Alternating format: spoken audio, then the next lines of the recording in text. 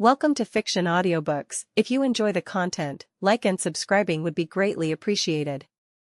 If you have any recommendations for novels, comment below. Please join my Patreon at https://www.patreon.com/fictionaudiobook. Chapter 1, The Mystic Queen's Visit. Backland, West End, 51 Henry Street. That evening, Odis Gard, having just finished her busy work, was resting in an armchair. Ring ring. The bell hanging on the door rang. It was so late, yet there were still customers. Under the bright light of the gas lamp, Otis lazily looked up and then immediately sat up. The visitor was a woman with waist-length chestnut hair and striking eyebrows that gave her a somewhat heroic air. She had a great figure, neither too fat nor too thin, and her azure eyes were as beautiful as a concentrated ocean. The other woman's chestnut hair and beautiful face, along with her unusual yet uniquely beautiful white shirt, trousers, and black leather boots, reminded Otis of a great figure from an extraordinary world, the mystic queen, Bernadette. The reason he made these connections was not because of clues he got from the legend of the mystic queen, but because Otis was a time traveler and remembered the hair color and unique style of the eldest daughter of Emperor Roselle. He transmigrated to this world 3 years ago, and upon arriving, he became a mystery prior due to an extraordinary event triggered by source matter. He digested the mystery prior potion simply because he remembered a part of the original plot.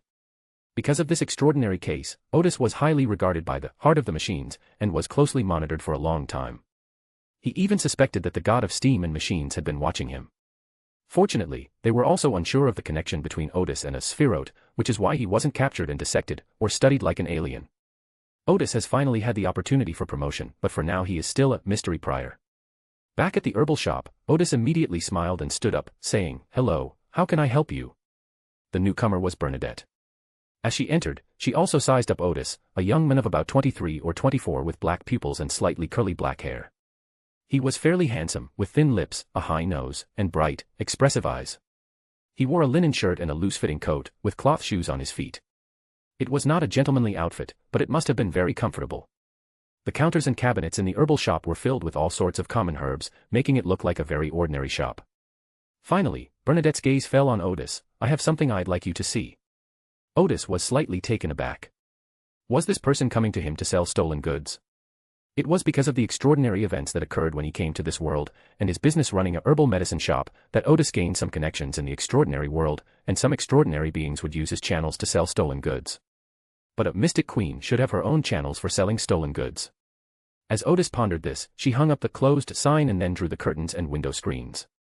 After doing all this, he stood behind the counter and gestured for him to enter. Bernadette took a small wooden box from her pocket, placed it on the counter, and pushed it toward Otis.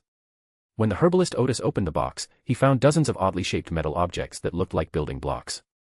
On one side of the metal objects, there were some engravings that looked like they had been made with fluorescent light, giving off a faint dark red glow. Upon seeing this, Otis's eyes narrowed, but he quickly concealed his surprise and asked with a frown, "What is this?" "You should know her," Bernadette said with a polite smile. Otis feigned ignorance. "Sorry, I have no recollection of that." Otis put on a professional smile. "Our store has limited business scope and we are unable to acquire this fine item. Please try somewhere else. Let me give you a heads up." Bernadette had an expression that said, "I knew it all along." Pete, 116 Michelle Street. Otis, who was familiar with the neighborhood, knew very well that Pete, who lived at 116 Rue Michel, was a master thief. The contents of the box were the weapons Otis had lost yesterday. He had consulted a divination and knew that Pete had stolen them. In the afternoon, he had just sent someone to negotiate with this master thief. Otis's smile vanished. "Since you're so well informed, you should know who my behind-the-scenes boss is." "Of course I know, and I also know about your relationship with the behind-the-scenes boss." Bernadette placed her hand on the counter and said earnestly, "But I still came." Otis was somewhat helpless. Even in Backland, unless the royal family or the church sent angels to intervene, no one could do anything to the person in front of him. To be precise, Bernadette would not be afraid even when facing enemies at the angel level. After all, she has 3 level 0 sealed artifacts by herself. Otis sighed and said, "Are you interested in the extraordinary applications of this weapon?" Bernadette nodded. "The young man is very clever.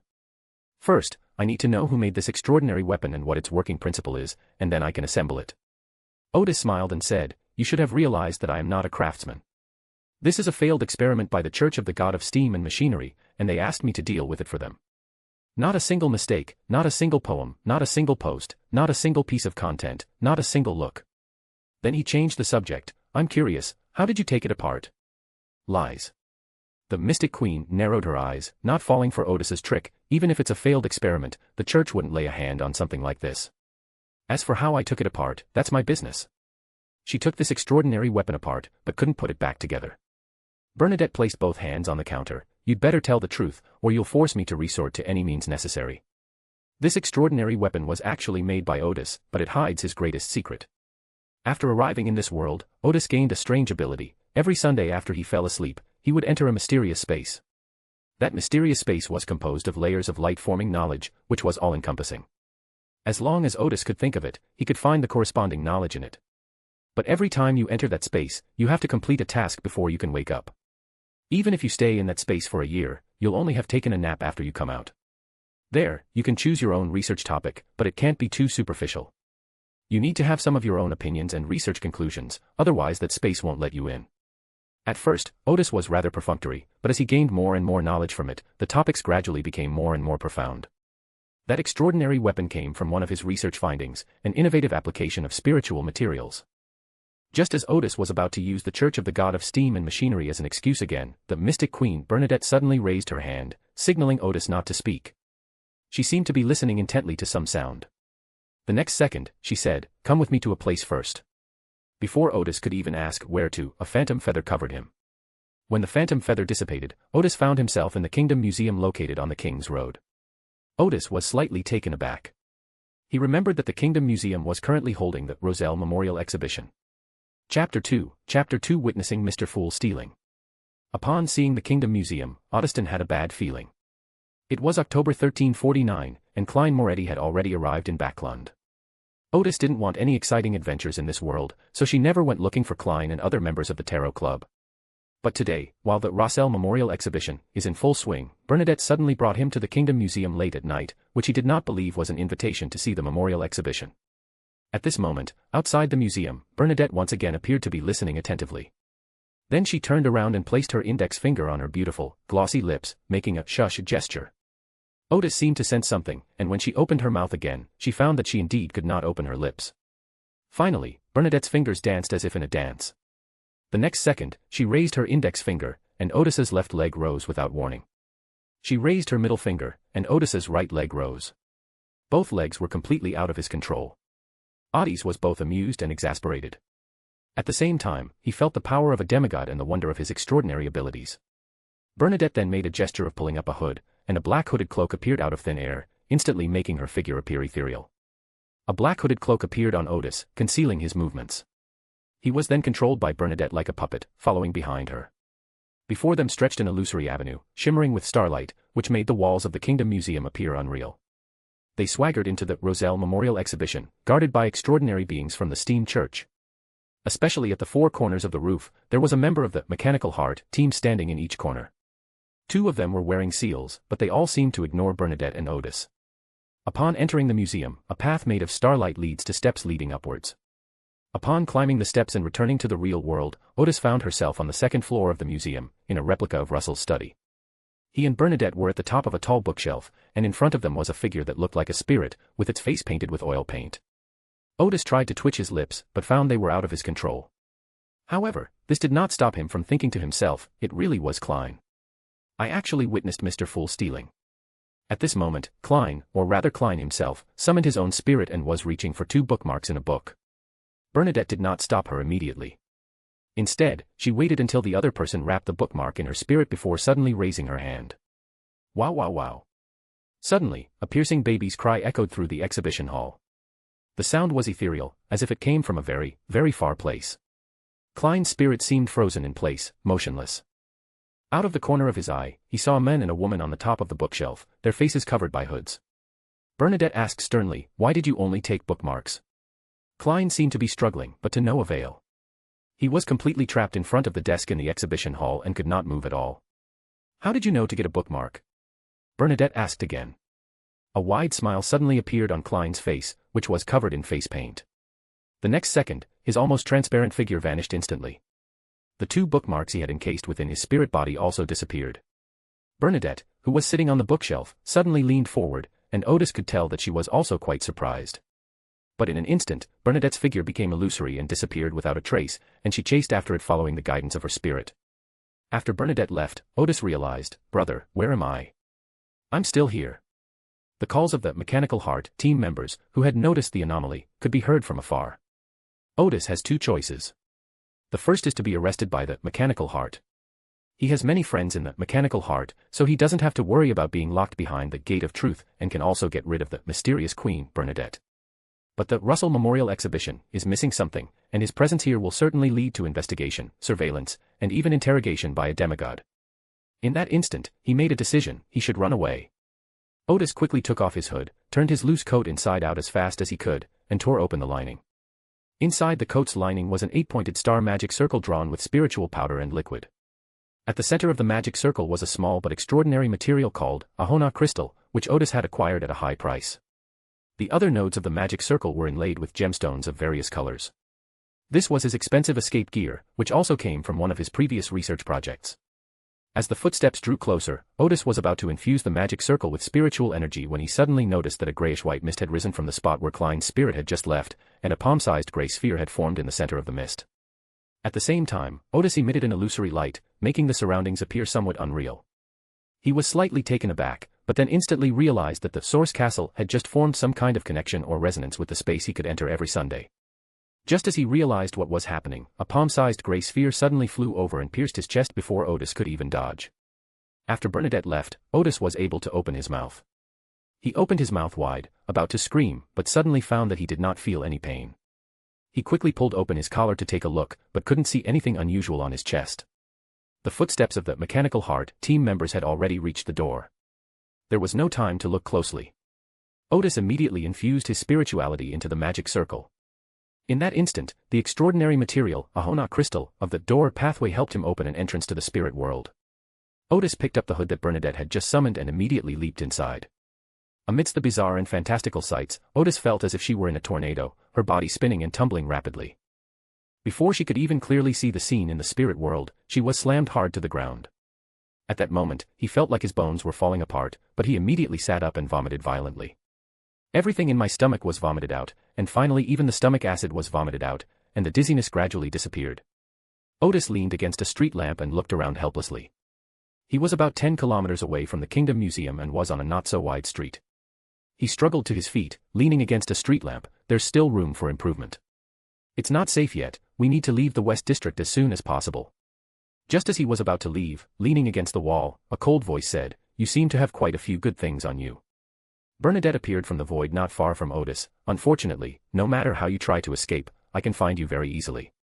Otis glanced at the stunningly beautiful, mysterious queen. "Did you catch up with the person who stole the bookmarks? Come on, let's hurt each other." Chapter 3 The Extraordinary Scholar Otis. Bernadette, with her chestnut hair, gave Otis a cold look after hearing his question, said nothing, and the two of them were once again covered by illusory feathers. When they reappeared, they were on the rooftop of the building opposite Garrison Herbalist on Henry Street. Otis sat on the ground for another 10 minutes or so before the motion sickness finally disappeared.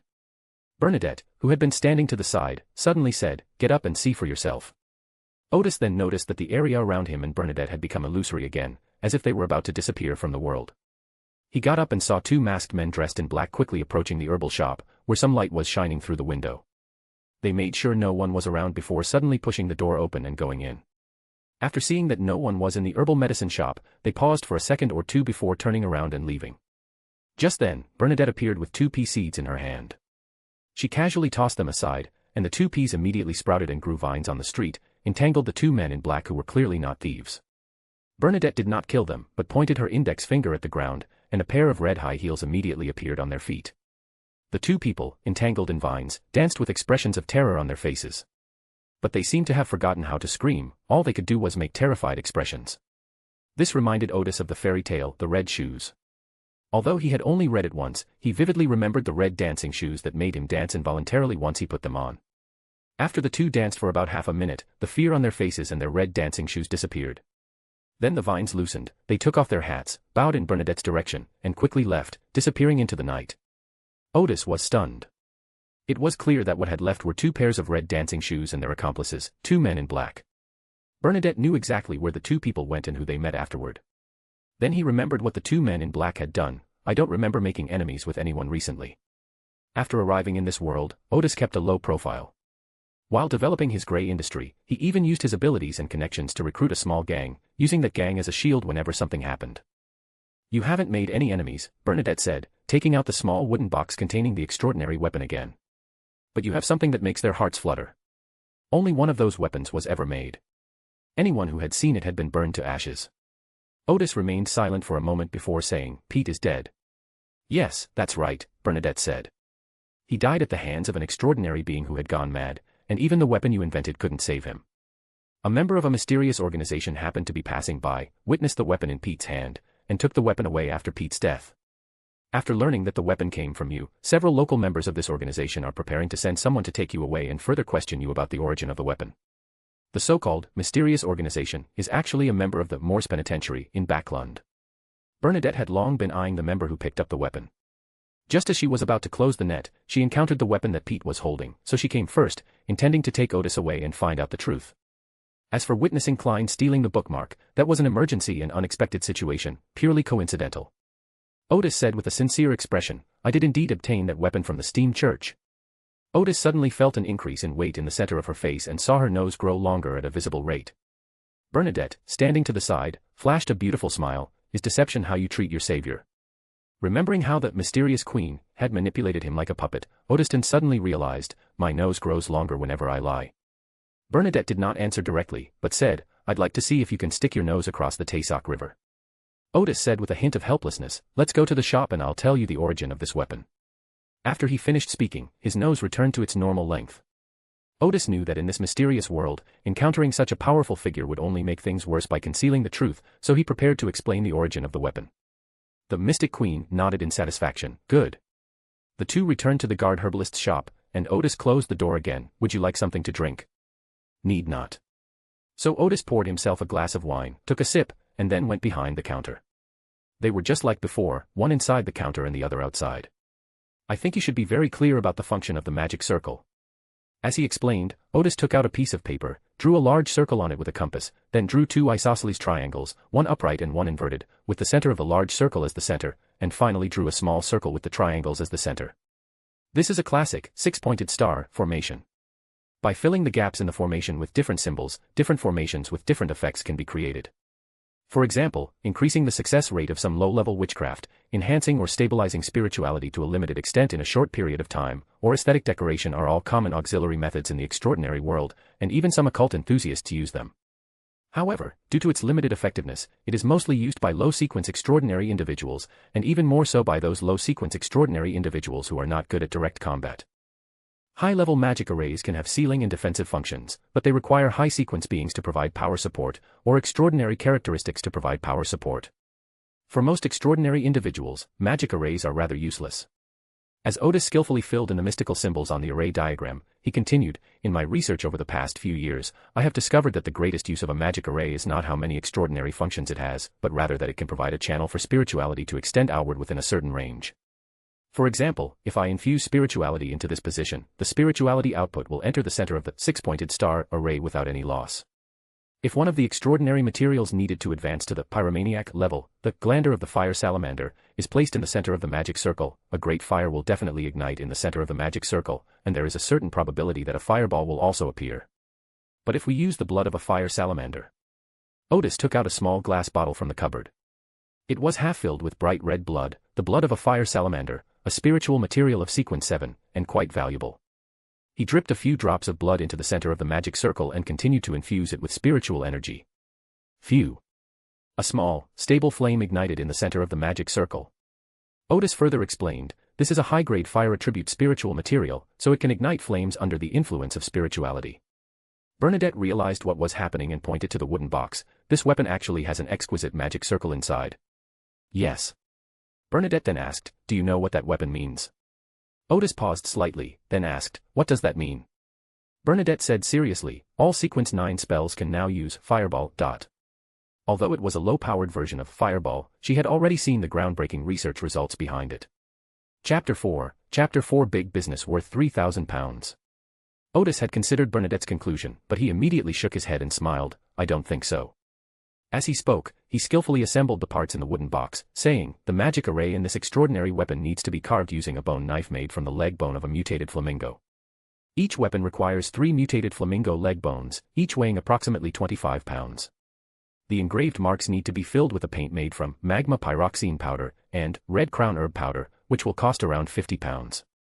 According to Otis's description, the scattered parts in the wooden box were assembled into the shape of a revolver. Its method of use is to infuse it with spiritual energy while pulling the trigger. Each bullet fired is like a fist-sized fireball, which, upon hitting the target, causes not only bullet damage but also extensive burns. Even if it doesn't directly hit the target, being hit by the aftershock of the fireball can still burn the target." He picked up the pistol, adjusted it, and continued, "These parts also need to be customized. Thanks to Backland's advanced industry, even a foundry with a little skill can take on such orders. But because they are so small and require so few parts, the cost is also quite high, with each gun's parts costing around 10 pounds. The bullets also need to undergo special treatment. The metal is soaked in the blood of mutated flamingos, and the gunpowder is mixed with bone powder from magma monsters. Each bullet requires 12 sulfurs and will be scrapped if it is not used for 2 months. Based on this calculation, the initial cost of this gun is 135 pounds, not including my design and research costs, because the spirituality and the spiritual materials will dissipate after about a year, and then it will require about 80 pounds of maintenance every year." He paused and then said seriously, "The townhouse I currently live in only costs 35 pounds for 6 months. An ordinary revolver costs only about 3 pounds on the black market in Backland, and only about £1.15 sola in the suburbs." Otis shook his head. "By comparison, this extraordinary weapon is far too expensive." "Well, even the prices I mentioned above are still because I own a herbal medicine shop and have access to cheap, high-grade spiritual materials. A weapon like this would sell for at least 500 pounds on the market." Otis concluded, "I don't think every Sequence 9 has that kind of financial resources. If I weren't doing some research, I'd rather buy a good revolver and practice my marksmanship seriously." "What if someone invests in them?" Bernadette suddenly said. "For example, I could commission you to make 10 of these weapons and distribute them to 10 Sequence 9s who aren't very good at direct combat. This will give them a very useful attack method.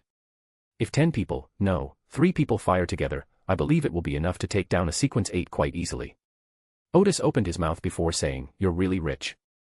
That price?" Otis held up 3 fingers, 300 pounds each, no lower. The mysterious queen, with beautiful eyes, stared at Otis. "You just said the cost was only 135 pounds. As I just said, this doesn't include design fees, nor my labor costs." Otis shrugged. "You won't find this price anywhere else. To be precise, it's not that we can't find the price, but rather that we can't find similar weapons." Bernadette nodded. "Okay, but on one condition, you have to teach the people I send how to maintain their pistols and how to make bullets."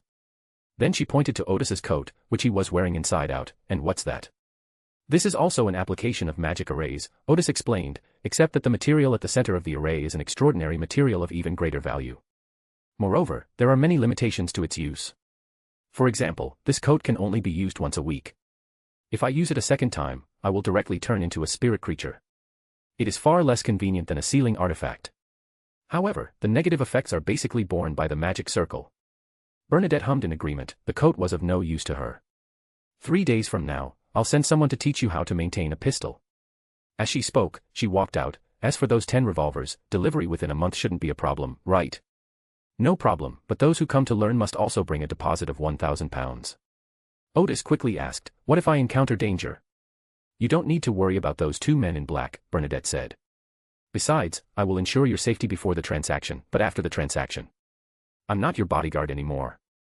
After saying this, she was surrounded by wings with illusory feathers.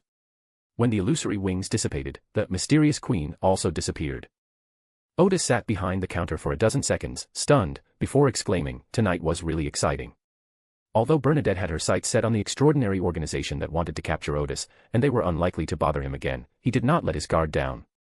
After turning off the gas lights in the herbalist's shop, Otis simply went out the back door, walked through a dimly lit alley, and arrived at the adjacent Veldt Street. After confirming that no one was following him, he quickly left and went to a secret hideout that he had prepared in advance. Not a single mistake, not a single poem, not a single post, not a single piece of content, not a single look. It was a rundown apartment building in the northern part of the West End.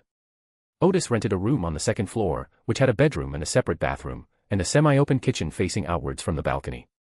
The rent here is only 18 sols a month, less than £1. After setting up warning bells on the balcony and at the door, Otis finally lay down on the slightly damp bed to rest. I fell asleep while reflecting on the day's events. After falling asleep, Otis had a strange dream in which he was walking in a space filled with gray and white mist. As he walked, a tall and mysterious castle appeared before him. Because of Otis's experience of conducting research in dreams, he gradually regained some of his cognitive abilities. He was puzzled. What kind of place was this castle?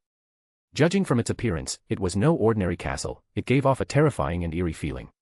The castle's 2 doors were tall and large, and were now tightly shut, as if no one had opened them for a long time. Wah! Suddenly, the cries of wild beasts echoed from within the gray fog. Otis looked around warily, but the swirling gray fog obscured any visible creatures. He instinctively reached for his gun, but found himself dressed very lightly and unarmed. At this moment, Otis found himself becoming increasingly lucid, so he began to walk forward along the castle, looking for places where he could escape the wild beasts. Wah! After taking only a few steps, a vicious dog appeared before Otis, its body covered in short fur and with long, thin hooves. Its mouth extended all the way to the back of its head, and dark red flames burned in its eye sockets as it stared intently at Otis. Odis immediately realized where the castle was, and he quickly knocked on the door. Open the door. Your dog is about to bite. Open the door. More whimpering sounds came from around, as if the surrounding mist had been filled with Fugin's hounds. That's right, these dogs are the hounds of Fugin, and this castle is Sapphira Castle. Chapter 5, The Mysterious Mr. Fool. In that instant, Otis understood why she was there. The space he could enter, the space of infinite knowledge, reacted in some way with Klein's Sapphira Castle at the Rossell Memorial Exhibition. The reaction eventually formed, for some reason, a gray, palm-sized sphere after Klein's spirit left. Only then did Otis realize that it should have been an invitation and a pass. Due to the influence of that sphere on his spirit, he unconsciously arrived in the spirit world while asleep, and came to the outside of the Sapphira Castle. But Otis was somewhat exasperated. At least give me the full pass, bro. It's one thing if people can't get in, but don't unleash your dogs to bite me, okay? Open the door. Your dog is about to bite someone, he shouted as he looked for an opportunity to climb over the wall. Fortunately, the hounds of Fugin seemed to sense some aura of the Sapphira Castle on Otis's spirit, so they hesitated and did not immediately launch an attack. But Otis could sense that their aggression was growing stronger, and they might pounce on him and devour him at any moment. The surrounding high walls didn't even have a single brick seam. Besides, this was a castle derived from source matter. It wasn't something you could just climb over and enter. Knock knock knock. Open the door quickly. Otis wondered if he should expose the fool to try and save his life. Ugh. A loud roar rang out, as if signaling an attack, and more than a dozen black figures rushed towards them, pouncing on Otis. He clung tightly to the door, his face filled with terror. Otis was only a sequence 9, no match for these hounds of fortune. Squeak. At that moment, the door opened a crack, just wide enough for one person to pass through. The dogs of Fugin, who were already within arm's reach, immediately lay down on the ground in submission. Taking advantage of the opportunity, Otis slipped inside the castle. Squeak. The castle gates closed by themselves again. Otis breathed a sigh of relief. He knew the fool wouldn't stand by and watch someone die. Just as his heart was at ease, seeing the gray fog ahead, Otis suddenly thought of something else. Would the aura of the Sapphira Castle contaminate me? But then he thought, since Klein let me in, he must have protected me from contamination. Otherwise, I would have lost control and turned into a monster just by glancing at the Sapphira Castle from the outside. At this moment, the gray mist in front of him rolled away, revealing a very tall hall that looked like it had been prepared for a giant. In the main hall, there is a model bronze long table, with high-backed chairs engraved with mystical symbols on both sides and at the head and foot of the table.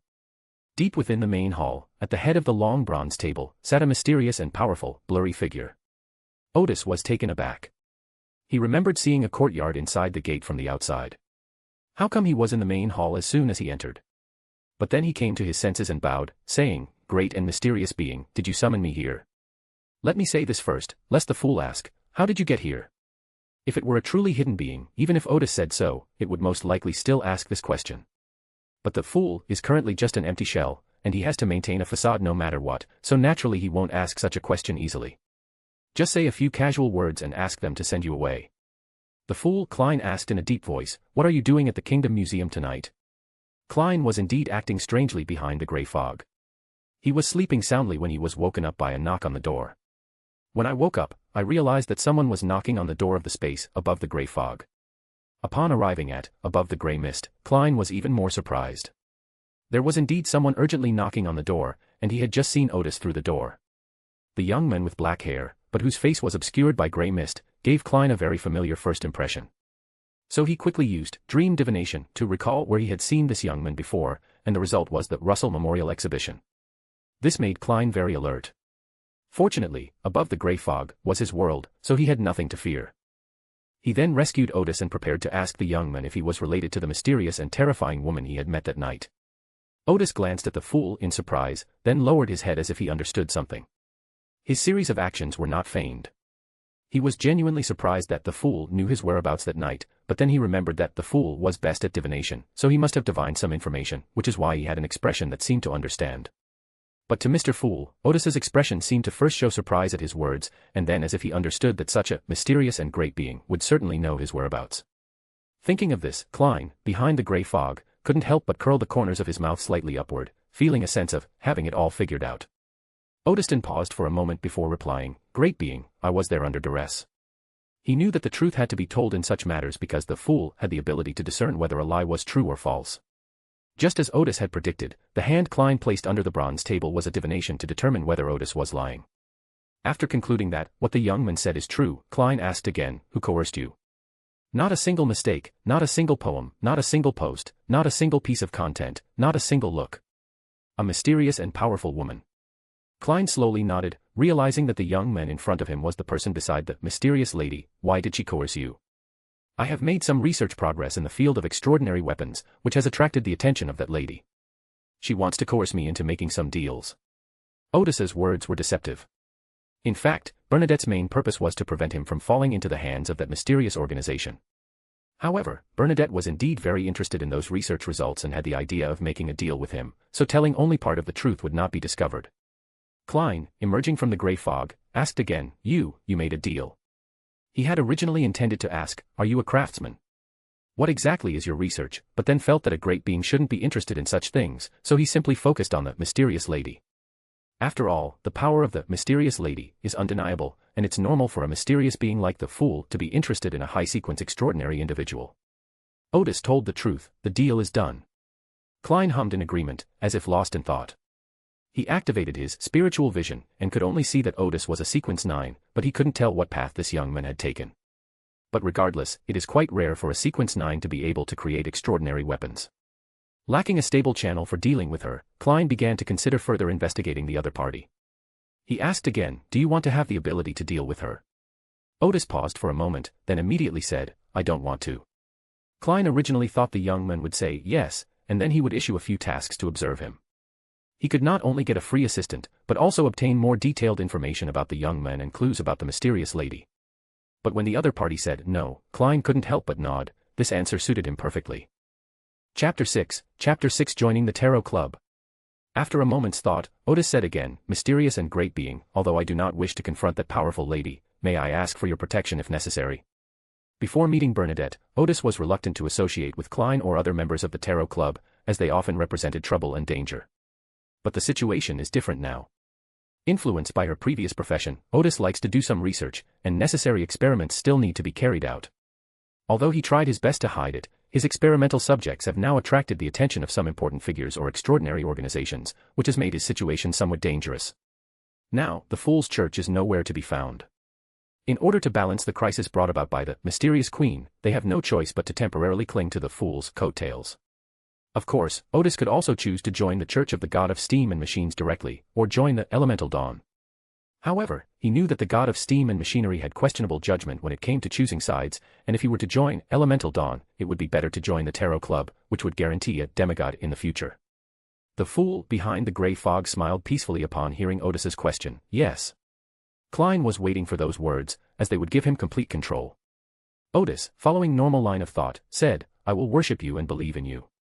The fool replied, "I don't lack believers, I prefer equal exchange." Following Klein's lead, Otis continued, "What should I offer you in order to gain your protection?" He knew very well that offering gold coins would surely please this great and mysterious being. Klein considered it for a moment and did a simple divination before saying, "There are a few people similar to you who were brought here by me for other reasons. They wanted me to hold regular gatherings for formula trading, material buying and selling, information exchange, and mission commissions, and I agreed. You can find out my needs, or the needs of my family members, at the gathering." Doing so was a bit reckless, since there hadn't been a chance to assess the stranger in front of them. But Klein's spiritual senses told him that the stranger before him was different from Justice and the hangman, and also somewhat different from the sun or the magician. He seemed to have been invited by the space above the grey fog.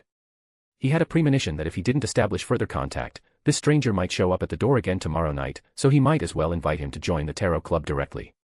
Klein was quite confident in his control over above the grey fog, although he didn't know why above the grey fog would invite strangers. But without his permission, the invited people could only appear outside those two mysterious doors. So Klein did a quick divination and, after confirming that inviting this stranger to join the tarot club would be safe and even beneficial, he invited him to join. Otis said, "It is my honor." The fool said, "Every Monday at 3 o'clock in the afternoon, eliminate all distractions." He added, "They decided to use the names of the tarot cards as their code names, and you can also choose a code name for yourself." A tarot deck appeared before Otis, and he randomly drew one, the Hermit. Sure enough, Otis thought to herself, now that I've stolen Catlia's code name, I wonder if she'll still be able to join the tarot club smoothly. The fool announced, "Your code name is the Hermit. Be mindful of the time of the gathering." He then added, "If you encounter danger, you can pray to me." With a flick of his wrist, Klein sent Odyssey back into the red stars. Instead of leaving immediately, he used dream divination to find out why the Hermit appeared outside, above the grey fog. For Klein, this above the grey fog was a relatively private space that belonged only to him, and no creatures had ever appeared around this space before. The reason why the Hermit appeared here. The reason why the Hermit appeared here. After repeating it 7 times, Klein used meditation to fall asleep. Soon, the illusory grey mist before his eyes dissipated, and he reappeared on the 2nd floor of the Kingdom Museum, in a replica of Emperor Roselle's study. Klein saw that after his spirit body suddenly disappeared, a mysterious woman wearing a hood and whose face was obscured also disappeared. Because of the isolation of above the grey fog, the mysterious woman could not have known the whereabouts of her spirit. Klein, recalling their later encounter, guessed that the woman had chased after him entirely based on her spiritual senses. At this moment, there was still a hooded figure on the bookshelf.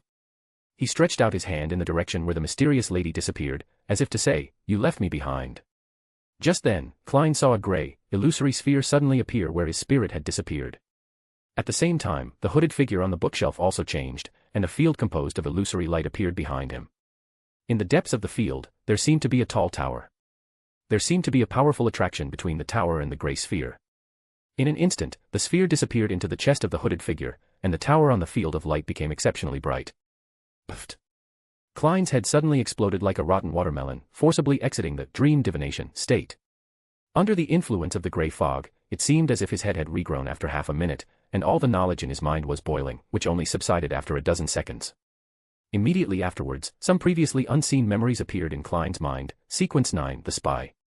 Main ingredients, a pair of eyes of the giant ape from Mount Nasragu, and 70 grams of star crystal.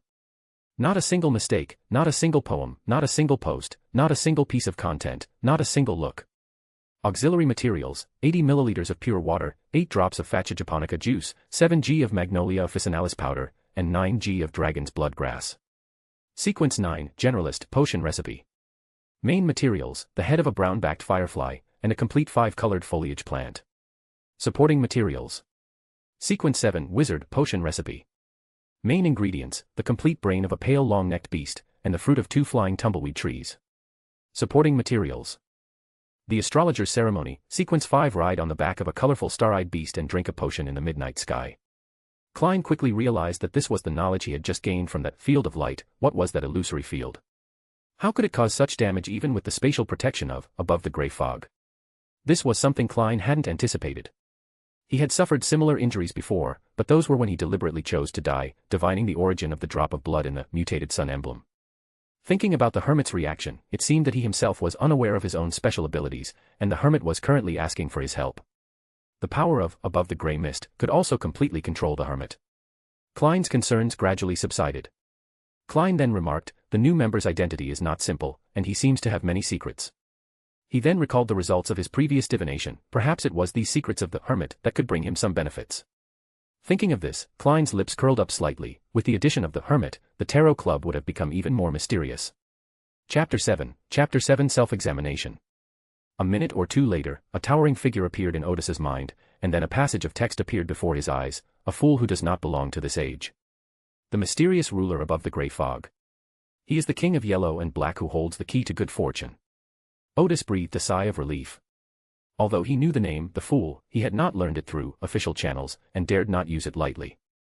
After getting up and thanking the Fool, he lay back down. The night's events and the Grey Sphere seemed to have been prepared for my participation in the tarot meeting. As a mysterious observer, Otis occasionally sensed these fluctuations in his own destiny.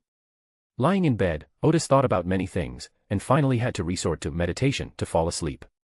The next morning, Otis quickly washed up, bought a dipsy pie on the street, and ate it as she went to the public bus station. With Otis's income, he could easily rent a small villa and buy or rent his own carriage. However, his extraordinary research was very expensive. For example, the revolver he carried with him that could release flames was not very useful to him, but he could only make a test piece to verify his research results. This is just one of the less expensive studies. For example, the magic circle inside Otis's coat, just that small piece of Ahana crystal, is worth £1,200. Therefore, despite her high income, Otis only lived a life of average middle-class living. Influenced by their pre-time travel beliefs, they tried to save money on daily expenses and usually traveled by public carriage. When the pie was finished, the public carriage slowly arrived, and Oedipus boarded the crowded carriage with the crowd. On the second floor of the Kingdom Museum, in the restored study, team leader Max Livemore asked his team members, "Are you sure only 2 bookmarks were stolen?" As he spoke, he secretly glanced at the important figure standing in front of the desk with his back to him. He was an elderly man dressed in a white priest's robe and wearing a clergyman's soft cap. He was Archbishop Hermit, the head of the Church of the God of Steam and Machines in Backland and a member of the Divine Council. The team member being asked answered confidently, "Yes, only those 2 bookmarks were stolen." Holomic's eyes gleamed with an ethereal light. "There wasn't just one person here last night, at least 3, divided into 2 opposing sides. One of them may even be higher in the sequence than me. He has an accomplice, and the strength of the other party is unclear, but what is certain is that he escaped in a strange way." The high sequence individual immediately gave chase, while his accomplice escaped into the spirit world. Max, with his sharply defined facial features, guessed, an extraordinary one from the apprentice path. The illusory light in Keramic's eyes gradually faded, and he gently shook his head. "It doesn't seem like it." Max nodded slowly. "It must have been a sealed artifact obtained through the apprentice method." But Horamic frowned again and said, "It doesn't look like a sealed artifact was used." Max looked puzzled. Not an extraordinary being of the apprentice path. Nor a sealed artifact of that path. That's strange. Things are more complicated than we thought. Keramic sighed gently. Now I know why they stole the bookmarks. We've been fooled by Russell for over 150 years. Ring ring. Around 4 o'clock in the afternoon, a customer entered the shop. Kana, the 15-year-old clerk at Gardner Herbal Shop, stopped arranging herbs, put on his most friendly smile, and asked, "Excuse me." "Oh, Mr. Livermore, are you here to see Mr. Otis?" Having not slept all night and having been busy for most of the day, Max Livemore nodded slowly, looking somewhat tired. Looking quite energetic, Kana gestured for the shop to come in. "Please come in." Max opened the inner door with practiced ease. Inside the shop was a small courtyard, but it was filled with flower pots. The flower pot contains some common herbs that are not too demanding in terms of growing environment. After passing through the courtyard, there are 2 more rooms. One is a warehouse and storage room, and the other is Otis's room for resting and experimenting. Of course, this kind of experiment, which could be open to the public, did not involve Otis's secrets. Max pushed open the door and was immediately greeted by the strong smell of herbs filling the room. Otis, wearing a mask and hat, was busy at a table with glasses and measuring cylinders. Upon seeing Max enter, Otis stopped what she was doing. "Friend, you look very tired. You can try the potion I'm currently preparing." He paused for a moment and then said, "Please sit over there for a while, it will be ready soon." Max was indeed a little tired. He sat in his chair and watched Otis mix the Wade powder with the potion that had been boiled in the measuring cylinder, and finally a blue potion was formed. Otis poured the potion from the measuring cylinder into a cup and then handed it to Max. "This is a formula I traded with a wild extraordinary person who is suspected to be a pharmacist some time ago. It can effectively relieve fatigue. Of course, I don't have the abilities of a pharmacist, I can only use my spirituality to give the medicine limited effects." Max led the team that handled the extraordinary events Otis encountered when she traveled through time, and the 2 gradually became close friends who could talk about anything. Not a single mistake, not a single poem, not a single post, not a single piece of content, not a single look. The squad leader of Mechanical Heart trusted Otis completely. After glancing at the potion briefly, he drank it all in one gulp. The potion tasted sour, but after drinking it, the fatigue was indeed relieved. He handed the cup back to Otis. "So you can not only concoct potions that can enhance male sexual performance." Otis took the cup and smiled. "That's market demand." He put down the cup, extinguished the alcohol lamp, and asked, "What brings you here today?" "There's an urgent mission." Otis paused slightly, already having guessed what was going on. Go on. Help me find out if any of the noble children on this list have been behaving strangely lately. Max pulled out the list of noble children who had attended the exhibition alone the previous night. This is a privilege reserved for the nobility. Last night, after all the tourists had left, the Russell Memorial Exhibition welcomed another group of noble children, and a theft occurred that same night, so they are quite suspicious. Max stretched his neck a bit and then said, also, keep an eye out for anyone trading or using magical items through the apprentice pathway recently, and secretly buy up items used by Emperor Roselle at high prices. If you receive a bookmark, contact me immediately. For the next 2 tasks, you need to be careful to hide yourself. In fact, not only him, but the church also didn't have much hope for the latter 2 tasks. Otis thought to himself, sure enough. That magical item that resembled the apprentice pathway was pointing to me. Making me investigate my own crimes. I'll never find any clues in this lifetime. No problem, I'll make the arrangements right away, Otis readily agreed. Max stretched, then suddenly stood up and said, I have something to do, I'm leaving now. Otis saw him to the door, then immediately returned to his desk, wrote a letter, put it in an envelope, and sealed it with sealing wax. Upon arriving at the herbalist's shop, Otis handed the letter to Kana, to Ms. Mandy. Kana took the letter and handed him a newspaper. This is a special edition that just arrived, you might be interested. Otis glanced at it. Oh. The serial killer has been shot dead. Chapter 8, The Mastermind Behind Otis. The recent series of murders in Backland has caused widespread panic, and the official Beyonders have strengthened their control over the entire city, making even the unaffiliated Beyonders afraid to make any moves. Google search TWKAN. Otis stopped Kenner, who was about to leave. He first found a pen and paper and wrote a few words, then took out a £5 note and handed it to him. Go to the Backland Post again and, as usual, publish this GG on page 3. This money could be reimbursed by the Church of the God of Steam and Machinery, so his gesture of taking out the money looked very generous. In Backland, the most popular newspapers are the Backland Morning Post and the Run Evening Post. A small GG in an inconspicuous position in a less popular newspaper like the Backland Post costs only £5. Of course, in Otis's memory, £5 sometimes cost the same as a certain ambassador. Last year, through Max's introduction, Otis met Iconzer Bernard, the captain of Mechanical Heart, in the Backland region. After several consultations, with the help of the Steam Church, Otis established a meeting-style, mystical research society to acquire extraordinary and spiritual materials from the public for the Steam Church's use, and to dispose of things they no longer needed. Theoretically speaking, it would be difficult for Otis to maintain such a gathering given his strength, but his behind-the-scenes boss is the Steam Church, and no one dares to have any objections. After more than a year of operation, the gathering has attracted more than a dozen low-sequence extraordinary individuals. In addition, the gathering also included a dozen or so seasoned occult enthusiasts handpicked by Otis, all of whom had their own channels and methods of knowing about the existence of extraordinary individuals and hoped to become one of them. This is a good place to gather intelligence and spread information. Currently, Otis has gradually become the eyes and ears of the Steam Church in Backland. Publishing GG in the Backland Post was a coded way of announcing the party time. This is how the Eye of Wisdom announces the time of the gathering. Otis found it very useful and adopted it without hesitation. After Kana left, Otis sat behind the counter to mind the shop. Usually, from evening onwards, occult enthusiasts would begin to visit the herbal shop, continuing until late at night. Throughout Backland, Gar's herbal shop boasts the most comprehensive selection of herbs. Mystic enthusiasts throughout the city know that herbs unavailable elsewhere can definitely be found here. After a long night's work, Otis rested in her armchair as usual. Ring ring. Otis looked up with a hint of helplessness. Hearing this voice now felt like hearing a telephone ringing before he traveled through time. The visitor was a woman in her 30s. She wasn't particularly beautiful, but she had a great presence. Her hairstyle was very fashionable, and her clothes and style resembled the kind of modern woman depicted in magazines. Otis stood up and asked, "How can I help you?" The woman examined the herbal shop before looking at Otis. "Are you Odis Gard?" "It's me. I'm here to deliver a deposit and to learn how to maintain weapons," the woman said coldly, handing Otis a paper package. To be honest, she was very puzzled by this task and had no idea what this casually dressed young man could teach her. But because it was the Queen's order, she rushed over as quickly as possible, though her tone still carried a hint of disdain. Otis didn't pay much attention to the other person's expression.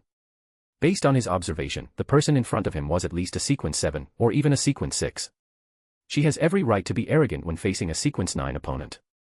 Otis opened the paper package, counted the money, and found it to be exactly £1,000. He casually placed the money on the counter. "Come back at 2 o'clock tomorrow afternoon, and I'll explain the magic array in the weapon and how to maintain it." The woman frowned slightly. "Is this morning okay?" "No, I have something to do tomorrow morning." Because it had been a long time since they had a gathering, Otis set the time for the gathering for tomorrow morning. The Backland post is available for purchase in the evening, so there's plenty of time. The woman glanced at Otis, then suddenly smiled slightly, "Then this afternoon." After saying that, she turned and left without even a basic self-introduction. At 8 o'clock in the morning, Otis, wearing a dark trench coat and a low-brimmed hat, arrived at 77 Hilton Avenue, south of Green Park. This is a small house. Although the interior is clean, it lacks the feel of a resident. After glancing out the window, Otis opened the door to the basement, reached out and infused spiritual energy into the correct spot, dispelling the extraordinary trap of the downward passage. The basement was very empty, with only a table and a clothes rack. On one of the walls was a huge, 8-pointed star, magic circle. Each node of the magic circle is filled with gemstones engraved with mystical symbols. In the center of the magic circle, there is a symbol of layers of doors, with an Ahana crystal inlaid on it. Ahana crystal is one of the main materials for advancing to the traveler rank, and its value is self-evident. The crystal on Otis's coat is small but worth 1,200 pounds, while the Ahana crystal, embedded in the wall, is worth 3,300 pounds. Not a single mistake, not a single poem, not a single post, not a single piece of content, not a single look. However, Otis later reimbursed this money from the Steam Church in more than a dozen installments. Here, Otis put on an iron mask engraved with mystical symbols, took off his trench coat, and put on a hooded cloak to conceal all his features. He then came to the wall with the 8-pointed star, magic circle, and infused one of the gems with spiritual energy. Under the influence of the extraordinary material, the 8-pointed star, magic circle opened a phantom passage. Otis stepped into the illusion and arrived at a basement 3 streets away. This magic circle works on the same principle as the one on his coat, except that it's a fixed channel, so it's more stable and won't give you that feeling of being blown into the sky by a storm. Unfortunately, this magic circle can only allow one person to pass through at a time, and there is only one fixed teleportation point. After using it once, you need to rest for an hour before you can use it again, and it cannot be carried around. Arriving at the other basement, Otis felt no discomfort. He walked from the basement to the living room in the darkness.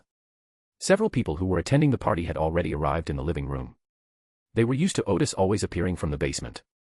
There were several rows of chairs in the spacious living room, and Otis sat opposite them on a small platform. Members of the gathering arrived one after another, and soon it was 8:30, the agreed time for the gathering, but only a little more than half of the usual number of attendees showed up. Otis said, "All right, let's not wait any longer." A tall attendee, also wearing a mask, said, "I hope they are all still alive." Otis smiled and said, "Don't be so pessimistic." He paused, then announced, "The party begins." One of the attendees in the back row spoke first, in a gruff voice, "I would like to recommend a new member. She is a bounty hunter active in the East District. I have dealt with her a few times and she is very reliable. She seems to be an arbitrator, well, just a bit short." Otis was taken aback. Could this guy be recommending Hugh? Chapter 9 Hugh Dirch's membership application. Chapter 9 Hugh Dirch's membership application. Google search TWKAN. From the very beginning of this gathering, Otis stipulated that the method of recruiting new members for the Mystic Research Society would be recommendation. A member could recommend someone they felt they could trust at the gathering, and Otis would use his own channels to conduct some investigations, then announce the results to everyone and decide whether to invite the new member to join the society.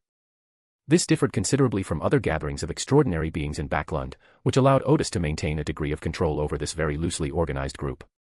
In fact, the establishment of the Mysticism Research Society was a mutually beneficial collaboration between Otis and the Church of the God of Steam and Machinery. Prior to this, the Steam Church obtained information primarily from its followers, who were mostly workers, making the channels very limited. In particular, the Steam Church has very limited knowledge of the extraordinary realm of Backland. Since the gathering convened by Otis, the Steam Church has successfully solved many extraordinary cases using clues obtained through transactions, and has also predicted many sabotage activities by secret organizations. Otis gradually gained the attention of the Steam Church, and it became easier for him to inflate expenses. At the same time, Otis used this gathering to begin building his own intelligence platform. Every participant was carefully selected by him, and he could exchange the latest intelligence on Backland through them. At first, no one took the organizer too seriously, since it was only a sequence 9, but the party was very successful and everyone was willing to attend. Later, Otis gradually revealed his extensive knowledge of occultism and the mystique he created, which made everyone gradually put away their contempt. Everyone was taken aback when they heard the recommendation from the member with the gruff voice. The last time a new member joined was 2 months ago. A female member wearing a mask said, "Lion, the serial killer has just been killed, and the official martial law for the extraordinary has not been fully lifted yet. This is not a good time to recommend new members." Everyone at the meeting had a nickname, or code name. The person who made the recommendation earlier was called Lion because of his loud voice, while the female member was called Peacock. Lion said, I just think that some of the bounty hunters' resources are very useful to us, and besides, martial law will eventually be lifted. The first member, a tall man nicknamed Hippopotamus, asked in a deep voice, what kind of information channels does she have? She has a lot of connections in the East District. Lion shrugged and said, everyone should know very well that the East District is a lawless place, hiding many secrets. The other members were slightly taken aback. Some of them had certain channels in the Eastern District, but they were not very stable because the intelligence dealers there were replaced too quickly. Seeing that no one objected, leader Otis said, all right, I will conduct a certain assessment of the people you recommended next week. The Lion nodded, and as was customary, wrote down the information of the person he wanted to recommend, which was then handed by a waiter to the leader sitting opposite him. Otis opened the note and saw that the person recommended by the Lion was indeed Hugh Deerchaw. At this moment, the seemingly unremarkable hound asked the Lion, has anything unusual happened in the East District lately? Many homeless people have suddenly disappeared, Lion said. Peacock asked with a smile, is the usually stingy Lion going to become a philanthropist and sponsor the homeless in the East District? The other members chuckled, even bankers couldn't fill this hole. Despite his gruff voice, Lion had a good temper. He wasn't angry, but explained, I received a commission to investigate several homeless people who suddenly disappeared in the East District. At this moment, the giraffe, whose neck was slightly longer than that of an average person, interrupted in a rather delicate voice, I've also received such a request. The monkey and the cheetah almost said in unison, me too. The four people who received the commission looked at each other in bewilderment. The other members also felt it was a bit strange. It seemed unnecessary to issue 4 commissions for investigating just a few homeless people. After a brief silence at the gathering, leader Otis said, this commission is very unusual. The 4 of you should be careful and avoid getting involved in any dangerous events. Otis made this assertion based on reasonable speculation. He certainly knew that those vagrants had been captured by human traffickers and then secretly sold to the royal family. The reason the royal family needs these people is to build a mausoleum for George III. This is a huge conspiracy. Currently, apart from some important members of the royal family, perhaps only Otis, who has a god's eye view, knows the ins and outs of the whole thing. The fact that Lion and his group received such a mission clearly indicates that a powerful figure from the extraordinary world has become aware of the ruined royal family's scheme and is conducting some investigations. However, such a traceable investigation was clearly intended to cover up the truth or divert the attention of the lone royal family, and the Lions could become cannon fodder at any time. The 4 people, including Lion, Giraffe, and others, realized that something was wrong and thanked the leader for reminding them. The hound suddenly said to the Lion, I'll pay £5 for the information of the person who posted that quest. The Lion cleared his throat and chuckled, what do you take me for? I'm someone with professional ethics. £10. All right, I'll give you a portrait of the client in a bit. But you must use extraordinary methods to interrogate him, and don't damage my reputation. The hound nodded, of course. Not a single mistake, not a single poem, not a single post, not a single piece of content, not a single look. Next, the hound spent another £30 to purchase information on 3 other clients. Otis knew very well that the hounds were MI9 agents, and they would certainly be very interested in such news. Peacock started the next topic, ladies and gentlemen, does anyone know any specific information about the solving of the serial murder case? The giraffe smiled and said, didn't you read the newspaper? The peacock retorted, do you really believe what's in the newspaper? The unremarkable-looking hound said, I heard that the murderer killed people in preparation for a promotion ceremony. He paused, then added, if anyone wants to know what the promotion ceremony is, they can trade with me privately. I'll give everyone a discounted price, £50. Several members were eager to participate, as this gathering was often a place where they could trade such extraordinary information. Peacock said in a rather impolite tone, could you tell me something of value? Otis replied, I have heard some slightly more detailed information. Everyone looked at the leader, as the leader's information was generally quite reliable. Otis said, it is said that the killer in the serial murder case is not human. The monkey, whose arms were slightly longer than average, nodded and said indignantly, such a villain deserves a few curses to vent our anger. Otis had no choice but to say seriously again, he is not human.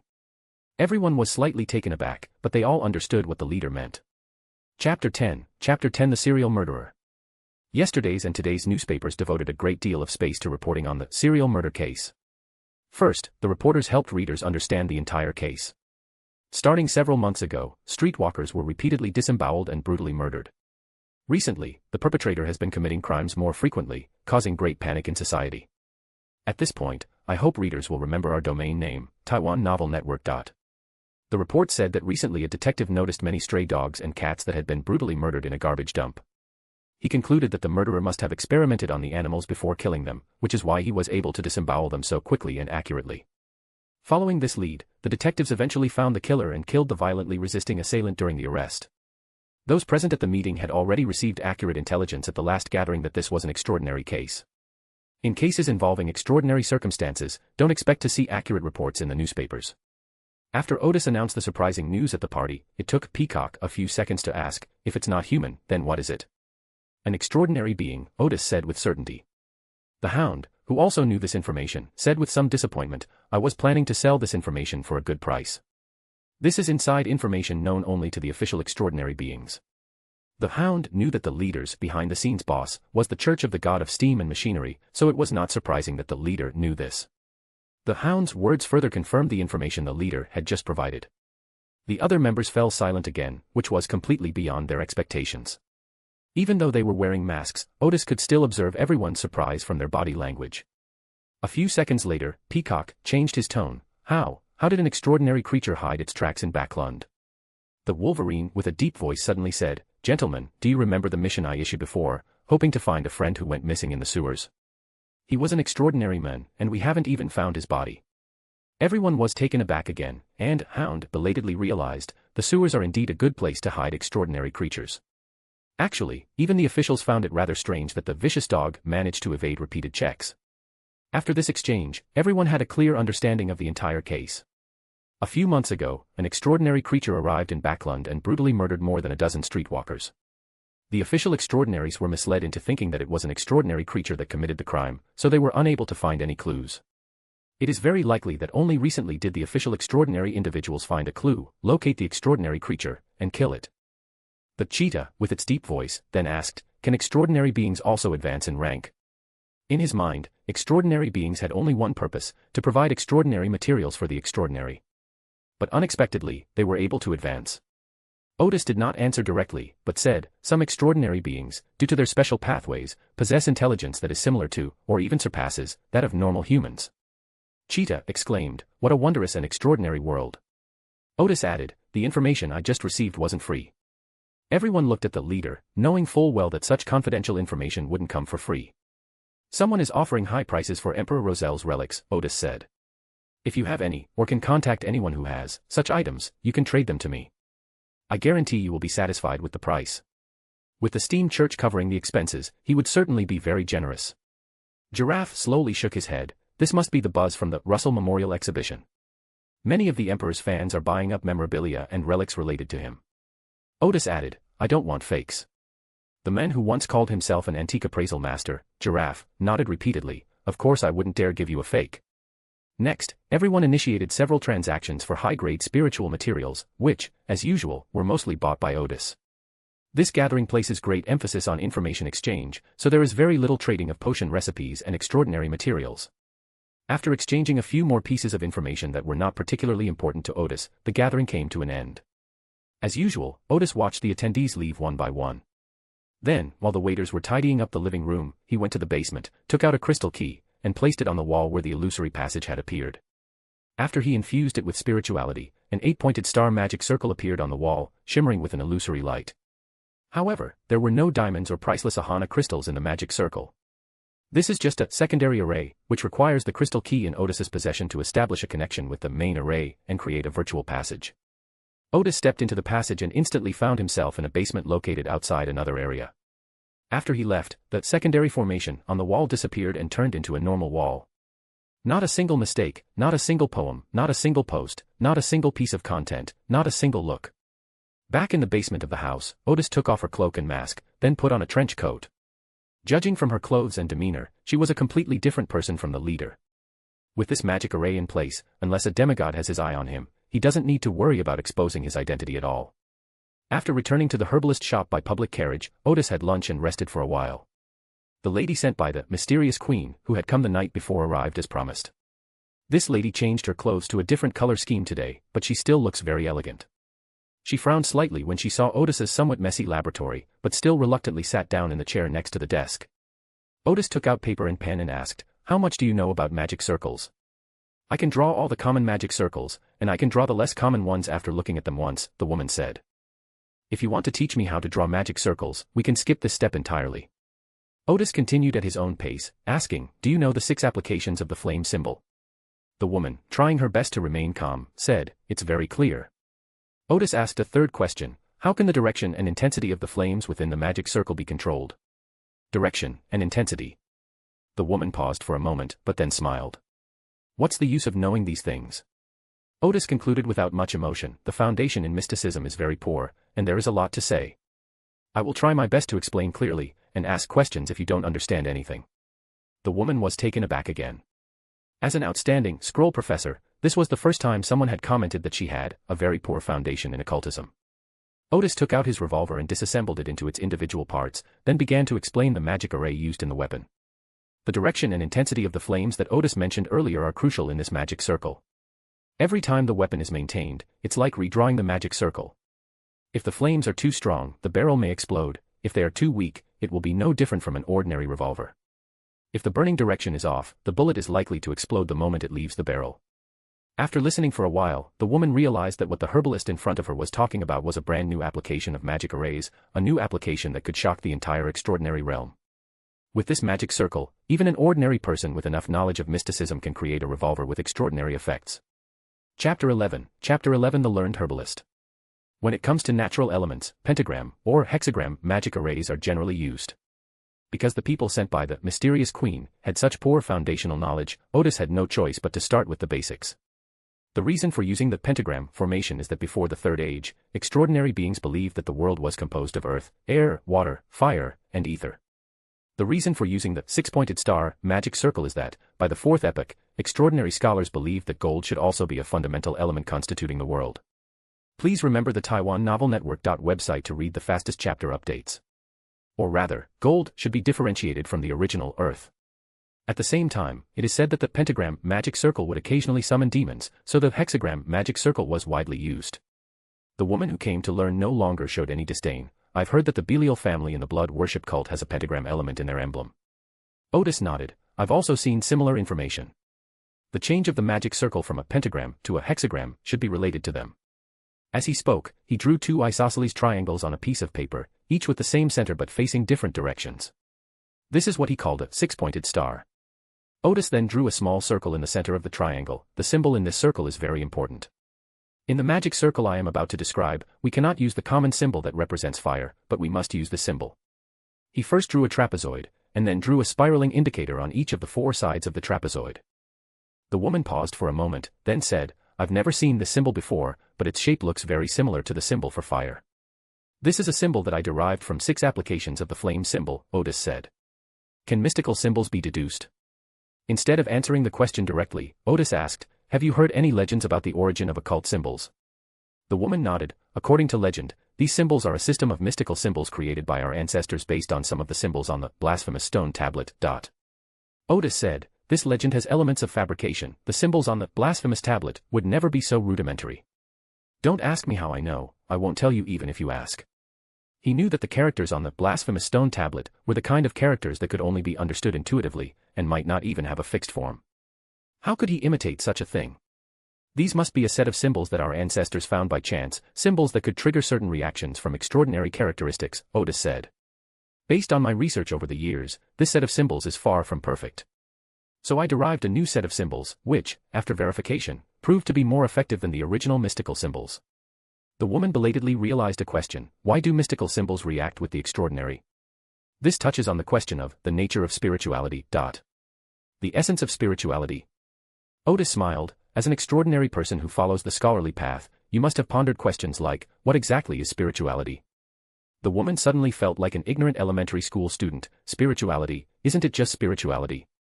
Otis said, this issue is not included in this transaction, we can discuss it another time. The woman was immediately disappointed. Let's continue. Outside the small circle are 4 directional symbols. Otis continued explaining the magic circle used in the weapon. From the indicator symbols outside the small circle to the symbols inside the hexagon, and then to the ring of mystical symbols outside the large circle, the array he drew is very similar to the classic 6-pointed star array, but there are many differences in the details. As Otis explained everything step by step, it was as if a new door had been opened for the lady. She realized that the magic circle, which had been overlooked before, had so many mysteries and uses. Finally, Otis began to explain the paint used for the magic circles in the weapons. The entire magic circle should be painted in dark red, and the symbol in the very center should be painted in bright red. In addition, the 6 symbols in the 6-pointed star should be bright yellow, and the outermost ring of mystical symbols should be black. These coatings must contain magma pyroxene powder and red crown herb powder in a certain proportion. These 2 spiritual materials are auxiliary materials for the hunter path to advance to sequence 7 pyromaniac, and are not common spiritual materials. Therefore, each maintenance of the weapon costs 80 pounds. After the magic circle was drawn, the lady still had many questions, but Otis only explained some basic principles and did not go into too much detail. As he said before, that was not included in this transaction. At 5 p.m., Otis announced that today's lesson was over and that they would come back the day after tomorrow morning to learn how to disassemble and reassemble the weapon. The woman stood up and said, "Professor Gar, my name is Arya. I hope that I will have the opportunity to ask you questions about occult symbols sometime in the future." She realized that the knowledge Otis possessed was extremely important to the scroll professor, and might even bring about a qualitative change in her abilities. Otis smiled and said, "All right, we'll talk about it another time. Not a single mistake, not a single poem, not a single post, not a single piece of content, not a single look." Arya then asked, "Does this weapon have a name?" Otis scratched his head. "I hate the naming process the most, so I just gave it a code name. Such a creative weapon deserves a catchy name." Arya thought for a moment and said, "How about Flaming Arrow?" Otis nodded. "That works too." He has always been very easygoing when it comes to naming things. After saying goodbye again, Arya left Gar's herbalist shop and took a carriage to a small villa in the Jowood district. The servants in the villa kept an eye on the fireplace, and the burning flames dispelled the dampness and cold of the city. Arya hurried to her study and first wrote down what she had learned that day in her notebook. As she pondered Oedipus's question about spiritual essence, the flames in the fireplace suddenly turned icy green and even began to rise from the fireplace. Arya knew that the messenger of the mysterious queen had arrived, and she immediately got up. Phew. After a fierce fire broke out, Arya sensed that there was suddenly someone in the study. The flames in the fireplace returned to their normal color, but there was only air in front of her, not even a person in sight. "How's your study progress today?" The voice of the mysterious queen echoed through the air, as if the queen were right in front of you. Arya bowed slightly to the air. "I only learned the principle of that magic circle," but Otis did not explain the underlying theory in detail. At the same time, she realized that the queen was very concerned about what she was doing. Did he explain those unfamiliar occult symbols? Arya roughly understood that the queen had noticed the most crucial part of the magic circle, those derived mystical symbols. When Bernadette learned that those unfamiliar occult symbols were actually deduced by Otis, she thought to herself from another part of the city, "Are the requirements for opening a herbal medicine shop so high now? You even have to deduce occult symbols." Chapter 12, The Knowledge Moor. The moment Bernadette saw the flaming arrow, she sensed that this weapon was unusual. Otherwise, why would a high-sequence extraordinary being like her spend energy researching such a low-end weapon? Upon seeing the magic circle inside the flaming arrow, Bernadette, who possessed extensive knowledge of advanced mysticism, noticed the key to the magic circle, those unfamiliar mystical symbols and a new application of classic magic circles. She could only rely on her own abilities and extensive knowledge to deduce the function of those mystical symbols, but she did not understand their inner meaning and principles. That's why she initiated the 3,000-pound deal with Otis. On the one hand, the Sequence 9 combat power of Elemental Dawn is basically equivalent to that of the Goose, and such a weapon is indeed very necessary. On the other hand, Bernadette was concealing her true purpose, to understand the underlying theories of those occult symbols. But what Bernadette didn't expect was that the seemingly young herbalist not only possessed a few new occult symbols, but also deduced a whole new set of occult symbols. After reporting what she had learned that day, Arya hesitated for a moment and then said, "Your Majesty, I have also noticed something else. Otis has a very profound understanding of certain aspects of mysticism." Bernadette's voice came through the air again. "Tell me more details." "He actually studied the essence of spirituality." What? The essence of spirituality? 2 or 3 seconds later, Bernadette's voice came through the air. "I understand." Arya quickly added, "Your Majesty, I also discovered today that someone is following me, probably the same old tales. Everything is going according to plan." Bernadette had been planning for a long time to wipe out the core forces of the Moors Penitentiary in Backland in one fell swoop. Arya explained, "I'm worried that Odis Gard might get hurt. Anyone who has achieved extraordinary success through the secret discoverer path is practically a scholar, and any scholar of mysticism would sincerely admire Otis's research. This could be an opportunity." After saying this, Bernadette's messenger returned to the fireplace, the flames turned emerald green again and spewed out of the fireplace, and in an instant, the messenger left, and the flames returned to normal. Arya paused for a moment before asking herself, what opportunity? Bernadette, of course, would not explain that she was using the danger posed by the enemy to coerce Otis into joining the Elemental Dawn. Influenced by her father, Bernadette had a very unique perspective. From Otis's research, she saw the universality of extraordinary weapons, and most importantly, that they could be mass-produced. She knew very well that Flaming Arrow was just the beginning, and mass production would usher in a new era. Otis seems unaware of this, and Bernadette intends to make a hidden long-term investment in Otis, ideally including both Otis and her research results in Elemental Dawn. The conversation that had just ended surprised Bernadette once again. As a Sequence 3 of the Hypnotist path, Bernadette also conducted extensive research in mysticism, and she certainly pondered questions such as the nature of spirituality. She was somewhat surprised when she heard Arya's report. She didn't expect that at such a young age, Otis, a Sequence 9, was already researching such profound issues. Interesting. Bernadette decided that after the recent battle, she would send her servants to keep an eye on this herbalist shop owner. Achoo. At 51 Henry Street, in the Gard herbalist's shop, Otis sneezed loudly. The young and energetic young man, Klein, smiled and said, Mr. Gar, you don't have a cold, do you? I just sneezed. I guess someone's missing me, Otis joked casually. It was late at night again. After Klein finished cleaning, Otis asked him to check the mailbox. Sure enough, there was a thick letter inside. Otis glanced at the sealing wax and confirmed that it was sent by Ms. Mandy, who was currently helping him manage his illicit business. Opening the letter, one finds it filled with elegant handwriting, an observation report on that group of aristocratic youths. Mandy has compiled these observations, and without exception, none of them have detected anything unusual about them recently. So Otis took out a piece of paper, wrote down the results of his investigation, and asked Klein to deliver the letter to the Backland Mechanical Research Society overnight, which was the residence of the Mechanical Heart. You can come back at 10 o'clock tomorrow, Otis said to the errand boy who was working overtime. Klein smiled sincerely and said, Yes, Mr. Gar. Otis rested in his armchair as usual for a while. He didn't receive any unexpected guests today, but as soon as he stepped outside, his intuition told him that someone seemed to be watching the herbal shop. He paused for a moment, but locked the door as usual and went to the public carriage station. While waiting for the carriage, Otis quietly observed his surroundings but did not find anyone suspicious. Not a single mistake, not a single poem, not a single post, not a single piece of content, not a single look. After getting into the carriage, he didn't feel like anyone was following him. However, out of caution, he went to the nearby Lever Church, pretended to pray to the god of steam and machinery, and then left again after a simple change of clothes. Only after confirming again that no one was following him did he feel relieved enough to go home. Because it was too late and there were no more public carriages available, Austin had to reluctantly hire a horse-drawn carriage to return to his residence at 75 Helling Avenue. The left side of the entire avenue is lined with townhouses, and the environment is quite nice. The house felt a bit deserted because I hadn't been home for 2 days. Otis boiled some water, drank a cup of hot water, and pondered for a moment who might be watching Gar's herbal shop, but couldn't come up with any constructive guesses. He didn't return to his bedroom until almost midnight, where he turned off the lights and went to rest. Today is Sunday.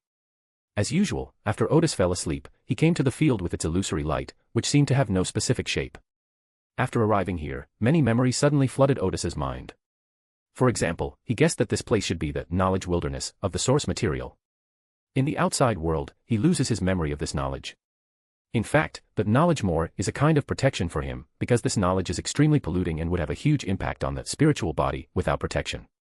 Deep in the wilderness, there stands a tower composed of individual towers that emit a faint glow. Otis entered the tower with ease, and inside the tower was a huge, illusory space. Here are some tools he conjured, most of which are experimental instruments. He also conjured a computer for research and record keeping. The combination of mystical tools with pre-Christian era technology, along with a faint, ethereal glow, makes the room seem almost unreal. However, Otis was already used to this place. He quickly walked to the center of the spacious room, where there was a phantom sphere of light that was larger than the other spheres of light. Otis placed his left hand on the sphere of light and said, Today's topic is the study of the principles of the extraordinary ability recordation of the Apprentice Pathway Sequence 6, Record Officer. Chapter 13 New Member, Mr. Hermit. In a previous study, Otis unexpectedly discovered that the abilities of the Recorder, the Reader Pathway Sequence 6 Scholar Imitation, and the Scroll Professor Scroll-Making abilities were all advanced applications of occult knowledge and symbols under the influence of extraordinary abilities. So he began to study the abilities of these 3 Sequence SIXS one by one, and today it was time to study the Recorder. The first step is to find information. The light spheres that make up the tower are all kinds of knowledge. You can search for information by simply touching the light sphere in the center of the room with your hand. However, Otis can only access partial knowledge at present. For example, he once looked up information about potion recipes and only obtained 2 sequence 9 recipes, Secret Seeker and General Knowledger. Otis could sense that much of the knowledge was unavailable because his access was insufficient. However, the knowledge available at present is sufficient for him to complete most of the research. After a period of searching, Otis discovered that descriptions of the recorder's abilities were basically as follows. The caster's eyes reflected a phantom book that slowly turned its pages. The mutated brain reproduced the extraordinary abilities used by the target, then drove activated cells to form corresponding symbols, patterns, and markings to complete the storage. This is the essence of I came, I saw, I recorded, using the spirit as a pen and the soul as paper. Otis stared at the documents, lost in thought. What is the principle behind storing extraordinary abilities using symbols, patterns, and symbols? Is it merely a black box operation resulting from extraordinary characteristics? Since symbols, patterns, and symbols are used, is it possible to replicate such abilities using corresponding extraordinary materials and magic arrays? About 2 years ago, Otis thought such research was pointless. Was it really worth doing so much research and experimentation, only to end up using priceless and extraordinary materials to create a low-end version of the magic circle with similar abilities? The 8-pointed star magic array he built in the basement can only teleport a distance of 50 kilometers, and it can only establish a fixed channel. After using it once, it needs to rest for 1 hour before it can be used again. The initial cost of the entire magic circle is around £4,000, and it will require maintenance in the future, costing about £300 per year. If it's a traveler's seal item, the price would be around £12,000. Of course, because seal items from this route are relatively scarce, there will definitely be a premium. If we take £12,000 as an example, the initial cost of the teleportation array is already 1/3 of that price, but the effect is far inferior to that of the sealed artifact. After all, the sealed artifact with the ability to travel can go wherever it wants.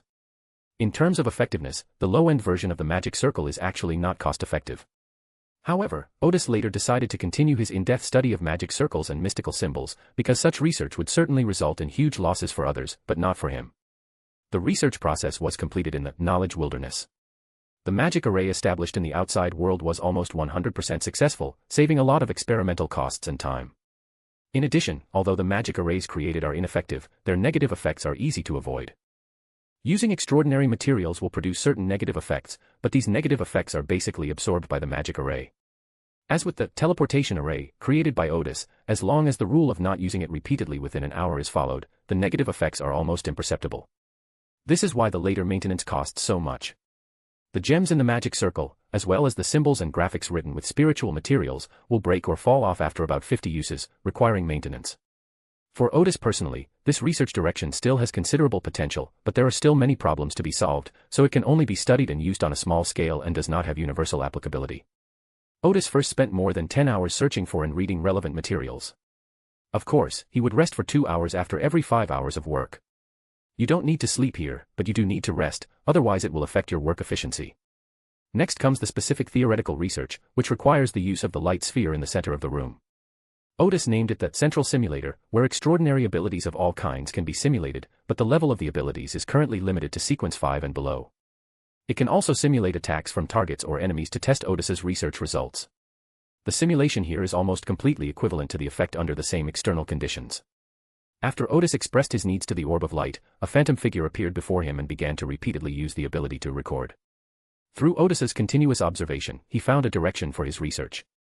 First, he realized that the process of using this ability was that the recorder's mutated brain first analyzed the extraordinary ability that appeared in front of him, and could use the corresponding symbols, patterns, and marks to record that ability in the spirit of the extraordinary. The analysis process is the first behind-the-scenes operation of this ability, which is the ability that extraordinary individuals possess after taking the potion.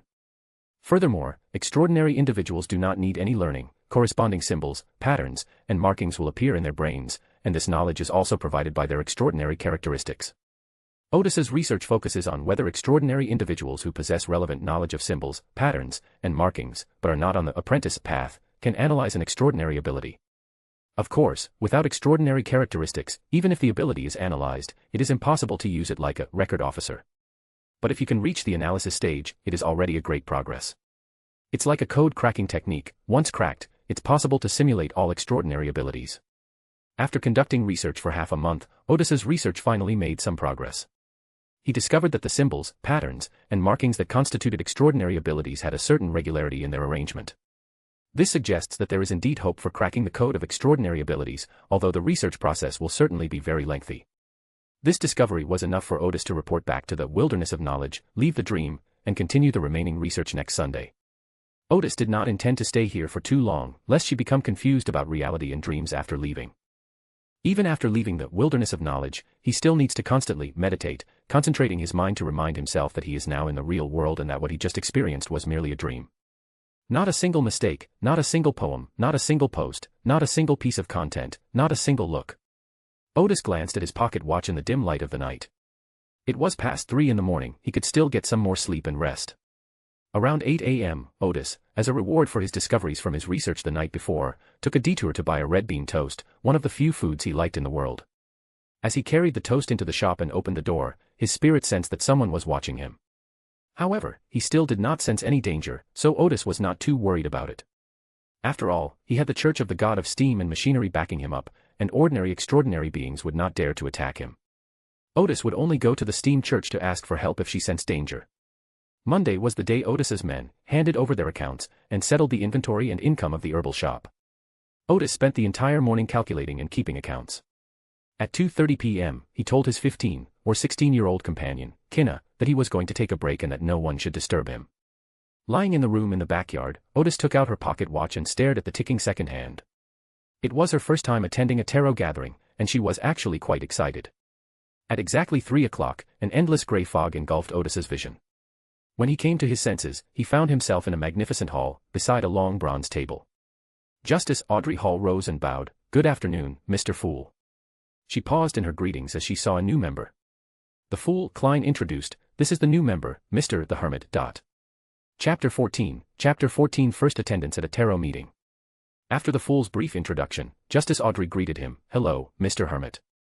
Then, as usual, she continued to greet the other members, which was also a way of introducing the original members and their code names to the newcomers. While greeting the other members, she, as a mind reader through the spectator channel, was also carefully observing the new member shrouded in grey mist. Hermit looked to be in his 20s, with casual yet neat clothing and hairstyle, suggesting he was a self-disciplined gentleman who didn't particularly like following rules. He was somewhat curious, but not nervous.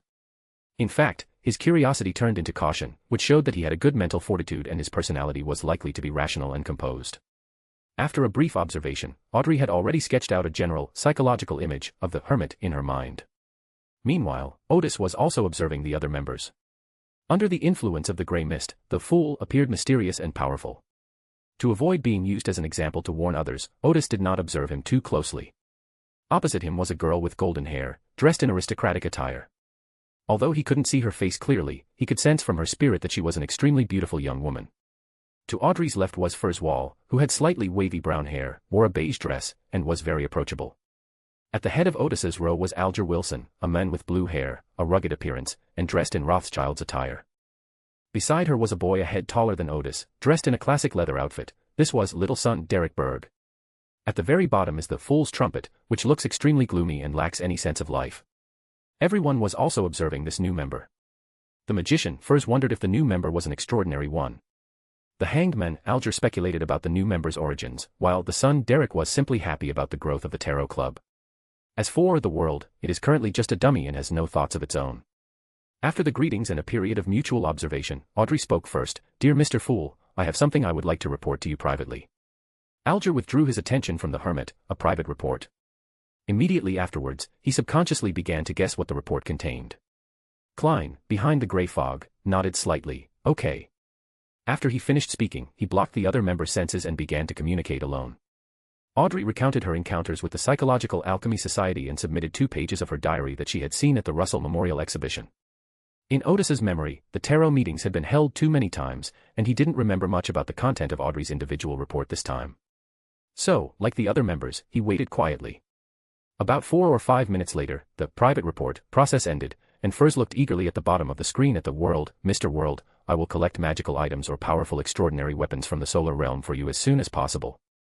Otis paused for a moment before recalling. Klein was about to fight with the Indulgence members of the Rose School. He leaned forward slightly, about to speak, but then remembered that this was his first time attending a tarot meeting, and he should focus on observation, which was in line with the thinking of a normal person. Audrey asked, "What kind of deal did you two make in private?"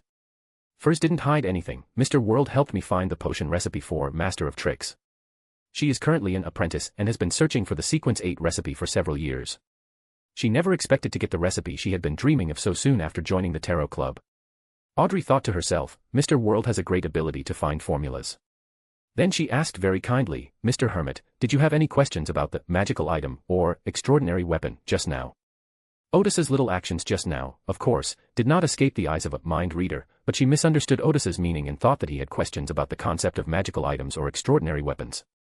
For most extraordinary individuals, the concepts of these two things are indeed easily confused. First of all, thank you for your concern, Otis said politely. Having come this far, he had no choice but to say what he had been meaning to say earlier, otherwise, attending his first conference like this might very well result in him being labeled as dishonest. I happen to have an extraordinary weapon in the Sun domain. Well, to be precise, it can no longer be classified as an extraordinary weapon because I used extraordinary materials of Sequence 7 in it. I don't know if it meets the world's requirements. But then I think it's a deal between Mr. World and MS. Magician, so it would be inappropriate to speak rashly. Otis was not worried that the weapons he created using magic arrays would expose his research results. Extraordinary individuals outside of the peepers, readers, and generalists would find it difficult to discover the unique features of his weapons. Klein, behind the grey fog, slightly curled the corners of his mouth. He used the image of the world to imply that the magician was discussing the purchase of magical items at the tarot meeting in order to attract the attention of the hermit. After all, now that tarot has such a channel, there's no harm in not using it. Audrey was slightly taken aback. She hadn't expected that her mind reading would go wrong this time. Then she was surprised that the new member could provide such an extraordinary weapon. Not a single mistake, not a single poem, not a single post, not a single piece of content, not a single look. Alger speculated, is the new member a craftsman? Little son Derek, every member of the Tarot Club seems so amazing. Furs was also taken aback, thinking that it was rare to encounter the trade of extraordinary weapons at extraordinary gatherings. Mr. Full must have carefully considered when choosing new members.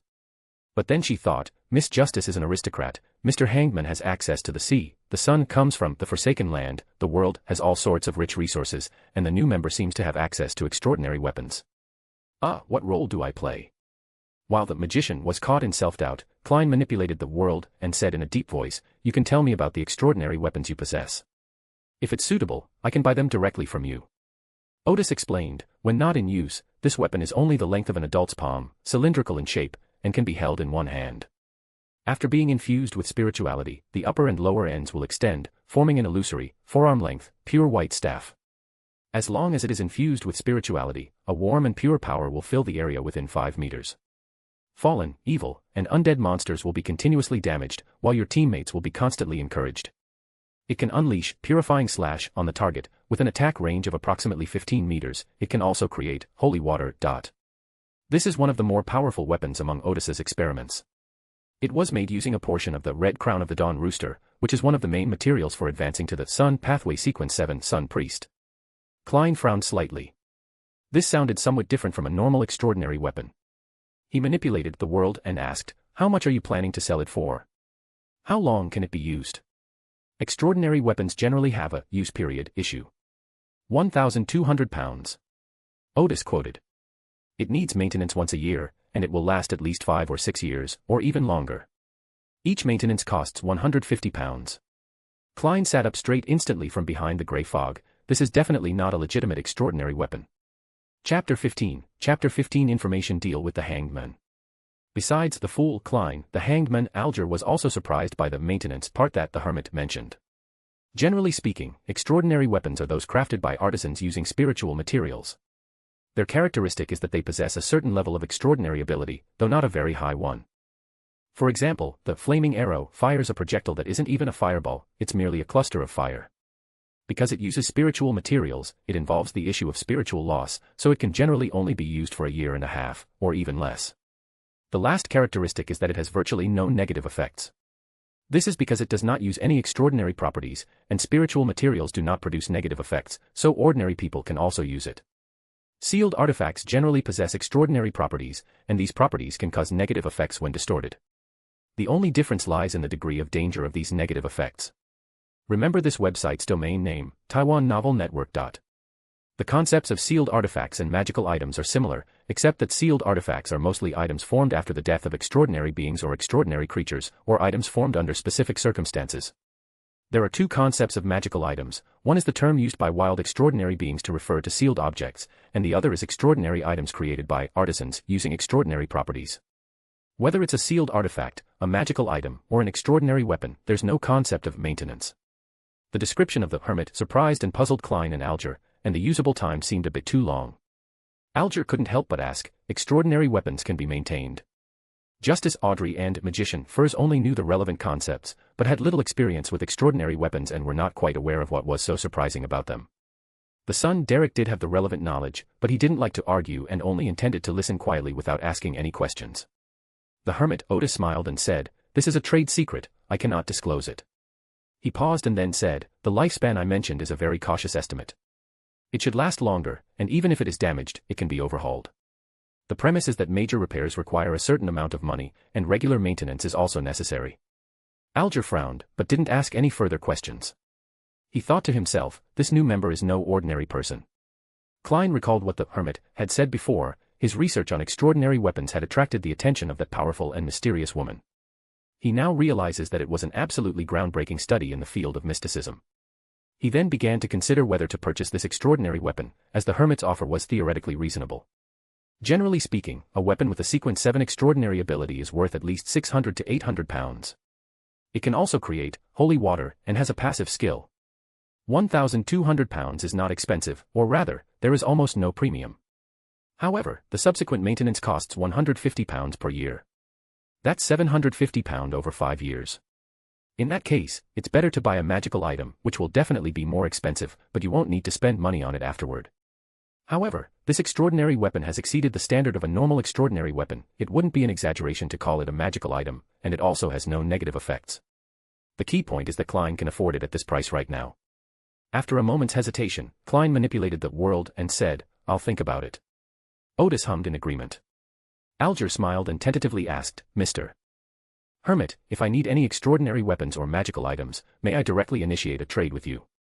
Otis also showed a similar expression to Alger, smiling politely, "That depends on what I have on hand." He knew perfectly well that the hangedman was testing him with extraordinary weapons and magical items. If he could make both of these things, he must be a craftsman without a doubt. So Otis gave a deceptive answer. Alger frowned slightly. The Hermit's answer did not help him make any further judgments. Klein, behind the grey fog, thought to himself, another old hand has joined the group. Cough cough. Alger cleared his throat and started a new topic. "I recently took on an investigation mission, and I wonder if you have any relevant leads. In the past 2 or 3 years, many indigenous tribes in the southern continent have been plundered and all their people have been kidnapped. In various plantations and islands at sea, some slaves have also strangely escaped. Since the northern continent abolished the slave trade, such things haven't happened for a long time. Have you heard any rumors about it?" Audrey, Furs, and the world all stated that they had not heard of anything like it. Derek is trapped in the Forsaken Land, and cannot possibly know what is happening outside. Otis recalled the speech given by Lion, a participant, at the Occult Research Conference 2 days earlier. After thinking about it for a moment, he felt that this was information that could be traded, since the hangedman was a mission he received from the church. The commission received by Lion and others is very likely issued by other major powers using forces they secretly support in Backland, and the two are not contradictory. So Otis said, "I may have the information you need. Not a single mistake, not a single poem, not a single post, not a single piece of content, not a single look." The other members were slightly taken aback. Klein thought to himself, the Hermit's channels are very wide. When Alger saw that the Hermit did not continue, he immediately understood, if it is the information I need, it is worth between 30 and 60 pounds. Otis said, 50 pounds. If it's not agreed upon beforehand, it will definitely only be 30 pounds, not 60 pounds. Alger sensed the new member's experience. Okay, but it might not be ready until next week. He would receive the money from the church, so there was no haggling. Then he added, with Mr. Fool's testimony, I will not renege on my debt. Otis hummed in agreement and said, I believe in Mr. Fool. He paused and then said, I only received the news a couple of days ago that many homeless people have mysteriously disappeared in the eastern part of Backland. Otis didn't give anyone else a chance to ask questions, and immediately followed up, it can be confirmed that the homeless people did not disappear under normal circumstances. Because someone posted a task to find the whereabouts of those homeless people, 4 people I know accepted such a task. Finally, he said seriously, their professions are very different. Some are private investigators, some are wild extraordinary individuals who make a living with extraordinary powers, and some are cult members. Alger understood the meaning of the Hermit. This search mission in Backland was very unusual. Then he wondered, why did I also receive such a mission at this time? What is the connection between my mission and the disappearance of people in Backland? Thinking of this, he said to the Hermit, this information is worth £50. Listening to the two's discussion, Furs realized what was going on. Is someone committing a large-scale kidnapping crime? What do they want those indigenous people, vagrants, and slaves for? Chapter 16, The Shocking Tarot Meeting. The fool, Klein, was also puzzled. What place needs a large population? And why is it a secret need for a large population? Is this the work of a clandestine organization, or is it a cult plotting something? But no one could answer the questions in Klein's heart, nor could anyone answer the questions that the magician, Furs, had posed earlier. Or perhaps Otis, the only one who could answer this question, did not intend to reveal the answer now. Justice, Audrey said, frowning her beautiful brows. Didn't the police notice the missing homeless people? The Hermit, Otis smiled and said, as long as the homeless don't commit crimes or sleep in the park, they are not under the jurisdiction of the police. Audrey paused slightly, then asked, who's in charge of that? Otis looked at the noblewoman, Death. Audrey paused again, but quickly understood what Otis meant. That's after all. She suddenly felt a lack of words.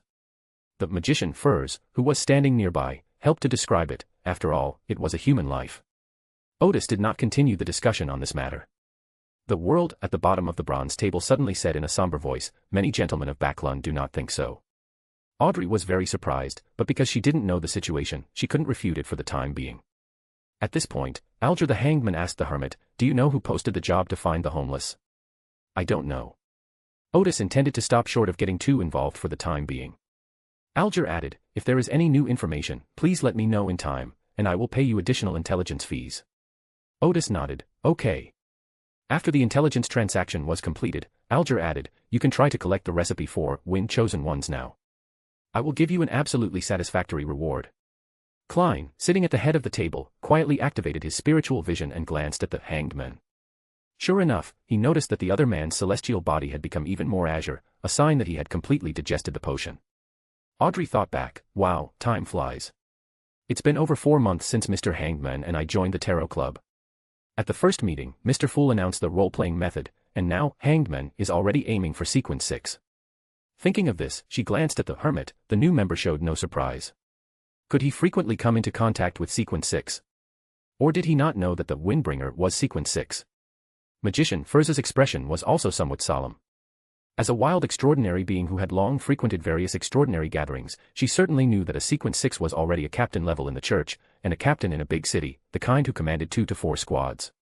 They are already a core force not only in the Church of the True God, but in any organization. Then the other members said they would keep an eye out for the hanged men. After the hanged men finished issuing the mission, the son Derek raised his hand and said, I've been assigned a mission to explore that half-ruined temple I mentioned before, the one with the fallen creator, in the near future. Otis felt the gaze of justice once again. He sighed inwardly but could only feign interest. Audrey found it a little strange, because the new member's body language and expression seemed somewhat inconsistent. Was he not genuinely curious? Fortunately, Derek continued his story, and Audrey's attention shifted to Little Son. Derek said, the leader in charge of this operation is Elder Shepherd Lovia. Do you have any suggestions? Klein's first thought was, my advice is to stay as far away as possible. However, in order to maintain his image as the fool, he remained silent. Alger replied almost without hesitation, my advice is, absolutely do not go. Son was silent for a few seconds, then said with some difficulty, but the mission must be accepted. Because there were spectators present, Otis dared not make any move, and simply smiled as she looked at the hanged men. Alger chuckled softly, nothing is necessary. Before the mission, find an opportunity to deliberately let the monster injure you.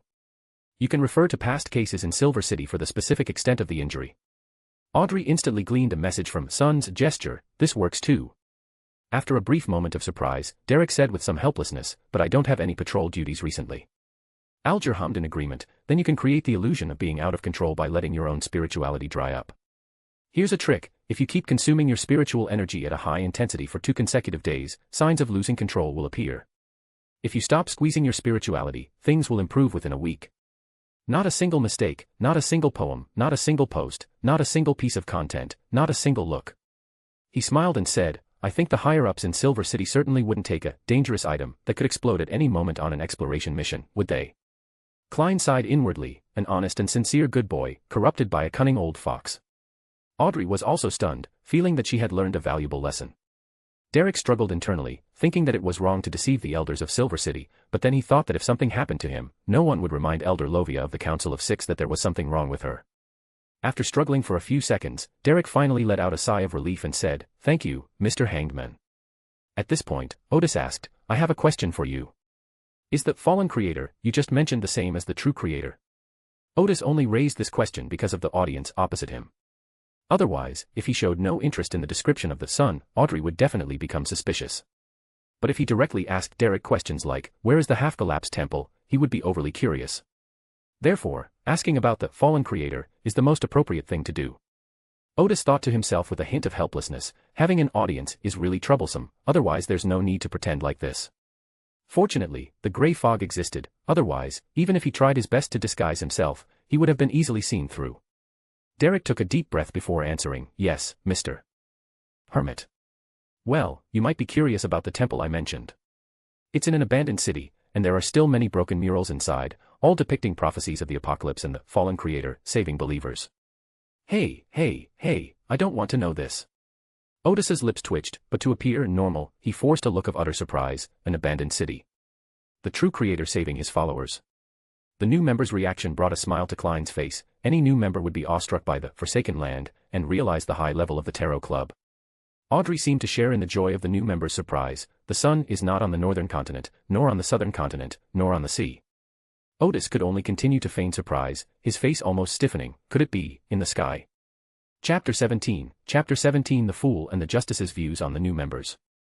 Upon hearing Otis the Hermit's guess, Klein the Fool almost burst out laughing. "Isn't the sun in the sky?"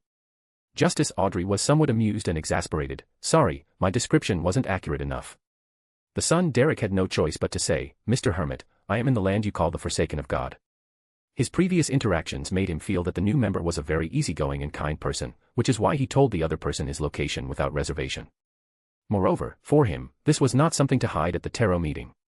Otis was so surprised he almost stood up. The Forsaken Land. The legendary Forsaken Land. He felt like he wasn't there to attend the party, but rather to put on an act.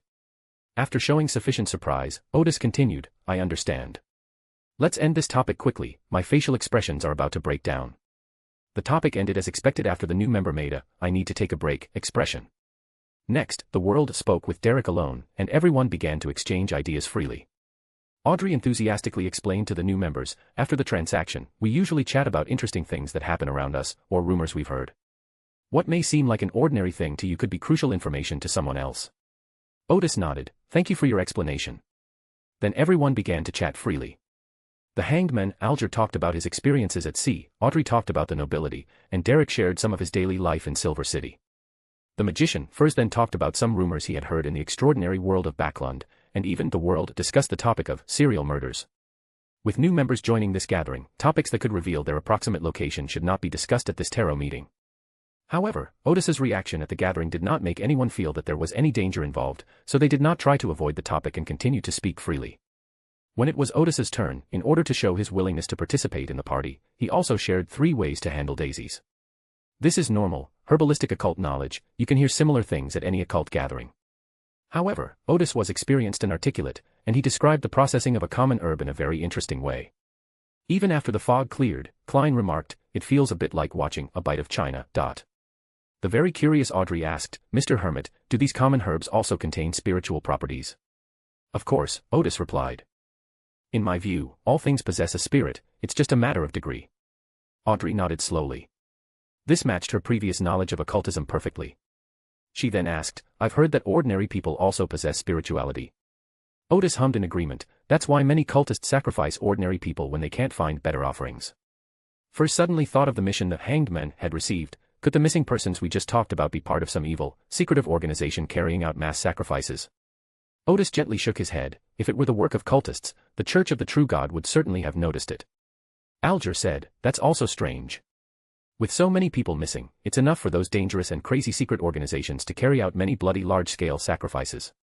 It's impossible that the Church didn't notice."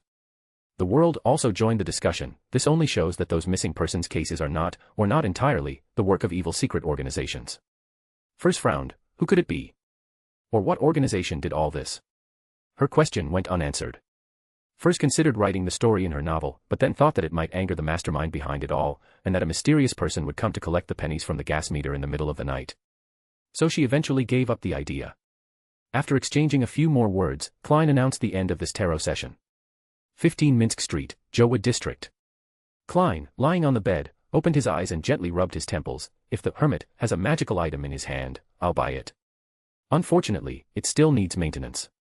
Getting out of bed, Klein sat on the edge of the bed and thought again, as the convener of the tarot club, I don't even know if the Hermit is actually the craftsman. Regardless of whether the other party is a craftsman or not, the Hermit seems to have achieved very advanced research results in the field of occultism.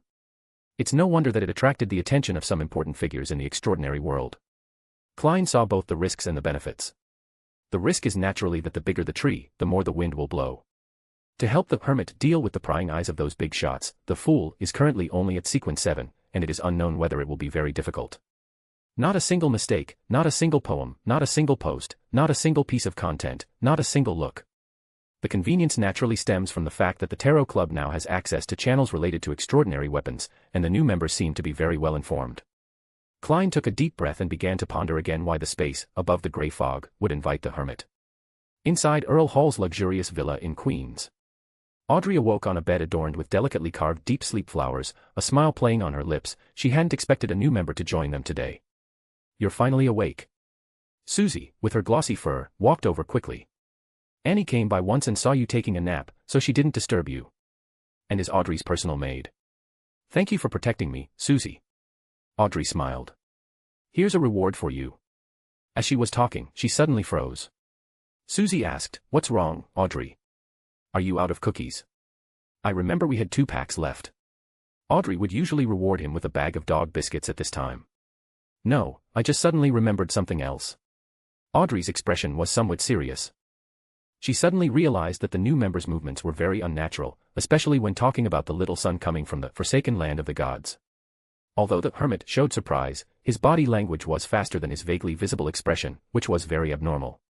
At the time, Audrey didn't pay much attention, but now that the party is over, she briefly reviewed it and realized that the new members' actions were somewhat abnormal on several occasions. This was enough to show that many of the new members' reactions were not his direct inner thoughts. But Audrey grew increasingly astonished. That was the forsaken land.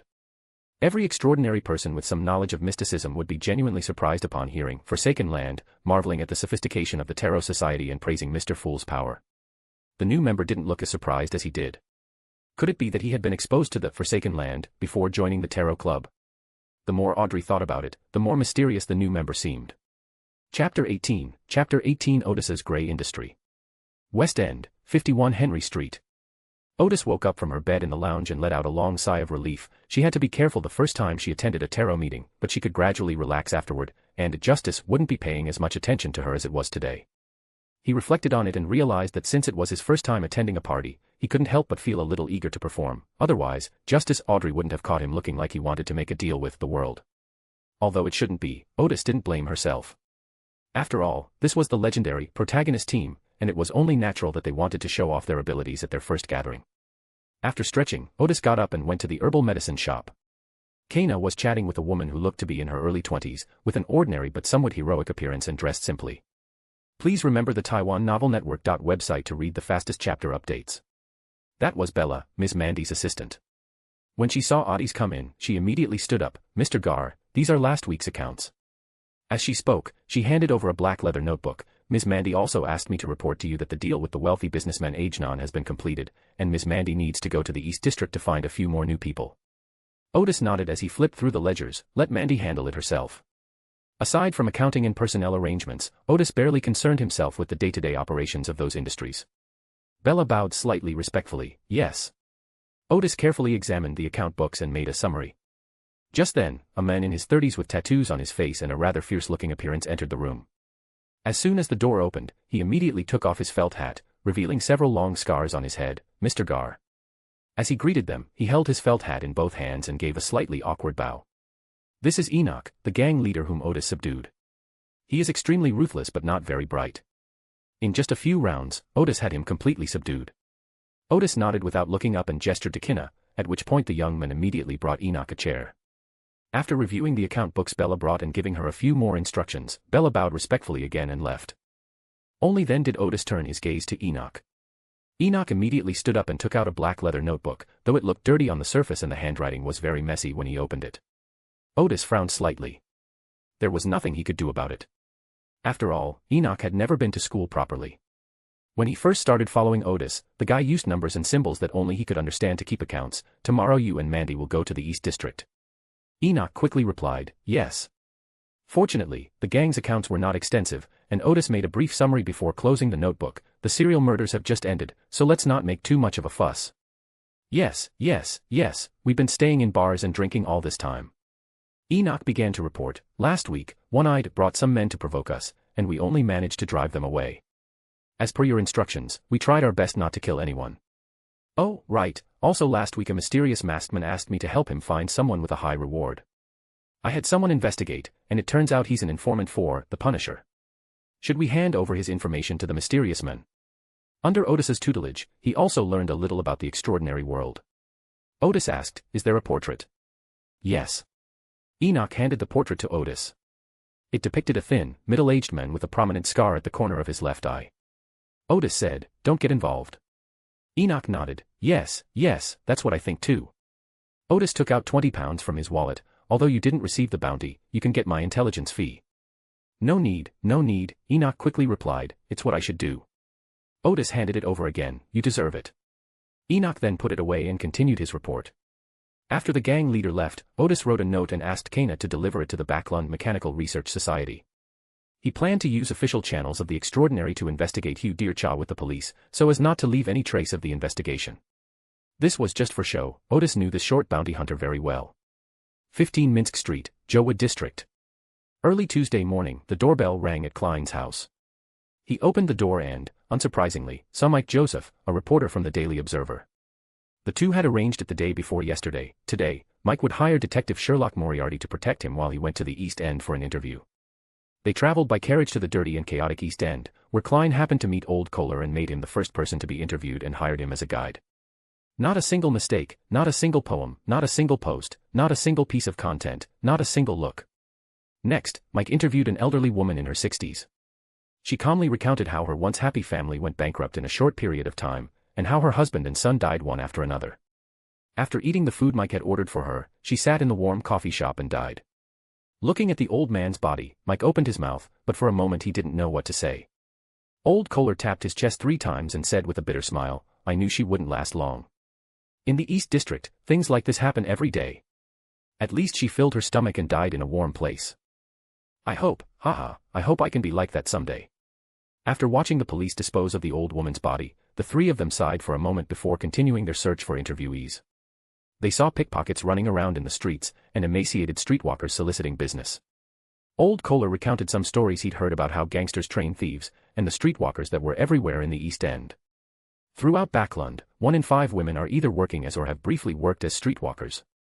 Not only are streetwalkers ubiquitous in the East End, but even in the more middle-class neighborhoods of Jowood and St. George, many women have worked as streetwalkers for a short period due to financial constraints. Ordinary people living in this glamorous international metropolis are far too easily bankrupted. When faced with the choice between dignity and filling their stomachs, it seems not so difficult for them to make a decision.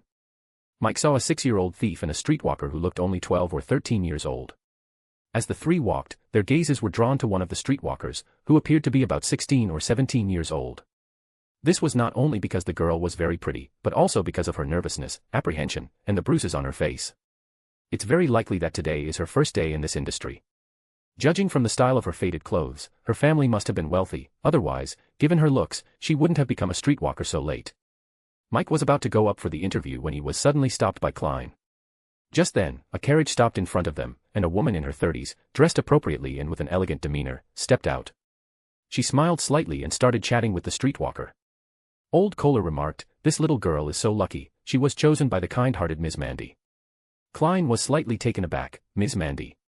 "Yes," Old Kohler explained, "every now and then, this lady comes to the East District and takes away a few pretty young girls." Mike stroked his chin. "I remember now, this is Mr. Gar's subordinate." Chapter 19 High-End Streetwalkers. Klein had heard of Mr. Gar when he was investigating the serial murders. Because the victims of the serial murders were all, or had been, prostitutes, Klein gained some understanding of the prostitute industry in Backland while investigating. Almost all dance halls treat streetwalkers as money-making machines, completely disregarding their well-being. These streetwalkers were bought, kidnapped, and included women from various countries in the North Continent, the Rose Island, and even the South Continent. The dance hall was full of gang members to prevent these assets from escaping. No one dares to investigate these dance halls, because if they do, it will always implicate some big shots, and in the end, the investigation always comes to nothing. Mr. Gar is the behind-the-scenes owner of the Nanma Dance Hall, which is somewhat unconventional in the streetwalker industry. Apart from the thugs who maintain order, no one supervises the streetwalkers. Because the streetwalkers there were forced into this profession, the Nanma Dance Hall provided them with rooms to receive customers, ensuring they wouldn't be extorted by gangsters or the police, and would find doctors for them if they got sick. Streetwalkers are required to hand over 1/5 of their income to maintain the dance hall's operation. Klein was deeply impressed by Mr. Gar at the time, feeling that although the man was involved in a grey industry, he still had at least a basic conscience. But when he saw Ms. Mandy, one of Gar's subordinates, coming to the East End to recruit people, he wondered if this gentleman was as friendly as rumored. Were those streetwalkers really there voluntarily? So Klein asked Old Kohler, "Has the girl who left with this Ms. Mandy ever returned?" Old Kohler was slightly taken aback. "I've never heard of him coming back." Klein frowned. Old Kohler continued, "I've heard that whenever a streetwalker catches the eye of a big shot, her whole family moves out of the East End and lives a respectable life. I've never heard of anyone coming back." This was somewhat unexpected for Klein, who didn't quite understand what kind of business the Nanma Dance Hall was doing. "I've heard about this Mr. Gar from a friend," Mike said. Mr. Gar is a man with a story. It's said that he always wears a silver mask, and no one has ever seen his real face. I also heard that after Ms. Mandy selects several streetwalkers from the East End, she will spend several months or even half a year teaching them to dance, painting, music, etiquette, grammar, and so on. Under the influence of culture and art, these streetwalkers will become very elegant and classy, and they will usually entertain some big shots who spend a lot of money. Some streetwalkers, after acquiring a few regular big clients, would have a luxurious villa rented for them by Mr. Gar, who would hire a butler and servants, and arrange for them to attend various high-end balls and social events, making them look just like women from high society. It is said that these streetwalkers, no, they can't be called streetwalkers anymore. It is said that these career women can save up enough money in 1 or 2 years at most. Some of them will move to other cities or are willing to become the mistress of some big shot. Klein glanced at Ms. Mandy over there again. This operation sounds familiar. His inner values made him disgusted with this kind of business, but faced with the situation in the East District, he couldn't say anything. Old Kohler adjusted his hat. "Look, that girl has seen hope again." Sure enough, Klein saw that the 16 or 17-year-old streetwalker's nervousness and trepidation had disappeared, and a look of joy appeared in her eyes. He sadly realized that in this world of rigid class divisions, this seemed to be the only way for women in the East End to live a decent life. West End, 51 Henry Street. Otis politely saw Arya, who had finished her studies for the day, to the door, making the lady feel very flattered. "Today we learned how to disassemble and assemble the flaming arrow, and tomorrow we'll learn how to manufacture the corresponding extraordinary bullets. That concludes the entire learning process." Otis watched Arya's carriage leave. The reason he saw her off today was to observe the mysterious gaze fixed on the herbalist shop. Just as he expected, the gaze that had been fixed on the shop followed the carriage as it left. Otis pursed his lips. He knew that the gaze must have been drawn to Arya. Arya must have noticed the gaze that was almost openly looking this way, but she remained calm, suggesting that both sides had some kind of plan. Otis knew he was on the fringes. If those who coveted his research were killed by Bernadette, she would at most send people to keep an eye on him, and for now, he didn't need to worry about that. Late at night, lush flowers suddenly sprouted outside a large warehouse in the bridge area. The flowers grew rapidly and soon covered the entire warehouse. The people inside only then realized something was wrong, but it was too late. The warehouse had become somewhat surreal, as if it didn't belong to the real world. These flowers bloom into beautiful blossoms, and some even bear fruit. The flowers are the sweetest desserts in the world, while the purple fruits contain the finest wines. Not a single mistake, not a single poem, not a single post, not a single piece of content, not a single look. Eating a single flower is equivalent to learning the knowledge of a book. Eating a single fruit and drinking the wine inside is equivalent to obtaining a secret or long-lost esoteric knowledge. The few members of the Moor's penitentiary, who were in charge of Backland affairs, who were hiding here, were all fanatical about it and rushed up to devour the flowers and fruits. But as soon as they touched these plants, they seemed to fall into a dream, as if they had suddenly reached the clouds, surrounded by strange flowers, plants, and animals, as if they were in heaven. All of this made them stand there briefly, revealing sweet smiles. In the real world, the flowers around the warehouse suddenly sprouted many sharp thorns. These thorns grew larger and thicker, eventually piercing the bodies of the extraordinary individuals from all directions like iron swords. They fell to the ground one by one, still wearing sweet smiles on their faces. The flowers gradually withered, and the warehouse gradually returned to the real world. The next second, Arya stepped out of the illusion. After confirming that everyone here was dead, she calmly harvested their extraordinary traits. After finishing all this, Arya held the traits in her hands and bowed slightly, saying, "Your Majesty." Those properties suddenly emitted a dazzling light and vanished from her palm. The voice of the mysterious queen, Bernadette, came from midair. "Unfortunately, that demigod got away. I thought it would be a fierce battle, but it ended very easily." Immediately afterwards, Bernadette said in an ethereal voice, "There are still 2 chess pieces we can use. Go to Gar's herbalist shop and save Otis." By the end, Bernadette's voice had become ethereal and finally disappeared. Arya was slightly taken aback. Save Otis. Chapter 20, The Unexpected Battle. In a basement on Carter Street in the West End. 2 men were sleeping there, dressed neatly in black clothes and wearing red ballet shoes. Suddenly, they jumped up as if they had received some command, and ran outside, leaping and bounding, until they reached the street. Only then did they seem to fully wake up from their dream and run forward like normal people. And their red dancing shoes gradually disappeared.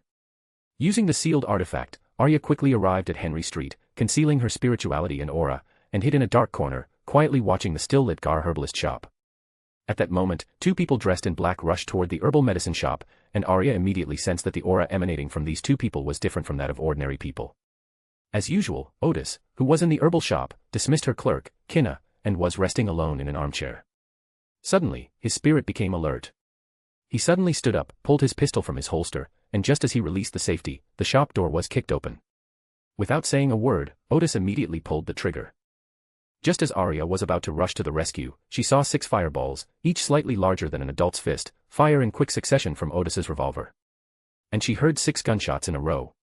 The Sequence 9, Secret Seeker, of the 2 men in black was shot twice. His chest was immediately engulfed in flames. He waved his arms, trying to extinguish the flames on his body, and ran around in a panic, letting out a shrill scream.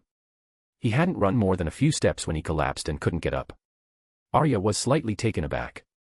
This was the first time she had witnessed the power of the flaming arrow, and she finally understood why the queen cared so much about this weapon. With this weapon, even the weaker Sequence 9 units in Elemental Dawn dare to fight head-on against those Sequence 9 units that are good at fighting. However, Otis's other 4 bullets missed the other men in black, because he was a Sequence 8 fighting scholar who nimbly dodged Otis's shots and quickly rushed towards the herbalist who had run out of bullets. Otis was about to go to the counter to activate the corresponding magic circle in the herbalist shop. The arrangement of the herbalist shop was enough for him to take down a Sequence 8 relatively easily. However, Otis caught a glimpse of Arya running towards him out of the corner of his eye, and he immediately realized that this was a good opportunity to intimidate the mysterious queen. So Otis turned and ran. Arya was about to rush in to rescue him, but she stopped again. She heard the herbalist mutter something like, "The Master of Good Fortune," as he ran. Because we were too far apart, I couldn't hear it very clearly, but it seemed to be a respectful name. Just as Arya was stunned, the fighting scholar kicked Otis away. If it weren't for the corresponding defensive magic circle drawn on Otis's clothes, this kick would probably have broken his waist. After landing on the ground, Otis endured the pain in her back, rolled over, and scrambled to her feet, continuing her escape around the tall herbs in the yard. At this moment, he prayed in his heart that the fool would come online soon. The spy could only shoot arrows from the shadows, but he was too weak to fight head-on. Just as the fighting scholar approached Otis again, a surge of power suddenly appeared in midair. Before the fighting scholar appeared a huge black figure with 12 pairs of enormous wings, each pair of feathers inscribed with mystical symbols. That was an angel, a holy angel. This is a new ability that Klein possesses after obtaining the Black Emperor card. Upon seeing the holy angel, the fighting scholar felt as if he had seen a king, a revered emperor. He knelt down with a thud, no longer having any intention of resisting. With a thud, Arya, who had just entered from outside, also knelt down on the ground. She was trembling all over, feeling that she had submitted to and pledged allegiance to that holy angel from the depths of her heart and soul. This angel is fleeting, but his influence will last for a few seconds.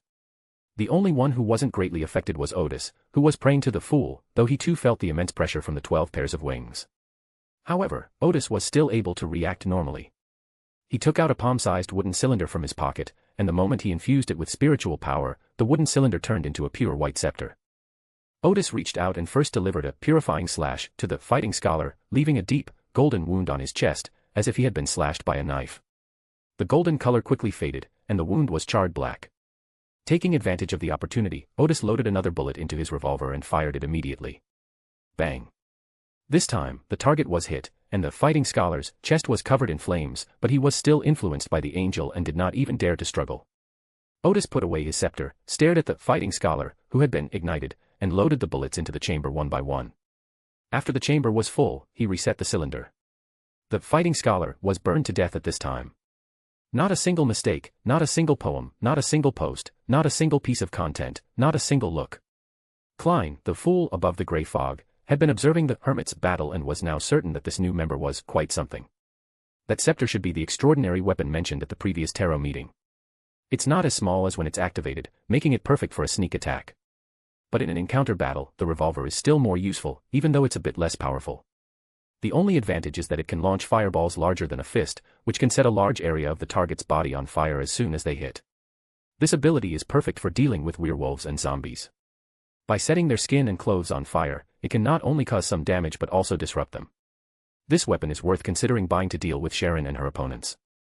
Thinking of this, Klein glanced at the street outside. Under the gaze of true vision, he saw that his surroundings were covered by a mysterious power, which must be the power of that mysterious and powerful woman. However, due to pressure from the fool, the other party has not yet dared to show up. Thinking of this, Klein smiled. That powerful lady probably never dreamed that the seemingly formidable fool only had this one trick up his sleeve. Klein glanced at Otis again, confident that his display of power had made the mysterious lady wary enough, and that Otis would no longer be in danger. So he withdrew his gaze and returned to above the grey fog. Because it would be strange if a great being were to keep watching a low sequence beloved, and would instead arouse suspicion. Arya took a deep breath and was finally able to get up. Looking at Otis, who was holding a pistol and carefully checking whether the fighting scholar was truly dead, her eyes suddenly became complicated. The owner of this herbal medicine shop is actually connected to a mysterious and powerful being. How many secrets does he still hold? Chapter 21, the current state of Backland. Otis sat down to rest on a wooden chair in the courtyard only after confirming that both attackers were dead. At that moment, he suddenly realized that the gunshot had not disturbed anyone around him, not even the neighbor's dog. Arya had recovered quite a bit. She entered the courtyard and said, "These two enemies were coming to kill you. I rushed here as soon as I received the news, but luckily you were strong enough to defeat them both." The original plan was for her to rescue Otis and make the herbalist owe her a huge favor. After all, she knew very well how weak the secret seeker was in combat, but what she didn't expect was that the secret seeker in front of her didn't need her rescue at all. Otis felt that the dead, fighting scholar in front of him looked familiar, but he couldn't recall where he had seen him before. He looked at Arya and asked, "They attacked me because of you, didn't they?" Arya's eyes flickered slightly, perhaps. Otis stood up, not intending to pursue the matter. As he walked toward the shop ahead, he asked, "I don't want this to happen to me again." "No, absolutely not again," Arya said immediately. "This organization suffered a heavy blow today, and I estimate they won't dare to come to Backland for a while." Upon arriving at the shop, the two saw Bernadette, with long chestnut hair and wearing a cake dress, sitting on a chair near the window. Arya immediately bowed and said, "Your Majesty." Bernadette had repeatedly told everyone to call her Your Highness, but her subordinates thought she was just being polite and kept calling her Your Majesty. Eventually, Bernadette got tired of saying it anymore. Inside the herbal shop, Arya was secretly surprised. It had been a long time since she had seen the Queen. Otis pointed at the peeping to the underworld at the door and said, "Could you please make sure that innocent, law-abiding citizens aren't affected when you have any plans in the future?" Bernadette smiled and said, "If it weren't for me, you would have been captured by them long ago." Otis didn't continue the conversation. Instead, she went to the cabinet, took a bottle of potion, and placed it on the counter. "Which of you two would like to help me?" As he spoke, he lifted his shirt, revealing a large bruise on his back, which he had just been kicked by the fighting scholar. Arya quickly stepped forward. She couldn't let the Queen do such a thing. But she had only taken 2 steps when the bottle of medicine floated up on its own, the cap opened, some of it poured out, spread out in the air, and was then applied to the bruises on Otis's back. That was Bernadette's invisible servant. Otis grinned. "Your hands are so cold." Bernadette, sitting in the chair, smiled and said, "I originally thought you were an informant for the Church of the God of Steam and Machinery, but I didn't expect you to be such a strange person. After further investigation, I learned that you were the mastermind behind the Nanmu dance hall, the so-called Mr. Gao. I'm curious, if you really want to help those women, why would you make them work as streetwalkers instead of letting them earn a living in other ways? If you don't want to help them, but are willing to create an environment for them free from extortion and disease." After the invisible servant helped apply the medicine, it disappeared. Otis straightened her clothes and asked, "Did someone tell you I'm a good person?" If he had traveled back to ancient China, Otis certainly wouldn't have done this kind of business. But this was a mysterious world that was relatively unfamiliar to him, and he didn't feel too much psychological pressure facing the streetwalkers everywhere. This surprised Bernadette slightly. No, not at all. She had thought that Otis would say something in her defense, but she didn't expect him to be so self-righteous. Otis put away the potion. You don't think that being a streetwalker is a filthy profession, do you? You think that they've fallen to their current state because they're lazy or morally corrupt? This world doesn't give them many choices at all. Otis, sitting behind the counter, continued, I used to think that doing prostitution was shameful, and I believed that with my own efforts, I could definitely live the happy life I wanted. It wasn't until I moved from the suburbs to the city of Backland 3 years ago that I suddenly realized that there were only 3 paths to upward mobility in this society: become an extraordinary one, go on an adventure to the southern continent, or become the mistress of a big shot.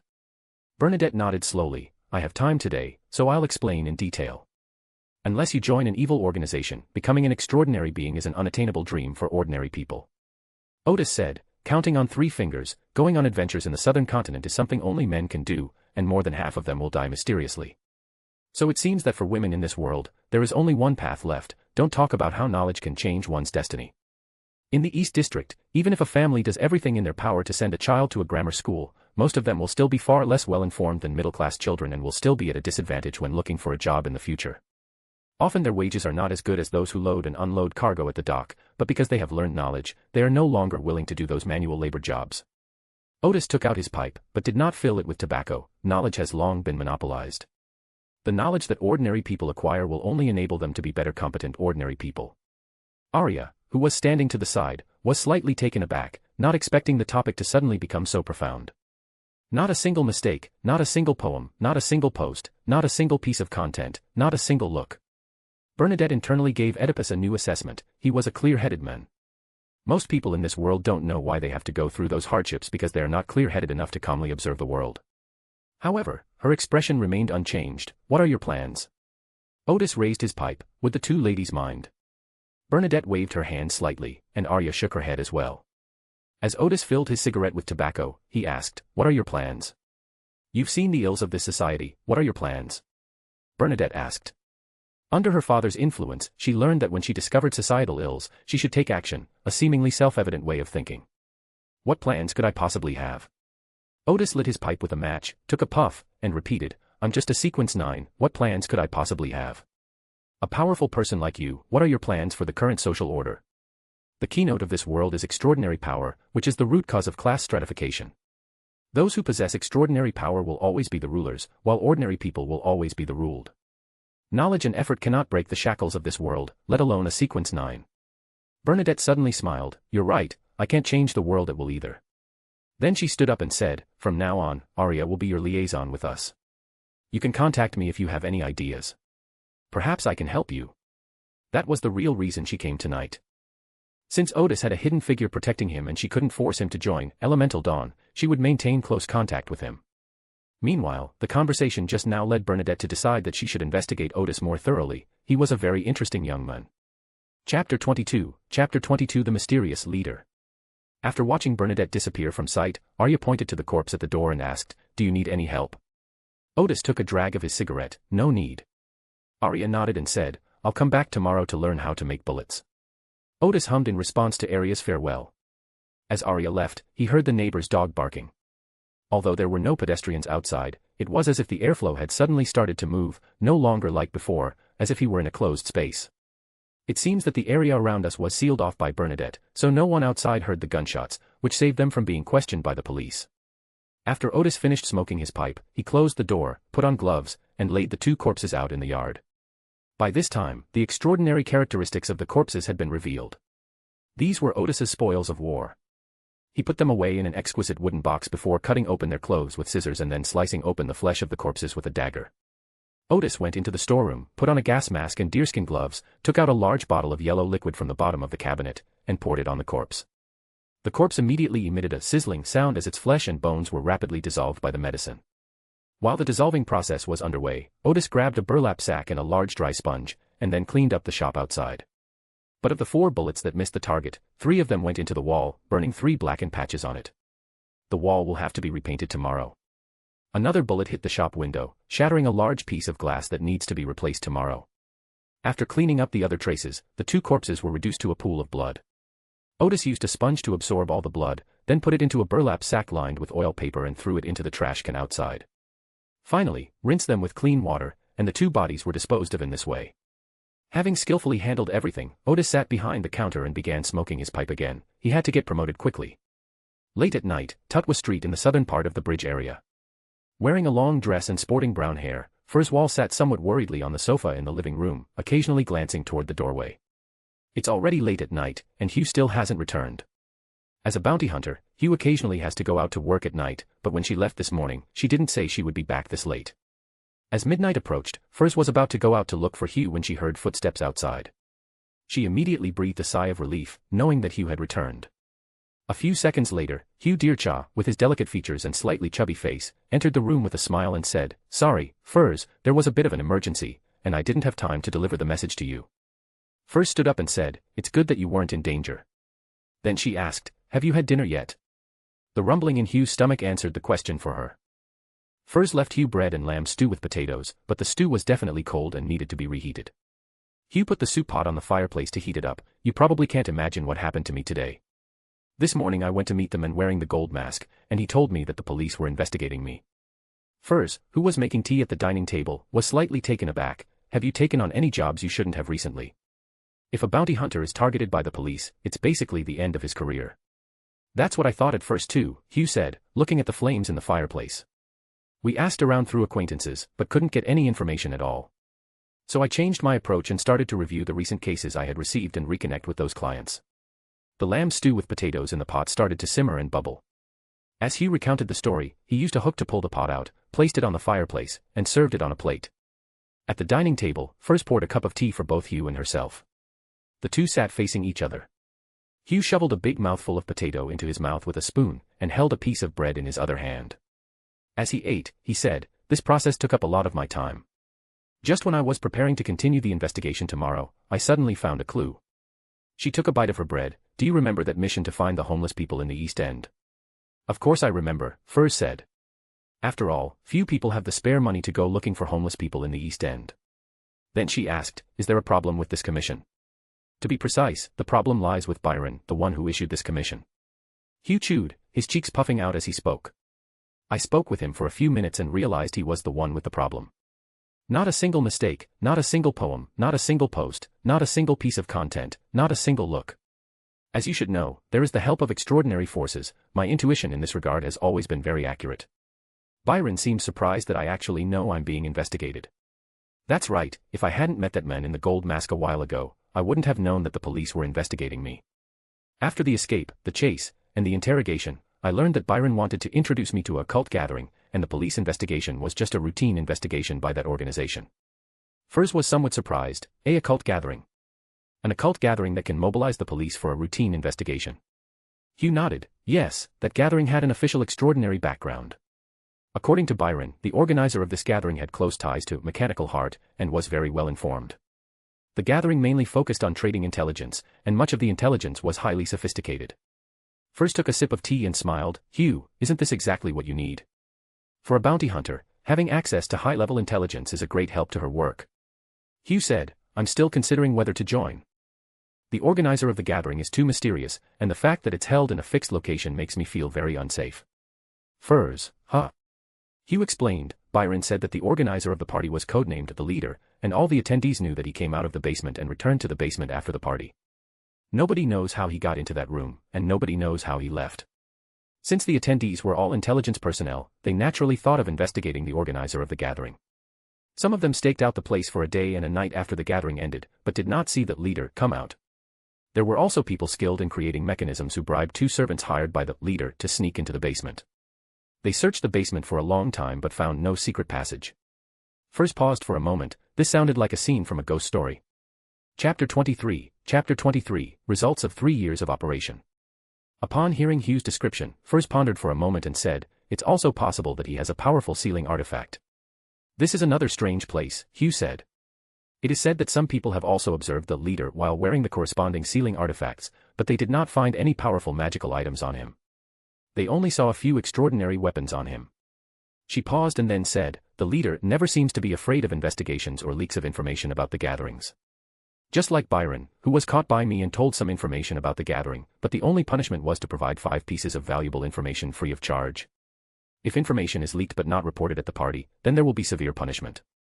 Furs, of course, knew the difference between magical items and extraordinary weapons. That's strange. Could it be that he followed the same path as me? That's not right either. There are also distance limitations for opening the door. If it exceeds a certain thickness, it can't be opened. At this time, she had not yet established a stable connection with the Abraham family, and her access to mystical knowledge was limited. Given the level of mystical gatherings she had come into contact with, she didn't even know about the ability to travel. Finally, Furs couldn't help but exclaim, "What a mysterious gentleman." Hugh nodded, "So I'm very uneasy. If I pass the so-called routine investigation, I don't know whether I should join that research group." After thinking for a moment, Forel said, "I suggest you join them if you have the chance." She said, "Think about it. Even betraying information about the party won't get you severely punished, and the person who initiated the investigation won't be punished either. This party has a very high tolerance for its participants. At least you're not in danger. As long as you're not in danger and you can still trade for high-level intelligence, isn't that enough for you?" Hugh dipped his bread in the soup. That's true. After his promotion was confirmed, Otis did not immediately begin preparing to concoct potions. As usual, he had Kana watch over the workers replacing the glass in the shop windows, while he taught Arya how to make bullets for flaming arrows in the backyard. Today's class was relatively simple and ended around 10 a.m. At this point, all the lessons will be over, and Arya only needs to come and collect 10 flaming arrows later. She left her mailing address and told Otis that he could write to her if needed. After seeing Arya off, Otis and Kaner mixed the paint and repainted the walls that had been burned by the fire the day before. After finishing all this, he took a carriage to the Backland Mechanical Research Society to invite his old friend Max Livemore to lunch. Otis spent 1 soul to get a private dining room. The reason for referring to it as a private dining room is that, in Otis's view, such a room cannot be called a private room or elegant seating area because it is too narrow, with only a dining table and 2 chairs, and it costs so much money. After ordering and the waiter left the room, Max smiled and asked, "Why are you being so generous today?" Otis was taken aback. "Am I usually very stingy?" "It's not that you're stingy," Max joked. "The last time you treated me to such a formal meal was a year ago. If it really is a herbalist shop owner, then it's not a big deal. After all, given the prices in Backland, this meal, plus a decent bottle of red wine, would cost at least £2. But Max knew very well that the man in front of him was not a simple herbalist shop owner. Otis has 2 identities. On the surface, he is the owner of a herbal medicine shop, while his shady businesses include the Nanma Ballroom and the Nanma Restaurant, as well as 2 bars and a casino operated by Enoch as his agent. His second identity is that of an informant for Mechanical Heart, a fact that serves as his shield and makes him easy to investigate. However, few people can uncover that he is also the founder of the Mystical Research Society. Max didn't know if the Mysticism Research Society made money, but no dance hall in Backland was more profitable than the Nanma Dance Hall. What Max didn't know was that Otis actually had a third identity. He was a scholar who pursued knowledge in the wilderness of knowledge, and as a mere Sequence 9, he had research achievements that other extraordinary individuals could hardly match. Using magic arrays to create a unique way of crafting extraordinary weapons is just the most basic application of those research results. In addition, he is currently a member of the Tarot Club. Almost no one can find out about these 2 identities. And these are the results of Otis's 3 years of work in this world. After being teased by Max, Otis smiled somewhat embarrassedly. "You know, my experiments are very expensive." "It's not just experiments that are expensive," Max said. "Those factories you opened last year, which later went bankrupt one after another, must have been quite expensive too, right?" Just then, the waiter started serving the food, and Max said to him, "A cigar, please."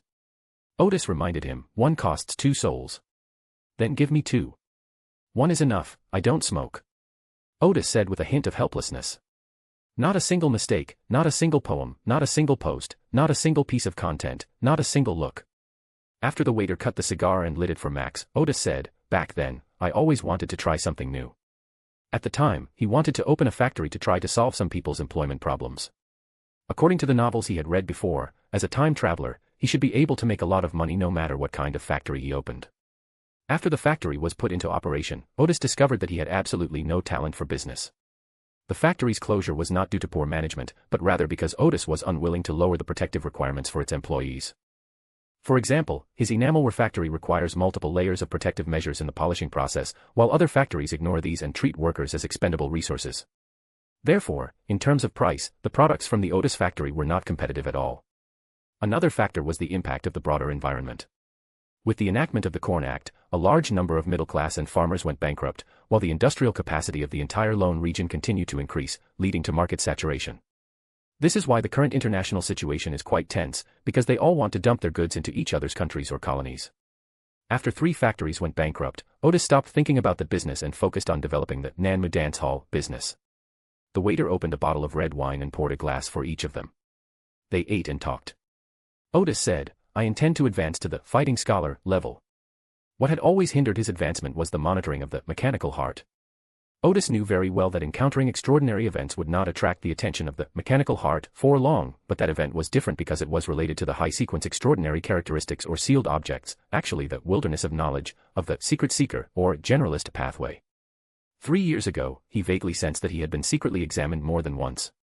At that time, if he had revealed that he knew what it meant to digest magic potions, he would likely have been arrested and interrogated. Now, 3 years have passed, and Otis has not shown any abnormalities. In addition, he is very useful to the mechanical heart, so he dared to apply for a promotion.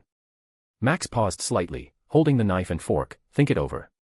I've heard that at sequence 9, although you might occasionally hear the whispers of evil gods, you can basically ignore them. But at sequence 8, the whispers of the evil god become more obvious, and it is easy to be seduced." He had already inquired about this for Otis.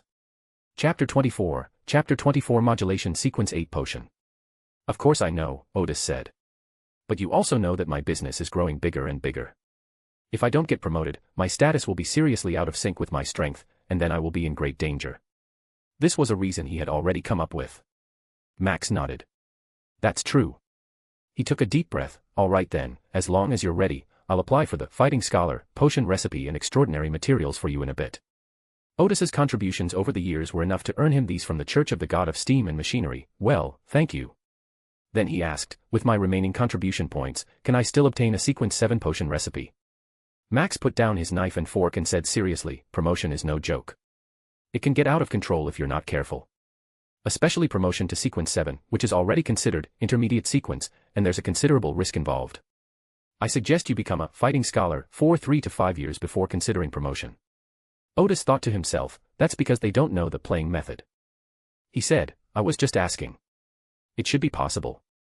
Max picked up his knife and fork again to answer the question from before. "However, I'll have to ask Captain Iconcel for the specifics. You should know that potion recipes of this level are rarely available on the market."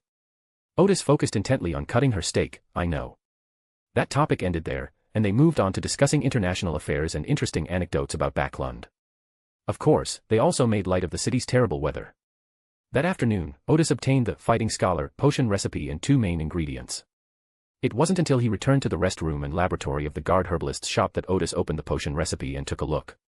Sequence 8, Fighting Scholar. Main ingredients: complete pituitary gland of a spotted monkey, complete flower of a blood hyacinth. Auxiliary materials: 3 pure black poppy flowers, 12 grams of dragon toothgrass powder, 15 milliliters of hydrosol soaked in boxwood for 1 year, and 25 milliliters of pure water. Otis placed 2 extraordinary materials on the table. These auxiliary materials were available at the herbal shop, and he went to the front counter to retrieve them one by one. Having gathered all the necessary materials, Otis is preparing for a promotion tonight. Just as Otis was about to put away the extraordinary materials, a majestic and mysterious figure suddenly appeared in his mind. It was Mr. Fool. Immediately after the figure disappeared, another image appeared in his mind, a middle-aged man whose face was obscured, in a prayerful posture, saying in a low voice, "Great Fool, please convey my question to the Hermit. I want to ask the Hermit, besides the scepter you mentioned the day before yesterday, does he have any other extraordinary weapons?" Otis recognized that the person praying was the world. After the other party finished asking the question, the image in Otis's mind disappeared. After thinking for a moment, he realized that Klein had probably taken a liking to the flaming arrow. So he also made a praying gesture and whispered, "A fool who does not belong to this age. Dear Mr. Fool, please tell Mr. World that I have another extraordinary weapon, but I do not intend to sell it. If Mr. World needs it recently, I can rent it to him.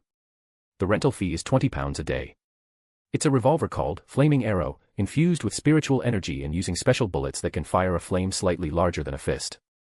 The bullets are at your own expense, £1 per bullet. 15 Minsk Street." Klein, who had already traded the sun brooch with the old man, Eye of Wisdom, exclaimed to himself after hearing the Hermit's offer, "So cheap." The enchanted bullets he bought at the Eye of Wisdom gathering cost £10 each. However, considering that the bullets of Flaming Arrow only have the ability of being similar to small fireballs and do not have any extraordinary effects, the damage they cause to werewolves and zombies is very limited. It's nowhere near as powerful as an enchanted bullet. But it's cheap enough. Klein thought that renting it to Marek would definitely catch the opponent off guard. Rent. Klein belatedly realized the Hermit has a good business sense. Unlike other extraordinary gatherings, the Tarot Club has Mr. Fool's testimony and credibility guarantee, and members can rent extraordinary weapons or even magical items to each other. Even if Mr. Fool is currently just an empty shell, Klein has no intention of trying to get something for nothing. After some thought, Klein decided to rent not only the Flaming Arrow but also the scepter, since the scepter had an ability to subdue evil creatures. However, he wouldn't pay for it, Marek would have to. 51 Henry Street. Not a single mistake, not a single poem, not a single post, not a single piece of content, not a single look. After receiving Klein's order, Otis immediately began producing a batch of special bullets. Around 5 p.m., the two completed the transaction. Under the guidance of the world, Otis placed 2 candles on the table and drew a mystical symbol in the middle, consisting of a pupilless eye representing the Fool and twisted lines. Then, the Wall of Spirit was built, and the Flaming Arrow, the scepter, and 30 specially made bullets were offered as a sacrifice to Mr. Fool. The right to use these 2 weapons expires at 5 p.m. tomorrow, so Otis guessed that Klein and his team's operation should take place tonight. Having completed the transaction, Otis, as usual, stayed busy at the herbal shop until after 9 o'clock in the evening. After his assistant Kana left, Otis closed the shop door and turned off the gas lamps, then went to the lounge and laboratory in the backyard. He first used meditation to adjust his state, and then began to concoct potions. He washed and wiped a beaker clean, and after confirming that all the materials were in place, he first put 3 beautiful, pure black flowers into the beaker. This is a pure black poppy flower. Unlike ordinary poppies, the pure black poppy is a spiritual material, and both its fruit and flowers have a strong anesthetic effect. Then Otis weighed 12 grams of dragon tooth grass powder on the scale. This is a popular and widely used spiritual material, and herbal shops have it in stock ground into powder. He then measured 15 milliliters of golden liquid with a graduated cylinder. It was hydrosol made from boxwood that had been soaked for a year. Finally, he added pure water. These spiritual materials did not react in the beaker, the flowers remained flowers, and the liquid remained liquid. Otis brought out the main ingredients of the potion, 2 extraordinary materials. First, a striped monkey pituitary gland was added, which looked somewhat beautiful, like twinkling starlight. When the extraordinary material was added to the beaker, it immediately reacted with the spiritual material, producing a sizzling sound. Then Otis opened the box containing the blood-red hyacinth flowers, which lay inside as if they had been soaked in bright red blood. The flower still looked very fresh, as if it had just been picked, and it even seemed to be twitching occasionally, like it was in the process of dying. When the small hyacinth was placed into the beaker, the liquid inside seemed to boil, bubbling up and quickly turning into a viscous liquid with alternating white and red colors. Otis took a deep breath, picked up the beaker, and drank it all in one gulp. Chapter 25 Advancement to Melee Scholar. The potion entered her mouth like a piece of cold jelly going into her stomach. A second or two later, Otis suddenly felt as if she had been hit and thrown out by a speeding train. My whole body felt like it was falling apart, and every inch of my skin felt like it was being pricked with needles. Immediately afterwards, my head started buzzing, I experienced severe tinnitus, and everything went black, I couldn't see anything. Otis managed to concentrate and avoid fainting from the intense pain and tinnitus. He felt as if giant hands were kneading his muscles, tearing them off his bones and gathering them in one spot before relaxing them again. This continued incessantly, until Otis felt numb and aching all over. He struggled against the pain, trying his best not to lose his senses. He didn't know how much time had passed before Otis's vision stopped going black and he finally regained some of his sight. He vaguely saw that the muscles in his entire arm were indeed twisted together by an invisible force, forming a terrifying spiral shape. Soon, the muscles unfolded again. Then, they were twisted together again. That wasn't an illusion, the potion was actually tearing his body apart, reshaping his muscles, bones, and blood vessels. At this moment, a piercing pain struck my head, gradually overtaking me. Otis felt his vision distorted by the pain in his head, the floor, the lab bench, the ceiling, the beaker, the graduated cylinder, everything was spinning rapidly. Dizziness and pain ravaged Otis's spirit, making him feel as if he were in a raging storm, on the verge of collapsing at any moment. Fortunately, he digested the potion from the Secret Seeker very well, and he also regularly used meditation to train his mind. After passing through a certain stage, the intense dizziness and pain quickly subsided. The buzzing in his ears disappeared, and suddenly, a strange and cold voice entered his ears, universe, stacking, jumping, knowledge, canal, endless. Most of the speech was unclear, and only a few words could be understood occasionally. Those indistinct parts were either like the low growl of a beast, making Otis's heart pound, or like fingernails scratching a thin sheet of iron, making a sharp noise that made him extremely irritable, or like harmful ultrasound waves, making him dizzy. Fortunately, the sound came and went quickly. But that was enough to make Otis's forehead veins bulge, his face turn deathly pale, and he slumped into a chair, dry heaving for a long time. A minute or two later, Otis was panting heavily and leaned back in his chair to rest. It felt like a hangover, weak all over and with a splitting headache. He took out his pocket watch and looked at it. The entire promotion process only took about 3 minutes, and the pain beforehand lasted less than 2 minutes, but it felt like an eternity to him. The discomfort that followed was entirely due to the voice of the hidden sage after the promotion was completed. Having just been promoted, his spirituality was already very unstable. The shouts of hidden sage only exacerbated this instability, almost causing him to lose control. This is a total rip-off. Otis lamented, what's even more deceptive than the existence of a true god in this path is that the unique deity in this path is an evil god. Then he discovered that, having just advanced to the melee scholar level, he had already digested half of the potion. This made him feel relatively relaxed and less tense, so the discomfort he felt throughout his body quickly disappeared. After a moment's thought, Otis realized, I had digested the scholar part of melee scholar in advance. His research every Sunday in the wilderness of knowledge, as well as his experiments in the real world, are like those of a scholar studying the occult. For the past 3 years, Otis has been conducting various studies in his sleep and in the wilderness of knowledge for a total of about 20 years. Add to that the 3 years of research in the real world, and that makes 23 years. Almost the same age as him.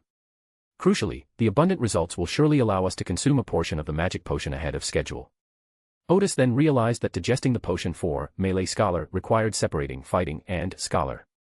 The focus couldn't always be on fighting, since the potion's name was melee scholar, not fighter. Clearly, fighting is a safeguard or method for scholars to conduct research. Of course, studying combat can also be one of the ways for scholars to understand the world.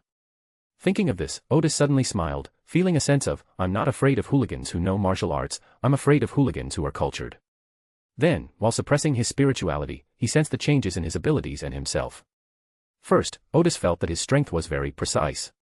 This feeling was very strange.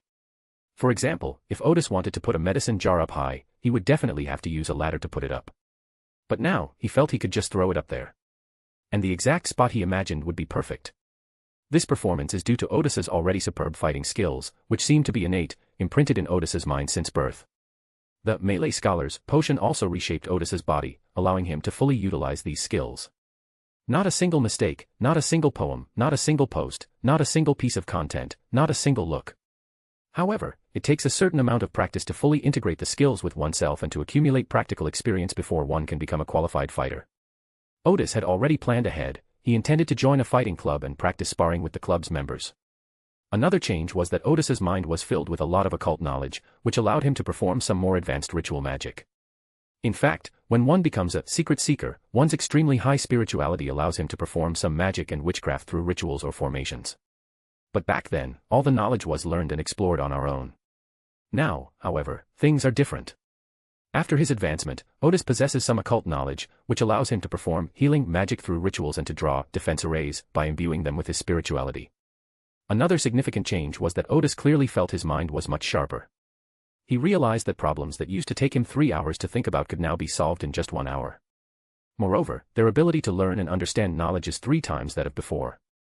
If the potion is fully digested, it can even reach 5 times the power of sequence 9. Otis breathed a deep sigh of relief. The promotion will also be helpful to my research. He really didn't want to move at that moment, so he spent the night in the lounge and laboratory. In the abandoned West Bayron dockyard in the Backland dock district. Klein lay in ambush in front of the overgrown warehouse and saw 3 figures approaching at an extremely fast speed. Leading the pack was Marek, who was responsible for luring the enemy here. At this moment, he was faster than a steam train.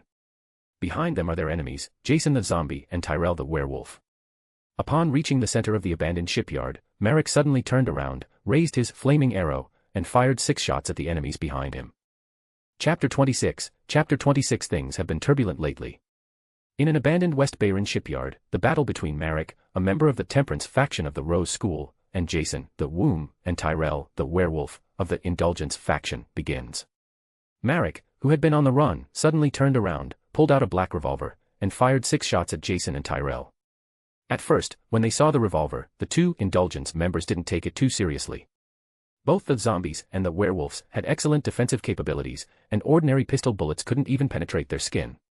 But the moment the bullets were fired, they were all stunned and instinctively dodged, because what came out of the revolver were 6 small fireballs. Marek was primarily attacking the werewolf, Tyrell. Because of the close proximity, 3 bullets hit the werewolf, engulfing his entire upper body in flames, instantly igniting his clothes and body hair. Marek's left fingernails, which were not holding a gun, suddenly grew longer, and he lunged forward, piercing Tyre's chest. Jason rushed to the rescue, only to find that Marek's pistol had been replaced by a pure white scepter, weakening all 3 people present. With a flick of his wrist, Marek unleashed a purifying slash that struck Jason, leaving a deep, golden wound on his chest. The golden color vanished, turning into a charred black. Jason's face grew even paler, and he took 2 steps back. The purifying slash had a certain restraining effect on him.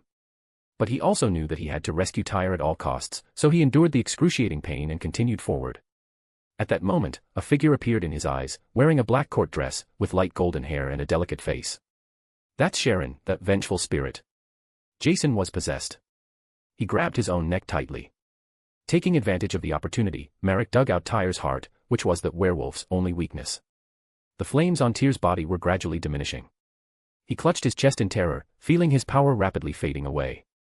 At this moment, the red accessory on Tyr's body caught the attention of Sharon, Marich, and Klein. Tyr's clothes were almost completely burned, but the exquisite ornament was undamaged. It was shaped like a full moon, surrounded by black and red gemstones, with a symbol of the moon and many mysterious markings in the center. That's the Crimson Moon Corona. None of the 3, including Klein, expected that the enemy would allow the lowest-ranking tier to wield this sealed artifact.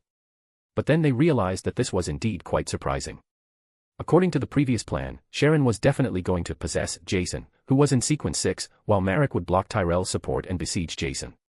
At this point, Tyr can use the Crimson Moon Crown to weaken both Sharon and Marek. The enemy sequence 5, Wraith, will definitely take advantage of this opportunity to launch an attack, which will put Sharon's side in a very passive position. Fortunately, Klein witnessed the power of the Flaming Arrow and the Scepter last night and rented them from the Hermit. Klein's thinking was simple: Jason, the living corpse, was not afraid of fire, but he would instinctively dodge the bullets of Flaming Arrow. Since Marek doesn't possess the ability to use fire, and he has never used this extraordinary weapon before, Jason will definitely want to take a quick look at the weapon in Marek's hand first. This created an opportunity to kill Tyre. So they changed their plans on the spot, and Marek used the 2 magical items to try to kill Tyre first.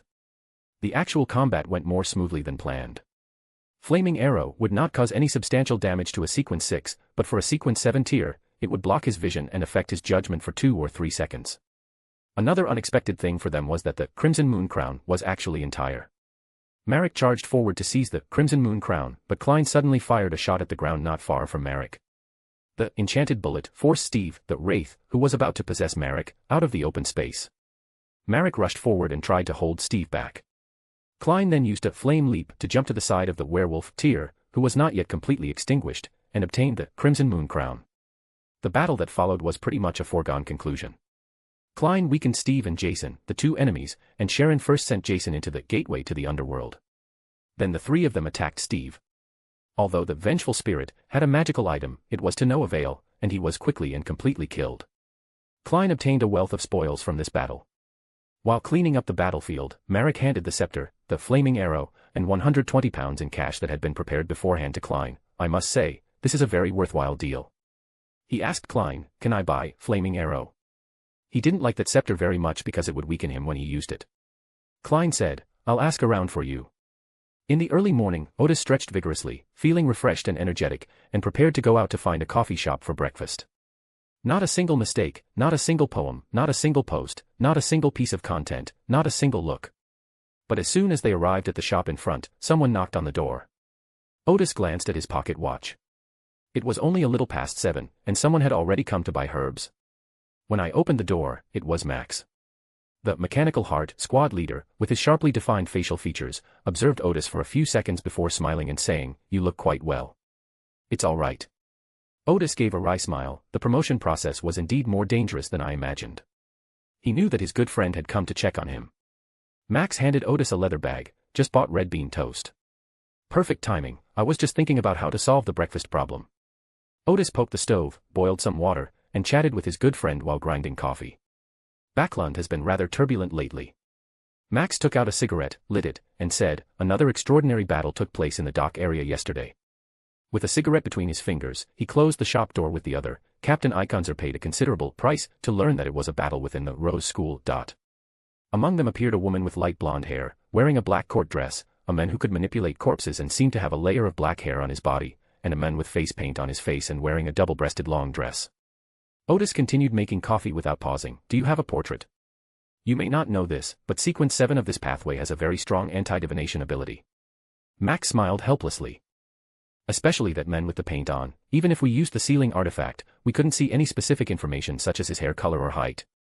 Of course you can't see it. Otis thought to himself, since Captain Iconzer paid the price, the sealing artifact you used must be the Mirror of Arads. This guy is the henchman of the Fool. Even without the interference of Above the Grey Fog, he would not have been able to give you any useful information. Chapter 27, Chapter 27 Fight Club. I'll keep an eye out for leads. Otis handed Max a cup of hot coffee. I remember you said you knew someone at the Backland Fight Club. Max immediately understood that Otis intended to practice fighting and combat at the club. Leave this to me. The members of the Mechanical Heart team also needed to learn and practice combat sports, so they partnered with a combat sports club. Otis nodded, then took her cup of coffee, sat behind the counter, and enjoyed her breakfast. After seeing off his friend Max, Otis planned to rest for lunch, but as soon as his friend Kin arrived, the image of the Fool and the image of the world reappeared in his mind. Great Fool, the world said devoutly, please, Hermit, prepare the ceremony to receive the weapons and rented yesterday. I'd also like to ask if he's willing to sell Flaming Arrow. Otis had no choice but to hurry to the laboratory, take out 2 candles and place them on either side of the table, draw the corresponding symbols, and build the spiritual wall. He lit the candles, dripped homemade essential oil on them, and Oedipus began to whisper the name of Fool in the ritual of bestowal. Soon, the candle representing Mr. Fool suddenly swelled up, forming 2 illusory, mysterious doors above the flame. The door opened slightly, and a dazzling light suddenly appeared on the altar. As the light faded, 2 extraordinary weapons and £100 in cash were revealed. The scepter costs £50 to rent, the flaming arrow costs £20, and yesterday the world also ordered 30 bullets, which cannot be returned. That adds up to exactly £100. Otis thought to himself, the rental business is pretty good. Then Otis was somewhat surprised. I remember Klein has the ability of air bullets, why does he still need flaming arrows? But then he remembered that even though Klein had the ability to use air bullets, he still bought enchanted bullets. The power of flaming arrow is far less than that of enchanted bullet, and it has no extraordinary effects. It can be used against low sequence extraordinary beings, but against a sequence 7, it can only have a surprise effect and cannot be expected to cause much damage. However, this weapon is well suited for use in ambushes or skirmishes, which fits Klein's tactics quite well. He pondered for a moment, then told the Fool in a prayerful manner, Fool who does not belong to this age, please tell Mr. World that it is worth trading, a flaming arrow for £500. It needs to be maintained once a year and can last for 5 or 6 years. Each maintenance costs £100. Without maintenance, it will only last for about 1 year. Yes, but it will take more than 10 days before the goods can be delivered. Alternatively, you can choose to order bullets from me, which will still cost £1 per bullet. I can also provide the method for making bullets, but it will cost an extra £100. The bullets used in flaming arrows are not enchanted bullets and do not require carving or other processing. They can be made using readily available bullets. The only technical steps involved reformulating the gunpowder formula and the herbal formula for soaking the bullets. However, both recipes are relatively simple. If the price is too high, Otis estimates that Klein will choose to try to divination the recipe himself, so it's better to sell them cheaper. In addition, Otis believed that the weapons he created based on his research results were not unsellable, but he was not entirely comfortable selling them to ordinary extraordinary individuals. He was at ease selling to Klein, since the other party couldn't possibly die mysteriously in some corner of the city like those wild extraordinary individuals. His weapons would be confiscated by others, and he would be completely out of Otis's sight. Otis soon received a reply from the World, I'll think about it. Otis smiled and assumed that Klein felt it needed maintenance and was a bit troublesome, which was why he was considering it.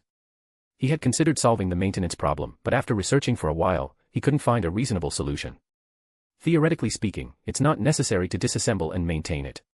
If an extraordinary being in the middle sequence continuously replenishes the flaming arrow with spiritual energy, the magic array can be restored to its function. The problem is that it's impossible to control the amount of spiritual energy replenished. Those magic arrays are like precision instruments, too much or too little spiritual energy won't work. In fact, spiritual materials can maintain their effectiveness for 1 or 2 years when stored in a box that prevents the spiritual energy from dissipating. However, if there is no such arrangement to prevent dissipation and the materials are in use, the spiritual energy will dissipate very quickly. Therefore, after creating extraordinary weapons and completing their maintenance, Otis would perform rituals to pray to the god of steam and machinery to suppress the dissipation of spiritual energy. As an informant for the Church of the God of Steam and Machinery, Otis's prayers were usually answered by the gods. Even if they were not answered, performing another ritual would usually bring a response. After crafting extraordinary weapons, artisans also perform the step of praying to the gods to ensure the expiration date of the extraordinary weapon. When Otis's research yielded little result, and considering that the 1-year usage period was acceptable most of the time, he eventually stopped his research in this area. Selling extraordinary weapons was not Otis's main source of income, so after the world said it would take some time to consider, Otis did not continue to pay attention to the matter. After lunch, Otis took a public carriage to the Backland Fight Club, in the Hilton district. With Max's letter of recommendation, Otis successfully met Federer, the head coach of Fight Club. Not a single mistake, not a single poem, not a single post, not a single piece of content, not a single look. The head coach, who appeared to be at least 1.9 meters tall but was somewhat thin and not particularly strong, personally explained to Otis the 2 ways to join the club. The first way is to pay an annual fee of £20 to become a member of the club. You are free to use the club's facilities, find suitable sparring partners, and communicate with other members. The second option is to pay a £10 tuition fee to temporarily join the club as a student. After completing a series of lessons, they will no longer be eligible to join the club. Otis thought to himself, clearly, the first way to join is prepared for someone like me who has a fighting background and wants to exchange ideas and practice. He said, I choose the first way to join. Federer nodded, not surprised. Mr. Max mentioned your situation in his letter, that you have received rigorous combat training but lack practical experience, right? Yes. Please go and pay your membership fee first, and I will find you a sparring partner. Guided by a waiter, Otis paid her membership fee, received the club's badge, and then entered the indoor venue. Federer's sparring partner was already waiting at the door. As he led Otis to the practice area, he asked, what level of practice do you need? I'm not quite sure either. Otis scratched his head. This is my first time at a fight club. The sparring partner paused for a moment, then said, I understand. I'll be careful. Upon arriving at the practice area, the sparring partner said, let's begin. In a flash, he found himself flying away. Chapter 28, Practicing Combat. Federer found Otis's sparring partners to be experienced and highly skilled in combat, and they usually sparred with senior members of the club. When he was talking to Otis just now, he was also a little surprised. He didn't expect Federer to let him spar with a novice. But as the sparring partner shouted, start, Otis, while extending his right hand, suddenly stepped forward and struck the sparring partner in the chest with his outstretched palm, sending him flying. The sparring partner stood up, clutching his chest. If it had been a punch, he would definitely be injured. Otis quickly went to help her up, are you all right? It was his first time using martial arts to fight someone, and he didn't know his own strength. Unexpectedly, he easily pushed the person away. It's all right, it's all right. The sparring partner was a little embarrassed, I wasn't ready just now, I wasn't ready, let's try again. I must have been careless just now. The two faced each other again, each assuming a ready stance. The sparring partner noticed that Otis's ready stance was a bit strange, his body was slightly bent, and his fists were one in front of the other. This pose looks a bit strange. The sparring partner asked, is this just a preparatory pose for which style of martial arts? Otis paused for a moment before replying, sent by Emperor Roselle. This was actually the starting stance of Bajiquin in his memory. After becoming a fighting scholar, Otis, who had only watched movies and videos about Bajiquin, discovered that he was also quite proficient in this style of boxing. But this is, after all, a mysterious world, and no one knows anything about Bajiquin, so they simply used Russell as a shield. The sparring partner was slightly taken aback, Emperor Roselle also knows martial arts. Fortunately, he didn't delve into it further. Instead, he took a deep breath and prepared himself, begin. This time, the sparring partner struck first, using a leg sweep to attack Otis's seemingly unstable legs. Otis crouched slightly, bending his body like a boiled shrimp. He first used his arms to block the sparring partner's attack, then suddenly exerted his strength, using his shoulder to send the sparring partner flying. Otis showed mercy, using his entire shoulder to push against the head instead of his hard acromion. If you use your shoulder, you can easily injure your sparring partner's internal organs. The sparring partner was stunned in midair. The blow had knocked him out of the bouncy training area, and he was probably going to fall on his butt. But just as he was about to land, he was suddenly pushed back by a force and stood firmly on his feet. The sparring partner turned around and saw Mr. Fred. Before he knew it, the tall, thin Fred was already standing behind him. Go and rest for a bit, I'll practice with him. The sparring partner was slightly taken aback and stepped back to the side. Otis looked at Fred across from her and smiled. Sorry, I don't think I was able to control my strength. I know, Fred said, adopting a ready stance. I can tell you don't mean to hurt anyone. Come on, get ready, start. Fred suddenly threw a right punch, and Otis ducked to avoid Fred's attack. Because of the punch, Fred raised his right arm, exposing his entire right armpit to Otis. Otis struck suddenly before his opponent's left fist came flying. But to Otis's surprise, Fred kicked out with his right leg at that moment, managing to hit Otis in the chest first. Otis immediately crossed his arms and blocked his way. Thump. The kick landed on Otis's arms, and with the force of Fred's kick, Otis's feet left the ground as if he had been kicked away, but he quickly and lightly landed on the ground again. All of this happened very quickly. In the blink of an eye, the fight between the two was over. Only then did Otis have time to think. The opening created by Fred's punch was a trap. Fred said, I understand what kind of practice you need. Today I'll teach you the first thing, your eyes must be faster than your fists. He then attacked again, and just like before, Otis managed to defend against Fred's attack, but he had no chance to retaliate. Soon, their practice attracted the attention of the surrounding club members, who came forward to watch. Although Otis was at a disadvantage throughout, the fight between the two was still very exciting, showcasing their fighting skills to the fullest. After practicing for about an hour, Fred suddenly stopped. That's enough for today. Thank you, Otis said sincerely. He didn't leave the fight club immediately, but instead began to review each of his fights. He would immediately practice the parts he understood and experience them. After his promotion, Otis had an exceptional memory. He could basically remember every exchange they had just had, so he spent more than 3 hours reviewing what he had practiced in just 1 hour. During the debriefing, Otis suspected that Fred was also an extraordinary fighter skilled in combat. Not a single mistake, not a single poem, not a single post, not a single piece of content, not a single look. During his practice session with his sparring partner just now, Otis could feel that even though he had never been exposed to combat before, with the help of the potion, his fighting skills had far surpassed those of ordinary people. Only the extraordinary can be his opponent. It was already evening when I left the club. Thick fog had enveloped the streets and alleys, and all I could see were the swaying lanterns in the distance. Arriving at the public horse station on the street, Otis waited for a carriage with some people who were getting off work. He glanced at the club again, and a middle-aged man in his 40s, looking somewhat disheveled, came into view. Otis had noticed earlier that the middle-aged man had been observing him. Upon sensing Otis's gaze, the middle-aged man smiled generously, then looked towards the direction of the club. Otis didn't sense any danger, so he didn't pay much attention. Just then, a newsboy passed by, hawking his evening paper at the station. News from the Ruin Evening News. Mrs. Mary, the wealthy woman from the anthracite coal mine, has been threatened by an unknown force. The warships of the Kingdom of Ruin and the Empire of Fuzak engaged in a brief standoff in the southern part of Sonia Island. And there's also the Daily Observer's report on the current situation in the East District. Otis recalled the reporter named Mike, whom he remembered Klein had once protected when he went to the East End for an interview. Give me a copy of the Daily Observer. He took out a coin from his pocket, handed it to the newsboy, and received a newspaper in return. Sure enough, the front page of the Daily Observer featured a detailed report about the East End. After watching for a while, the carriage arrived. Otis sat in the carriage and continued reading. At this moment, he saw a report about Ms. Mandy recruiting new people in the East District. Although it wasn't explicitly stated that it was Ms. Mandy, Otis knew that the person being referred to in the report was her. Many people who have been to the Nama ballroom will know that this refers to Ms. Mandy. Otis couldn't help but frown.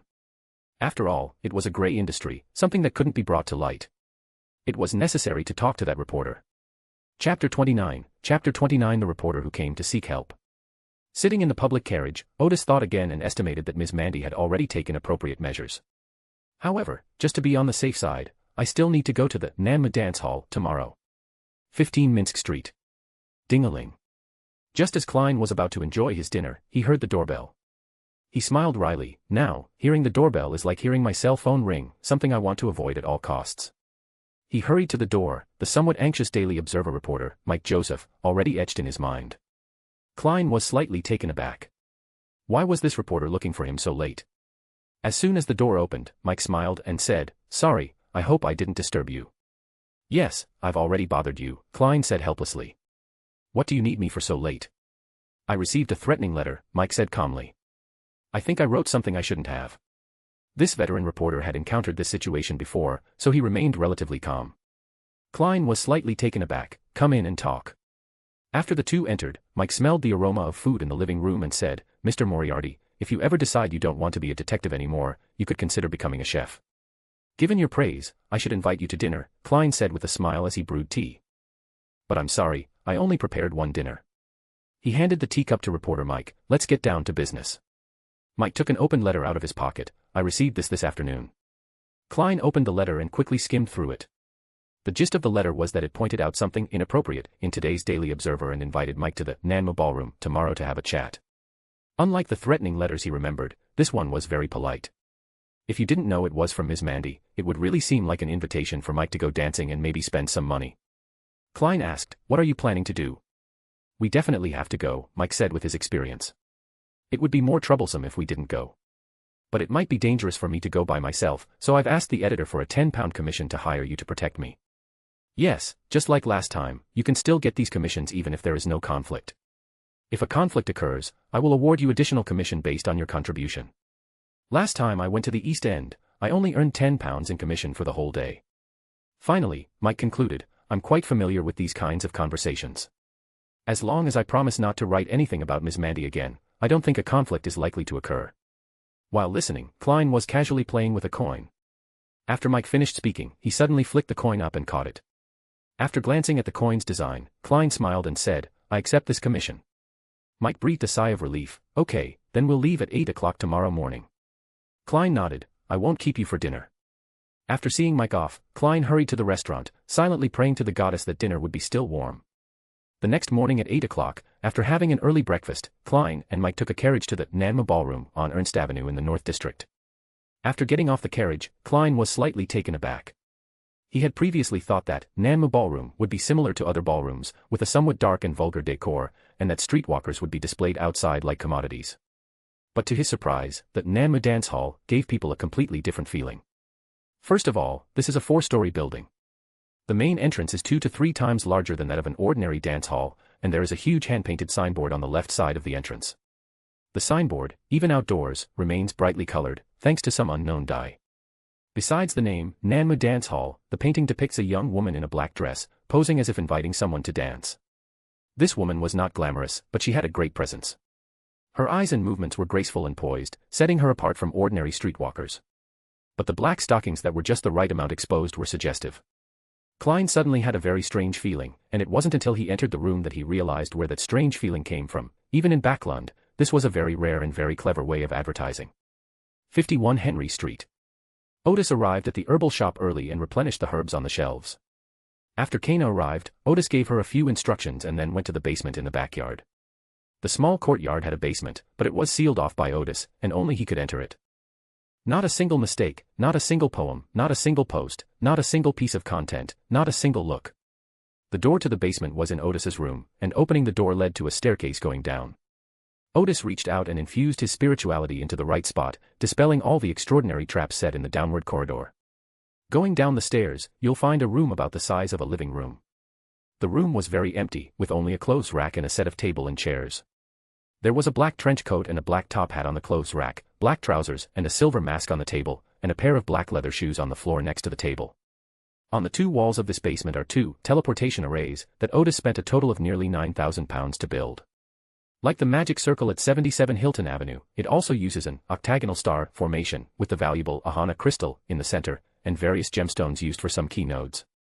Because the sum of money is so large, he has only been able to get half of the expenses reimbursed from the Church of the God of Steam and Machinery so far, and there is still a long way to go before he can get full reimbursement.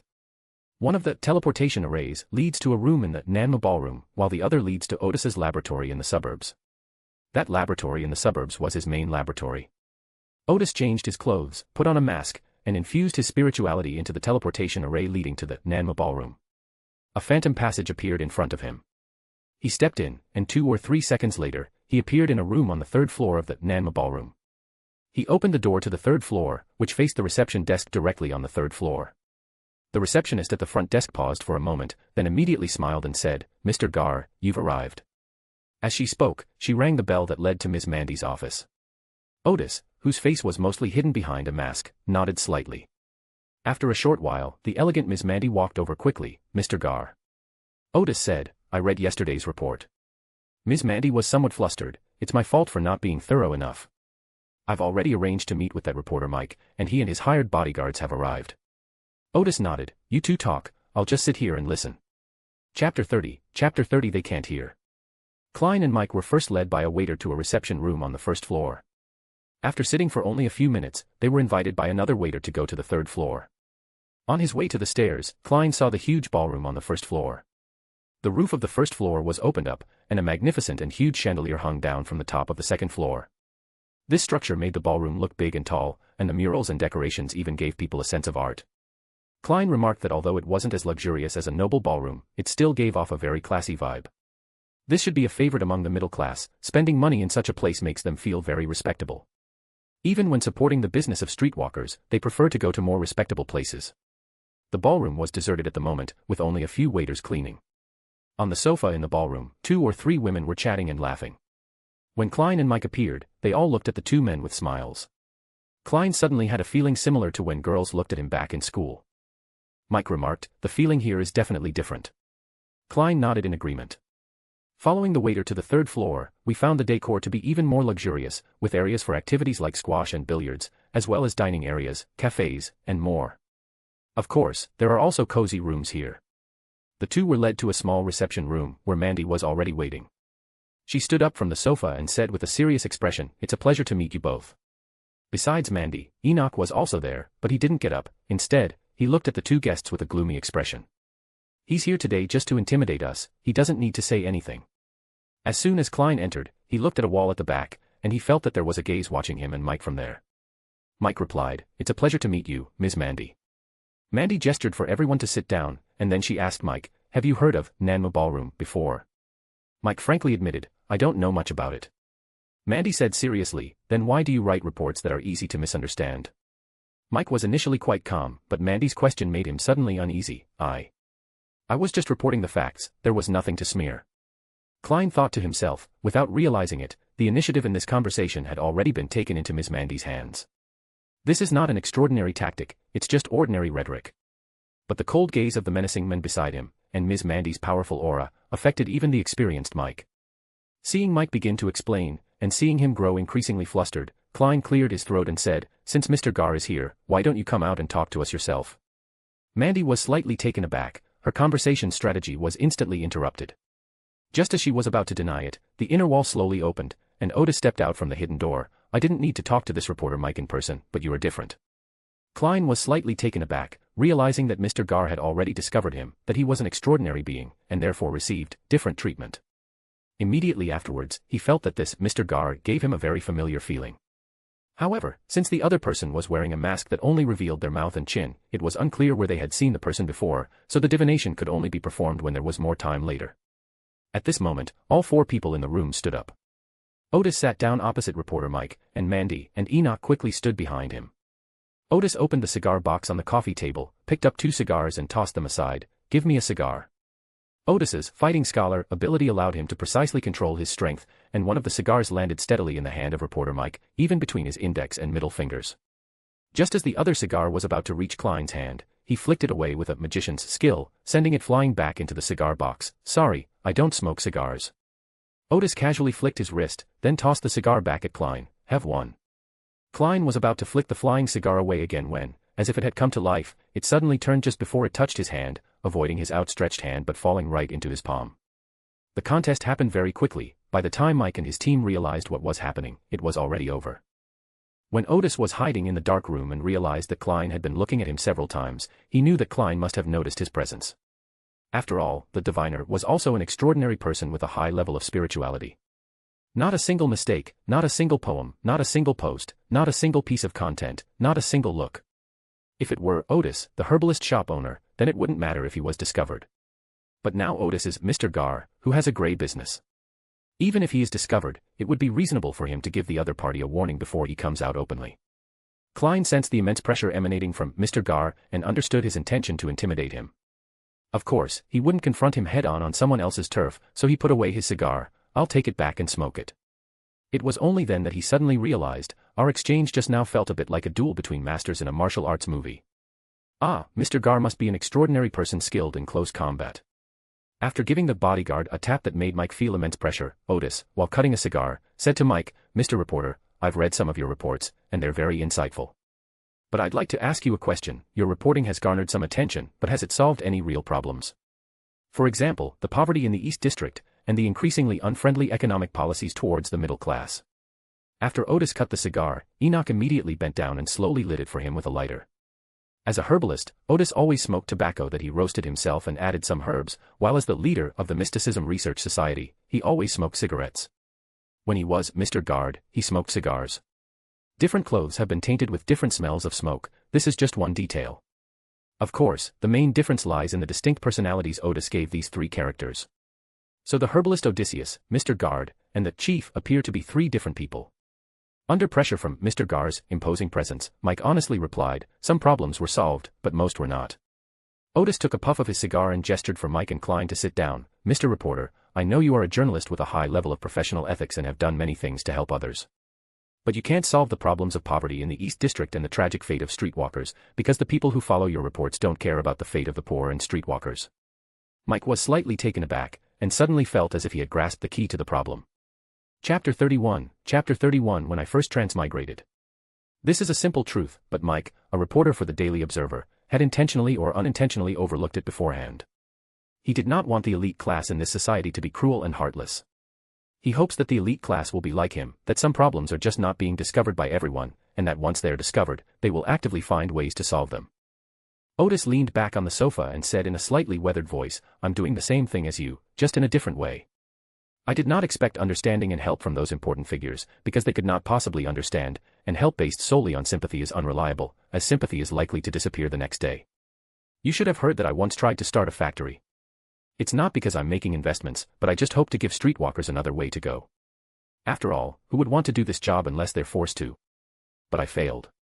Currently, only one restaurant, Nanma Restaurant, is still profitable. Mike quickly replied, I've heard that you're doing something great. Otis raised her hand, interrupting Mike, I don't need your flattery. I know what I did wasn't great. On the contrary, it was rather dirty.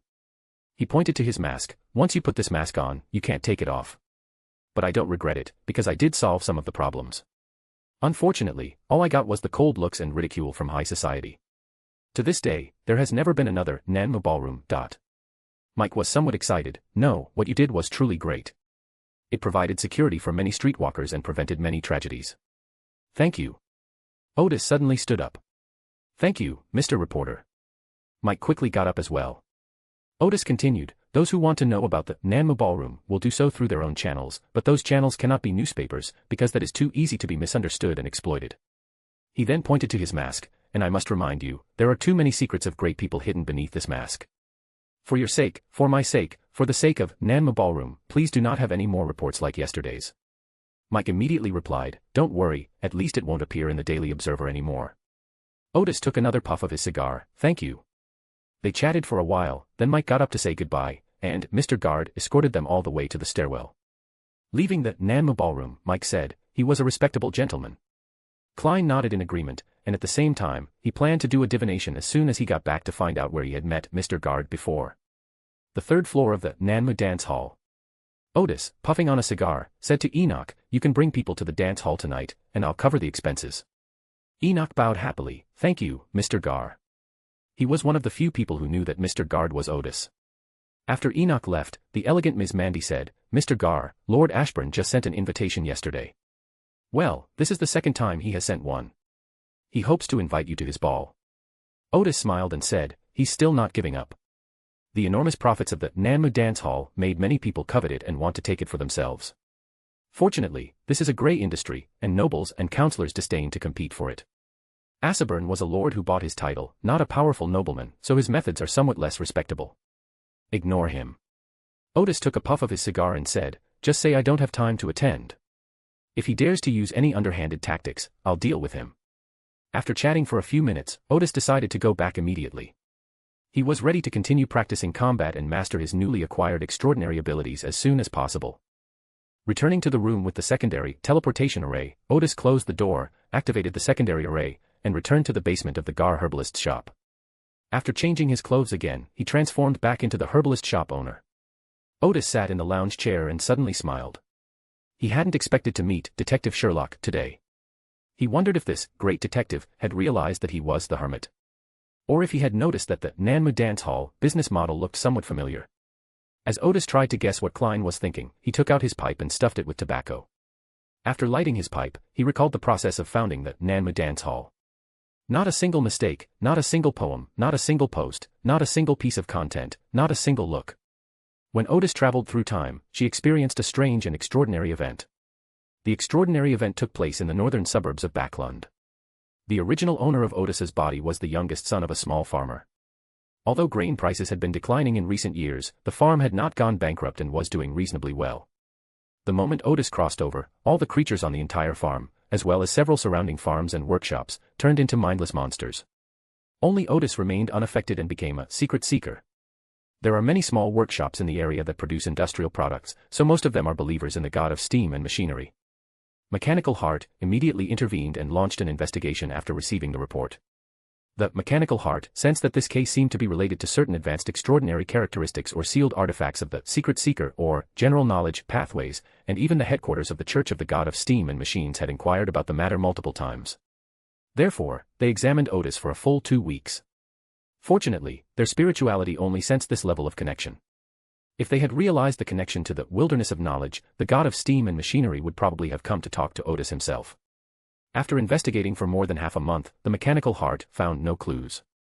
In the end, they had no choice but to take Otis, who had become an extraordinary, to Backland and find him a place to stay near the Backland Mechanical Research Society to continue their observation. However, Otis, through entering the wilderness of knowledge, has come to understand the reason for that extraordinary event. When he came to this world, he possessed a great deal of knowledge about the past and the stars, which brought great disaster to the surrounding space. As for why this disaster didn't affect the whole of Backland.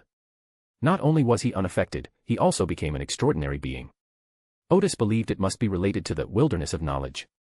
He wasn't entirely sure of the specific reason, but it was the most reasonable guess.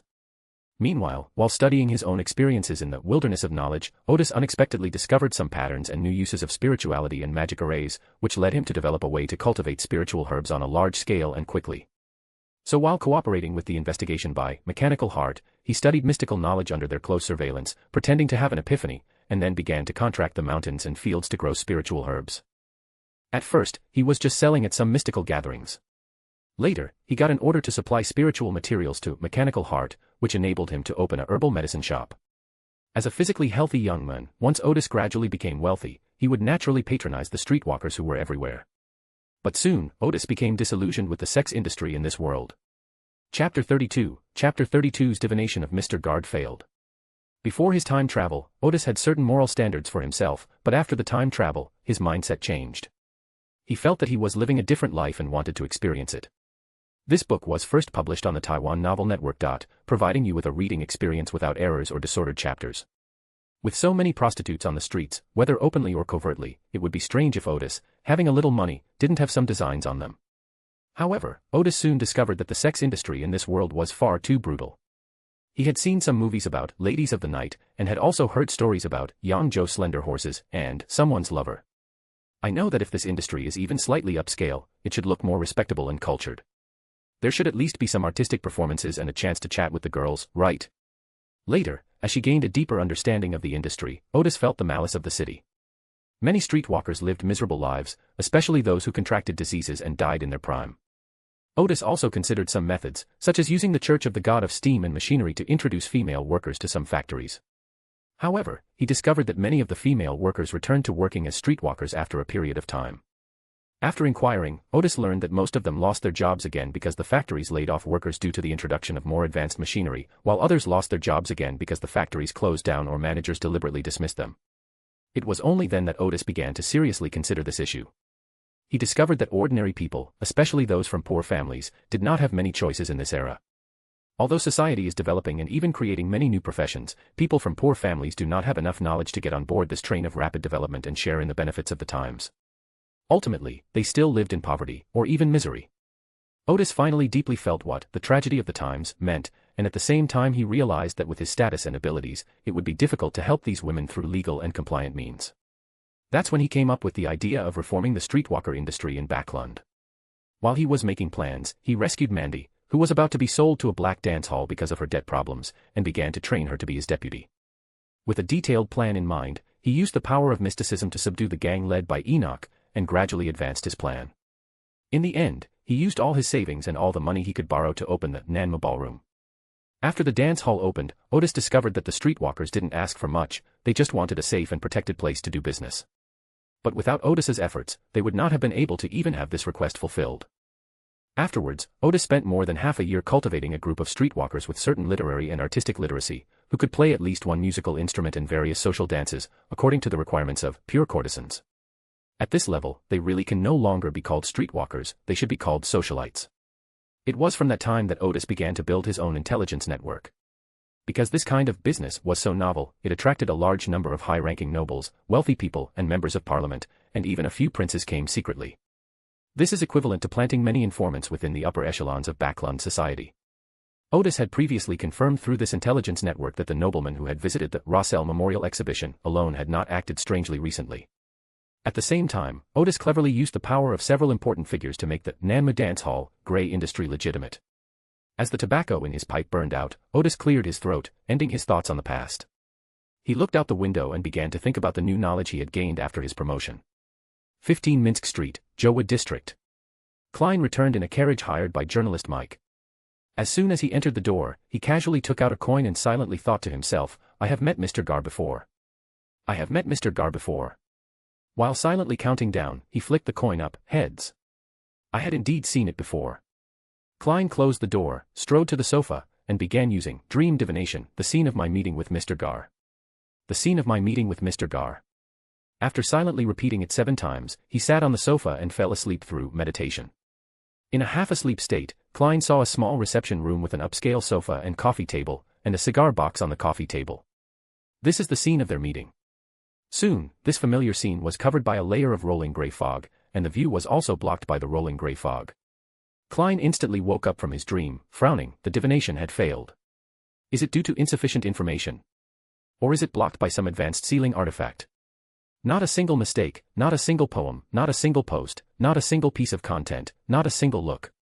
Ding-a-ling. The doorbell interrupted Klein's thoughts. He went back to the door and saw Mrs. Starling Summer's maid inviting him to a party. Klein then remembered that he had promised Mrs. Summer to attend the matchmaking event she was hosting at her home today. As for Mr. Gard's question, we can consider it when we have time, or we can simply leave it at that. After all, they are not on the same page, and there is no need to go to the grey fog for divination. Around 1 p.m., Otis arrived again by carriage at the Backland Fight Club in the Hilton district. Head coach Federer still practiced with Odis. After reviewing and thinking last night, Odis used Tai Chi to practice with Federer today.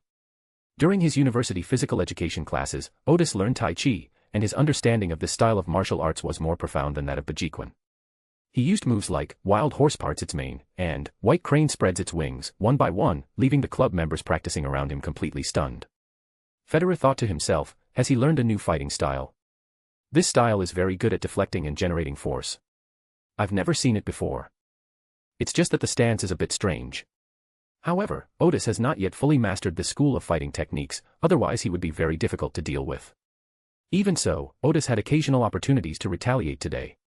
After practicing for more than an hour, Federer nodded in satisfaction, very good. It's clear you've put a lot of thought into it. Otis thanked Federer and, just like yesterday, began to review and reflect.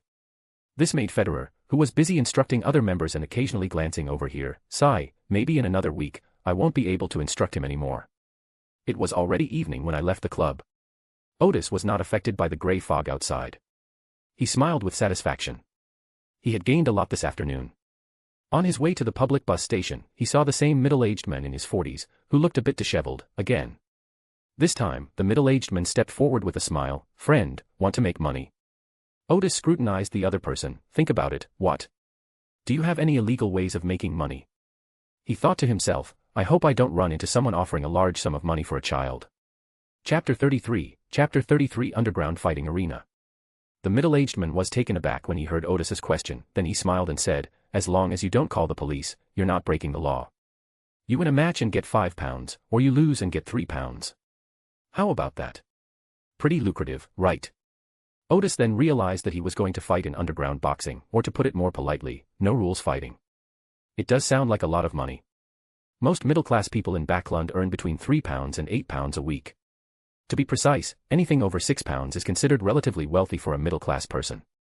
But often, injuries sustained during a match can take more than a week to heal. At this point, I hope readers will remember our domain name, TaiwanNovelNetwork. Then Otis was considering another matter. I was worried about not having any real combat opportunities, but I could go to the underground fighting arena and hone my fighting skills in unregulated combat. Seeing that Otis remained silent, the middle-aged man assumed he was dissatisfied with the payment. How about winning £6 and losing £4? He laughed and said, I can't give you any more. After all, you've never played in a competition, and I don't know your skill level. This is the highest price I can offer you. Otis, regaining his composure, asked, if I can win 2 games in a row, how much money can I earn in the second one? Young man, you seem quite confident, the middle-aged man said with a smile. The second match is £12. However, I must remind you that the people who fight in the fighting arena are all quite skilled. Otis, however, continued, so, if we win 3 games in a row, we can earn £24 just from the third game. In that case, you could earn a total of £48 from the 3 matches. That's incredibly profitable. He grinned and said, why didn't I think of this way to make money before? The middle-aged man noticed that Otis's smile was becoming increasingly unsettling. He cleared his throat and said, if you win 3 games in a row, you can get £50 for the third game. However, very few people can win 3 games in a row, so don't even think about it. Otis, however, seemed not to hear the middle-aged man's words. That would make a total of £74. Not bad. You. The middle-aged man said helplessly, fine, think whatever you want. Otis said, I'll go with you. I'm going to play in the competition. He felt he couldn't wait any longer. Okay. The middle-aged man put his fingers in his mouth and whistled loudly. Soon a small carriage came along. Once aboard the carriage, the middle-aged man introduced himself. His name was Jers, and he was the manager of an underground fighting arena. Every day, he would scout for new recruits at fighting clubs and similar places. Otis nodded, agreeing that it was also possible. People who fight in underground boxing matches tend to wear out faster. The carriage arrived at the south side of the bridge, where a dilapidated bar was located in a narrow alley. As Jers led Otis through the door, a patron immediately greeted them. Jers, you've brought back a fledgling again. This is no fledgling, Jels said seriously. This gentleman is a senior member of the Backland fighting club. This explanation only drew laughter. One red-nosed drinker laughed and said, last time, you bragged about the big guy to the skies, but he only lasted a minute on the field before his nose was broken. Ha ha. The laughter grew even louder. Jers waved his hand impatiently, gentlemen, get ready to place your bets. As he spoke, he led Otis to the bar, whereupon the bartender immediately opened the bar counter and then knocked on the door behind it. The door opened from the inside, leading to a downward staircase, where a guard stood. Give it your all, fledgling, try to hold on for a minute. Ha ha. The cheers and laughter that followed seemed to threaten to lift the roof off. After the door closed, Otis stopped on the stairs and asked, may I place a bet? Jers was taken aback at first, then laughed and said, of course. Otis pulled his wallet out of his pocket. Let me see, I have £66, 12 sours, and 5 pence left. I'll bet it all on myself to win 3 in a row. Jers stared at the stack of money in a daze. You're very rich. Otis was also slightly taken aback. He examined his clothes and asked, do I look like I'm poor? I noticed you weren't dressed like a gentleman in a tailcoat or tuxedo, and you always took public carriages, so. That's why Jers went up to ask. If he had known that this guy could come up with more than £60 in one go, he would never have asked.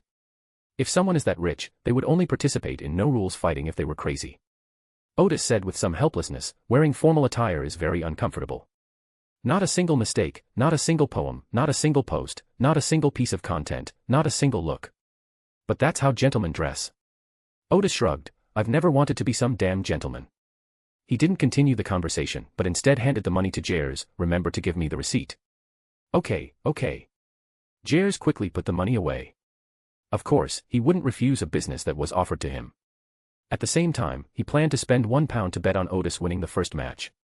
If he won, the odds would be very high. If he lost, he would only lose £1. Coming down the stairs, you enter a sizable underground space, 2 or 3 times larger than the bar above, with 2 additional entrances. The only downside is that the air quality isn't great. In the center of the site was a large wooden circular fence, and on the fence and on the ground inside, some dried bloodstains could still be seen.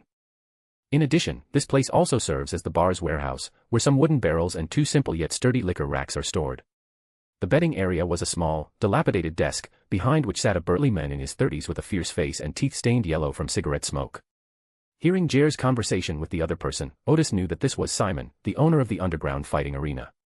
After learning that Otis had bet over 60 pounds on him, Simon gave the somewhat thin young man in front of him a fierce look. "You've got guts." Otis smiled slightly and asked the manager, "Jers, please prepare a dinner for me, and preferably not too greasy." Jers first looked at Simon for approval before nodding and saying, "Okay." Simon, with a malicious smile, reminded him, "You'd better eat less, otherwise you'll feel terrible if you get beaten up and throw up later." The thugs behind him burst into undisguised laughter. "Thank you for reminding me." Otis didn't say much, found a stool and sat down. A dozen minutes later, Jers brought him his dinner. Pork stew with tender peas, a large loaf of bread, and a cup of cheap tea. The food was so, but Otis wasn't picky about food. He ate all the food while watching the gamblers who came to place bets one after another. By around 8 p.m., more than 200 gamblers had gathered here, and the first game was about to begin. Chapter 34, 3-game winning streak. Because Otis was a newcomer, Jers arranged for him to play the first match. His opponent was a tall man who was about 1.9 meters tall and was looking at Otis with a relaxed expression. "Tim, you got a great deal." Tim is the name of Otis's rival. The first game wasn't very interesting. Amid the noise, the referee off the field announced the rules of the game. If one side faints, concedes defeat, or leaves the playing area in any form, the other side wins. "Ready, go." The gamblers shouted for Tim to finish off the newcomer in front of them as soon as possible. Tim initiated the attack, throwing a punch forward. Otis lightly dodged the blow, and then stepped forward, extending his palm and striking Tim's Adam's apple and chin with all his might, sending him flying. Thump. Tim crashed to the ground and passed out. The surroundings fell silent instantly. Simon, who was watching the fight from a high vantage point, took a deep drag on his cigarette and asked the stunned manager, "Gels, you said he's from Backland Fight Club?" Jers realized what was happening and said, yes. "I'll inquire about it again tomorrow." Yes. On the field, Otis looked at the referee. "Is there a timeout?" The referee then came to his senses, symbolically counted a few seconds, and then declared Otis the winner. "I can play another match in a row," Otis said with a smile. The people around then realized what was happening and began to buzz with discussion, speculating about the newcomer's background. The referee didn't respond immediately. Instead, he consulted Simon before returning and saying, "All right, the second player will step up. Toby. You'll be this newcomer's opponent." Almost everyone around them exclaimed, "Oh," in unison, and many people wore knowing smiles. A man about the same height as Otis took off his hat, trench coat, and shirt, and began warming up outside the arena. Otis carefully observed his opponent. He didn't look very tall, but his muscles were very firm and his punches were very fast. Judging from the expressions of the people around him, Toby must be a master in this underground fighting arena. While Toby was warming up, betting for the second round began. Otis sat leisurely on the wooden railing, and probably overheard that most of the people were still betting on Toby to win. After all, Otis won too quickly, and not many of them were experts in combat. They didn't understand the ingenuity of Otis's attack, nor did they realize that Otis's victory was not due to luck or chance. They continued to bet based on their previous understanding. Soon, the second match began. Toby stared intently at Otis, knowing full well that Otis would be a formidable opponent. Otis was more serious than in the last match, adopting a standard fighting stance.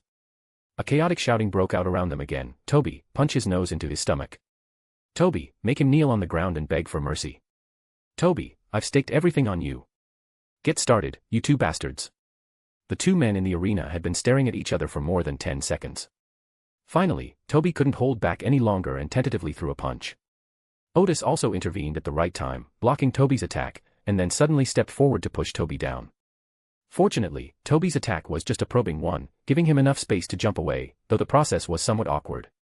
Seeing the situation was getting out of hand, the surrounding spectators shouted, "Go for it, Toby. Don't act like a girl. Toby, what are you doing? Punch. Punch." Toby felt he had roughly figured out his opponent's fighting style and began attacking with his legs. In his view, his opponent's style was to quickly close in and then launch an attack. As long as he prevented his opponent from getting close, he could continue to observe and look for an opportunity. After dodging several attacks, Otis seized an opportunity to rush forward, quickly crouched down, and once again avoided Toby's kick. Then, he suddenly stood up and used his right shoulder to ram Toby, lifting him up and sending him flying. Whoosh! Toby slammed onto a table behind a group of gamblers, cried out in pain, and then passed out. The area around the stadium fell silent again. However, this time the referee realized what was happening. The newcomer wins. The newcomer wins again. The surrounding gamblers started buzzing again, unable to understand how the seemingly thin and not very muscular newcomer had managed to beat two people in a row. Otis held up 3 fingers. I want to play 10, no, I want to play a third match. The referee went to Simon again for instructions and quickly returned, saying, the third match is 3 against 1. Are you sure you want to play? Otis saw Simon, who had a fierce look on his face in the distance, revealing a sly smile. He said nonchalantly, confirmed. Not a single mistake, not a single poem, not a single post, not a single piece of content, not a single look. The surroundings quieted down again. This guy's crazy. A gambler's exclamation amplified the surrounding chatter. Some people think the newcomer is too arrogant, while others believe that the newcomer must be confident. While the 3 players were warming up, betting began for the third round. This time it was basically a 50-50 split, with half the people betting on Otis to win and the other half betting on him to lose. The third match begins. Otis was surrounded, and her 3 opponents immediately launched an attack. Instead of attacking all at once, they launched 2 strategic attacks, one to direct and cover for any weaknesses. Otis used his agility to escape their encirclement time and again without serious danger. After making a basic observation of his 3 opponents, Otis decided to launch a counterattack. Just then, he spotted a familiar face among the gamblers around him. He was a thin, middle-aged man with a prominent scar at the corner of his left eye. Otis suddenly remembered that on Monday, Enoch had reported to him that this was an informant for the Punisher, and that someone was paying to find him. In the brief moment that Otis was distracted, his opponent seized the opportunity and threw a powerful punch that struck Otis in the cheek. Amidst the enthusiastic shouts around him, Otis's ears rang from the blows. However, the physique of an extraordinary being was far stronger than that of an ordinary person. He took a step back, shook his head, and the discomfort quickly disappeared. But his opponent seized the opportunity, the strongest of them attacking Otis from behind and locking his arms firmly around Otis's shoulders. The opponent who had just punched Otis raised his foot and kicked Otis hard in the chest and abdomen. Otis struggled twice, but seeing that he could not break free, he used the large body behind him as a leverage point to leap up and lock his legs around the oncoming opponent. With a forceful twist, the other person spun and flew out, crashing into the wooden railing and falling to the ground, unable to get up. As soon as Otis's feet touched the ground, he exerted force again, and actually jumped up with the big guy behind him on his back, then flipped over and slammed his back down to the ground. The fall was so hard that the 2 arms that were holding Otis were immediately released, and the big man was jolted so much that he couldn't get up for a moment. Otis jumped up, ready to attack his third opponent. As a result, the other party panicked and jumped over the fence, choosing to surrender. Silence fell once again. Otis looked at the referee. Shall we continue? The referee quickly said, Newcomer, newcomer, the newcomer wins. Otis jumped out of the wooden fence and went to Simon to collect his reward and wager. Chapter 35, Bernadette Conjecture. As Jares, the manager of the underground fighting arena, sat behind a table counting his money, Simon, with a wicked grin, said with a malicious smile, Kid, you could actually earn an extra £300. He took a deep drag on his cigarette, his teeth, already yellowed, seemed to have darkened even further. If you could have pretended to have had a tough time winning the first 2 games, you could have made way more money. In that case, most gamblers would keep betting on Otis to lose, which would not only make Otis more money, but also make Simon more money. Otis won the first 2 games too easily. If Otis hadn't bet on himself to win 3 games in advance, he wouldn't have made any money in the 3rd game. Sitting opposite Jares, Otis said unhurriedly, one should not be too greedy. If things had really gone that way, he probably wouldn't be able to get the betting money from Simon so easily now. Please remember the Taiwan novel website. For the fastest chapter updates. At this point, Gels finished counting the money. The bet plus the reward totaled £332 6 sols. Only a small portion of the notes were £10, the majority were £5 and £1 notes, forming a thick stack. Many gamblers around couldn't help but swallow hard when they saw the money, while some revealed greedy eyes. Since Otis had just defeated all the other competitors, today's competition was over, and most of the gamblers had already left. After Otis glanced at them, all their greed vanished. Otis got up and was about to take the money when Simon suddenly stopped him, interested in cooperating. I know of a very high-end competition that attracts many upper-class people who watch and bet on it. The prize money for winning a match starts at £150. Not interested. Otis knew from the reward that it was a competition exclusively for the entertainment of nobles. He had done his research on it. Simon replied, you can think about it some more. He grinned wickedly and said, I know some information that ordinary people don't. If I report your situation to the church, he. Otis already had a plan in mind, and he said calmly, don't force me to hit someone. You'll agree. Simon wisely withdrew his hand. Otis picked up the money, counted it, and after confirming that it was correct, he casually grabbed a bottle of wine from the wine rack next to him, pulled out the cork with his teeth, gulped down 2 mouthfuls, and strode away. Of course, we had to celebrate with drinks. We earned over £300 in one night, which is a year's income for many middle-class people. However, this way of making money cannot be replicated. After that night, gamblers all knew he was very good at it, and the odds would not be as high as they are now. He could try to find other underground fighting arenas, but by the time he finds one, news of tonight's feat will probably spread, making it impossible to win money by betting based on information asymmetry. Otis still went out from the direction of the bar, drinking as she walked very carefully through the dimly lit alley. Perhaps a few drunk gamblers will team up to rob us. Fortunately, they were not attacked as long as they left the alley. He soon came to a wider street, where carriages occasionally passed by, and many homeless people were resting on both sides of the road. Suddenly, Otis stopped in his tracks. He had spotted the informant of the substitute among the vagrants. To be precise, we saw his body. The informant was huddled on the ground, his eyes vacant, as if he had just died. Otis was about to go forward to check, but reason made him stop.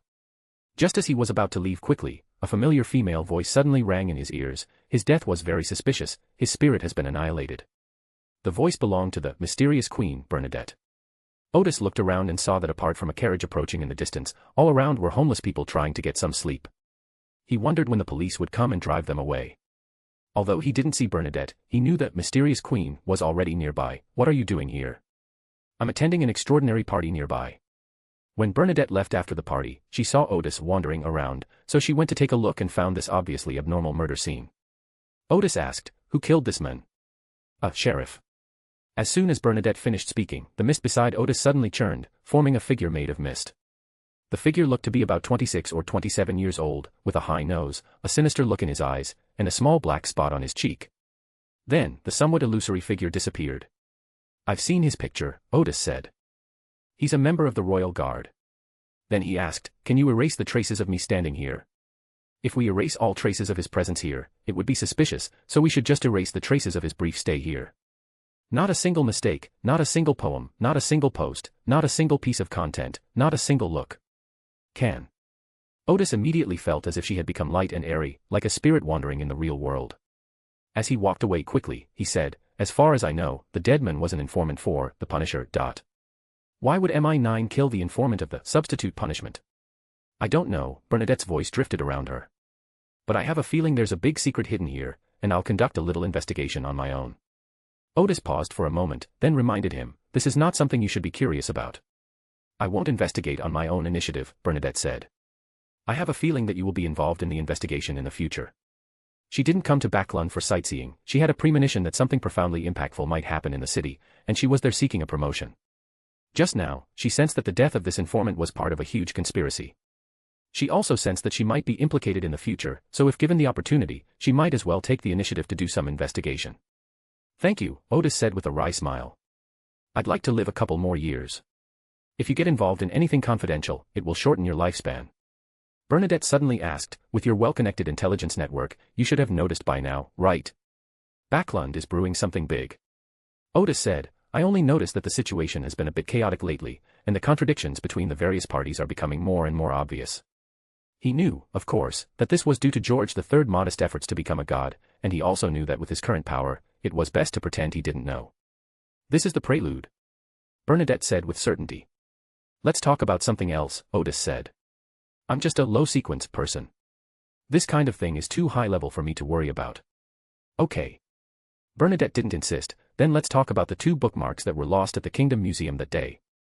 Otis thought to himself, "How about we talk about world peace?" Chapter 36, The Mysterious Queen Urges Orders Online. Upon hearing Bernadette's words, Otis's alarm bells went off, but he pretended to be relaxed and asked, "Is there a problem with those 2 bookmarks? You should know that one of those 2 bookmarks isn't an ordinary bookmark, right?" Bernadette, who still hadn't shown herself, said, "I don't know." As soon as Otis finished speaking, her nose grew longer again. A soft hee-hee echoed in the air. Otis felt a cold sweat break out on his brow. If the conversation continued, it might easily drag the fool into the mix, which would be troublesome.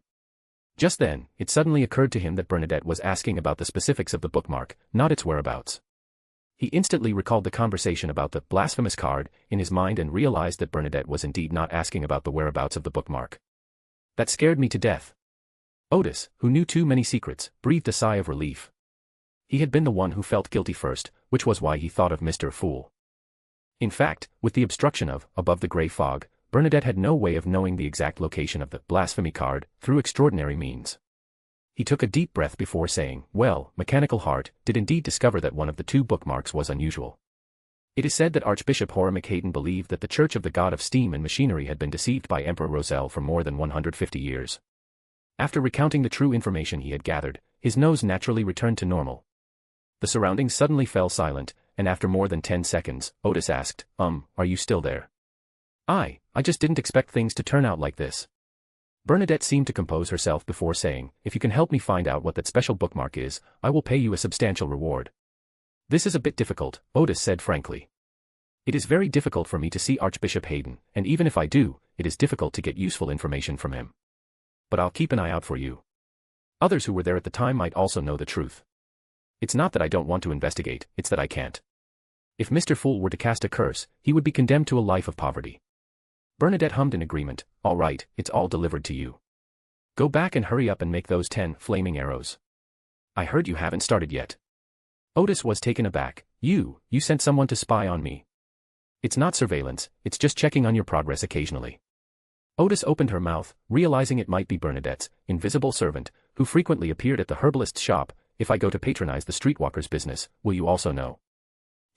What? What's there to be shy about? Bernadette's voice gradually became somewhat ethereal. I need to remind you that you need to act quickly. If you can't complete the transaction on time, don't expect me to pay you the balance. She planned to have Arya carefully observe Otis's process of creating extraordinary weapons through the invisible servant, hoping she could learn everything, and then Elemental Dawn would create the flaming arrow herself. At the same time, Bernadette had a premonition that carefully having her servants observe Otis's actions would yield unexpected results. I understand, Otis said, not in a very good mood. I'm warning you, don't look while I'm taking a shower. My servants have no such inclination. Bernadette's voice grew increasingly ethereal. As soon as she finished speaking, Otis felt the light-headed feeling disappear, and she returned to the real world. He sighed helplessly, feeling that he would never dare to take off his clothes to sleep again. Since the customer was urging them, Otis had Kana place an order at the foundry early the next day, Friday morning, to order parts for 15 flaming arrows in one go.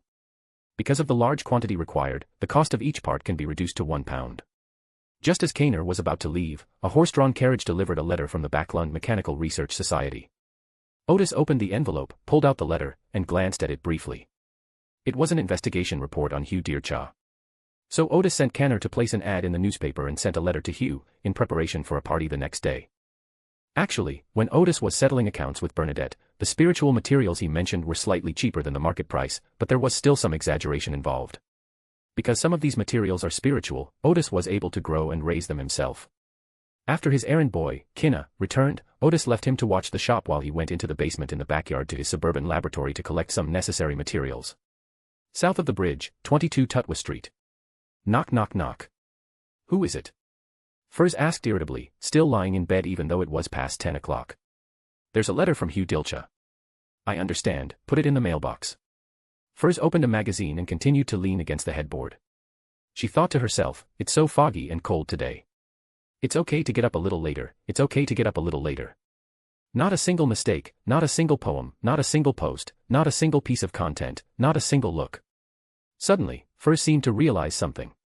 She quickly changed her clothes, opened the door and looked around. The fog outside was indeed quite thick, but she didn't see any suspicious figures on the street. She hurried to the mailbox and took out a letter signed, Mysticism Research Society, just as I suspected. Furs looked around again but still didn't see anyone suspicious. She thought to herself, maybe it's time to move again.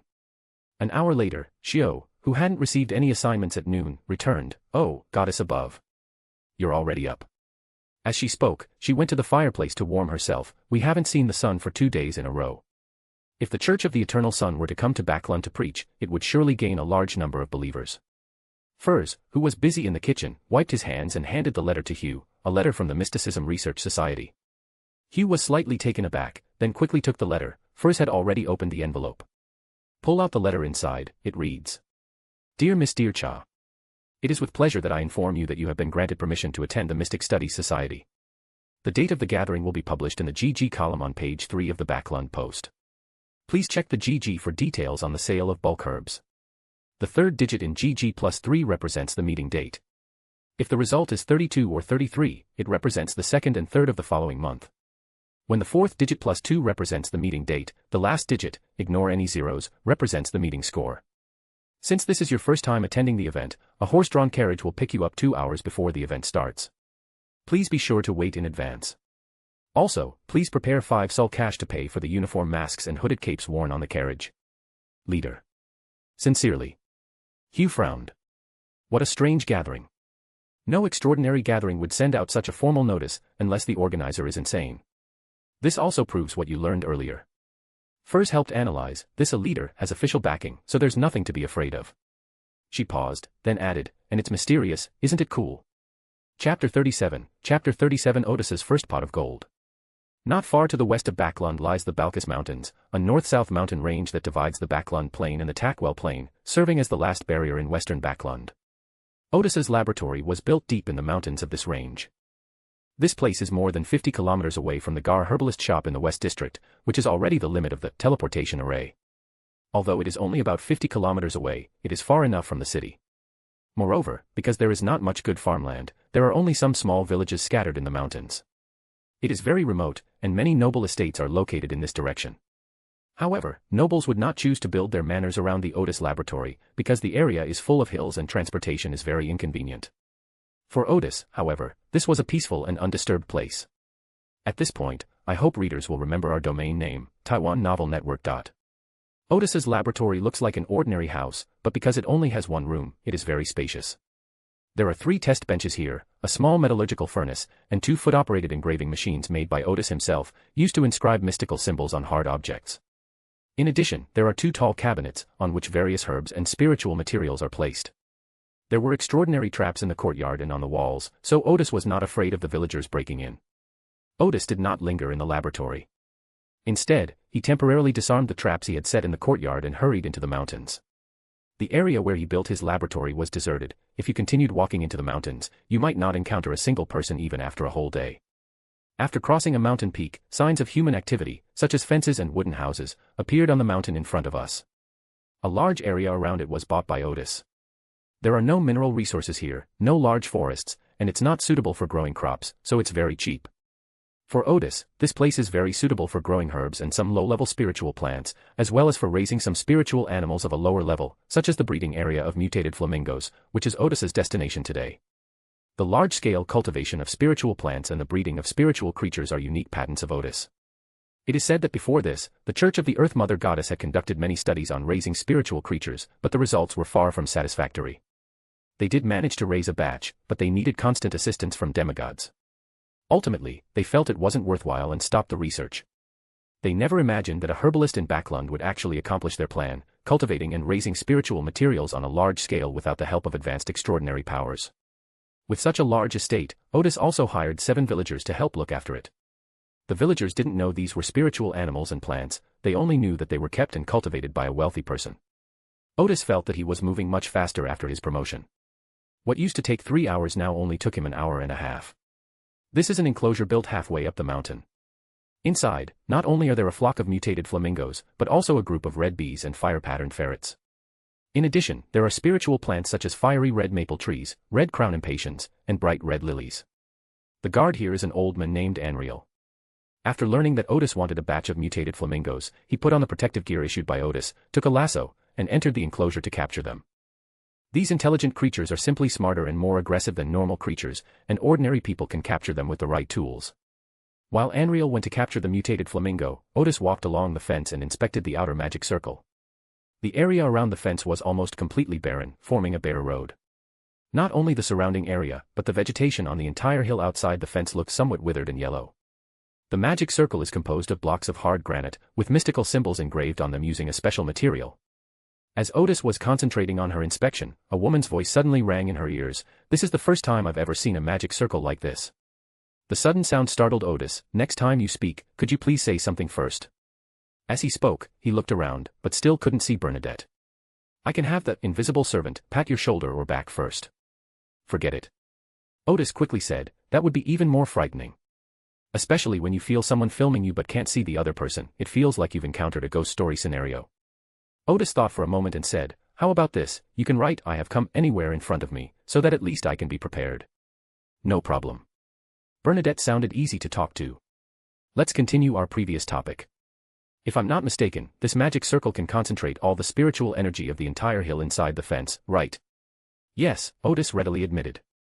After all, the other party was an expert and had already figured out the function of this magic array.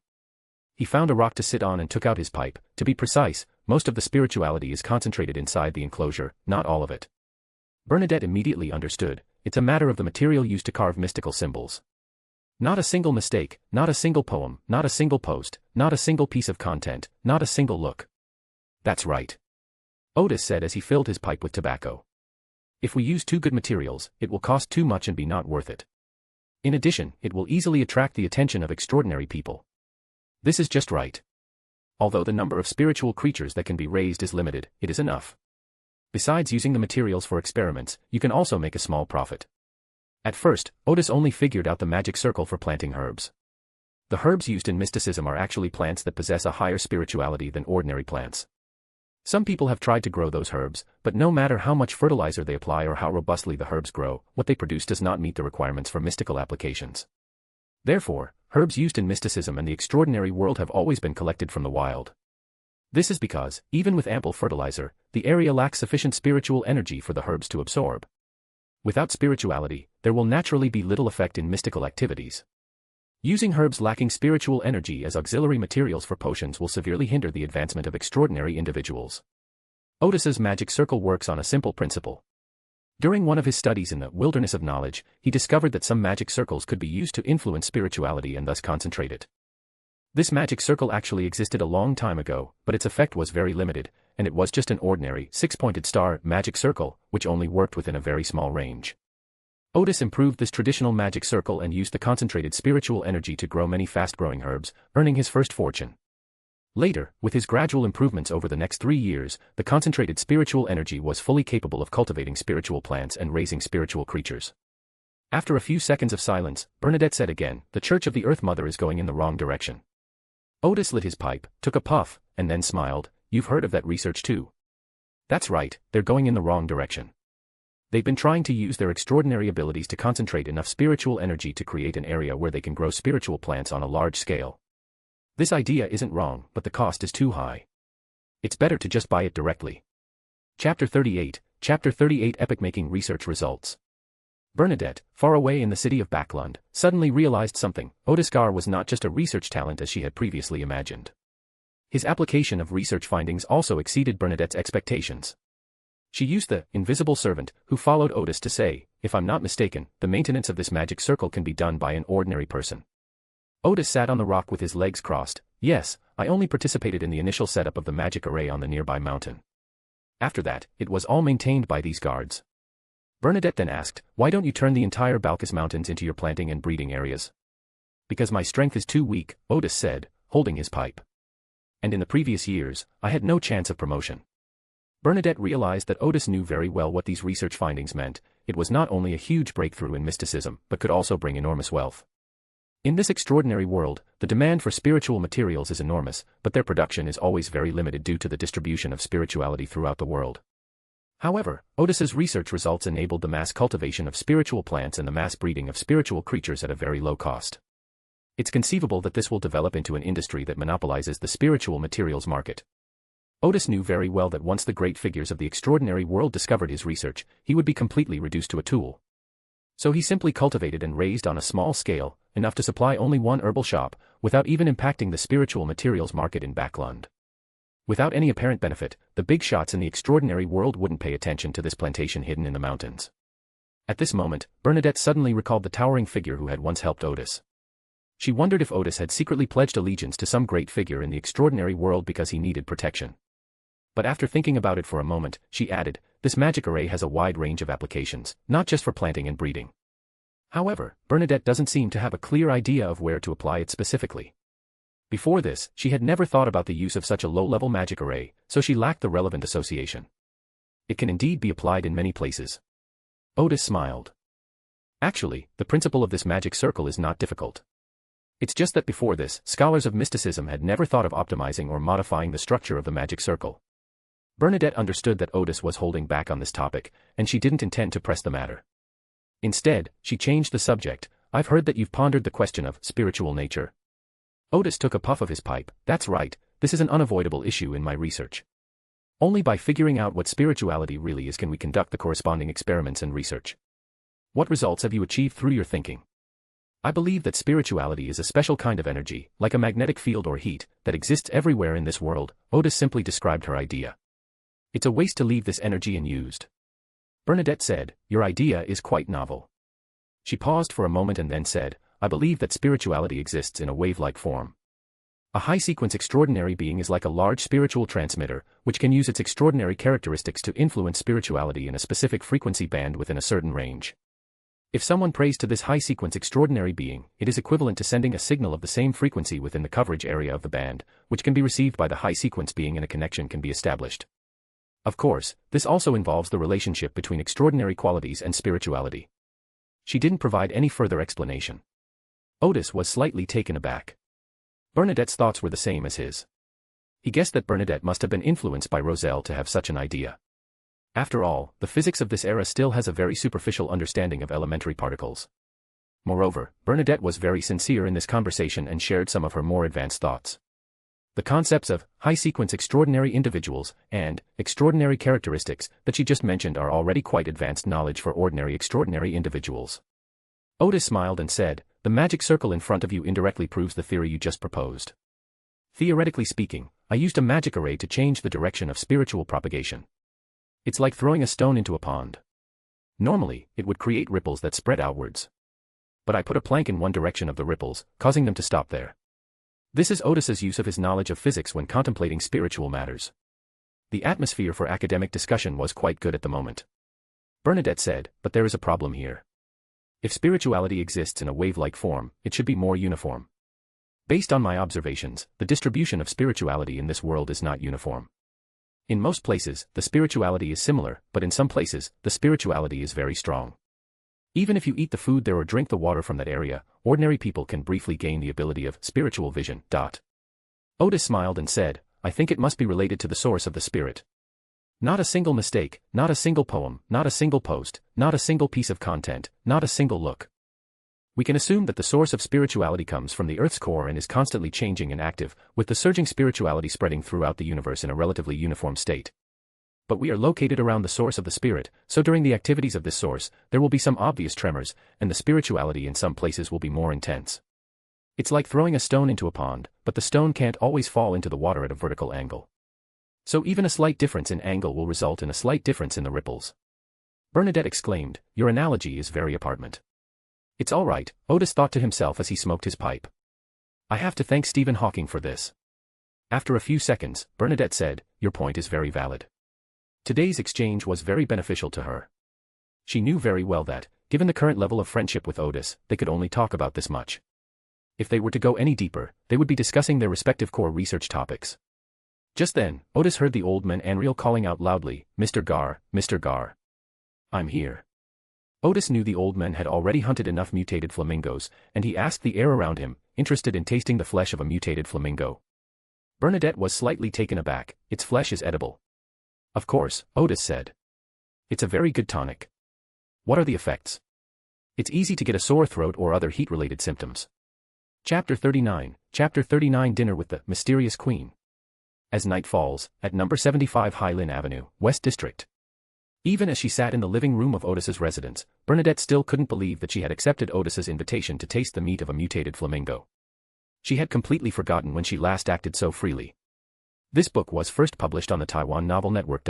Providing you with a reading experience without errors or disordered chapters. Bernadette thought to herself that she was somewhat interested in Otis's invitation, perhaps because the afternoon's discussion had been so profound. Since she was already there, she stopped thinking about it and got up to look at the artworks in the living room, only to find that they were all high-quality replicas. Bernadette smiled knowingly. This was quite similar to what she knew about Otis. According to her recent observations using invisible servants, Otis spent almost all of his income on mystical research. With his income, he could easily buy a horse-drawn carriage, but he is still taking public carriages. These exquisite handicrafts are displayed on the shelf by the wall, they must be the most valuable items in this room. Bernadette saw models of steel warships, models of people wearing strange armor with an industrial aesthetic, and models of things like trains and flying castles. The top row of the shelf contains 2 photos. One of the photos is a portrait of Otis, wearing a top hat and a tuxedo, looking to the left front, as if he sees his future or is looking into the distance. The photo on the right is a picture of Otis standing in front of a herbalist's shop. At that moment, Otis called out from inside the restaurant, "Dinner is served." Okay. Bernadette arrived at the restaurant, where the table was already set with food. There was roasted meat, meat soup, fried meat, and stir-fried meat with chili peppers, but all of these meats were from mutated flamingos. Because a total of 45 mutated flamingo leg bones were needed to carve the magic array on the flaming arrow, 23 mutated flamingos were killed. This spiritual creature, with its long, thin legs, liver, blood, and 7 long feathers at the tail, is made of spiritual material with fire attributes. But the other parts are just ingredients that are rich in spiritual energy. Of course, Otis wouldn't waste such good things. Besides leaving 2 for Old Man Anriel, he gave 2 more to his friend Kinna, kept 5 for himself, and sent 5 more to Max. The remaining 9 were sent to the Nanmu ballroom, as gifts for socialites to present to nobles. Those nobles were discerning, of course they knew this was a good item. Of the 5 that Otis brought back, 4 were used to cook dinner that evening. He also made a vegetable salad, cut a fruit platter, bought some desserts and bread, and a bottle of red wine. And so, this sumptuous dinner came about. Bernadette looked at the dishes, they looked pretty good. It smelled delicious, so she cut off a piece of meat and put it in her mouth. The meat was a little dry, but it tasted very fresh. Otis also picked up his knife and fork. "I've always been curious, do highly extraordinary beings like you eat like ordinary people?" "I don't necessarily eat it at every meal," Bernadette replied. "Most of the time, eating is more of a psychological comfort." She said, "You seem to really enjoy taking pictures. Even in Backland, taking photos is a relatively luxurious expense." Otis smiled and said, "The camera is quite fun." Actually, he mainly wanted to experience what it was like to take photos in this era. By then, there were already box cameras, which looked bulky, but taking a decent-looking black and white photo was not a problem. As you continue to advance in your career, you'll discover even more fun things. Bernadette smiled, put down her knife, and snapped her fingers into the air. Otis immediately saw a sketchbook and a paintbrush appear on the side of the dining table. These 2 items were suspended in midair, and an invisible force was controlling the paintbrush, which was writing and drawing rapidly on the paper. Just a dozen seconds later, the paintbrush stopped, the canvas turned, and it faced Otis and Bernadette. Otis saw that it was a realistic painting depicting 2 people having a meal. Despite using only 1 paintbrush throughout, the painting was in color and incredibly lifelike, almost like a color photograph. This made Otis exclaim, "How incredibly convenient." Hearing Otis's somewhat surprised remark, Bernadette smiled and snapped her fingers again. An invisible hand took the painting down and handed it to Otis. "Thank you." Otis took the painting. "I'll buy a frame and keep it as a keepsake." Bernadette, however, didn't seem to care much and said, "It's just a painting. Not a single mistake, not a single poem, not a single post, not a single piece of content, not a single look." As they ate and chatted, Bernadette asked again, "I've always wondered why you go to so much trouble to build your own intelligence network." The Mysticism Research Society has built an intelligence network in the extraordinary realm of Backland. Although it does not have information on the important figures in the extraordinary realm, Otis can know about any developments in the extraordinary realm immediately. The Nanmu Ballroom is an intelligence network among the nobles of Backland. Otis knows many of the nobles' secrets very well, and he can use this intelligence to create huge profits when he needs it. The reason is simple. Otis raised his glass, took a small sip of wine, and said, "Intelligence is a valuable, yet relatively safe, commodity. For example, if you need some information about Backland, you'll most likely buy it from me rather than arrest and torture me." Bernadette also raised her glass. "If you happen to encounter lunatics like the Aurora Society, they might kill you and then use psychic abilities to obtain information. That's why I'm cooperating with the Church of the True God," Otis said with a smile. "The Aurora Society is an exception. No matter what I do, it's dangerous to run into the madmen of the Aurora Society." Bernadette then revealed her true purpose. "I understand that there are members of the Aurora Society among the parties you organized. They are indeed dangerous, but if you understand their needs, you can use them," Otis said. "Of course I know it's dangerous, so I've kept them from finding me. As for divination and similar searches, the wilderness of knowledge will naturally help block them, so there's no need to worry about being found by these lunatics." Otis laughed and said, "But I can find them." Bernadette nodded slowly, as long as there wasn't too much connection with the Aurora Club. After that, their conversation became more relaxed, mainly discussing plays, operas, anecdotes about Backland, and so on. Around 9 p.m., after having a full meal and some tea in front of the fireplace, Bernadette took her leave. Otis had intended to deliver it to her doorstep, but Bernadette disappeared in front of the fireplace. He stretched, but instead of resting immediately, he began preparing for tomorrow's occult research meeting. Hugh Dearchaw will attend the meeting tomorrow as a new member. Chapter 40, Hugh's Lament. Saturday morning, south of the bridge, 22 Tutwa Street. Hugh was ready by 6 in the morning, waiting for the carriage to take him to the party. Last night's Backland Post published information about the time of the gathering, which will take place at 9 a.m. today. Furs, dressed in her pajamas, appeared in the living room yawning. "Hugh, I've come to see you off." Hugh was both amused and exasperated. "Furs, have you forgotten?" Under the influence of Emperor Roselle, seeing someone off has other meanings as well. Furs ran her fingers through her messy hair. "I'm just saying it literally. Besides, it's not really dangerous for you to go out this time." Knock knock knock. Just then, there was a knock on the door, but no one answered.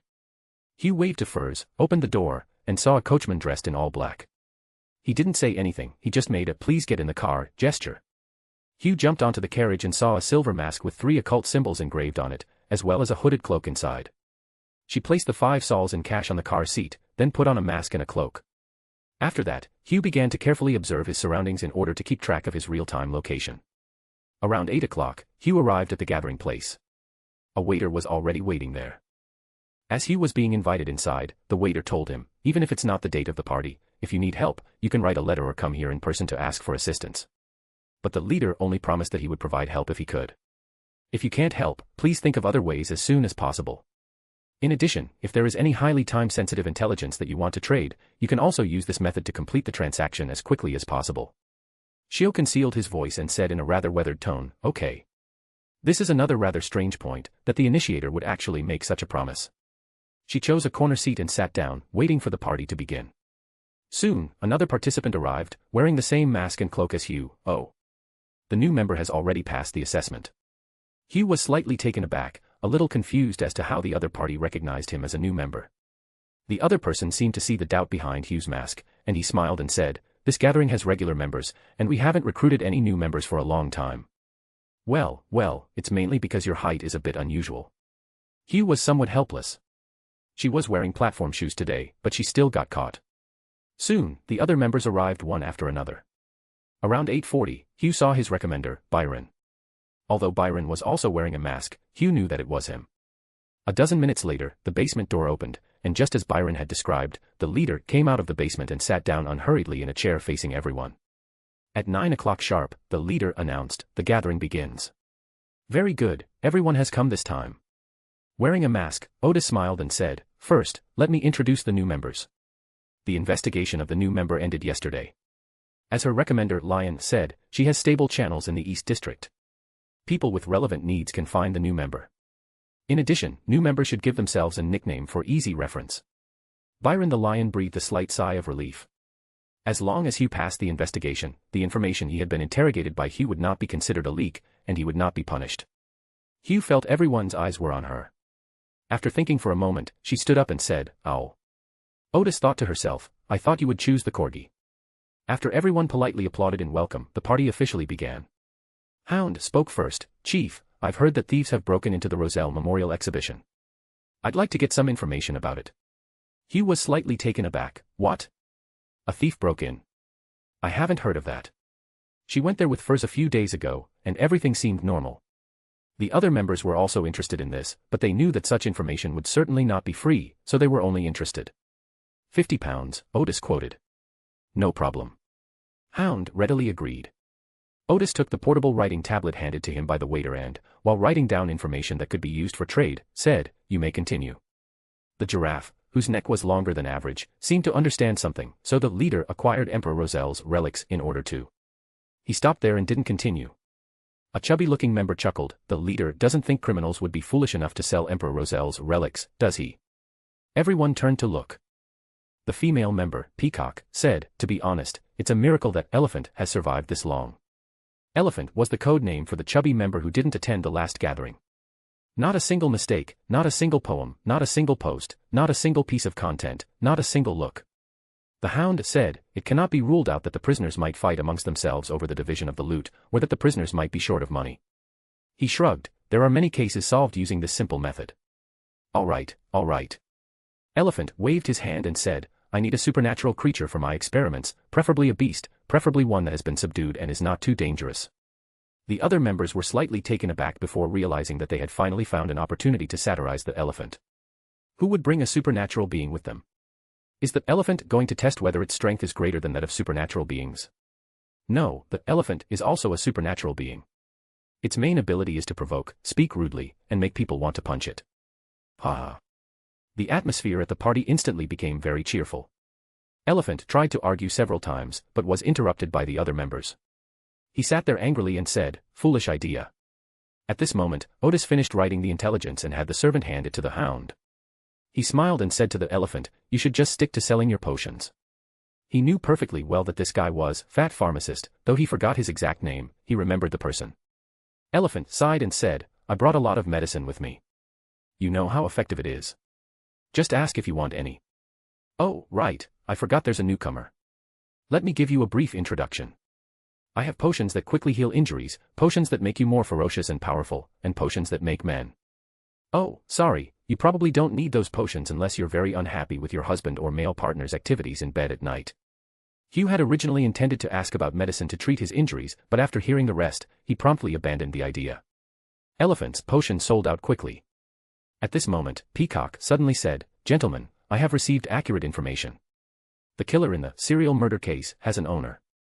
At this point, the elephant that hadn't attended the meeting last time asked curiously, "What master?" Peacock gave him a brief explanation.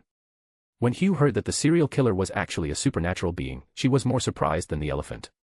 Then she exclaimed, "Why do I have this feeling that I don't live in Backland? Why are there so many hidden stories among things that are well known?" The elephant muttered to itself, "It has an owner too. I'd like to talk to him if I get the chance." Chapter 41, The Limits of Evil. Remember the original website domain. The information mentioned at the occult research conference initiated by the leader was somewhat beyond Hugh's expectations, and even made her feel unfamiliar with Backland. "I need to issue a mission." After quickly glancing at the intelligence provided by the leader, the hound paid a £50 intelligence fee and continued, "Investigate for me who this person came into contact with before his death." After saying that, he took out a portrait and unfolded it. "I will provide detailed information about this person, as well as a list of some of the people he came into contact with during his lifetime. For each contact not listed in the information, I will pay £10, with no upper limit. Yes, it has to be someone I've been in contact with within the last 3 months." Otis saw that it was a portrait of the dead substitute informant. "This is the 3rd time I've come into contact with this person. The first time was when Enoch reported that someone was looking for this informant. The second time was the night of the underground boxing match. I saw the real person during the match, and soon after, the real person turned into a corpse lying on the ground. This is the 3rd time I've seen this face." Otis knew very well that this man had died at the hands of the royal guards, which must involve nobles and even some secrets of the royal family. It was best not to provoke him if possible. He then pondered, did the royal guard cooperate with MI9 in assassinating this informant? Now, the hound from MI9 is investigating who this informant had contacted before his death, and it seems that killing him did not yield satisfactory results. At this moment, Hugh raised his hand, "I can try to take on this task. If you have detailed information, a commission of £10 would be quite generous." She thought she could look at the information first, maybe she could find some clues. "Are the new recruits very enthusiastic?" Hound smiled. "Is there anyone else willing to take on this mission? I brought 3 sets of documents."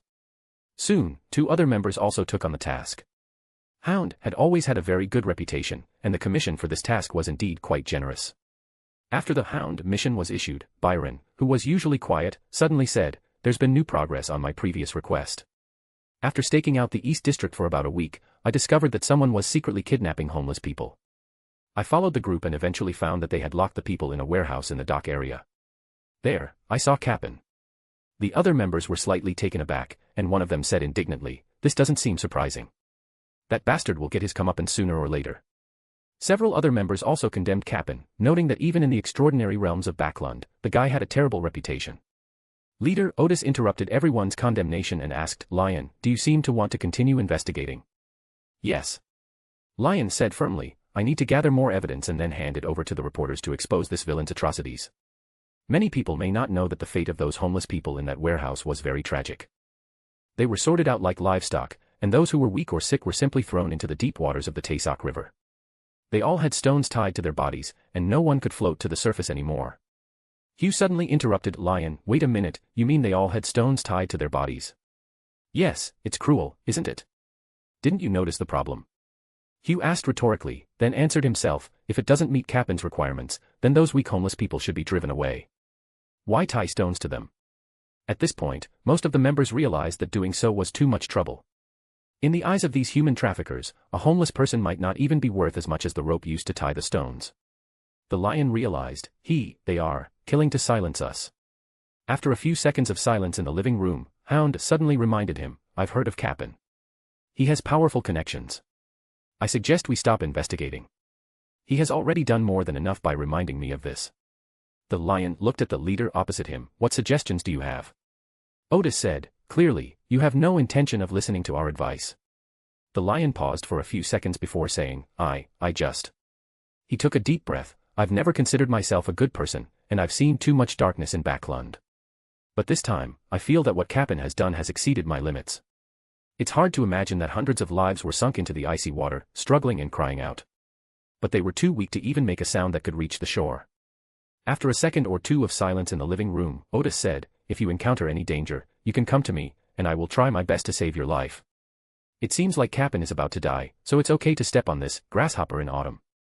The lion stood up and said, thank you. I knew you wouldn't ignore me.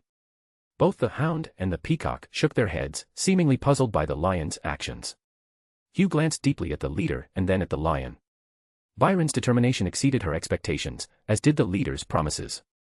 Not a single mistake, not a single poem, not a single post, not a single piece of content, not a single look. This doesn't seem like something that would happen at an extraordinary gathering.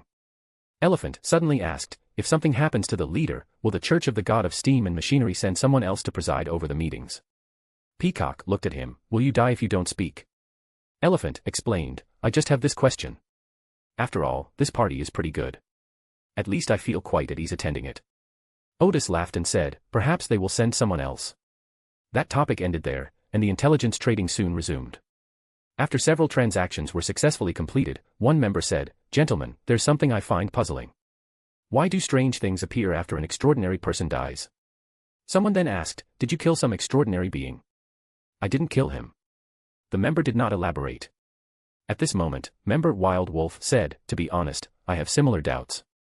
The question about this issue immediately reveals which are wild extraordinary individuals and which are organized extraordinary individuals. People like hunting dogs, peacocks, wolverines, and elephants obviously do not have similar questions. This intelligence is very high level, Otis said. But it's not untradeable. I can explain some of the principles behind it. The total price is £500. This intelligence is worth that price. Oh. No one expected that this intelligence would be so expensive. Fortunately, the leader referred to the total price, which is a unique transaction method of the Mysticism Research Association. As long as the buyers participating in the transaction reach the total price, the transaction can proceed. For example, if the total price is £500 and 10 people participate in the transaction, each person needs to pay £50. This amount of money is within an acceptable range. Although Hugh knew the concept of extraordinary properties, she did not know the specific principles behind them, so she also participated in this transaction, for which she reluctantly paid £26.70. But the moment she received the answer, she was immediately relieved. The information given by the leader stated, that's called an extraordinary trait, and it's likely the most expensive thing a transcendent being possesses. Extraordinary characteristics are not destroyed or diminished, they are simply transferred from one carrier to another. Chapter 42, 5 pages of Russell's diary. In the information Otis gave everyone, he explained in detail what extraordinary properties are, and mentioned some knowledge about the law of conservation of extraordinary properties and the law of aggregation of extraordinary properties. This immediately made Hugh feel that his money was well spent. This was clearly high-level intelligence, which could be bought for just over £20 here. What she didn't know was that her good friend Furs had just learned this information at a tarot reading and was currently racking her brains trying to figure out how to tell her naturally. In the living room, the members who had received the intelligence fell silent for a moment, because they immediately realized one thing: the extraordinary were walking gold bars. According to the intelligence provided by the leader, extraordinary traits are expensive and can even replace the main ingredients of potions. Therefore, even if two extraordinary individuals have no hatred between them, as long as one of them sets his sights on the other's extraordinary trait, they may very well engage in a life-or-death struggle. Immediately afterwards, they became wary of the people around them, but then they thought that the gathering was relatively reliable, so they felt a little more at ease. They soon began to suspect several extraordinary individuals they had interacted with, but then they breathed a sigh of relief, because only a limited number of people knew this knowledge. By acquiring this knowledge first, they gained a significant advantage. While this transaction was underway, other intelligence exchanges were also taking place. One piece of intelligence caught Otis's attention. Blair, a wealthy merchant in Backland, had posted a very high-paying job to travel around Backland in a carriage provided by him on a full moon night. It is said that this wealthy businessman had a sudden urge to conduct an experiment to see if there was a higher chance of encountering ghosts during a full moon. This task can only be accepted by extraordinary individuals, which disappointed many members, who had originally hoped to earn the money. This looks like a wealthy businessman squandering his money on some ridiculous things. However, Otis, who had extensive intelligence work experience, immediately realized that something was unusual about this matter and further speculated that it might be related to the Rose School. First of all, the specific condition of full moon immediately brings to mind werewolf and vampire. But Otis then thought that Sharon and Klein had just clashed with the indulgence faction of the Rose School, and that Sharon and Marich would surely be in hiding recently, and that clues about them might only be found during the full moon. After all, there is only one Crimson Corona, which is used by either Sharon or Marich. During the full moon, one of them will be very weak, which may cause some strange phenomena to occur around where they are hiding. Otis did not show any interest in the matter, but he had already decided in his heart that he would go directly to the Backland Mechanical Research Society later to tell Max about this information and his conjecture. After another half-hour of trading, everyone had exchanged and traded information. During the final stages of the gathering, Giraffe mentioned that he had acquired some of Emperor Roselle's notes and wanted to sell them to the chief. Otis picked up the notebook and sorted through it roughly. The notebook had 18 pages, and the paper all looked a bit yellowed. He took out 9 of them. The symbols on these pages are similar to the notebooks displayed in the commemorative exhibition. They are fakes. He collects Roselle the Great's relics, so he doesn't want the kind of copied items. Then he sorted out 4 more sheets. These 4 sheets of paper are problematic, they are also counterfeit. Actually, the sentences are grammatically incorrect, it's obviously a forgery.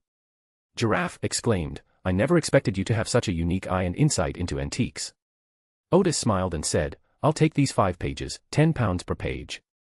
This is indeed a good price. Generally speaking, a single page of a handwritten copy of the Russell's notebooks can sell for £1 or £2, while an authentic copy would cost between £5 and £8. But in order to make it appear as a high-priced acquisition, Otis gave more, since it wasn't his own money anyway. Later, someone else brought Roselle's relics to Otis for trade. Otis did not run an antique business, so of course he could not distinguish whether they were genuine or not. He had no choice but to use divination to determine that, in the Secret Seeker stage, Otis's results from astrological divination were about the same level as those of the diviner. However, this is limited to astrological divination. Unless there is the help of rituals, other types of divination are much less effective than those performed by diviners. After Otis was promoted to fighting scholar, his divination ability improved slightly. To be precise, it wasn't my divination skills that improved, but rather my spirituality that became stronger, which is why the divination results were slightly more accurate than before. The results of divinations with overly complex inscriptions are still quite vague, but it is still possible to distinguish between true and false ones. Among the many relics, Otis acquired a fountain pen that had once been used by Emperor Russell for only £80. This is a fountain pen with an Inti-style engraving on the cap. Surprisingly, it is still usable more than 100 years later. After confirming that there were no more genuine items, Otis announced the end of the gathering. He returned to the basement of 77 Hilton Avenue, south of Green Park. Not a single mistake, not a single poem, not a single post, not a single piece of content, not a single look. Removing his mask and cloak, he transformed back into Otis, the herbalist shop owner. This time, Otis simply took a taxi to the Backland Mechanical Research Society. On the carriage, he finally took out the 5 pages of his diary and began to read. May 12th.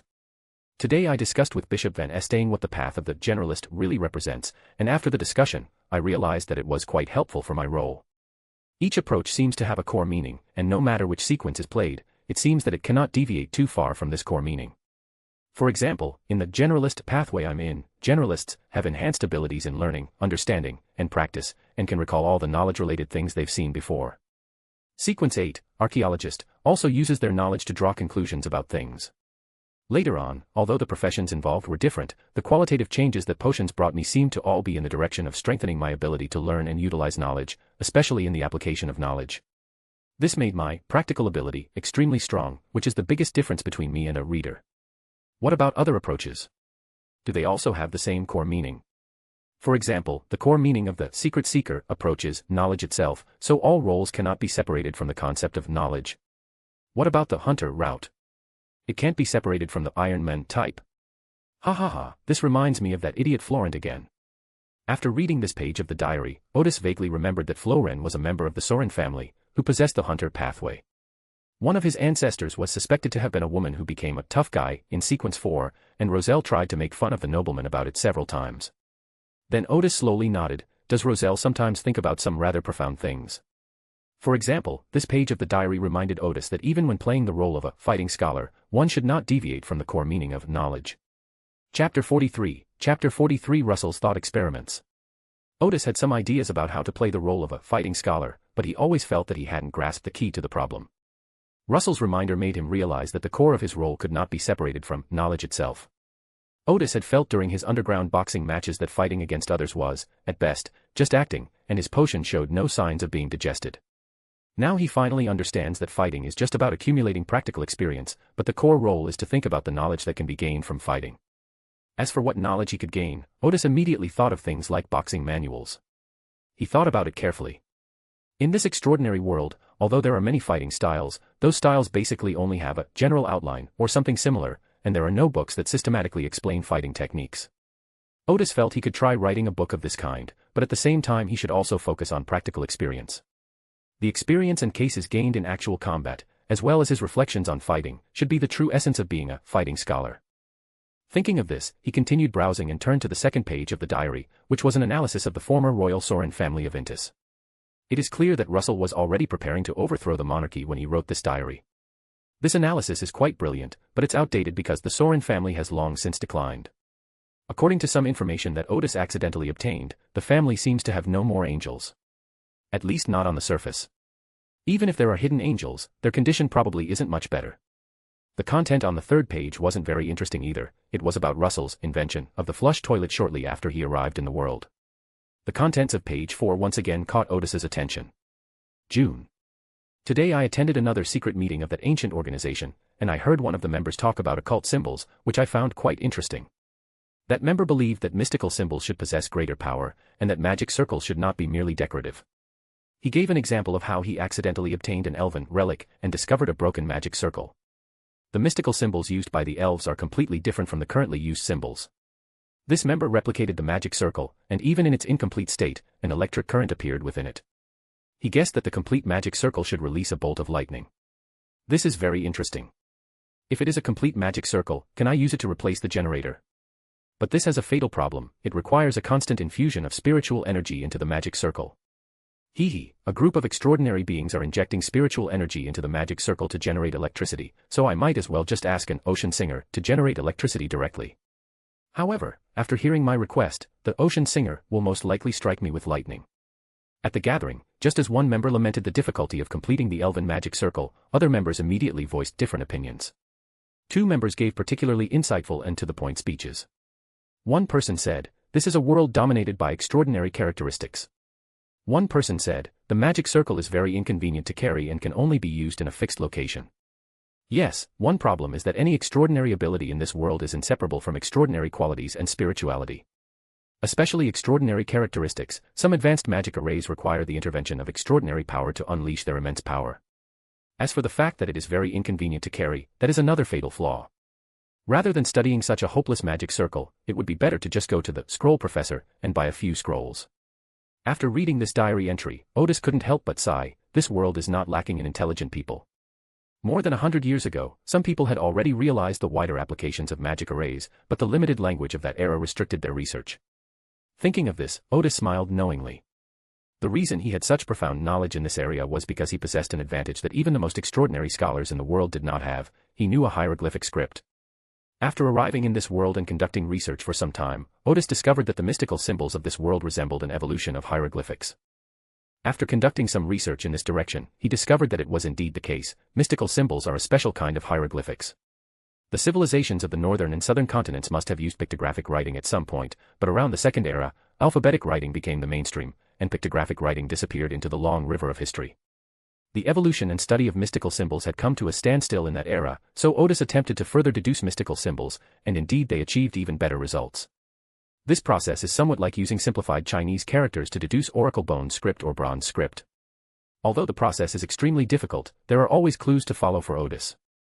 Otis read the contents of the diary again. Legend has it that the elven race came from the western continent, which should have inherited hieroglyphic writing. Therefore, the magic arrays used by the elven race should be different from those of the northern and southern continents, and may be more effective.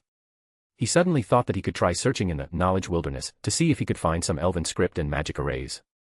Not a single mistake, not a single poem, not a single post, not a single piece of content, not a single look. Continuing down, page 5 is also uninteresting. It's Russell commenting on the figures of the two noble ladies and describing his interactions with them, from initial acquaintance to deeper conversations. It's not that it's uninteresting, rather, it can be read as a novel with ambiguous romantic elements. Otis put away the diary, intending to hand over the 5 pages to the Church of the God of Steam and Machinery in a little while and ask for reimbursement for the cost of the diary.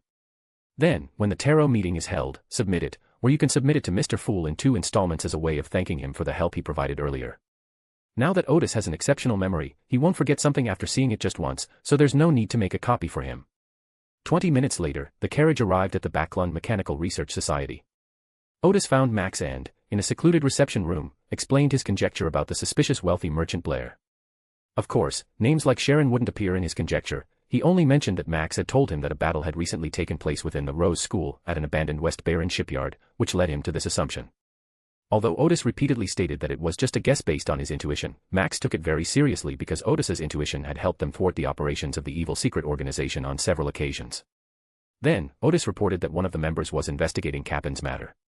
Max was about to report this information when he noticed that Otis hadn't left immediately, so he asked, "Is there anything else you'd like to add?" Otis said, "I also received several relics of Emperor Roselle." Max understood. Reimbursement. Chapter 44, Extraordinary Combat.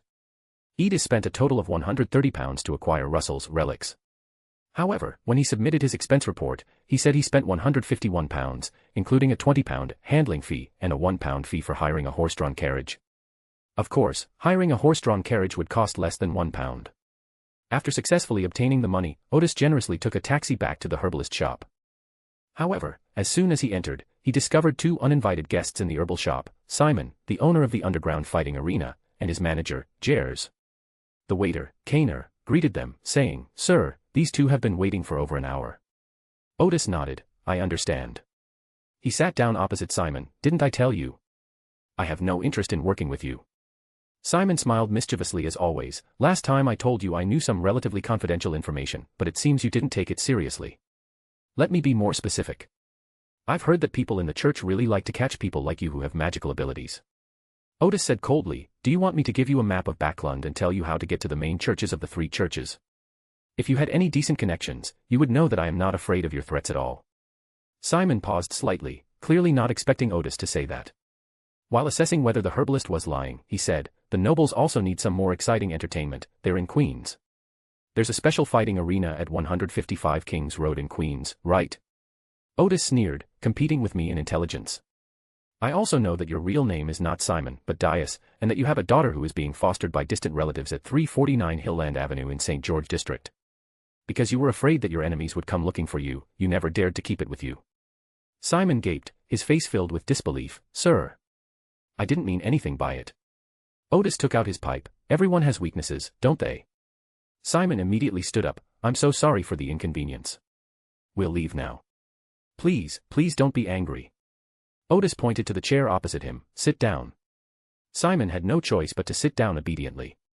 Otis lit his pipe, took a puff, and said, "I can go and play a few matches, but we're not partners. You're going to serve me. After each competition, I will pay you 1/10 of your earnings. Besides the competition, you need to take care of other trivial matters. Also, give me a forged ID document. I don't want to participate in the fights there using my real identity. The fighting arena at 155 Kings Road is, to be precise, an extraordinary fighting arena. The nobles of Rune appear cautious, elegant, and refined on the surface, but they also have a sinister, lewd, extravagant, and violent side. The fighting arena has always existed in Backland, but in modern times, it has gone underground and gradually disappeared from public view. However, the nobles still enjoyed watching life-or-death matches, with extraordinary combat being the most popular. Otis heard that a single ticket cost as much as £100. After being promoted to fighting scholar, Otis wanted to go there to fight a few matches to hone his combat skills. Before his promotion, Otis knew that his combat strength was about the same as that of a goose, so he tried his best not to fight with people. Even if he did fight, he had the flaming arrow and the scepter, and ordinary low-sequence extraordinary beings were no match for him. If he accidentally offended a middle-sequence extraordinary individual, he would simply seek help from the mechanical heart. Of course, this has never happened in the past 3 years. But becoming a fighting scholar is different. You need to spar with more people to hone your skills in real combat. He had long wanted to go to that fighting arena to try his skills, not only to train himself but also to make money. As for the fact that it was a performance for nobles, Otis had no psychological burden about it. However, he has always lacked a legitimate way to access the Queen's underground fighting arena, and he doesn't want to associate his fights with Mr. Gal and the leader. Unexpectedly, Simon offered a great opportunity. When Simon proposed a collaboration at the underground fighting arena in the bar, Otis had already planned to use that channel to go to the fighting arena in Queens. However, he certainly wouldn't be manipulated by a nobody like Simon. At the same time, he knew very well that Simon would not give up, and today's meeting was inevitable. Therefore, Otis made some preparations in advance and took the initiative in this matter. Simon was overjoyed to hear that things had taken a turn for the better. No problem. Even 1/10 is still a considerable income. As the owner of the underground fighting arena in the bar, he seemed to be doing very well, earning several £100 a night when there were matches. However, this kind of shady income required a powerful backer, otherwise he would inevitably run into trouble. A large portion of his income came from his backers. Not a single mistake, not a single poem, not a single post, not a single piece of content, not a single look. He could pocket the money he earned from serving Otis, and he would also have the opportunity to meet some of Backland's high society. Simon promised to come back the next day to report on the progress of the matter, and then politely took his leave of Otis. Otis glanced at his pocket watch and said to Kana, "Let's go to the backyard. Today I'll teach you how to handle the leg bones of the mutated flamingo." Dealing with those leg bones doesn't require much skill. Kana could do it. South of the bridge, 22 Tutwa Street. When Hugh Deerchaw returned to her place, she was surprised to find that Furs was already up and sitting at his desk, writing furiously. "Hugh, you're back." Furs looked up and smiled. "What's new at that mysterious party?" It was a very peculiar party. Hugh hung his coat on the hanger and asked casually, "Are you rushing to finish your manuscript today?" Furs' smile vanished instantly. "Yes, the manuscript is due tomorrow, and I've only written the beginning." Hugh nodded slowly. She knew that was the case, otherwise Furs wouldn't have gotten up so early. "Only hearing some strange tales can soothe my anxious heart." Furs turned to Hugh, carrying a chair with her. "Tell me quickly, what magical things happened at that party? It's not that amazing." Hugh sat down opposite Furs, seemingly eager to confide in her. The organizer of the gathering actually promised to protect Byron. She briefly recounted Byron's investigation and the conversation between Byron and the leader. "This is a very peculiar place. They have attended so many extraordinary parties, and none of the organizers of any of them would make such a promise. He must have a strong sense of justice." Furs commented. Chapter 45, The Mechanical Heart Strikes. When Hugh recounted other observations from the party, and mentioned that the serial killer was an extraordinary creature, Furs was quite surprised. "An extraordinary creature?" "I was just as surprised as you were when I heard the news," Hugh said with a smile. Furs smiled awkwardly.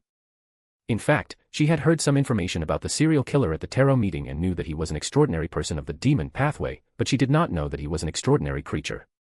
"Oh, by the way, I also got some very important intelligence," Hugh said proudly. "It cost me over £20. Upon learning that the advanced intelligence was based on the concept of extraordinary traits, Furs replied somewhat perfunctorily, "Wow, that's impressive." Ahem, she cleared her throat and continued, "Now that you mention it, I also got some high-level information at a party."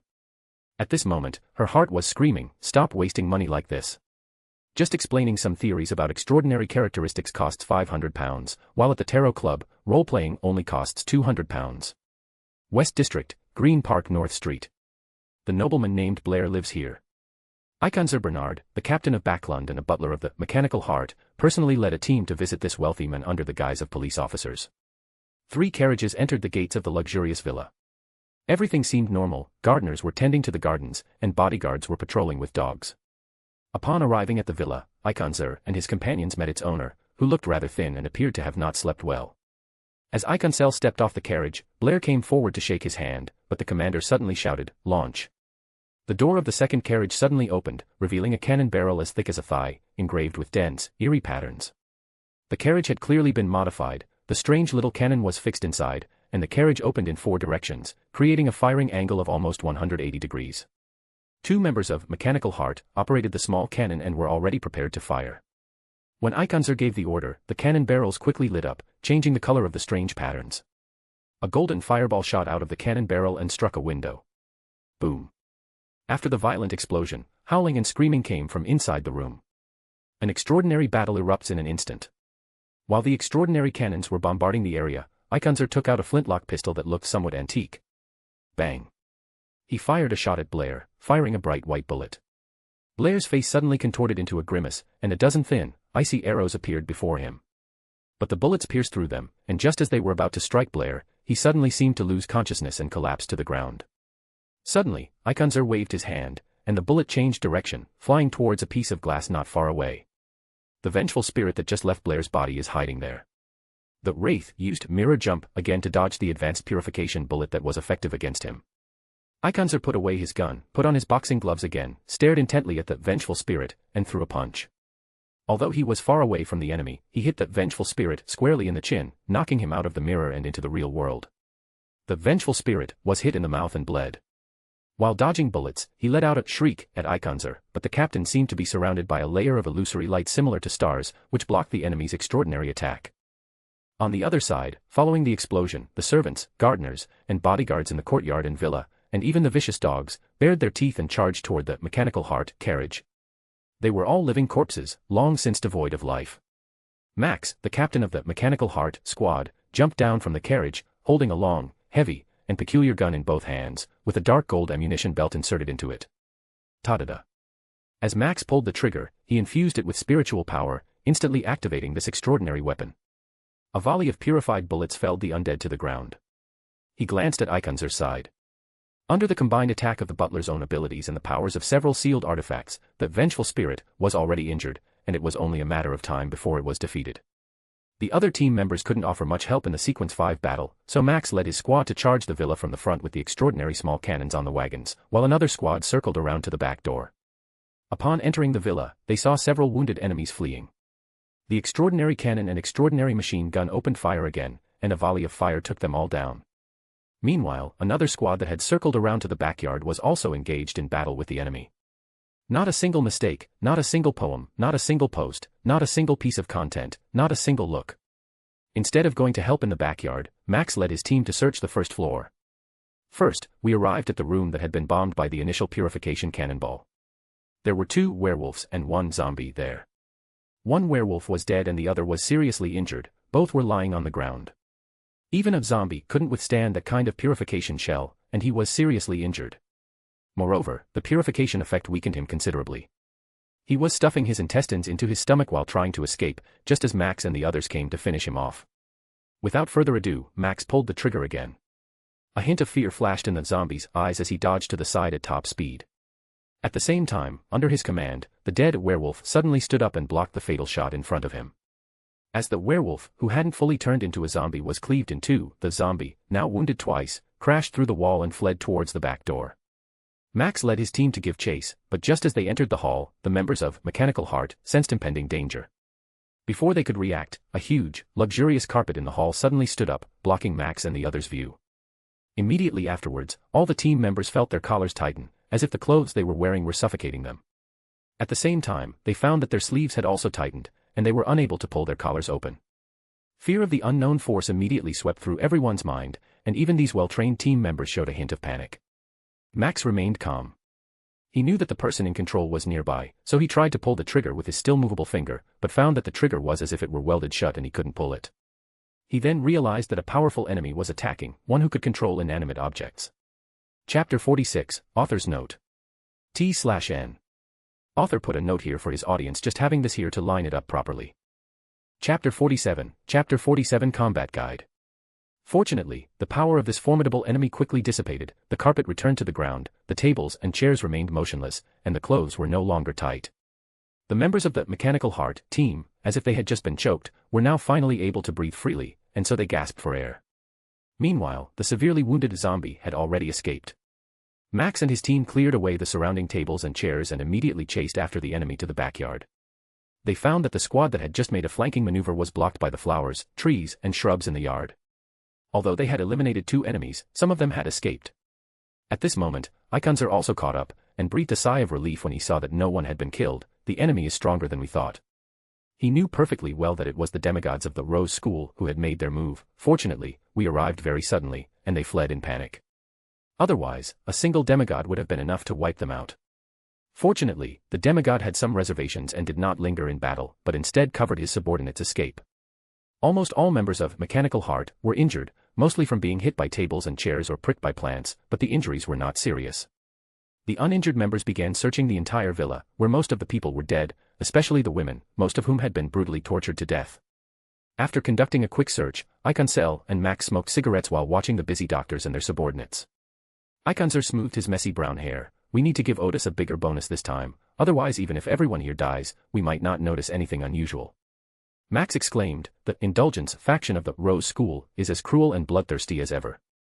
He then added, Otis previously expressed his desire to obtain the wizard's potion recipe. Ikanser was taken aback, try to persuade him to choose other rewards. The voice of the evil god will become more and more obvious at the level of a wizard, and he will become a huge destabilizing factor.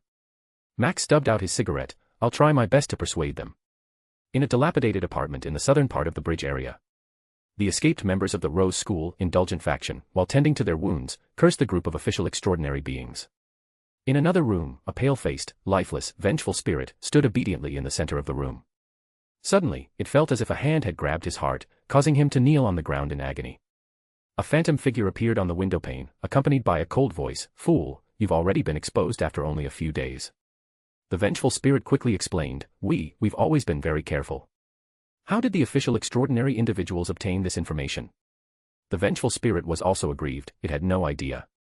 On Sunday morning, the parts for the flaming arrow that had been ordered from the foundry arrived. These parts have been sanded and polished, a quick brush and they're ready to use. After washing and drying, Otis taught Kinna to carve the parts using mutated flamingo leg bones. The carving process is skillful, mixing the juice of agave with the blood of a mutated flamingo will soften the metal in a short time. Although the softening time is only 3 seconds, it is enough to complete the carving using flamingo leg bones, which are much more fragile than metal. Otis first used a white pen to draw the engraving patterns on each part, and after demonstrating, he handed this repetitive work over to Kana. It will take at least 3 or 4 days to complete the carving. Around noon, Simon came again, Sir, I have good news. We can go to King's Row for the game tonight. This is your first time participating. If you win, you'll get £260, and if you lose, you'll still get £150.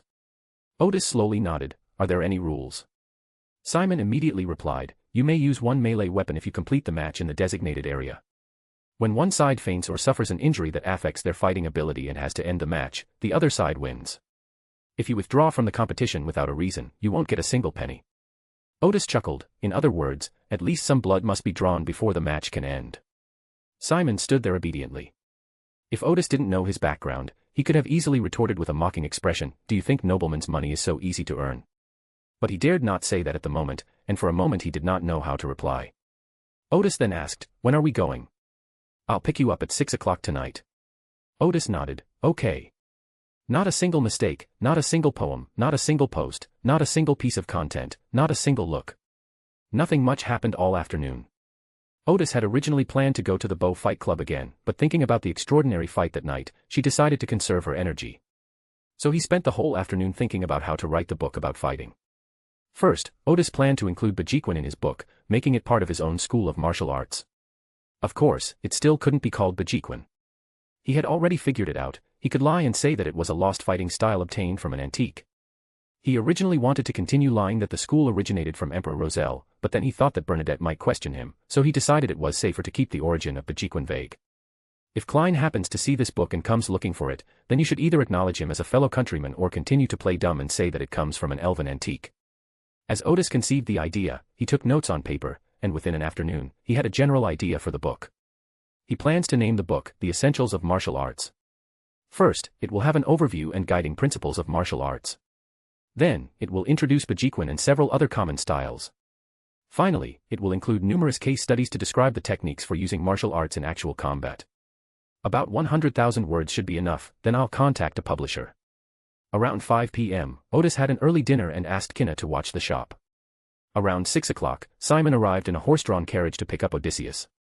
After getting in the car, Otis said, Let's go to 75 Highlin Avenue first. Okay. Simon knocked on the carriage and loudly gave the driver the address. Back home, Otis changed into a clean and neat knight's outfit before going to the basement. The basement was filled with a dazzling array of extraordinary weapons that he had either tested or made. These weapons included metal crossbows, large and small axes, shields, and rifles, but the most numerous were swords and small axes with various functions. In the end, Otis chose a sword and a cane. He wrapped the sword up, picked up the cane, and went out of the basement. He then took a half-face mask from the study. Otis usually doesn't like to carry a cane when she goes out, so she felt a bit awkward about suddenly carrying one today. They got back into the carriage and traveled for about half an hour before arriving at 155 Kings Road. Chapter 48, Chapter 48 Extraordinary Fighting Competition.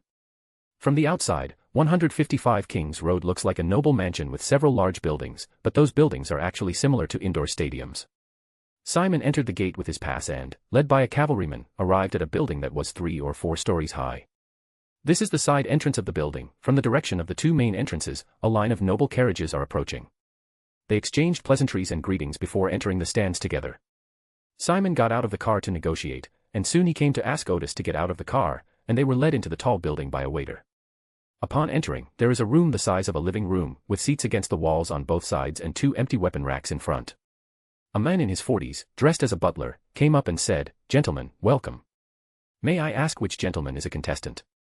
Simon immediately stepped aside, revealing Otis wearing a mask. "I believe you are already aware of the rules," the butler-like man said. "This is a competition in which melee weapons may be used. Of course, for the sake of the competition's entertainment value, please use your weapons only after the first bell rings, otherwise, it will be considered an unwarranted forfeit. If you are confident, you can also choose not to use weapons at all." Simon was slightly taken aback. He hadn't known about this rule before. "Okay," Otis said, seemingly unconcerned. The man dressed as a butler held out his hand. "Please show me your weapon." Otis took out the sword and temporarily handed the cane to Simon. After checking it and finding no problems, the other party returned the weapon. "The match will start in about 10 minutes, please get ready." Otis nodded and sat in the corner to wait. Simon smiled and followed the man dressed as a butler, asking him about the details of the match. A few minutes later, Simon returned and said, "Sir, after you enter that door, there will be a simulated street area. Your opponent will enter from another direction. After meeting, we must fight for 5 to 10 minutes before the copper bell is rung and weapons can be used." Otis smiled, but suddenly brought up a completely unrelated topic. "If I had a house this big, I would definitely turn it into a super laboratory." Simon was taken aback, unsure how to respond. Otis did not continue the topic and waited for the match to begin.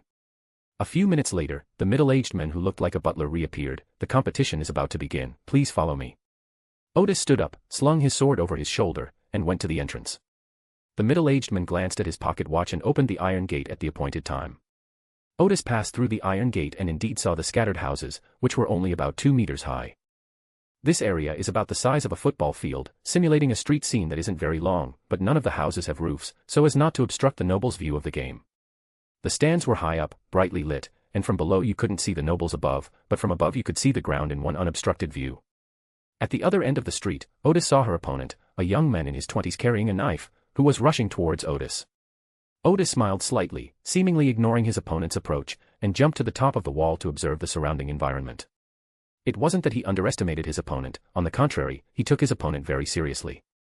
However, since it was his first time in such a place, he planned to take the opportunity to observe the environment while his opponent charged at him. These roofless houses are divided into roughly 2 rows by the central street, but there are alleys connecting the houses in all directions, and there is not a single dead end. Seeing Otis's reaction, the young man, who was her opponent, probably understood her intention. So the young man rushed towards Otis and nimbly jumped to the top of the wall. In just a few seconds, he appeared in front of Otis menacingly. The momentum from the charge spurred the young man to throw a wide, sweeping punch. Otis's favorite styles of Bajiquan and Taijiquan were best suited to deal with such fierce attacks. He reached out to deflect the force and block the opponent's attack, then suddenly stepped forward and slammed the young man into the house. This move elicited a gasp of woe from many nobles and wealthy people in the stands, their voices filled with joy and excitement, as this was a fighting style they had never seen before. The young man who fell into the house rolled on the ground, then immediately stood up, unharmed. He had extensive fighting experience and realized that the top of the wall was narrow, and his opponent seemed to be good at close combat, so fighting on the top of the wall would be very disadvantageous for him. So the young man grabbed a chair from the side and used it as a weapon to smash it at Otis. The rules state that weapons can only be used after the bell is rung, but chairs are furniture and cannot be considered weapons. Not a single mistake, not a single poem, not a single post, not a single piece of content, not a single look. These simulated rooms are furnished with furniture such as tables, chairs, beds, and cabinets, which is clearly a design element intended to enhance the viewing experience of the competition. Otis nimbly dodged the chair attack, seized the opportunity, and jumped onto the bed inside the room. The young man swung the chair at her again, but Otis reacted quickly, grabbing a chair leg and using the force of the blow to pull him sharply. The young man didn't have time to let go and took a step forward, presenting his chest to Otis. Otis was creating this opportunity, kicking the young man away. He crashed into the wall with a thud, and the entire wall visibly shook. At this moment, enthusiastic applause rang out from the stands. In the second round, Otis's performance was brilliant in both his approach and reaction speed. The young man clutched his chest, took a breath, stood up, and rushed out the door into the street. He was clearly an extraordinary individual, able to run even after being kicked hard by Otis. The young man's reaction was not to run away, but to avoid the enemy and recover from his injuries. Otis, of course, would not let this opportunity pass and immediately gave chase. However, he soon discovered that although he was agile enough, he did not know much about running techniques. The young man dodged left and right, and Otis, who was chasing closely, could never hit him. A dozen seconds later, the young man felt the pain was not so intense, so he suddenly squatted down and swept his leg towards Otis. Otis repeated his previous tactic, dodging his opponent's attack, then lunging forward and striking the young man in the face with his knee. The young man was terrified and hurriedly raised his hand to block it. Thump! The young man was thrown into the air. Although he managed to block Otis' knee with his hand, how could the force of his hand possibly be greater than that of his knee? The young man's nose and mouth were still bleeding after he landed. His resilience was truly remarkable. He rolled over, got up, and ran away. However, he stumbled and staggered as he ran, and Otis caught up from behind, kicked him in the butt, and he fell face first into the grass. Clang clang. At this moment, the copper bell rang, because if it wasn't rung, there would be no segment on the cold weapon combat. Chapter 49, Lelouch. When the butler-like staff member was explaining the rules, there was actually an implicit rule that he didn't mention. If the strength of the two sides is too disparate, the copper bell will be rung ahead of time. However, such things rarely happen because when arranging matches, the organizers will group opponents of similar strength together. But today, an unexpected event occurred. Based on Simon's description of Otis, the organizers arranged for him to face an opponent at sequence 9. This young man had participated in several competitions and was quite good at both martial arts and the use of cold weapons. The organizers originally intended to use him to suppress Otis and prevent this newcomer from becoming too arrogant in the future. What they didn't expect was that Otis hadn't used his full strength at all when facing Simon. The young man was no match for the others, so the copper bell was rung prematurely. Another round of applause erupted from the stands. For the spectators, the match, though short, was incredibly exciting.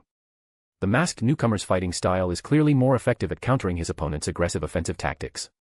Otis did not continue his attack, but instead stepped back a few paces and slowly drew his weapon.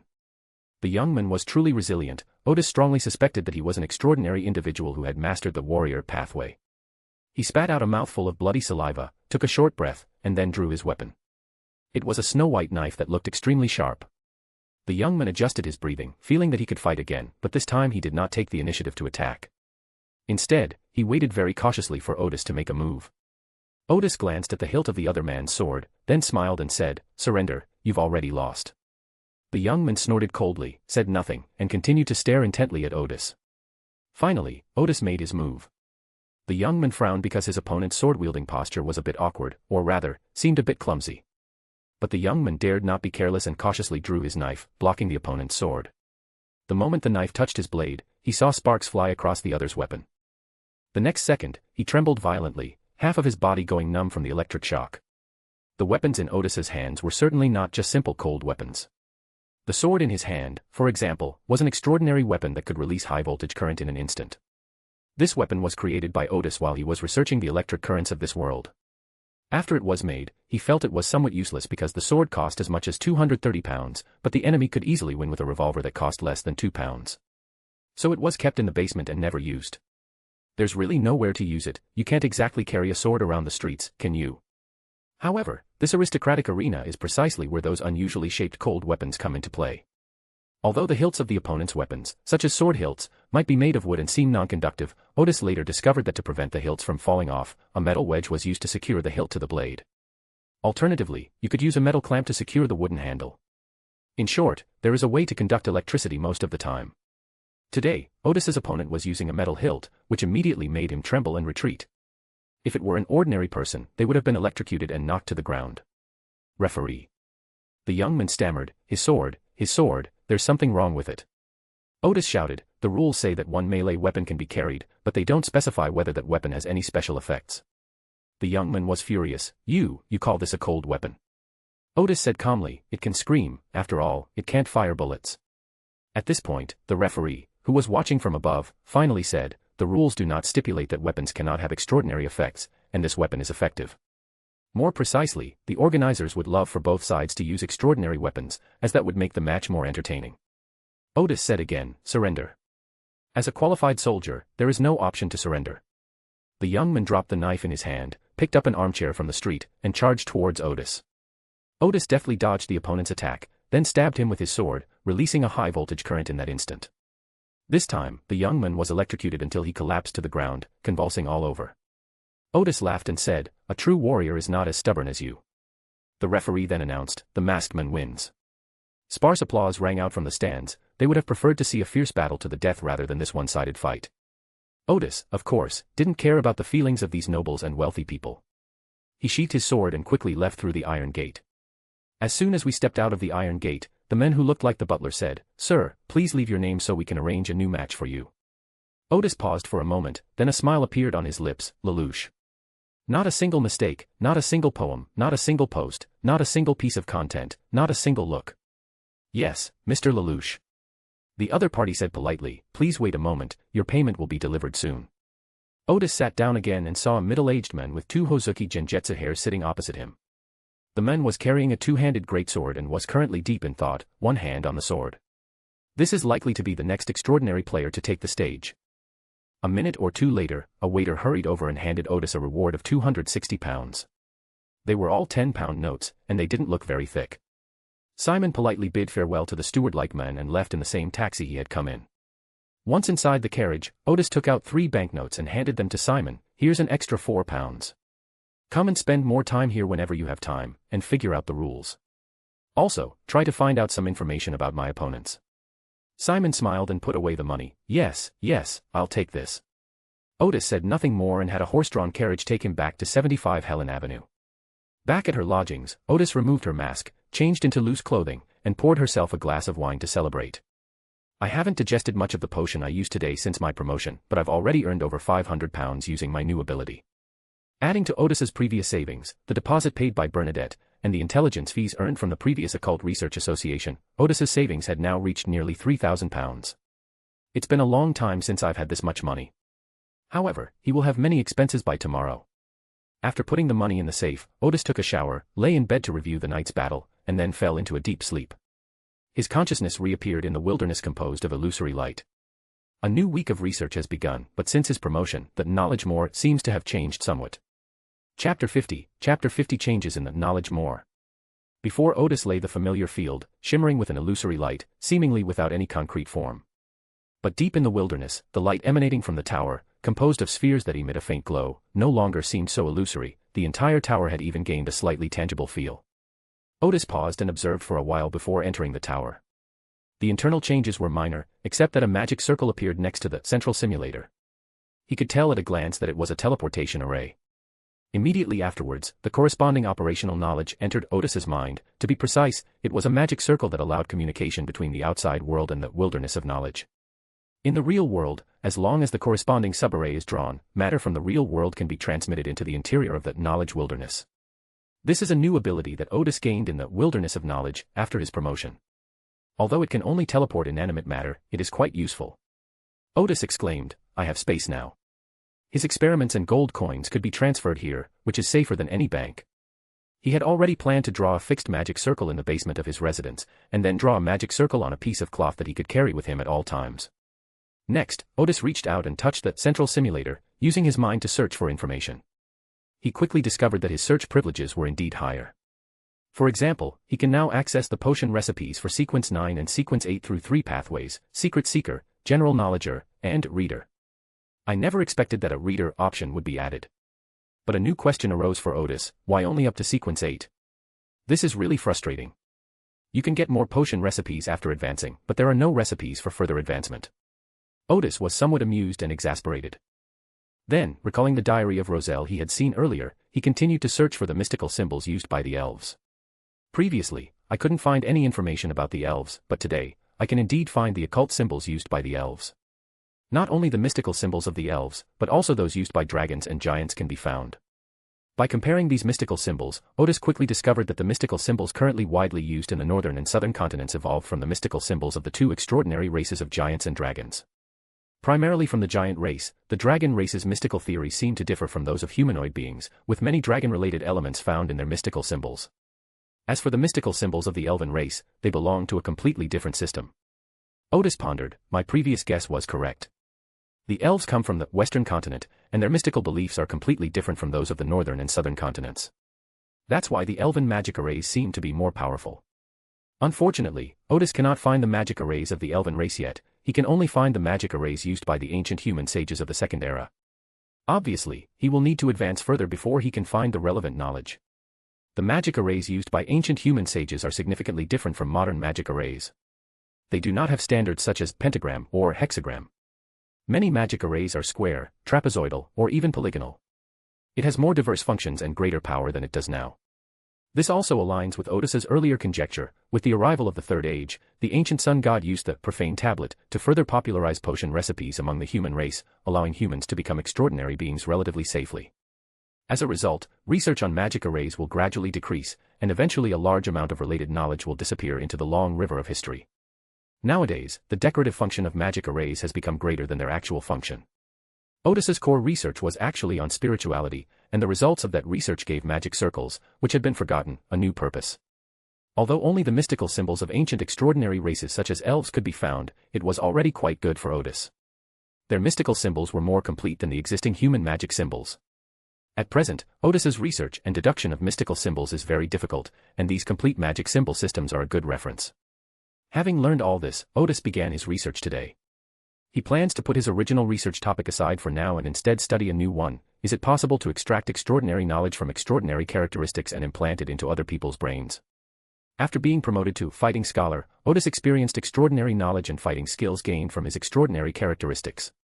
It was a wonderful experience, as he possessed this knowledge without having to learn it, much like the divine gift that Otis had heard about before. So he started to have crooked ideas about this. If those occult knowledge and fighting skills could be instilled into the mind of an ordinary person, then that ordinary person would instantly become an expert in occultism and a master of fighting. Of course, ordinary people who haven't had their bodies reshaped by the magic potion will need a period of training to master those fighting skills. But this is much simpler than normal practice. The normal way to learn is to experience the wonders of fighting through constant practice. However, if those fighting techniques are instilled, it means first having the corresponding fighting experience, and then practicing is the process of putting those skills into practice, so the speed of mastering fighting techniques can naturally be faster. Not a single mistake, not a single poem, not a single post, not a single piece of content, not a single look. However, even if one masters those occult knowledge and fighting skills, because one lacks the quick reaction and thinking abilities of a true fighting scholar, one's abilities are still far inferior to those of a true fighting scholar. However, this is something that can be used on a large scale. If there are enough extraordinary properties and spirituality, theoretically everyone in Backland could become an expert in mysticism and a master of combat. This is just a hypothesis. At present, Otis only possesses the extraordinary trait of fighting scholar. If his research succeeds, he only intends to train a few assistants in the field of mysticism when needed. As the research progressed, Otis encountered two problems. The first was how to extract knowledge from extraordinary characteristics, and the second was how to instill that knowledge into the minds of ordinary people. Fortunately, he can now find some magic arrays drawn by ancient sages. One of these arrays has the function of extracting useful extraordinary information from the corpses of extraordinary creatures. At that time, humans were very vulnerable, and their understanding of the extraordinary and mystical was far inferior to that of those enormous supernatural beings. Driven by their thirst for knowledge, they invented this magic circle, hoping to obtain the mystical and extraordinary knowledge they needed after killing extraordinary beings. However, this magic circle still needs a lot of modifications to meet Otis's requirements. Another problem can be solved with a modern magic circle called telepathy. Sitting in the magic circle, there is a very small chance that you can sense the thoughts of the people next to you. This magic circle needs more modifications and can only be used as a reference. Chapter 51, Second Attendance at the Tarot Meeting. Otis spent a long time conducting research in the wilderness of knowledge, a period equivalent to about a month in the outside world. Half of that time was spent researching how to modify those two magic arrays. That ancient magic array, capable of extracting knowledge from the corpses of extraordinary beings, can be used with just a slight modification. However, Otis wanted to strengthen and reconstruct the telepathic magic circle from the ground up. The principle behind this magic circle is to use the fluctuations of spiritual energy to achieve a certain resonance with the fluctuations of the brainwaves of those around you, so that you can use your own spiritual energy to sense the thoughts of the other person. However, a major problem is that the fluctuations of the spiritual energy of the magic circle are random, making it difficult to resonate with the brainwaves of those around it. First, Otis enhanced the spirituality of the magic circle, turning the receiver into the sender. Then came the function of reconstructing the magic circle. Otis first increased the common frequency of the spiritual waveband formed by the magic circle. If it was a single channel before, it is now more than a dozen channels, greatly increasing the probability of resonating with other people's brainwaves. However, this still involves a certain degree of probability, and Otis never fulfills the function of probability. So he came up with another idea, to use spirituality to change the frequency band of the brainwaves of those receiving knowledge. Based on Otis's previous research, many signals in the human body are also transmitted through spiritual means. Therefore, theoretically, it is possible to temporarily change the brainwave frequency of the receiver using spirituality. However, doing so would definitely cause great harm to the recipient. Otis made many adjustments before finding an intensity that could achieve the goal without causing serious harm. Finally, this intricate and complex magic circle was completed. After it started operating, it would proceed in two ways. If the recipient's brainwave frequency matched the dozen or so channels in the magic circle, knowledge would be immediately instilled. If it didn't fit, Otis left a magic circle node and planned to install a crystal at the node. If the frequency is not right, the crystal will light up, and then further action is needed, either to end the knowledge infusion process or to inject spirituality into the crystal to continue the manipulation. If the procedure continues, the recipient may experience symptoms such as dizziness and nausea, but it will not cause lasting harm. Otis spent the other half of his time in the wilderness of knowledge, studying the application of magic arrays. Both magic arrays were functioning normally, but one was responsible for extracting knowledge and the other for imparting knowledge, and there was still a missing channel in between. He conducted many material experiments and finally found a very suitable material, Amanda crystal. This crystal comes from the Amanda Mountains, the headquarters of the Church of the Night Goddess, and is one of the auxiliary materials for advancing to Sequence 7 Nightmare in the Sleepless Pathway. The main ability of Nightmare is to freely enter the dreams of a sleeping person, which is the process of one person's thoughts entering another person's mind. The role of Amanda crystal is, to some extent, to find a suitable bridge for the two people's thoughts. Of course, compared with its extraordinary properties, its role is negligible, but it is very suitable for use in Otis's design. Otis could alter certain characteristics of others and transmit knowledge by inscribing occult symbols. Only after all his research was completed did Otis leave the wilderness of knowledge and return to the real world. Once you're in the real world, first use meditation for a long period of mental suggestion to make yourself aware that you are now in the real world. After a while, Otis felt her mindset return to normal and sighed inwardly. Luckily, I was only doing research in the wilderness of knowledge, not doing anything else. At most, it felt like a very tiring dream. If there were a normal life there, I would definitely treat it as reality.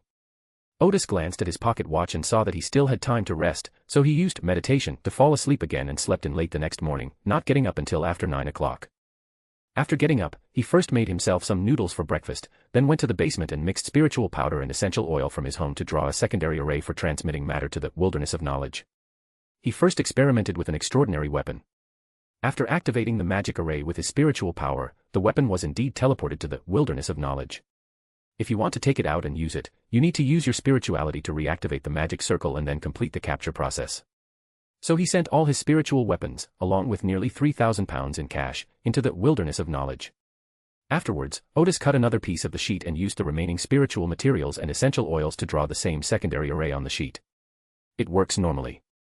After the essential oil dries, fold the magic circle and carry it with you for future use. Upon arriving at the herbal shop, Otis made a list and asked Kenneth to deliver it to 117 Queen Road. That was the residence of Viscount Kelton, who had served the royal family and managed their extraordinary business. He had a relatively complete collection of high-grade spiritual materials. However, the spiritual materials are 10% to 20% more expensive than those at the Gathering of Extraordinary Ones.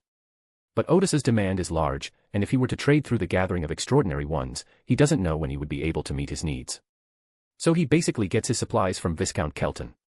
Not a single mistake, not a single poem, not a single post, not a single piece of content, not a single look. According to the previous transaction process, it would usually be delivered in the afternoon, so Otis continued to conceive of the combat manual. Around 2 p.m., he asked Kainer to watch the shop in front while he went back to the lounge and lab to take a nap. At exactly 3 o'clock, Otis's vision was covered by a thick gray fog, and the next instant, he appeared in a magnificent palace, sitting on one side of an ancient bronze table. "Good afternoon, Mr. Fool." Justice Audrey, as always, smiled and rose to bow to the head of the table. After receiving a slight nod from the fool Klein, she then greeted the magician, the hangman, the world, and the hermit before finally fixing her gaze on little son. "What are you worried about?" Audrey keenly noticed that the son looked very uneasy. Sitting next to the son Derek, the hermit, Otis also sensed the other's unease. If Audrey hadn't asked, he would have. Derek didn't hide anything and immediately recounted in detail how he had successfully faked illness and been sent to the bottom of the tower for isolation and treatment. At the end, he asked, "Dear Mr. Fool, will that magical object discover that I am attending a tarot gathering?" Klein, behind the grey fog, thought to himself, "How should I know? I don't even know what it is." But seeing the eager look in little son's eyes, and not sensing any force trying to invade, Klein replied easily, "Normally, it can't detect it. But some magical items have peculiar effects." Otis opened his mouth. "Isn't that the same as not saying anything at all?" Chapter 52, Aman. The hermit, Otis, glanced at the son Derek beside him and saw that he was much relieved. He knew that the boy, just as the fool Klein had expected, had misunderstood and thought that the fool had given an affirmative answer. After Diocletian finally felt relieved, he asked, "Have you ever heard of Aman?" Justice Audrey looked at the hangman Alger, remembering that Mr. Hangman had mentioned this name before. Klein recalled the relevant knowledge, but in order to maintain the mysterious image of the fool, he did not rush to answer. The magician first listened blankly. The name was already outside her comprehension. Alger countered, "During your exploration of the surrounding area, did you encounter a person who called himself Aman? Or perhaps a similar record has been discovered?" Derek nodded seriously and said, "Yes, 42 years ago, an exploration team encountered a man who called himself Aman. After returning to Silver City, they all went insane and out of control. Only the captain of that exploration team was left, and he was imprisoned at the bottom of the round tower, right next to mine. Maybe he's gone mad too, but that's just wishful thinking." Furs, who has extensive experience in novel writing, offered a guess. Alger replied, "Imagination is one possibility, but the name Aman wouldn't come up without a reason." He turned his head to look at the sun and said, 1500 years ago in our country, or even longer, there was a family that possessed strange powers. They belonged to the Tudor dynasty and their surname was Aman. A message came from Nast, the king of the five seas, that the Aman family is a blasphemous family, and they possess the secret to stealing the power of the gods. Everyone was confused. They felt that stealing the secrets of divine power sounded impressive, but they didn't know what it specifically referred to. Otis said, "I do know some information about Aman. This is his second time attending the meeting, so there's no need to hide anything like last time. In addition, he plans to conduct a few small transactions at this gathering, making good use of the Tarot Club's channels." After sensing that everyone was looking at him, Otis continued, "You should all have heard of the thief pathway. I have some information about this pathway. When they are in the low sequence, they steal things, and when they are in the middle sequence, they are said to be able to steal ideas and extraordinary abilities. It's only a temporary theft." Alger also knew similar information. Connecting it with what he had just said, he suddenly had a bold conjecture. "You mean, once they reach the higher sequence, they can steal the power of the gods?" Upon hearing this, everyone except Otis suddenly felt a chill run down their spines. Even Alger was somewhat surprised. How could I have such a thought? This is blasphemy against the gods. How could the power of the gods be stolen?" Finally, he had to admit, "Well, this idea does seem to make sense." Klein, who was behind the grey fog, had a similar thought. What a strange power. Audrey, on the other hand, calmly recalled some information she had received at the tarot meeting. Since every pathway has a sequence 0, it is not unacceptable that the sequence 0 of the thief pathway can steal the power of other gods. She gave the hermit a deep look. As long as there is information in this regard, it is not difficult to make this connection, but people generally would not make this connection because it is too blasphemous. But the hermit had obviously thought of this long ago. Derek understood the meaning of hermit and asked, "Mr. Hermit, are you saying that the Aman family controls the thief pathway?" "Yes," Otis replied affirmatively. "Another piece of information that I am quite certain of is that Aman is a descendant of the ancient sun god. After he finished speaking, he gave Derek a deep look. But Otis saw that the little son was frowning and deep in thought, which made him realize that the little son did not yet know that the ancient sun god was their omniscient and omnipotent creator. Otis continued, "I have even more valuable information, but it requires a transaction." Derek immediately replied, "I'm willing to make the deal." But then he said somewhat embarrassedly, "But I don't have any gold pounds." "It's all right," Otis said. "I happen to have other needs." He asked, knowing the answer already, "What path did you take to become an extraordinary person?" "A hymn singer." Derek replied immediately. Otis said, I need you to trade the potion recipe of the singer and some knowledge of the Forsaken Land. Derek immediately nodded and said, okay. Klein, behind the grey fog, thought to himself, as expected, the new members are still interested in the Forsaken Land. Audrey recalled her suspicions about the Hermit after attending the last tarot meeting. At this moment, she suddenly had a new idea. It seemed that the Hermit did indeed know a lot of information about the Forsaken Land in advance. His surprise before seemed a bit abnormal, probably because he did not expect the sun to come from the Forsaken Land. Thinking of this, Audrey smiled slightly. When I first learned that the sun came from the Forsaken Land, I was just as surprised as the Hermit. Otis then asked, the transactions in the Tarot Club can be discussed privately, right? Do you want to listen by yourself, or with everyone else? Not a single mistake, not a single poem, not a single post, not a single piece of content, not a single look. Audrey replied enthusiastically, yes, you can just ask Mr. Fool. Everyone, please listen, Derek said. This is to thank everyone for their advice and help over the years. Audrey felt somewhat ashamed because the help was mostly given by Mr. Hangman, and she had offered almost nothing in return. All right. Otis continued, I believe everyone is familiar with the concept of demigods, so I don't need to explain it. I have received definite information that after the thief reached the level of a demigod, he had an ability called parasitism. This ability allows demigods of this pathway to hide within the bodies of other people. Klein behind the grey fog, This reminds me of a certain poet classmate. I wonder how he is doing now. He then thought, this is a very strange method. I should stay away from thieves in the future. Alger couldn't help but frown. This is the power of a demigod. Just as the legend said, a qualitative change has occurred.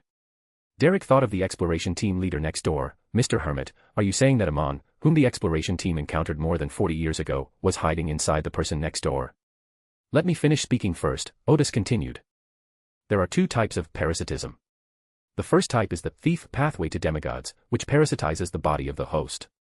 Such situations rarely occur, because the thoughts and ideas of the host are a kind of interference to the thief demigods, and they only do this when they lose their bodies. Another possibility is that the thief demigod creates a special, clone-like entity that parasitizes another person's body. Such parasitism usually goes unnoticed, and the clone will gradually take over the host's body and mind, eventually turning him into its puppet. Audrey exclaimed in surprise, what terrifying power. Chapter 53, Flora and Fauna around Silver City. Audrey's exclamation of justice expressed the sentiments of everyone. As a group of middle-sequence and low-sequence extraordinary beings, they could hardly imagine that a demigod could possess such bizarre and unpredictable abilities. Perhaps after being parasitized, one's best friend becomes completely another person's puppet, and those around them are unaware of it. The son, Derek deduced, the person living next door to me is very likely being parasitized by Aman in the second way. That's possible, Otis said, shrugging. But I'm not sure. The magician, Furs exclaimed, it's hard to imagine that such an ability exists. Otis smiled and said, as far as I know, once you reach the demigod level, your extraordinary abilities seem to undergo a qualitative change. He then said to Derek, when you come into contact with the person next to you after the party, be careful. If you feel uncomfortable, ask for help immediately. Thank you for reminding me. Derek also realized that the person next door was in great danger. He paused for a moment before coming to his senses, asked the fool Klein for paper and pen, expressed the potion recipe, and handed it to the Hermit. Otis took it and glanced at it. Sequence 9, the singer. Main materials, a crystallized sunflower or the tail feather of an adult firebird or a firebird, a siren stone or a singing sunflower. Additional materials, 1 midsummer grass, 5 drops of July wine juice, and 1 elf dark leaf. He only needed to glance at it to remember it perfectly, and then, under the control of his mind, the paper in his hand first became illusory and then quickly disappeared. Otis then said to little son, after the last gathering, I gathered some information about the Forsaken Land. This reminds me of a very interesting question, and I'd like to discuss it with you. Both Klein and Alger the hangman noticed a detail. The Hermit had access to information about the Forsaken Land. The Forsaken Land isn't exactly a high-level secret in the extraordinary world, but information about it mostly exists in the form of legends or rumors, making it difficult to obtain useful information. The church or some extraordinary families might have some definite information, but it would be very difficult to trade for it. This seems to confirm Klein and Alger's earlier speculation that the Hermit had special intelligence channels. This was, of course, a signal deliberately released by Otis, who knew so much astonishing history and intelligence, so astonishing that he only dared to trade that intelligence at the tarot meeting. With this groundwork laid, if we continue to lay it out a few more times, even if we later trade information about the fall of the ancient sun god, it won't arouse much suspicion. Derek, however, didn't think that far ahead. What do you want to know about the Forsaken Land? In his view, the information the Hermit had just provided was more valuable than a sequence 9 potion recipe, so he would actively answer the Hermit's questions. Everyone else listened attentively to the conversation between the two, curious about what interesting question the Hermit had come up with. Are there still animals in the land forsaken by the gods? Otis asked. Are there still plants? Alger frowned slightly. What's the question? Klein, behind the grey fog, seemed to understand something. I had almost forgotten that this Hermit was a research talent. Such people often conduct amazing research in seemingly ordinary places and get amazing answers. Audrey also sensed that the issue might take a very profound turn. Yes. Derek paused for a moment before answering, but it might be different from the plants and animals you have there. They are more like monsters, most of them are highly poisonous or have strong aggression. Otis continued, please describe in detail the 2 animals and the 2 plants. Okay. Derek nodded and said, not far north of Silver City, there is a swamp where there is a fish with fangs and a deadly poison. They're similar to the loaches described in textbooks, but the difference is that some can grow as tall as an adult and can stay on land for a long time. If you get close to a swamp, they'll rush out and attack humans. First try to imagine a fish chasing a person. What a wonderful world. There's a kind of insect in the east of the city that likes to suck blood and brain marrow, Derek continued. It's about as long and as thick as an adult's index finger, and it always moves in swarms. Whether it encounters a human or any other animal, they will use their sharp mouthparts to burrow into the animal's body. If not dealt with in time, it can even burrow into the brain. Audrey frowned, feeling a little disgusted and a little terrified. Otis then asked further, what do these 2 creatures usually eat? Not a single mistake, not a single poem, not a single post, not a single piece of content, not a single look. Derek replied, monster.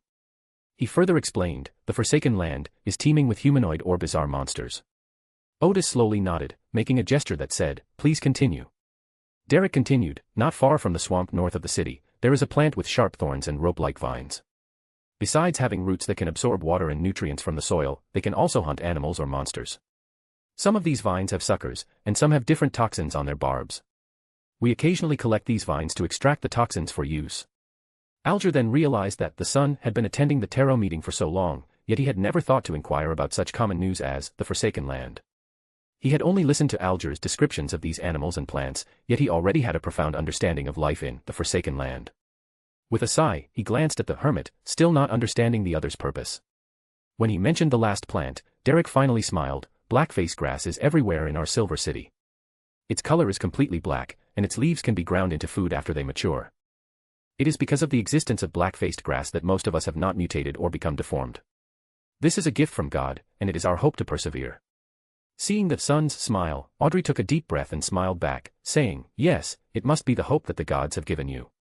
At this moment, she felt a little sorry for little son, because he must have never eaten cheese or toast. Sitting at the very bottom, the world reminded us in a deep voice, the normality within the abnormal is itself a kind of abnormality. Chapter 54, Chapter 54 The Mutation of Species in the Forsaken Land.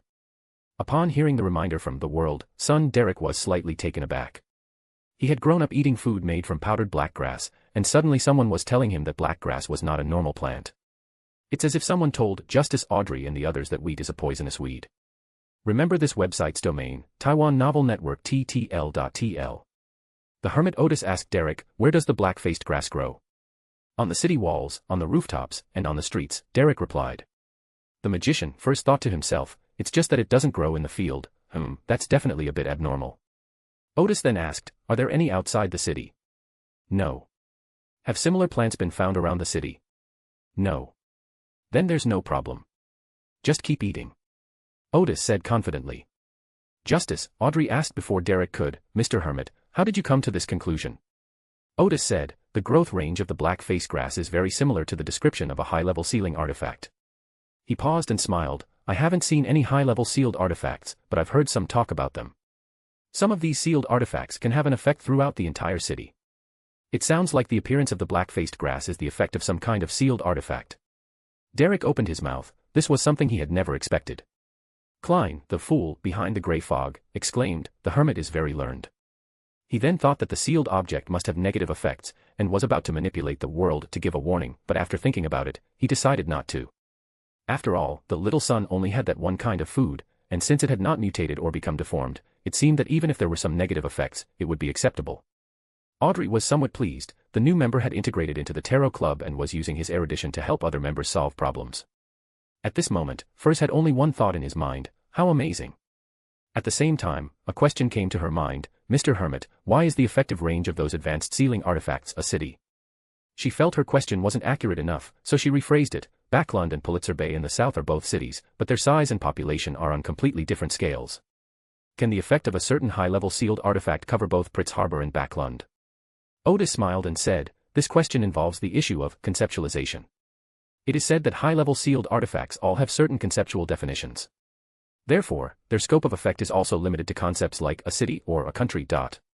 Well, if you want more detailed information, I can help you find out, but that information is very high-level and requires a transaction. No need, Furs smiled.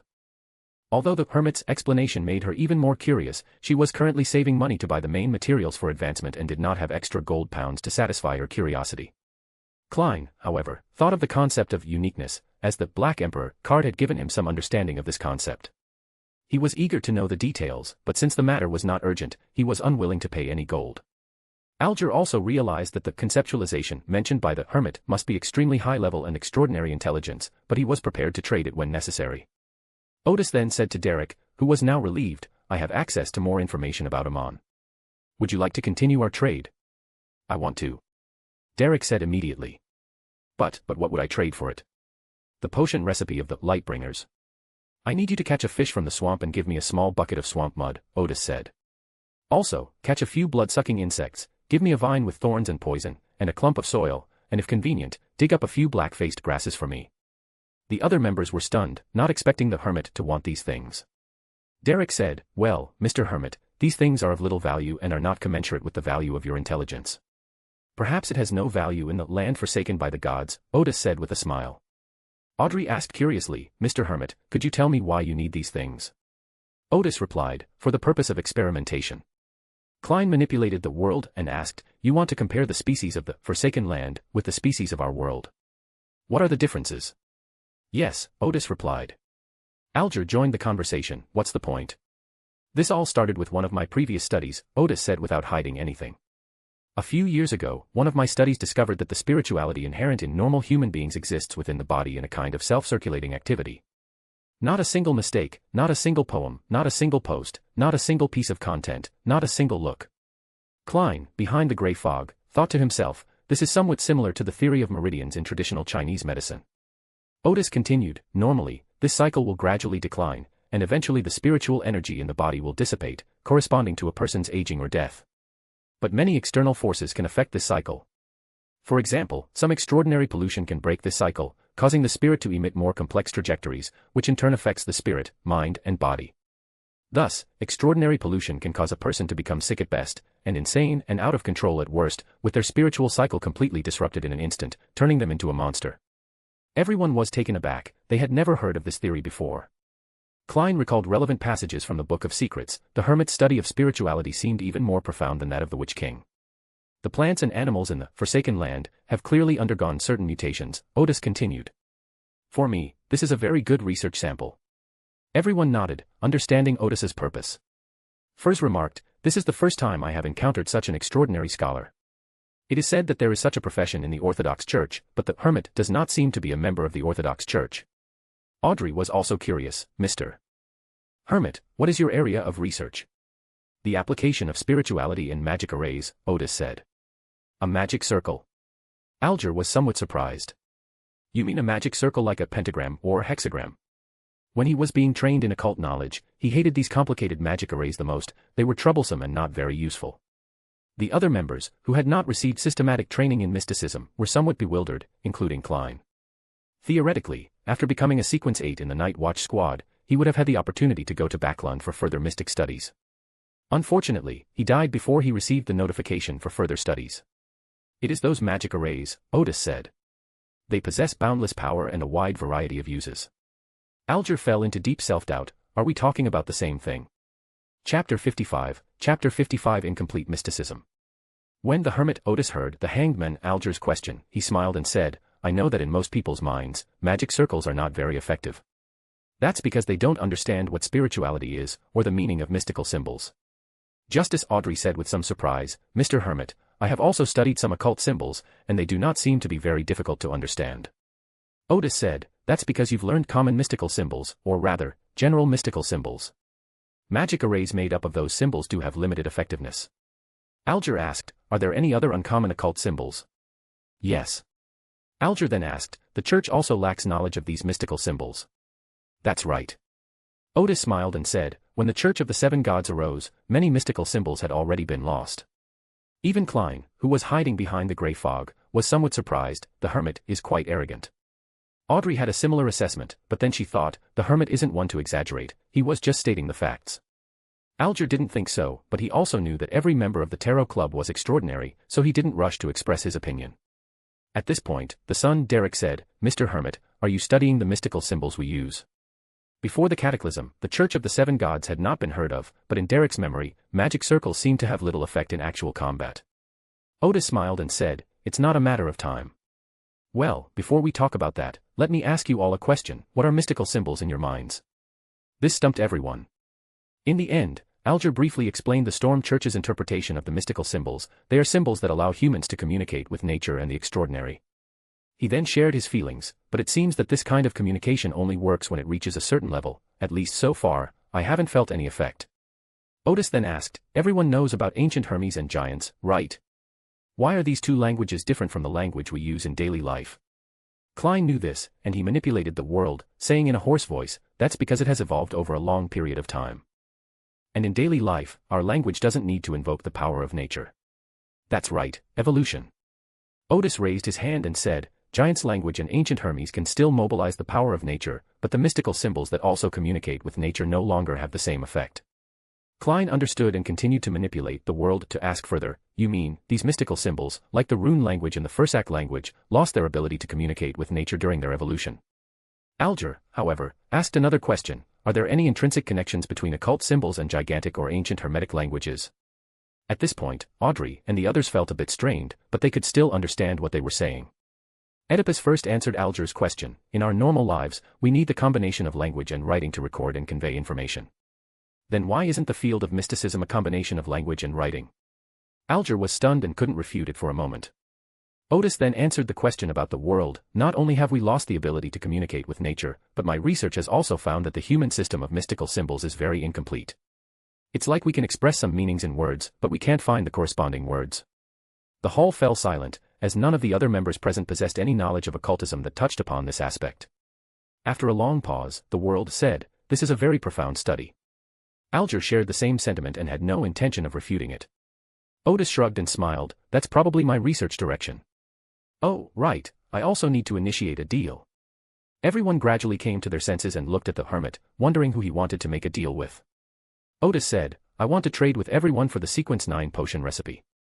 The magician first asked, by what means? Otis countered, by what means did you take? Apprentice. Then I'll trade you the apprentice potion recipe, Otis said.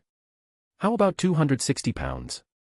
The Occult Research Society he founded consisted of half low-sequence, extraordinary individuals and half occult enthusiasts who aspired to become extraordinary individuals and possess certain intelligence channels. This was because Otis was only a Sequence 9 at the time, and he was afraid that he would not be able to control middle-sequence members if he recruited them. Therefore, the extraordinary members among them were all low-sequence. Now that he's reached Sequence 8, he plans to sell the recipe to occult enthusiasts. Prior to this, he had strictly prohibited the sale of recipes at gatherings, because although several members, including Hound, had potion recipes, they generally wouldn't sell them, or they would report to their superiors and only sell them after receiving their approval. While Peacock and Wolverine would certainly be willing to sell the formula, they possess potion formulas obtained through channels like Assassin and Mystic. Not a single mistake, not a single poem, not a single post, not a single piece of content, not a single look.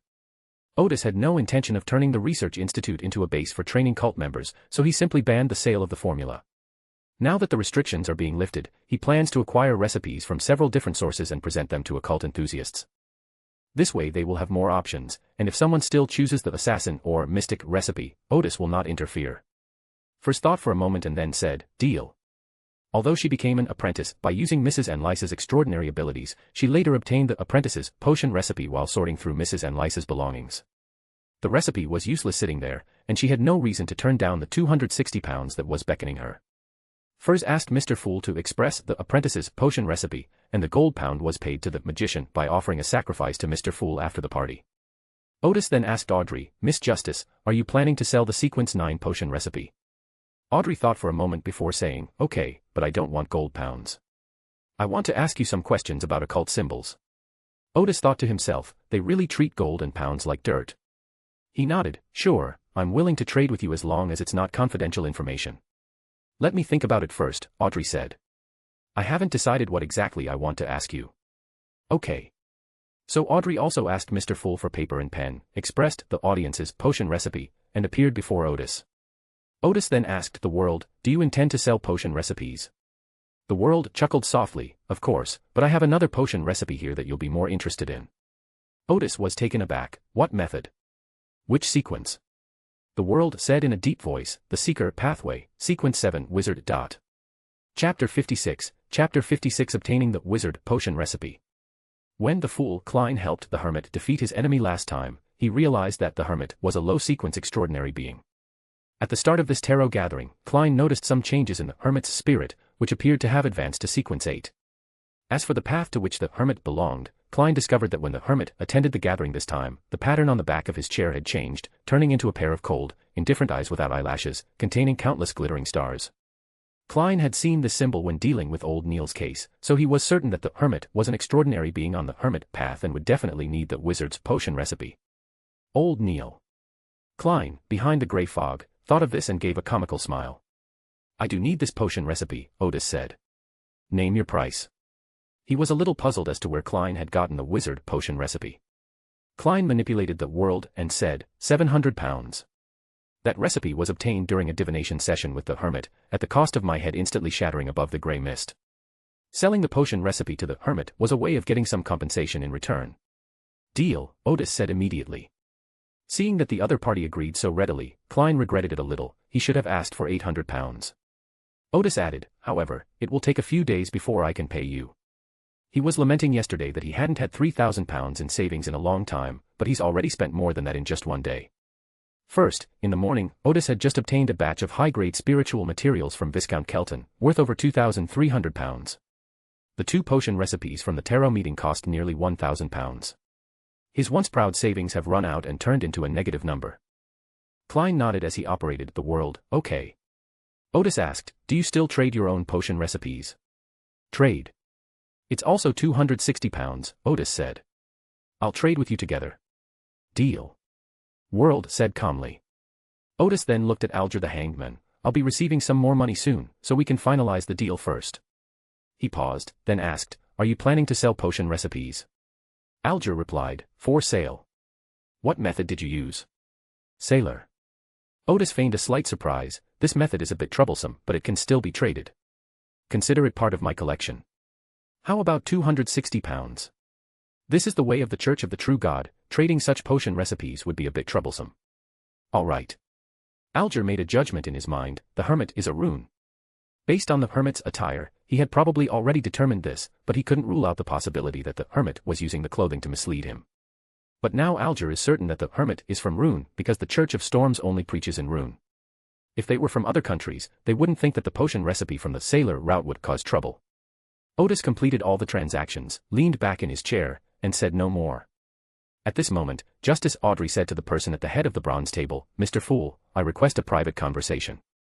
Klein smiled inwardly, here we go again. He nodded slightly and said, okay. When Otis's senses were blocked, he suddenly thought, 2 gatherings have been held, why has no one presented Russell's diary to the fool? He thought about it carefully and seemed to recall what had happened. At this time, Magician Furs seemed to have only recently joined the Tarot Club. In order to prevent Furs from borrowing Roselle's notebook from her real self and causing repeated sacrifices, Audrey always communicated with him alone when sacrificing his diary. Audrey planned to find an opportunity to tell Furs that Susie had torn up the notebook in her possession, and then openly sacrifice the diary. Otis sighed, he could only wait and see how he could make the most of the remaining value of the 5 pages of the diary he had been handling. After the private conversation ended, Klein released the other members' sensory locks, you can continue. Furs took a breath and said, I would like to purchase the stomach of a soul eater and 20 milliliters of deep-sea marlin blood. These are the 2 main materials for the Master of Tricks. She still has 430 pounds in savings, plus 260 pounds she just earned from the transaction with the Hermit. If you're lucky enough to find some cheaper extraordinary materials at 690 pounds, you can solve the problem of the main material. Furs couldn't help but think to himself, if it weren't for the fact that he had to become a master of magic to completely get rid of the influence of the full moon's talk, he could live a very easy and comfortable life even in Backland with 690 pounds. 2 or 3 seconds later, Alger said in a deep voice, I saw the blood of a deep-sea marlin at a pirate gathering before, but unfortunately, you have missed it.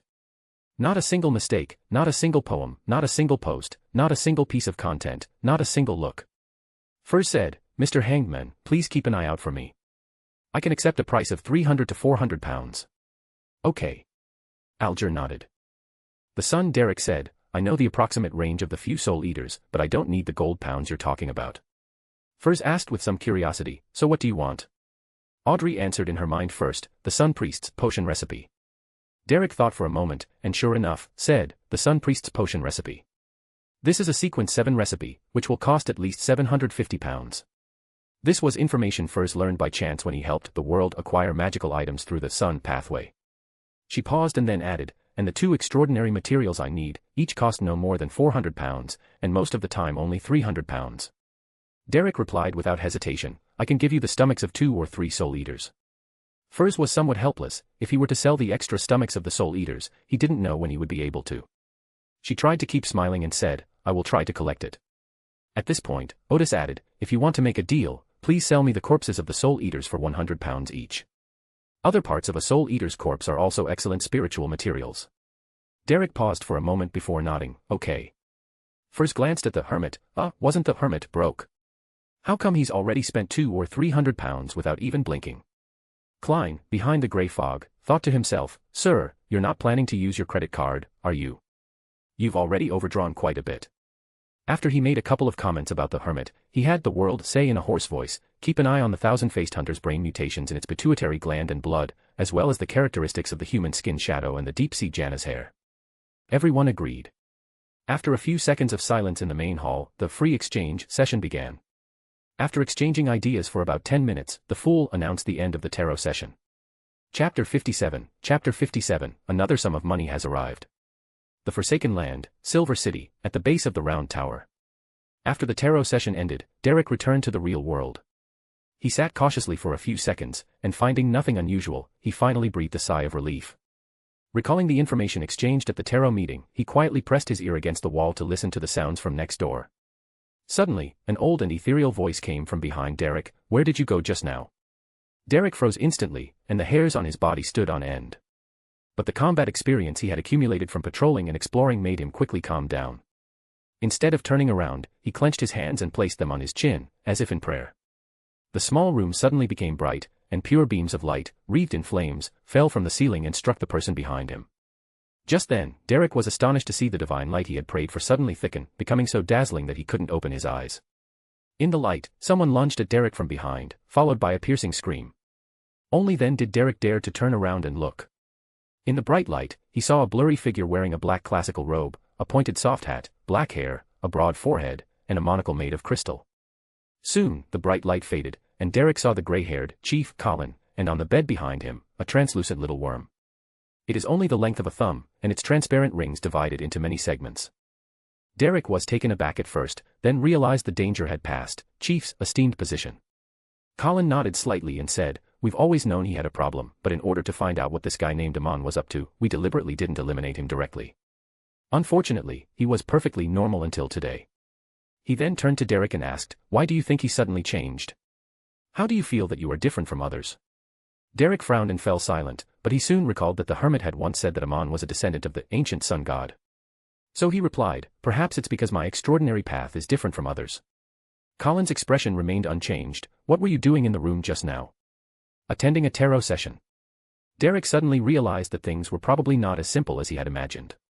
He took a deep breath and said, sleeping. Colin looked quietly into Derek's eyes, and after a dozen seconds asked, before his mutation, did you notice anything unusual? No, Derek said, shaking his head with considerable certainty. Silence fell again at the bottom of the round tower. After another 10 seconds or so, Colin said, your condition has stabilized. You can go back now. Derek paused for a moment, then said, okay. He took a deep breath and left the round tower along the passageway. On the way, he encountered the guards who arrived one after another. They let him pass without asking him a single question. Derek hurried home, closed the door, and carefully observed the room for a while. Seeing nothing amiss, he muttered under his breath, "A fool not of this age. I have just experienced something terrible." He reported everything that had just happened to the fool and mentioned his guesses, hoping to get an answer from Mr. Fool. As the tension subsided, he felt intensely tired, so he lay down on the bed and quickly fell asleep. In the quiet, dimly lit room, streaks of lightning would sometimes illuminate everything, and sometimes disappear into the darkness. Derek, who was fast asleep, suddenly smirked and raised his hand as if to pinch his eye socket. "Ha, fool. Interesting. Backland, West End, 51 Henry Street." Otis opened her eyes, saw the ceiling of the lounge, and then yawned widely. She was really sleepy. However, he was destined not to have time for a nap today.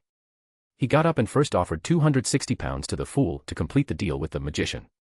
Then they went to the shop in front, first summarizing the accounts brought by Enoch and Mandy's assistants, and listening to their brief reports. Just as he expected, it wasn't long before Viscount Kelton's men delivered the high-quality spiritual materials that Otis had ordered. The spiritual materials were packed in 2 large leather trunks. They contained not only the materials needed for Otis's next experiments, but also the spiritual materials needed to create the flaming arrow.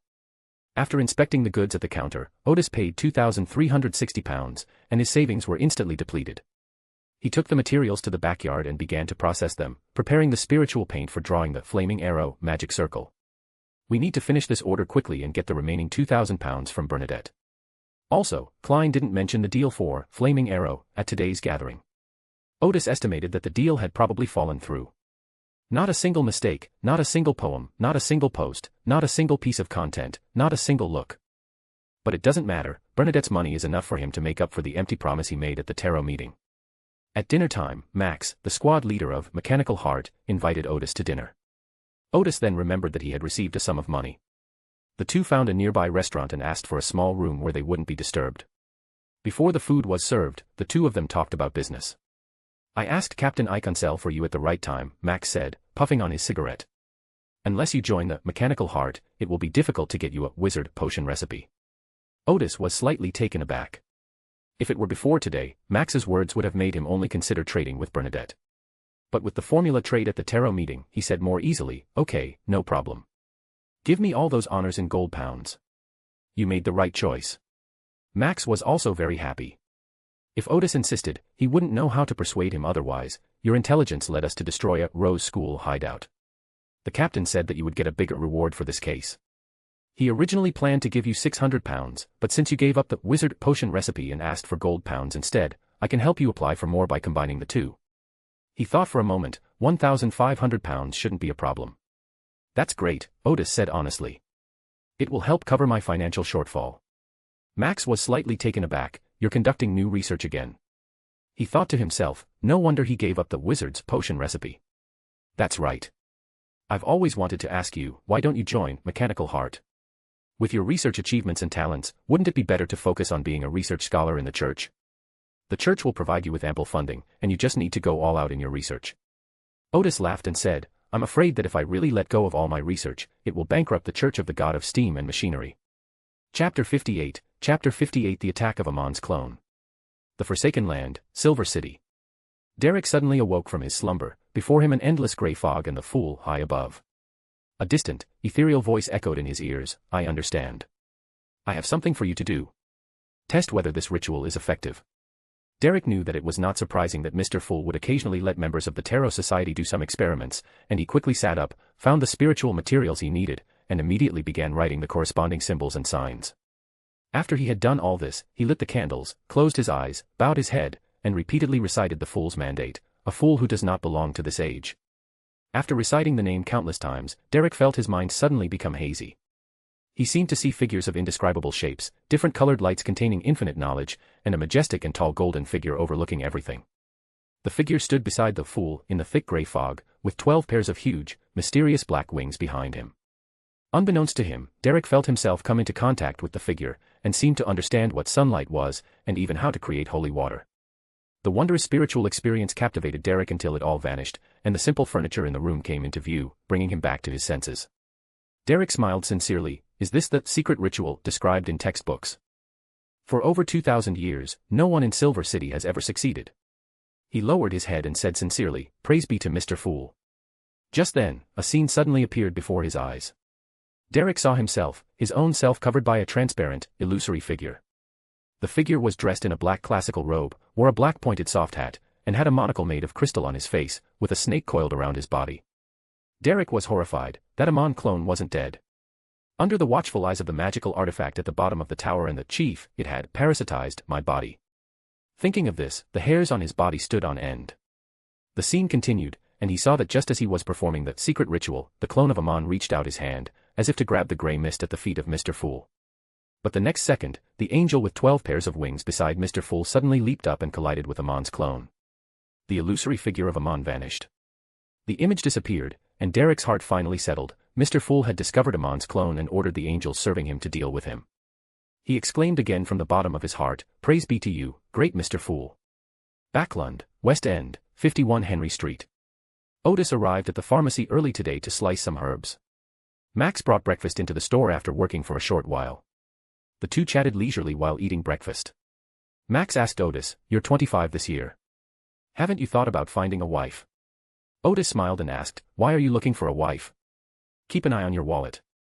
Max pointed to the cream bread in his hand. "There are people who will prepare breakfast for you and your friends. It's hard to imagine that the owner behind Nanma Dance Hall doesn't even have a servant."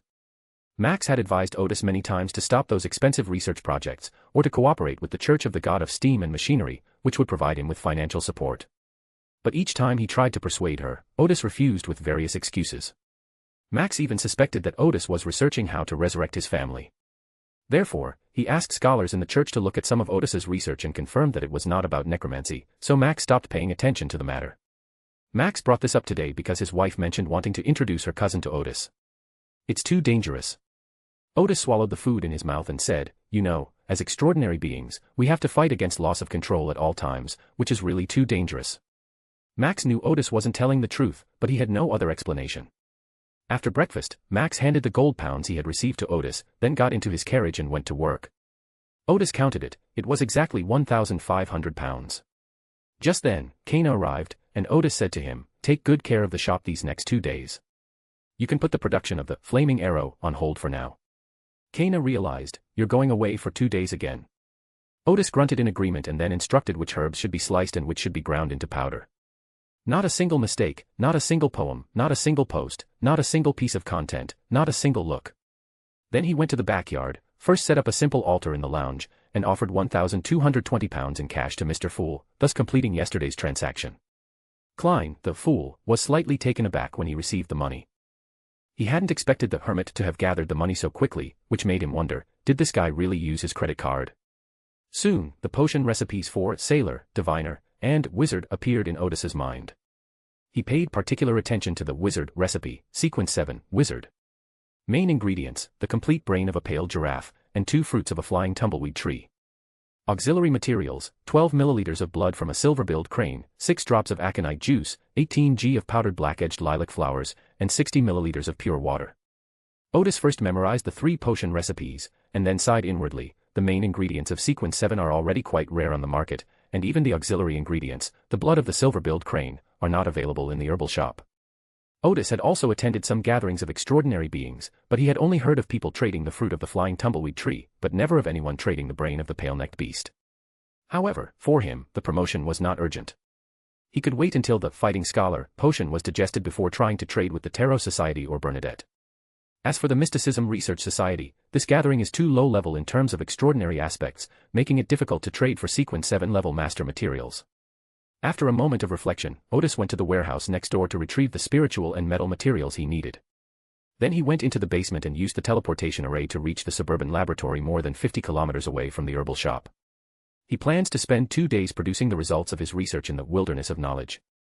After placing the materials on the experimental table, Otis first went to the desk to draw the blueprints, then lit the metallurgical furnace and began to make the metal body of the experimental object. Next comes the inscription of the magic circle. Spiritual materials are used to prepare the coating, which is then applied to the inscribed magic circle. Finally, the Amanda crystal was inlaid, and the extraordinary characteristics of the Fighting Scholar, a black and white sphere with intermittent red stripes, was placed in the center of the magic circle. The experiment was finally completed. Just then, Otis saw a small line of pale text suddenly appear on the experimental table in front of him. "I have arrived." Chapter 59, Chapter 59 Smart Helmet. Outside a warehouse in the dock area of Backland. When Byron saw several of Cappen's men approaching him, intentionally or unintentionally, he realized he had been exposed. He immediately handed his wallet to his assistant. I'll distract them in a moment. You take a horse-drawn carriage and get to 199 High Run Avenue as fast as you can. Tell the waiter there, Lion, please ask the chief for help. When you meet the leader, do not hide anything. You must tell the truth about whatever he asks. Before the assistant could say anything, Byron interrupted, there's no time to explain. Go now. My survival depends on how fast you get there. After saying that, Byron ran away without looking back, which, as expected, attracted most of the people to chase after him. The assistant understood the urgency of the situation and quickly left their surveillance location. After several attempts failed to shake off the pursuers, he had no choice but to jump into a horse-drawn carriage and head to the location Byron had mentioned.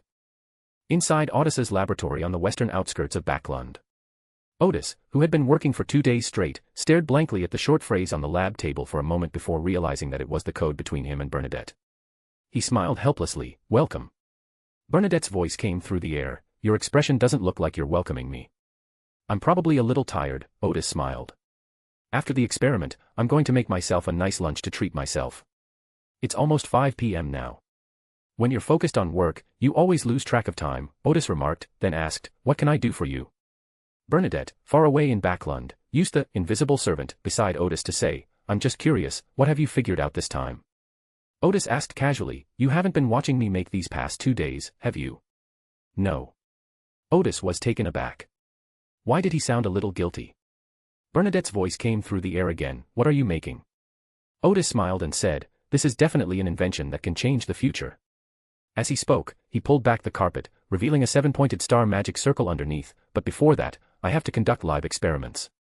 You actually intend to conduct live experiments? Otherwise what? Of course, we need to test this stuff to be sure. Otis said, picking up a jar of colored powder from the table. Bernadette was somewhat surprised, I've never conducted any live experiments. Otis ignored the mysterious queen and instead grabbed a handful of colored powder, then put the remaining powder from the jar into the outer circle of the 7-pointed star magic circle. Then he sprinkled the powder in his hand into the magic circle, and as it crackled, Otis said in Hermes, I, in my name, summon. Lord of the underworld, great Semensal, please descend into the circle of this magic circle under the guidance of the 7-pointed star, and gaze upon the one who summoned you. Please accept the offerings I have provided and obey my commands. Phew. The room suddenly became very cold and damp, as if I had arrived at the seaside in winter, where the icy sea breeze froze every inch of my skin. Immediately, a cloud of black mist appeared inside the summoning circle, with 2 red eyes at the top of the mist, coldly staring at Otis. At the same time, the gray mist covered the pottery jar and put away the offerings provided by Otis. This process greatly surprised Bernadette. Of course, she knew that the 7-pointed star was a summoning circle, but few people used it because setting up a simple altar was much more convenient than using this circle, and the effect was not much different. However, Bernadette was well aware that evil spirits or other malevolent but not very powerful beings existing in the underworld or spirit world could tempt the caster to use magic circles to summon them, so that they could bring more power into the real world. Bernadette sensed that the being summoned by Otis was a kind of evil spirit, but strangely, the evil aura of the other party was only within the circle of the magic circle, while outside the circle, apart from being somewhat cold, there was nothing unusual. Otis continued, Great Semensal, please help me capture 3 heinous criminals who have not yet been punished. Take away their mouths and make them stiff and unable to move. The black mist suddenly disappeared, and 6 or 7 seconds later it returned, with 3 people flying out of the gray mist, a middle-aged man, a woman in her 30s, and an old man in his 60s. Judging from their clothing, they were all relatively wealthy, but at this moment, they stood there obediently, their bodies stiff, unable to move at all. Below their noses, there were no traces of mouths, their facial skin was normal, as if they had never grown mouths or tongues. They were now staring at Otis with terrified eyes. Not a single mistake, not a single poem, not a single post, not a single piece of content, not a single look. Otis addressed the black mist once more, Great Semensal, thank you for your help. We live in peace and help each other. I offer you sacrifices, and you will obey my commands. Later I will send these 3 evil souls into the circle, and you may enjoy their flesh and soul. Now please leave the real world, leave this circle with the 7-pointed star. The cloud of gray mist indeed departed. As Otis straightened the 3 stiff figures, he explained, Semensal is very good at distinguishing between good and evil. These 3 must be heinous criminals. Bernadette said, your method of finding test subjects is truly eye-opening. Then she pointed to the 7-pointed star magic circle and asked, you've altered at least 16 places on this summoning circle. After the alterations, the summoned beings can no longer harm you. Below the level of angel. Otis placed a brass-made, helmet-like experimental object on the middle-aged man's head, theoretically speaking, people should not suffer any harm when using summoning arrays, except when summoning demons. After studying the commonly used summoning circles, I discovered that in order to conform to the classic form of summoning circles, those circles actually have no mechanism to protect the caster at all. Therefore, I drastically modified that magic circle, which actually transformed the power of the summoned into the power to protect the caster.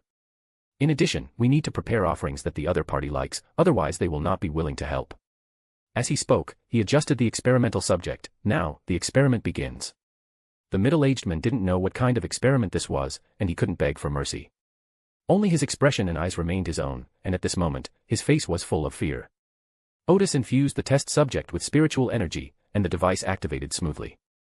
A phantom light appeared from the top of the helmet and quickly entered the middle-aged man's head. Chapter 60 Imparting Knowledge. A striking crystal is inlaid in the center of the brass helmet, making the helmet look somewhat like it has been hit by an arrow. That is the resonant node of the spirit within the magic circle.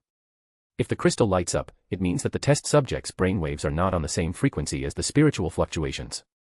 Since the crystal in the middle did not light up after the experiment began, it means that the middle-aged man and a certain spiritual fluctuation in the helmet can be in a state of resonance, and the infusion process can be completed immediately.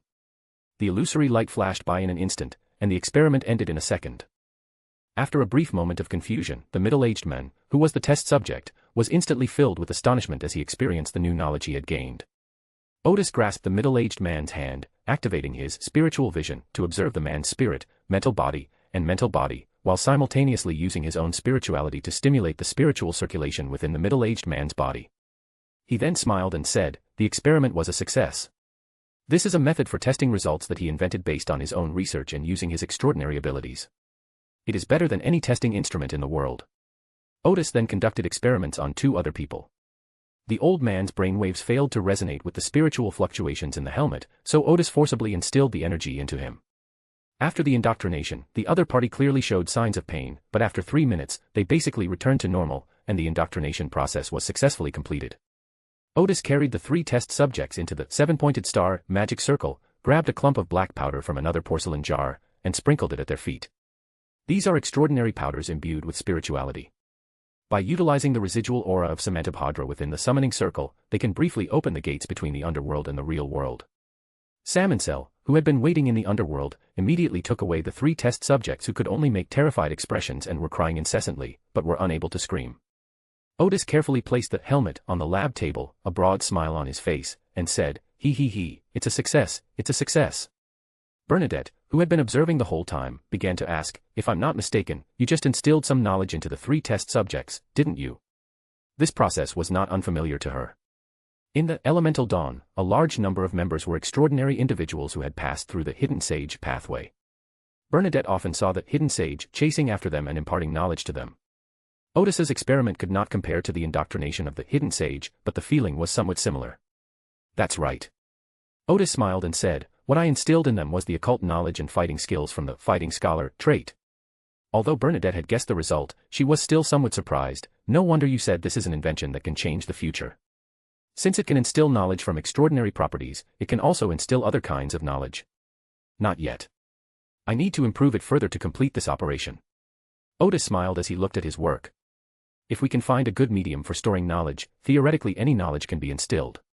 This is somewhat similar to the talismans made by the Church of the God of Knowledge and Wisdom, which are talismans of language or knowledge. However, those talismans are one-time use, while my prototype can be reused.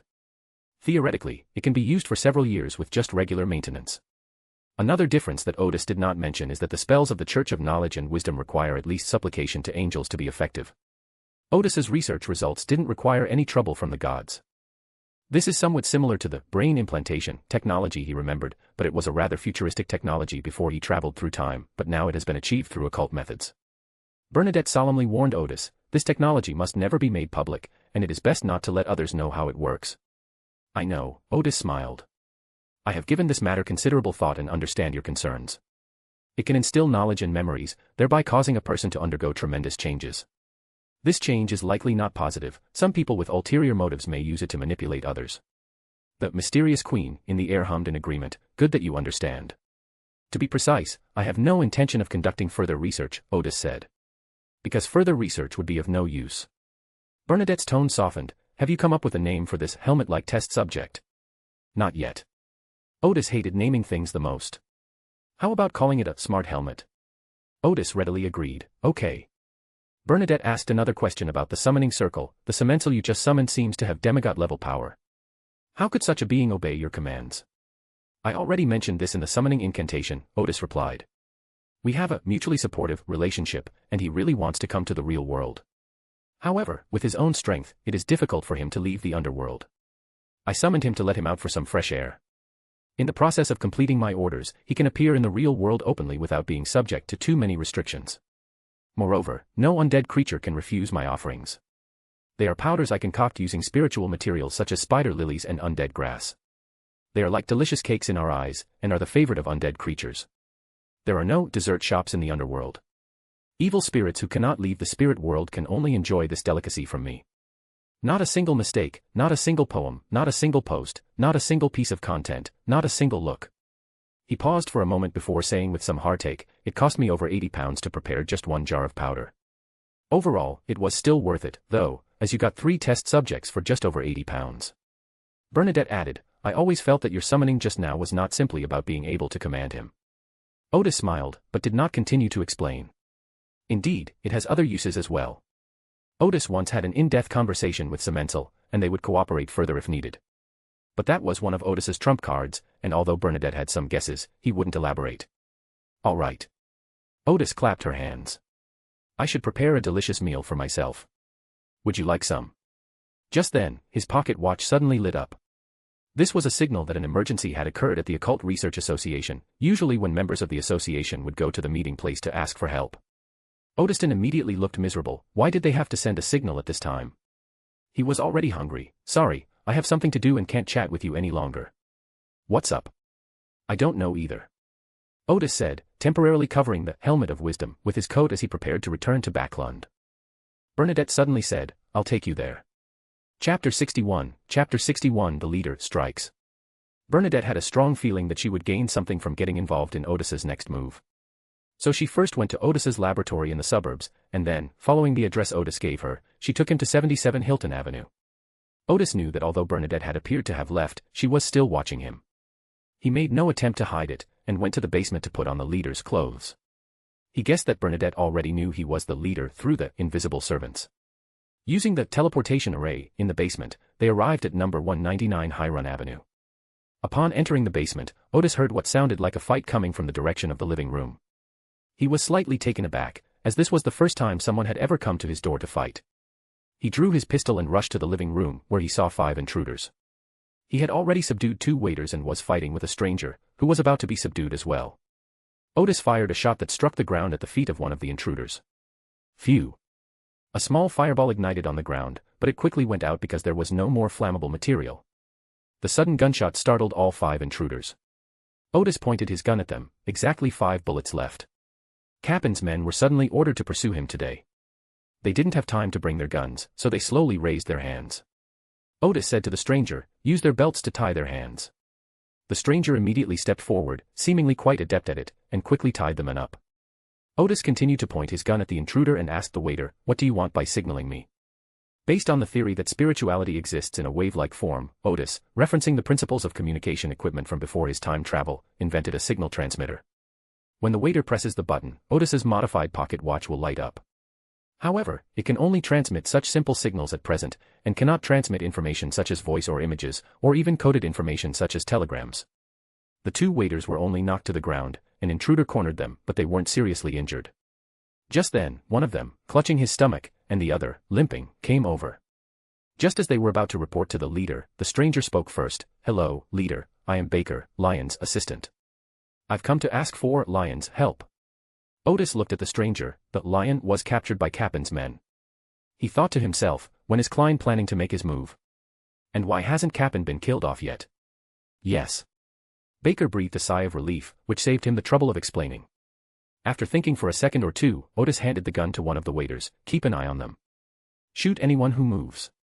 Then he asked another waiter to call the police. Finally, he said to Baker, wait a moment, I'll go get some weapons. Seeing that the leader readily agreed, Baker finally breathed a sigh of relief. Thank you for your help. Otis strode into the basement, activating the magic circle he carried with him as he asked, are you still there? A soft voice said, yes. That's good. Otis infused the magic circle with spiritual energy and retrieved 7 cold weapons from the wilderness of knowledge.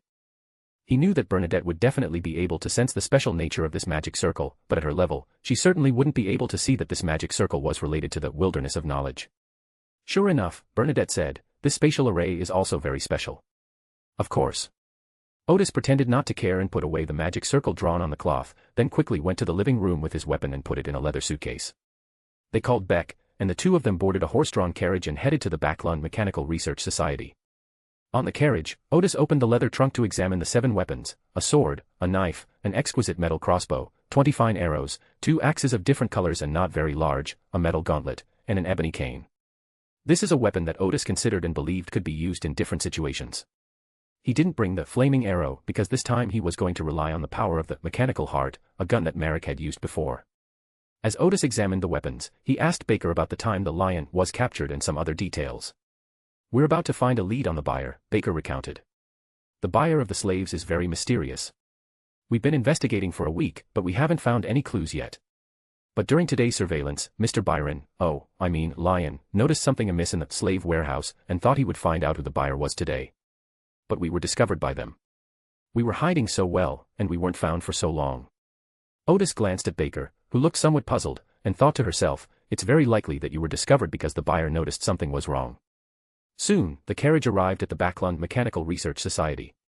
Otis, holding a cane, asked Backland to wait outside with a leather case containing weapons. After entering the Backland Mechanical Research Society, Otis quickly found Max and explained the situation before saying, I would like to borrow a carriage from Heart of the Machine. Okay, Max said, I'll send 2 people. Not a single mistake, not a single poem, not a single post, not a single piece of content, not a single look. Cappen's reputation wasn't good throughout Backland, and Mechanical Heart was happy to help him out. No need, Otis refused. I'll go and negotiate with Kappen first. If that doesn't work, then you can step in. All right, this way we all have room for maneuver. Max said, and immediately ordered someone to prepare a carriage. Having boarded the carriage adorned with the mechanical holy emblem, Otis sat quietly inside, heading towards Kappen's residence. Baker couldn't help but ask, Chief, you couldn't find reinforcements just now. Found it, Otis said calmly. The mechanical emblem on the carriage was the greatest reinforcement. Moreover, with Bernadette by her side, there's no danger. But. Otis smiled and said, relax, the 3 of us are enough. Bell was taken aback and looked at Otis, 3 people. There are clearly only 2 people here, does that include the coachman? Are the coachmen from the Mechanical Research Society that skilled? Otis offered no explanation and simply closed his eyes to rest. After about half an hour's journey, the carriage arrived at a villa with an iron gate, which was Kappen's residence. It was already dark by then. Otis rubbed his stomach, he was starving but hadn't had time to eat. Several guards outside the gate stopped the carriage. Otis opened the carriage window and said, I want to see your leader, Kappen. A guard approached politely and asked, Sir, may I ask your name? Also, would you like to remove your mask? Leader, Otis added, I won't take off the mask. Chief. Never heard of him. The guard's attitude changed, take off your mask before I report to him. Otis picked up her cane and handed the suitcase to Baker, I should have known better than to waste my breath talking to them. He paused and then said, you will follow behind in the carriage in a little while. Before Baker could react, Otis had already gotten out of the car, don't you know how to protect other people's privacy? As he spoke, he kicked the guard away, sending him flying into the iron gate. Chapter 62, The Kappen Family Dinner. The guard who was kicked away swore that when the masked man got out of the car, he was ready to fight him at any moment. However, the opponent's kick was too fast, and he didn't have time to react before being kicked away. The guard's shouts attracted the attention of passers-by. Immediately afterward, passers-by hurriedly left, fearing that the fighting there would affect them. Others hid in a nearby alley, secretly watching Kappen's men get beaten up. After one guard was kicked away, the other 4 guards immediately drew their short sticks and rushed over. Otis seized the opportunity and rammed forward, sending another guard flying. He then used his cane to block the short sticks of the other guards, and with his other hand shaped like a claw, he struck a guard hard on the chin, the violent impact knocking the man unconscious. Otis then used elbow strikes and knee strikes to knock down the other 2 guards. At this point, Baker in the back also realized what was happening, and the driver had already consciously left the driver's seat, so Baker sat in the driver's seat. Otis turned to Beck and said, give me the knife. Baker quickly opened the suitcase, took out the knife inside, and handed it to the leader. A voice inside him said, this is insane. 2 people dared to break into Cappen's headquarters. No, the leader actually dared to force his way into Cappen's villa. Otis took the knife and strode to the iron gate. With a single swing of his knife, he easily cut through several sections of the black-painted iron gate. Otis slashed a few times, broke the latch on the inside door, kicked the door open, and casually threw the knife behind him, which landed right in the weapon box. The iron gate opened, and Otis swaggered in. Just then, Cappen, who had gained a little weight, arrived at the restaurant. With a warm smile on his face, he greeted the 3 guests in front of him. "Miss Katie, tonight we have your favorite caviar, as well as roast chicken specially prepared for you." Katie, who had an old scar on her face and wore a thin shirt, didn't say a word, but just nodded slightly. Immediately afterwards, Horace, wearing a white wig and with a thin, stern face, entered the restaurant and nodded slightly to each diner. "This is the leader of the extraordinary being sent by the royal family, a Sequence 6 judge." Meanwhile, Parker, sitting to the lower left with an old-fashioned face, responded to Horace's nod. When Horace sat down and spread out his napkin, dinner officially began. At that moment, the antique wall clock hanging in the hall had just struck 7:23. Thump thump. Just as the waiters began serving the food, several gunshots rang out from outside. Cappen was stunned for a moment, but Eros and the others continued to eat as usual. A subordinate rushed in. "Boss." Cappen tugged at his napkin. "How many times have I told you, call me sir, sir?" "Yes, boss," the subordinate said urgently. "A stranger has broken in. He says he wants to see you." Cappen raised his eyelids and said, "Kill him, and don't disturb us while we're having dinner." We are doing," the subordinate said, "but it seems very difficult." Horace stopped eating, as if listening intently for a moment, before saying, "He's here to see you. Go and deal with him." His spirit did not sense any threat, so he believed it was a gang fight and therefore they did not intend to get involved. Cappen nodded. "Yes, yes, yes." He dropped his napkin and immediately went into the hallway. Through the corridor window, Cappen saw a young man wearing a mask kicking his vicious dog away. Not far behind the masked man, there was a carriage that looked to be of great importance. Bang. One of Cappen's men fired a shot at the intruder, and a miraculous thing happened. The masked man waved his cane, and the bullet was actually sucked into his cane. Cappen was no ordinary human trafficker. He immediately realized that the other party might be an extraordinary individual. He quickly instructed his subordinates to inform Horace, "Tell Mr. Horace that a person with extraordinary abilities has arrived." Then Cappen put on a smile and said, "Sir, I heard you were looking for me." Otis glanced at the plump figure in the corridor window and said, "Cappen." Cappen raised his hand, signaling his subordinates not to attack. "It's me." "This afternoon, you arrested my men," Otis said. "I'm here to take them back." Cappen's smile vanished. "You're the leader. Byron's boss. Not a single mistake, not a single poem, not a single post, not a single piece of content, not a single look. This afternoon, under Mr. Horace's guidance, a private investigator was apprehended at the dock warehouse. Cappen originally intended to kill the other men with one shot, but Byron shouted that he had already notified the leader. Cappen had never heard of any leader, and was about to fire when Eros stopped him. Mr. Horace knew the leader, who seemed to be a big shot, and that killing him would be troublesome and might even get the leader to take notice of their business. So Horace interrogated Byron himself, and seeing that the other party did not have any key information, he ordered Cappen to imprison him and, when the leader came to demand him, to warn the leader and then release him. Otis, wearing a mask, smiled and said, "I am the leader, but not his boss." At this moment, Parker came out of the restaurant and, upon hearing that the other party was the leader, stood in the corridor and let Cappen handle it himself. Cappen coughed a few times and sneered, "Chief, curiosity will kill you. You shouldn't have sent people to investigate my business." "To be precise, I didn't send Byron," Otis said. "I only promised him that I would save his life." This answer surprised both Parker and Cappen. Cappen scratched his face hard with his fingers. "Are you making excuses?" Otis did not answer Cappen's question, but simply said, "Release them immediately." Having heard of the Mysticism Research Society, Parker glanced at the mechanical emblem on the carriage, waved to Cappen, signaling to let the person go, and then he coughed as well. Parker knew, of course, that the leader was a member of the Church of the God of Steam and Machines. Since the other party was not actively investigating Cappen, he should release him as soon as possible to avoid trouble.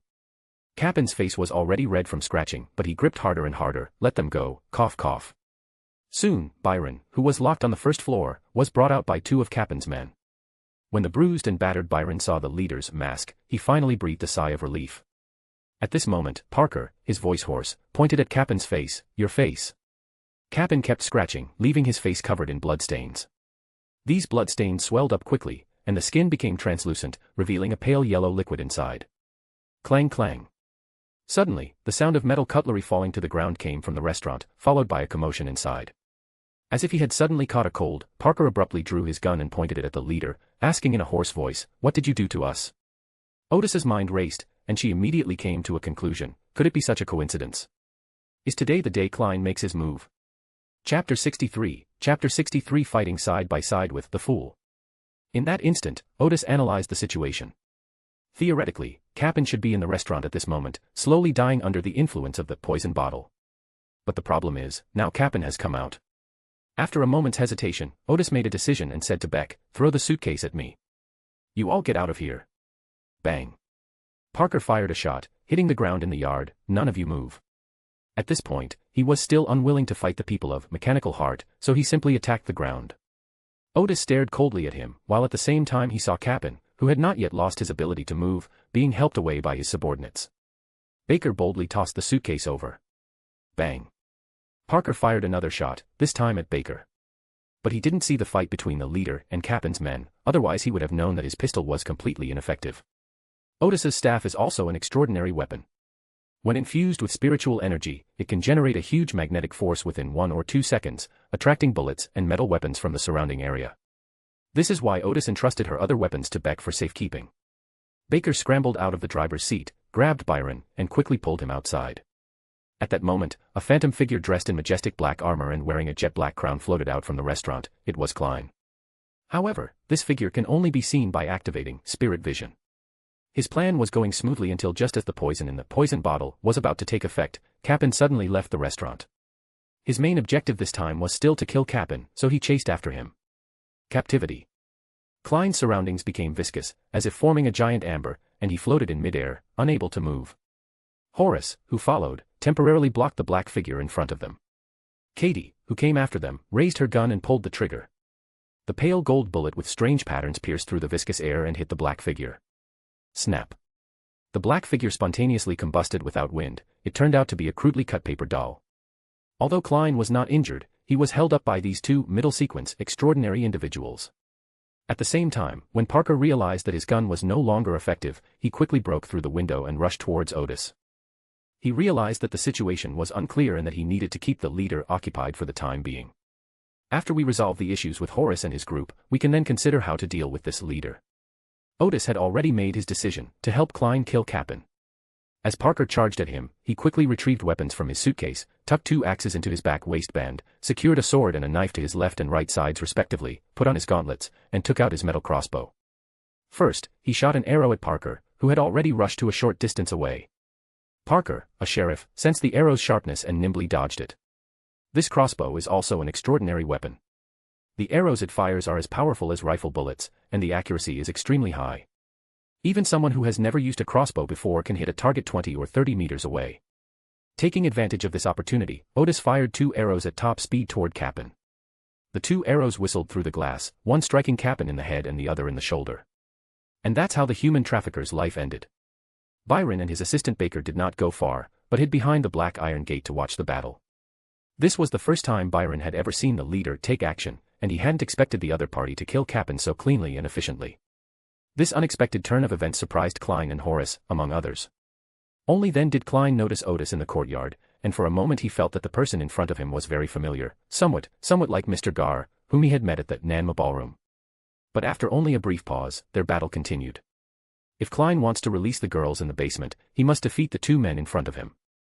Otis, in the courtyard, used the leather strap on the crossbow to hang it on his back, put the arrows into his pocket, and then swung his fist, which was wearing a boxing glove, at Parker, who had already arrived. Those who excel in the arbitrator pathway are highly skilled in combat. Parker was no exception. He nimbly dodged Otis's attack, and at the same time, his figure seemed to grow much taller, giving people a great sense of oppression. Otis felt somewhat strained by Parker's attacks. Every punch he threw was met with a strange resistance, a resistance that seemed to come from within, making him feel that the person in front of him was not to be offended and that everything he did was right. Not a single mistake, not a single poem, not a single post, not a single piece of content, not a single look. This was due to the opponent's extraordinary ability, which greatly diminished Otis's fighting skills. Parker seized the opportunity to launch an attack, forcing Otis to retreat repeatedly. Otis had no choice but to draw his sword to defend himself, and Parker also drew his dagger. Otis's lips twitched slightly. The other party had already fallen for the trap. He slashed at Parker with his knife, but Parker deflected it with his dagger. Little did anyone know that this knife was incredibly sharp, and it actually sliced Parker's dagger in half. Along with the broken dagger, Parker's arm that was holding the dagger also flew out. Parker stared in disbelief at the weapon in Otis's hand. It was indeed an extraordinary weapon, extremely sharp and capable of cutting through iron like mud. Parker's disadvantage was due to a lack of information. If he had seen Otis break down the door earlier, he wouldn't have used his dagger to block the other's knife. While the other person was stunned, Otis swiftly turned his knife around, slit the other person's throat, and kicked him into the villa's corridor. The fierce battle in the corridor continued, and Parker, who was convulsing on the ground after the glass was smashed, startled both Horace and Katie. Immediately afterwards, they saw the leader throw an axe engraved with fiery red occult symbols and graphics into the corridor. The axe was thrown at Katie, but she easily dodged it. As Horace was considering whether to negotiate with the leader, his spiritual senses warned of a great danger. The source of that danger was the axe that had fallen to the ground and had not hurt Kelly. In fact, Horace had sensed the danger of the axe from the very beginning, but since it was an enemy weapon, there was bound to be danger. But as the axe was about to hit the ground, the danger signal grew stronger and stronger. Flow. Boom. Horace's exile came too late. The axe was like a bomb with enormous explosive power, filling the entire corridor with a violent blast that shattered all the glass and caused half of the walls to collapse. Both Horace and Katie were blown away, which greatly surprised Horace, who had served in the military, as even artillery shells were not that powerful. The flames from the explosion quickly subsided, but Katie was struck in the head and chest by shards of the axe, her severely burned body bleeding profusely. Because Eros was prepared, he avoided vital areas. Although his clothes and hair caught fire, he rolled away the moment he landed and escaped towards the back door. Chapter 64, on the importance of finishing off. Otis's two axes were not for chopping people, but for blowing people up. It was decorated with his improved explosive array, more powerful than any hand grenade, or even any current artillery shell. He also considered making it in the shape of a long-handled grenade, but the explosion array needed a certain flat surface, and making it round would be very unstable. So he simply made it in the shape of an axe. The violent explosion could shatter the metal axe head, and even the living corpses might not be able to withstand the flying fragments. Sequence 7 Interrogator Katie was killed instantly by this attack, and Horace was also in a very bad state, turning around and running away.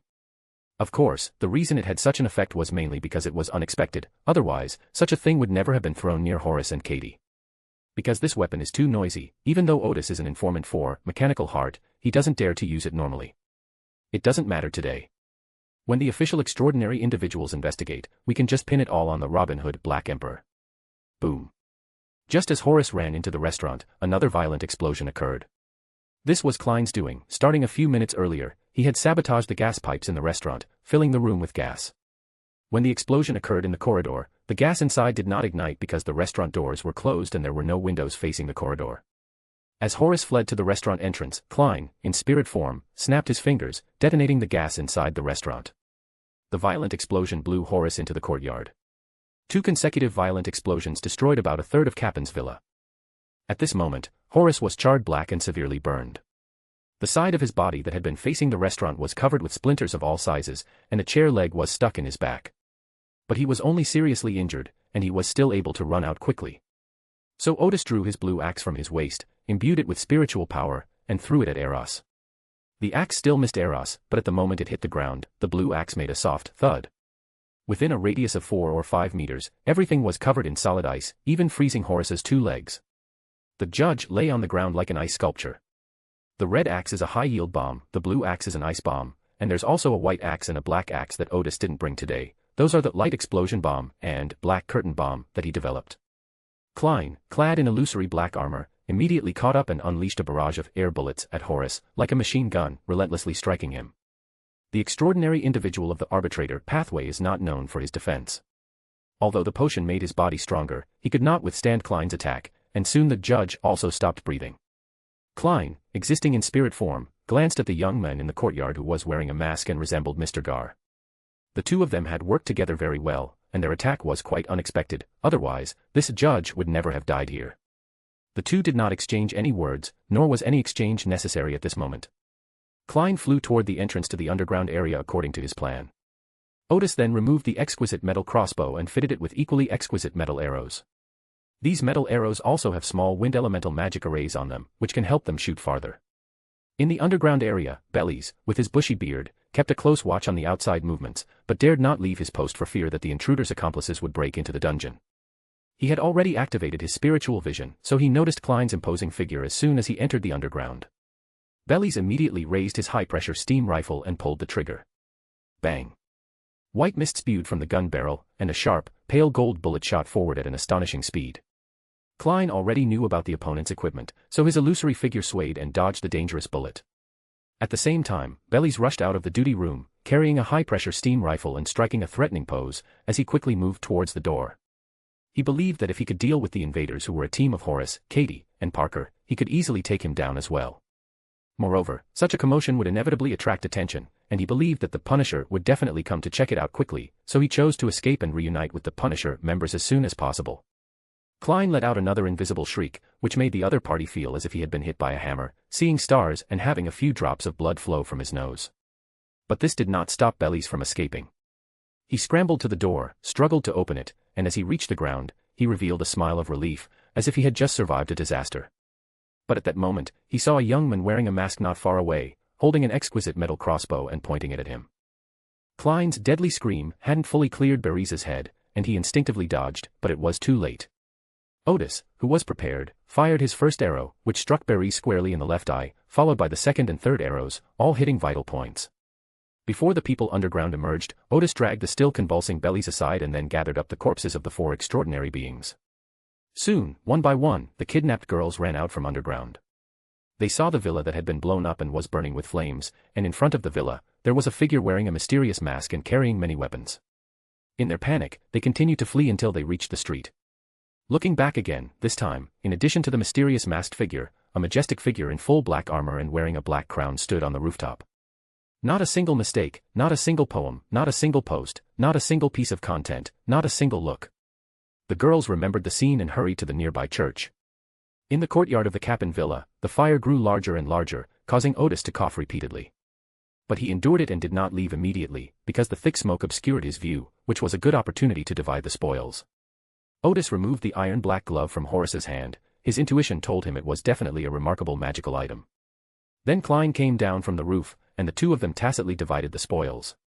Klein used the characteristics of the Azek bronze whistle to make the extraordinary characteristics emerge ahead of time. Although Klein contributed more in this battle, Otis's surprise attack was a great help, otherwise, Klein alone would definitely not have been able to kill three middle-sequence extraordinary individuals. Therefore, Otis chose the spoils first, and Klein had no objection. After taking the gloves, Otis took Bellies' extraordinary ability and the steam rifle, while Klein put away the other three extraordinary abilities. After quickly dividing the spoils, Klein bowed politely to Otis and then went to search for Capin's body. Otis was already choking and his eyes were watering. He insisted on taking out the magic circle he carried with him, put the spoils into the wilderness of knowledge, and then threw the bedsheet with the magic circle drawn on it into the fire. After watching the magic circle start to burn, he quickly retreated to the front door. Byron and Baker quickly stepped forward. "Chief." Otis coughed twice and said in a hoarse voice, "I'm fine." At that moment, he saw a phantom gate suddenly open in the courtyard, and Otis thought to himself, the demigods have arrived. Chapter 65, Chapter 65 God's Shield. On the other side, Klein found Capin's body, took out a tarot deck he had prepared beforehand, pulled out the Judgment and Emperor cards and threw them at Capin's face, then scattered the other tarot cards on Capin's body. During the pouring, one card, due to its angle of fall, tumbled and landed on the ground near Capin's head. It was the Hermit card, featuring a hood and a lantern. Klein didn't pay much attention and went to the rooftop to prepare for his final bow. At that moment, a phantom gate suddenly appeared in the courtyard of the villa, and a handsome man in a sharp suit stepped out from the inner phantom world. This was Celt Augustus, the demigod of the Rune military. He glanced at the raging fire in front of him, his gaze passing through the flames and thick smoke to see the four extraordinary corpses already engulfed in flames. At the same time, a gust of wind blew in, and a stern old man wearing a black soft hat and a black robe embroidered with storm symbols flew over at an extremely fast speed. Ace Snake, the Archbishop of the outskirts of Backland, also known as the Singer of God. Ace asked Celt in a deep voice, "Why are you here?" As is customary, extraordinary events in the Georgewood district are managed by the St. Wind Cathedral. Celt replied, looking rather grim, "I live nearby." Ace didn't say anything more. He raised his hand towards the raging flames, and a violent hurricane swept the flames away, carrying them to the artificial fountain outside. The two demigods saw the corpses of Horace and the other three, saw Capin covered in tarot cards, and saw the two cards covering the face of the human trafficker. Those are the Judgment card, depicting an angel blowing a trumpet, and the Emperor card, depicting an emperor wearing armor and a crown. Immediately afterward, Celt and Ace noticed something and looked up at the roof. They discovered a majestic figure covered in black armor and wearing a black crown on the roof of the partially collapsed villa. Klein nodded slightly, having completed his final act, and was about to leave when suddenly a faint female voice came from behind him. "Got you." Klein immediately realized that the voice belonged to the powerful woman he had met at the Kingdom Museum. At the same time, a colorful circle of light suddenly appeared beneath his feet, immobilizing him in place. When Bernadette followed Otis and saw this majestic figure, she immediately sensed that it was the spirit that had stolen the cards earlier. Having learned from her previous experience, she didn't rush to attack. Instead, she observed the other party's actions while secretly creating a powerful spatial seal. Klein paused slightly, but in the next second, he vanished without warning. A phantom figure immediately appeared where he disappeared. It was Bernadette. She was examining her seal with some disbelief. The seal was still there, and there was no sign of it being broken. Theoretically speaking, the person inside the seal should not be able to leave through the spirit world, the underworld, or the astral realm, but the other party did indeed leave right before Bernadette's eyes. Click. A silvery white lightning bolt, shaped like a tree branch, flashed in midair, illuminating the area where the majestic figure had just disappeared as if it were daytime. Bernadette glanced at the two demigods in the courtyard, and a pair of illusory wings appeared on her back, enveloping her. When the illusory wings disappeared, Bernadette also left. Both Ace and Celeste sensed Bernadette's power, so neither of them had any intention of stopping her. "They are not in cahoots," Celt said. Ace nodded, he could sense just how powerful the seal was. Then, the two of them looked out of the villa at the carriage with the mechanical holy emblem. Coughing incessantly from the choking, Otis, feeling extremely uncomfortable, immediately had Byron and Baker help her onto the carriage of mechanical heart when she saw Klein take his final bow, and warned Byron and Baker that neither of them should get off. Just as Otis was starting to feel a little better, Ace and Celt arrived outside the car. A gust of wind seemed to open the car door as if it were alive. Otis took a deep breath before saying, "I'm sorry, you two, cough cough, I'm not feeling well and can't bow to you." Ace said, "You seem to be witnesses to the whole thing." "Yes, cough cough." Otis did not intend to hide anything, but I am an important informant for Mechanical Heart, and I can only answer your cough cough questions when I am accompanied by members of the Mechanical Heart team. This is why he got on the vehicle immediately. If he hadn't gotten on, even if he revealed his identity, the two demigods in front of him could have easily claimed that they hadn't heard him clearly and forcibly interrogated Otis and the other two. With the arbitrator approach available, their interrogations will not be just simple questions. But it simply doesn't make sense that someone sitting in the Mechanical Heart carriage was interrogated by the Archbishop of the Church of Storms and a demigod from the military using extraordinary abilities. Celt sneered, "Are you feeling guilty? Not a single mistake, not a single poem, not a single post, not a single piece of content, not a single look." Otis and the other two felt immense mental pressure, as if they were about to reveal all their secrets. Cough cough cough.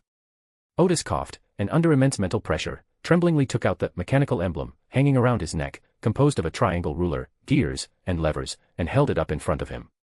The embodiment of essence, cough cough, the guardian of craftsmen, the brilliance of technology. Your devout followers pray to you. All right, Celt said coldly, we'll ask again later. Clang. The car door was closed again, and the immense mental pressure disappeared. Otis breathed a long sigh of relief. Byron, who was standing to the side, had a new understanding of the identity of the leader. He asked, "How are we going to answer the questions from the police and the extraordinary people later?" Although Byron was not an extraordinary being, he knew of their existence. "Just tell the truth," Otis said. During the retrieval last Saturday, he had already reported Byron's situation to Max, and Parker had just attacked him, so he wasn't afraid of being questioned within the normal range. However, he knew too many secrets and couldn't be interrogated by the military using their extraordinary abilities. The Substitute Punishers team arrived shortly afterward, directing the police to take control of the villa and surrounding area, with 3 members keeping an eye on Otis and the others. Half an hour later, Max arrived with his team after hearing the news. After learning the details, he asked the Punisher to send someone with them back to the Backland Mechanical Research Society to interrogate Otis and the other two. However, the attention given to the case by the substitutes and the military exceeded Max's expectations. Celt and Ace even personally participated in the interrogation of Otis and the other two. Chapter 66, The Black Emperor the Thief. Back at the Backland Mechanical Research Society, Otis, accompanied by Max, recounted her ordeal in detail. He went to Cap'n to demand someone back, but was attacked by the imposing figure. Parker attacked him first, and he had to retaliate, which led to the conflict with Cap'n and the extraordinary individuals in his villa. In a sense, this is indeed the truth, and Otis had previously reported this to the mechanical heart. Kelt used his extraordinary abilities to judge that everything Otis said was true. It wasn't until the arrival of Archbishop Hermit, with his kind face and white priest's robes, that the substitute punishers and the military realized the importance the Church of the God of Steam and Machines placed on Otis. Upon hearing that the military and the punishers had both come to investigate the case, Iconzer Bernard, the senior deacon of the mechanical heart, immediately went to invite Archbishop Hermit. Hermit learned that the church's ace intelligence officer was involved in an extraordinary case and rushed over immediately. After meeting Archbishop Ace of the Church of Storms and the demigod Kelt of the military, Hermit first chatted with the two of them for a few minutes, and then told them about the billionaire Blair case that had shocked the extraordinary world a few days ago. It was also stated that thanks to Otis providing crucial clues, the mechanical heart was able to solve the case without the knowledge of any of the official extraordinary individuals.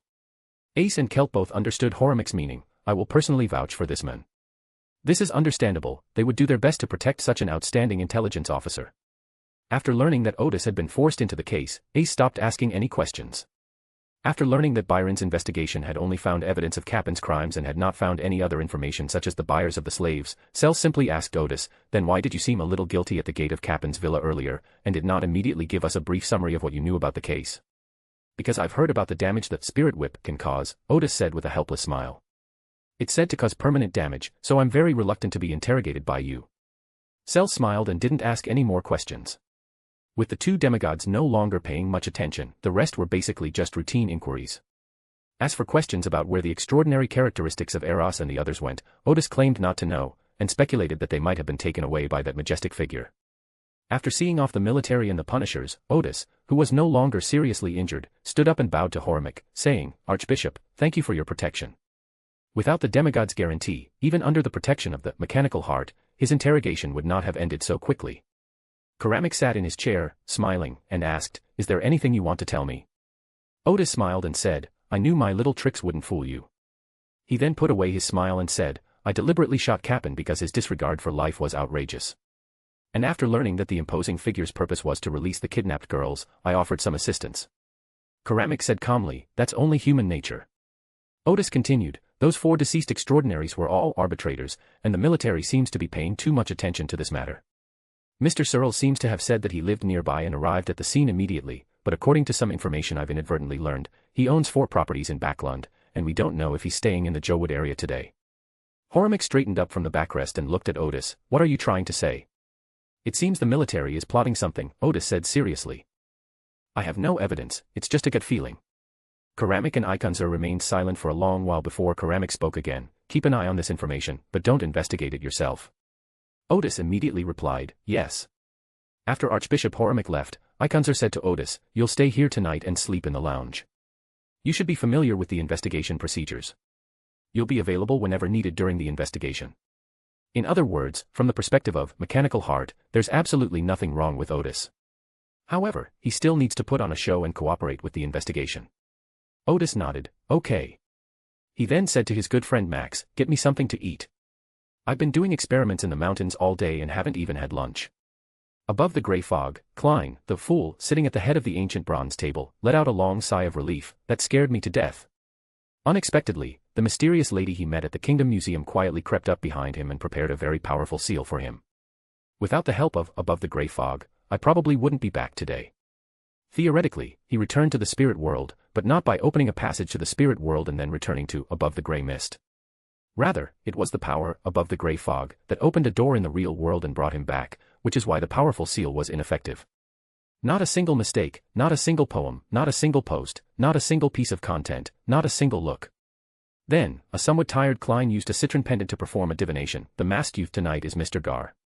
The masked youth tonight is Mr. Gar. After silently repeating the mantra 7 times, the citron pendant rotates clockwise. It really is Mr. Gar. Klein then thought of that powerful battle axe. Mr. Gar is also in the arms business. No, that's not the point. The point is, hiss. The battle had drained too much of his spiritual energy, leaving Klein with a splitting headache. He had no choice but to quickly return to the real world to rest and think about the problem later when he had more time. The next morning. Inside the Earl Hall's luxurious villa in Queens. Audrey was waiting for the maid to cut the food when she suddenly heard Earl Hall, who was used to reading the newspaper at breakfast, chuckle. Cappen is dead. Who is he? Audrey asked. A wealthy man who might be a human trafficker in private, Earl Hall chuckled. He was murdered last night, and all the newspapers are reporting that the killer is the Robin Hood, the Robin Hood, Black Emperor. Black Emperor. Audrey immediately thought of the blasphemous card belonging to Mr. Fool, and she became interested in the case of Cappen's murder. It sounds interesting. Although it's illegal, I have to say, that thief did a really good job. Dad, what happened next?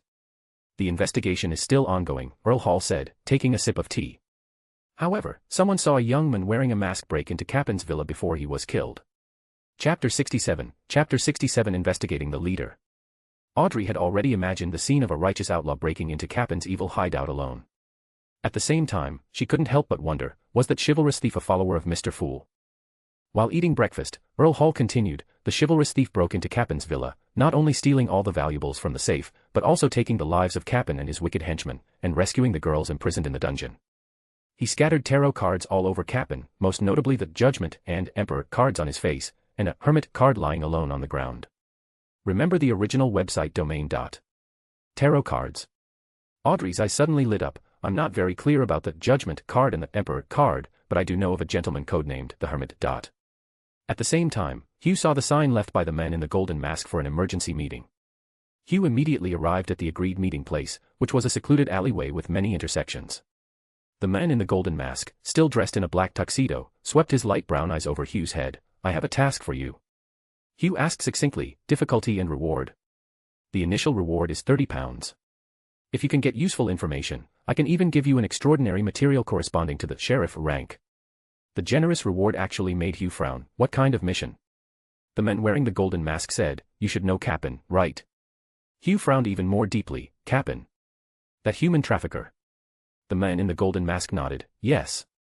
I refuse this mission, I hate it. Hugh immediately replied.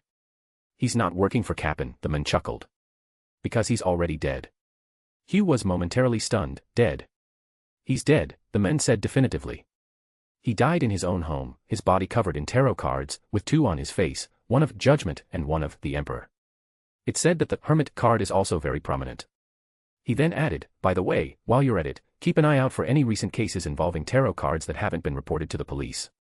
After a moment's thought, Hugh said, okay, I accept this task. There's also a long-term mission, the man in the golden mask added. As far as I know, you can join the Mysticism Research Society. Hugh immediately became wary. Who told you that? Don't be so nervous, we have people in the Research Association. The other party explained briefly and then added, the long-term mission is to monitor the leader. You can get £5 for each report on the general content of the gathering, and if you know how he left the venue, I can apply for £300 for you. The members of MI9 in the Research Association have not yet figured out this matter. Shio hesitated for a moment before saying, I'll think about it. Then she asked, why investigate the leader? Since you already have people in the Research Association, why do you still need my surveillance? Because the leader appeared at yesterday's crime scene, and he killed at least one of Cappen's men. Hugh was quite surprised. She hadn't expected the leader to be involved. She wondered what role he played in it. She then recalled Byron's description at the last gathering, where the leader had promised to protect Byron's life. Unexpectedly, it was killing Cappen that protected Byron's safety.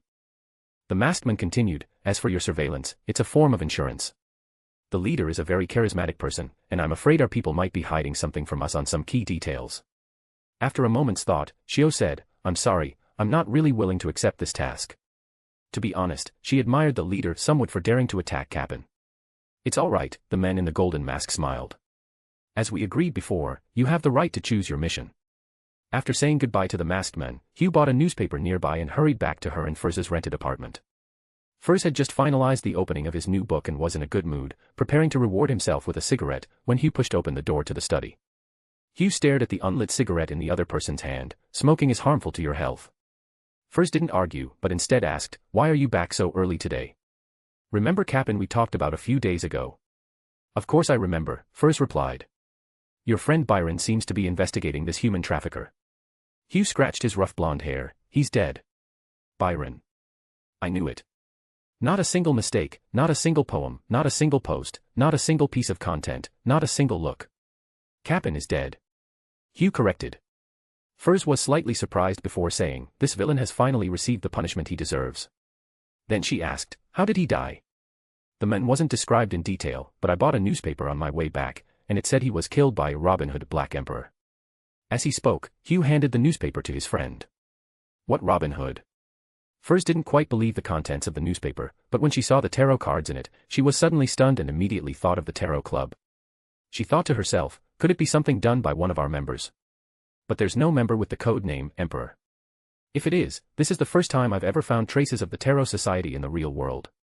As Furs was making connections, Hugh added, what surprised me was that the leader of the Mysticism Research Society was also involved.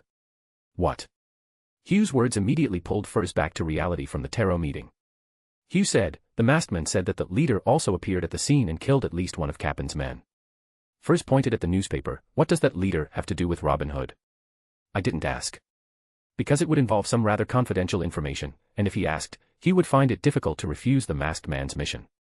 She said, but I reckon we'll get the answer at the next gathering. Wearing a mask, Otis rode in the Mechanical Heart carriage to number 199 High Run Avenue, the venue for the Mysticism Research Association. He retrieved the flaming arrow from the waiters and told the two waiters that they would receive double pay this week. The two waiters, who had been somewhat frightened and looking worried, suddenly beamed with joy. Otis then had one of his waiters place a GG in the Backland post, informing the members of the Mystic Research Society that a meeting would be held the following day. Then, Otis used the teleportation array in the basement to leave. As soon as she came out of the spirit world, Otis saw Bernadette sitting in a chair in the basement. Upon seeing Otis, she immediately asked, who is that so-called chivalrous thief, Black Emperor? Sorry, this chapter has been revised a bit, so it's a little late. Chapter 68. Chapter 68. The potion is finally starting to digest. When Otis heard Bernadette's question, he smiled somewhat helplessly. I was in your sight all day yesterday. You should be able to tell that everything I experienced was purely accidental. This was a sly answer. Instead of saying, I don't know or I'm not sure, it described what happened yesterday. He was telling the truth, his nose certainly didn't get longer. However, Otis did not explicitly say that he did not know who the Robin Hood Black Emperor was, because he not only knew who the Robin Hood Black Emperor was, but also knew all the details about him, such as that the other party had a sister who liked to study mechanics. Bernadette furrowed her somewhat heroic brows. I can sense that this Robin Hood Black Emperor is the one who stole the bookmarks from the Kingdom Museum before. You've met him twice in 1 month, which is very unusual from a mystical perspective. Otis was slightly taken aback. He hadn't considered this line of thought. However, he immediately came up with a response, have you ever considered whether you have some kind of connection with him? He removed his mask, revealing a fairly handsome face. Theoretically speaking, I am a low sequence. Your connection with him should be greater than my connection with him, right? Bernadette nodded slowly, that's true. Otis changed the subject, feigning impatience, and said, I was interrogated all night yesterday, and I didn't expect you to interrogate me as soon as we met. I risked everything yesterday to find out information about bookmarks for you. Bernadette snapped out of her reverie and smiled, I'm sorry, I just had some questions. Then she asked, what information did you find out? Please treat me to lunch. No problem, Bernadette replied immediately. It is said to be a special item left behind by Emperor Roselle, Otis said thoughtfully. And it has the ability to ward off divination, and it seems to require a special activation spell.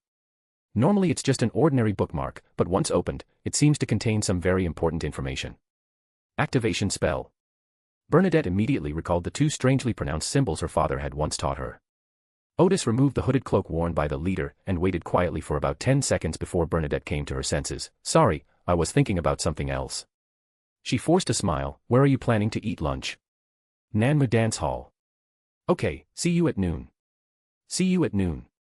After confirming the time and place for lunch, Bernadette was once again covered by two enormous wings and eventually disappeared into the basement. It was clear that the conversation had reminded Bernadette of her father. Otis took a deep breath, straightened her clothes in front of the mirror, and then left the basement. She was now at 77 Hilton Avenue, and took a horse-drawn carriage back to the herbalist shop. Kana was already used to Otis sometimes not coming to the shop for a few days at a time. Everything was running smoothly under his management. As he dusted off the items, he said, Mr. Simon came by and said there was a match on Sunday night. He will come back tomorrow afternoon to report on the information he has gathered. Otis nodded, yes. He picked up the newspaper and glanced at it. When he saw the report about the Robin Hood stealing all of Cappen's belongings, he smiled slightly. At that moment, he was also thinking about the safe. If he could find a safe, he could just throw it into the wilderness of knowledge, and he'd be rich. However, the villa was engulfed in flames at the time, making it difficult to search for safes in places like the study. Moreover, the demigods from the official extraordinary beings were able to arrive at any moment, leaving no time to search for safes. Finally, Otis lamented to himself, what a pity. So much money, all of it benefited the police in Backland. With nothing else to do today, Otis rested for a bit before using the teleportation array to go to the suburban laboratory and store the wisdom helmet in the knowledge wilderness. After tidying up the laboratory, the teleportation array had already completed its 1-hour cooldown period. Back at the herbal shop, Otis paced back and forth at his desk in the lounge, pondering the task of writing the Manual of Combat. After thinking for a while, he finally began to write, starting with a description of the fighting and an outline of the entire book. Here he draws on some relevant theories of Chinese Kung Fu to clarify that the essence of fighting is first and foremost to strengthen the body, prevent oneself or one's family from being harmed, and punish the evil deeds of others when help is needed, thus promoting the meaning of kindness, and does not advocate fighting. After writing over 1,000 words, Otis felt that the potion in her body was starting to loosen. He smiled slightly. The previous idea was correct. No matter how the fighting scholar fights, he will eventually have to summarize and study it. If he can have his own unique insights into fighting, he will definitely be able to digest the magic potion. He then began to explain some basic theories of combat, as well as the description of the points of force application. With only half of the outline written, Otis could already clearly feel the potion being digested. Just as he was feeling smug, a voice suddenly rang out behind him. It's been many years since anyone dared to stand me up. Not a single mistake, not a single poem, not a single post, not a single piece of content, not a single look. Oops. Otis quickly took out his pocket watch. It was already past 1 in the afternoon. Sorry, I was too engrossed in writing just now. Take what you wrote. Otis quickly picked up the draft he had just half finished, and suddenly, a phantom, pumpkin-shaped carriage appeared before him. 2 fat horses with rat heads stood on the experimental platform, but they did not touch any objects from the real world. Get in the car, Bernadette's voice rang out again. Otis opened the car door and saw pink seats and some girlish decorations inside. He stepped into the carriage and had just closed the door when the scenery outside suddenly became colorful and then illusory, making it impossible to distinguish directions or time. The carriage is carrying Otis through the spirit world. About 10 seconds later, the outside scenery became colorful again, the carriage stopped, and Otis found herself in a private room of the Nanma restaurant. The illusory carriage disappeared, and Otis returned to the real world completely. Bernadette sat in one of the chairs and held out her hand to Otis. Let me see what you were busy with just now. Otis handed her the manuscript. Have you ordered yet? You order, Bernadette said, glancing at the manuscript. Otis had originally intended to overcharge Bernadette, but since he was late, he felt embarrassed to overcharge her. He ordered 2 set meals for £1.60 and a bottle of wine for £2.16, which cost him a little over £5 in total. After Bernadette finished reading the manuscript, she looked up at Otis and asked, Did you write this? Yes. Your handwriting is terrible, Bernadette commented. Besides, you should be able to digest the potion very soon. Chapter 69. Chapter 69. Cheers to Her Majesty the Queen. For Bernadette, the fighting techniques written by Otis, though ingenious, were of little use. However, Bernadette found Otis's overview of combat in the general outline quite novel, as if she were reading a very exciting novel. Or rather, Bernadette had seen this way of digesting potions with academic papers, but those papers didn't offer much new content. Most of them were summarizing the experiences of predecessors, rather than redefining fighting like Otis did. In particular, by imbuing combat with the meaning of punishing others' evil deeds and promoting kindness, it is enough to transform this combat technique, which tends to be barbaric. She returned the manuscript to Otis and said meaningfully, It seems you know many secrets about potions. For example, the role-playing method. Otis smiled and said, It's all right, I don't know much anyway. Bernadette asked casually, When did you start writing this paper? This isn't a thesis, Otis explained. I plan to write a book about combat, outlining the theory and practice of fighting. Bernadette was taken aback. This was something she hadn't expected. She picked up her black tea, took a small sip, and repeated, Your potion should be digested soon. Thank you. At this point, the waiter began serving the food, and the two started chatting aimlessly, from current international politics to the weather in Backland. Otis glanced at the sunlight outside. The weather is really nice today, it's been sunny for most of the day. Bernadette shook her head. Since arriving in Backland, I've had to use witchcraft to dehumidify my room every day. This city's awful weather is probably only something vampires would like. Otis recalled a servant of a certain church of the Earth Mother Goddess, it seems so. Then he changed the subject. I have a way to temporarily dispel the thick fog in Backland. Are you interested? Bernadette, who was cutting her steak, glanced at Otis and said, What's the point of dispelling it? It won't do me any good. Otis thought for a moment and then said, How about we share the technology? Bernadette smiled. Tell me, what is your purpose in dispelling the fog? How can you help me? Otis sighed. I'm doing an experiment on a hurricane array, but as you know, it's dangerous to do this kind of experiment under the noses of the Church of Storms. I need you to help me stay hidden. just for an experiment? Bernadette asked, putting down her knife and fork. Of course, there are other purposes as well, such as collecting some key data, Otis said with a grin. Bernadette stared into Otis's eyes for a second or two before saying, "You're very clever, you already know how to circumvent my secret technique." Otis's two answers did not directly address the question. His answers were truthful, so his nose did not grow longer, but that may not have been his main purpose. Bernadette smiled and said, "Let me think about it. Why did you use the hurricane array to temporarily dispel the fog? It's certainly not to change the environment of Backland. Moreover, I only know of a gentle breeze array, and I've never heard of a hurricane array, which is obviously a powerful array that you've modified. Even if it's just to temporarily dispel the fog, a strong wind is needed. You actually want to share such a practical and advanced magic array with me?" She smiled and concluded, "What you're secretly plotting is definitely not insignificant." Otis, however, still did not reveal his purpose. Everyone has secrets, don't they? For example, after I saw you, I thought of the portrait of Emperor Roselle. Bernadette shrugged nonchalantly. Many people would make that connection. Otis put a piece of beef in his mouth, chewed it slowly, and after he finished chewing, he said, "How about I help you build a ship?" Bernadette smiled and said, "I don't lack ships, I even have my own shipyard. It's twice as fast as the most advanced steel behemoths today, and its firepower can rival a small cruiser fleet," Otis said. "Of course, most importantly, as long as the magic array on the ship is maintained, it can theoretically maintain its power indefinitely." Bernadette smiled with satisfaction. "I finally feel your sincerity. I will help you, and even if you have very dangerous plans, I will try my best to save your life." This reminded Bernadette of the ship model she had seen at Otis's house. She knew perfectly well that this ship must be an application of Otis's core research. Otis raised his glass and smiled, saying, "It's a pleasure working with you. It's a pleasure doing business with you." Bernadette clinked glasses with Otis, took a sip of her drink, and then picked up her knife again, saying, "My hunch was right, something big is about to happen in Backland." Otis smiled without saying a word. Having a Sequence 3 help would make the year-end operation much safer.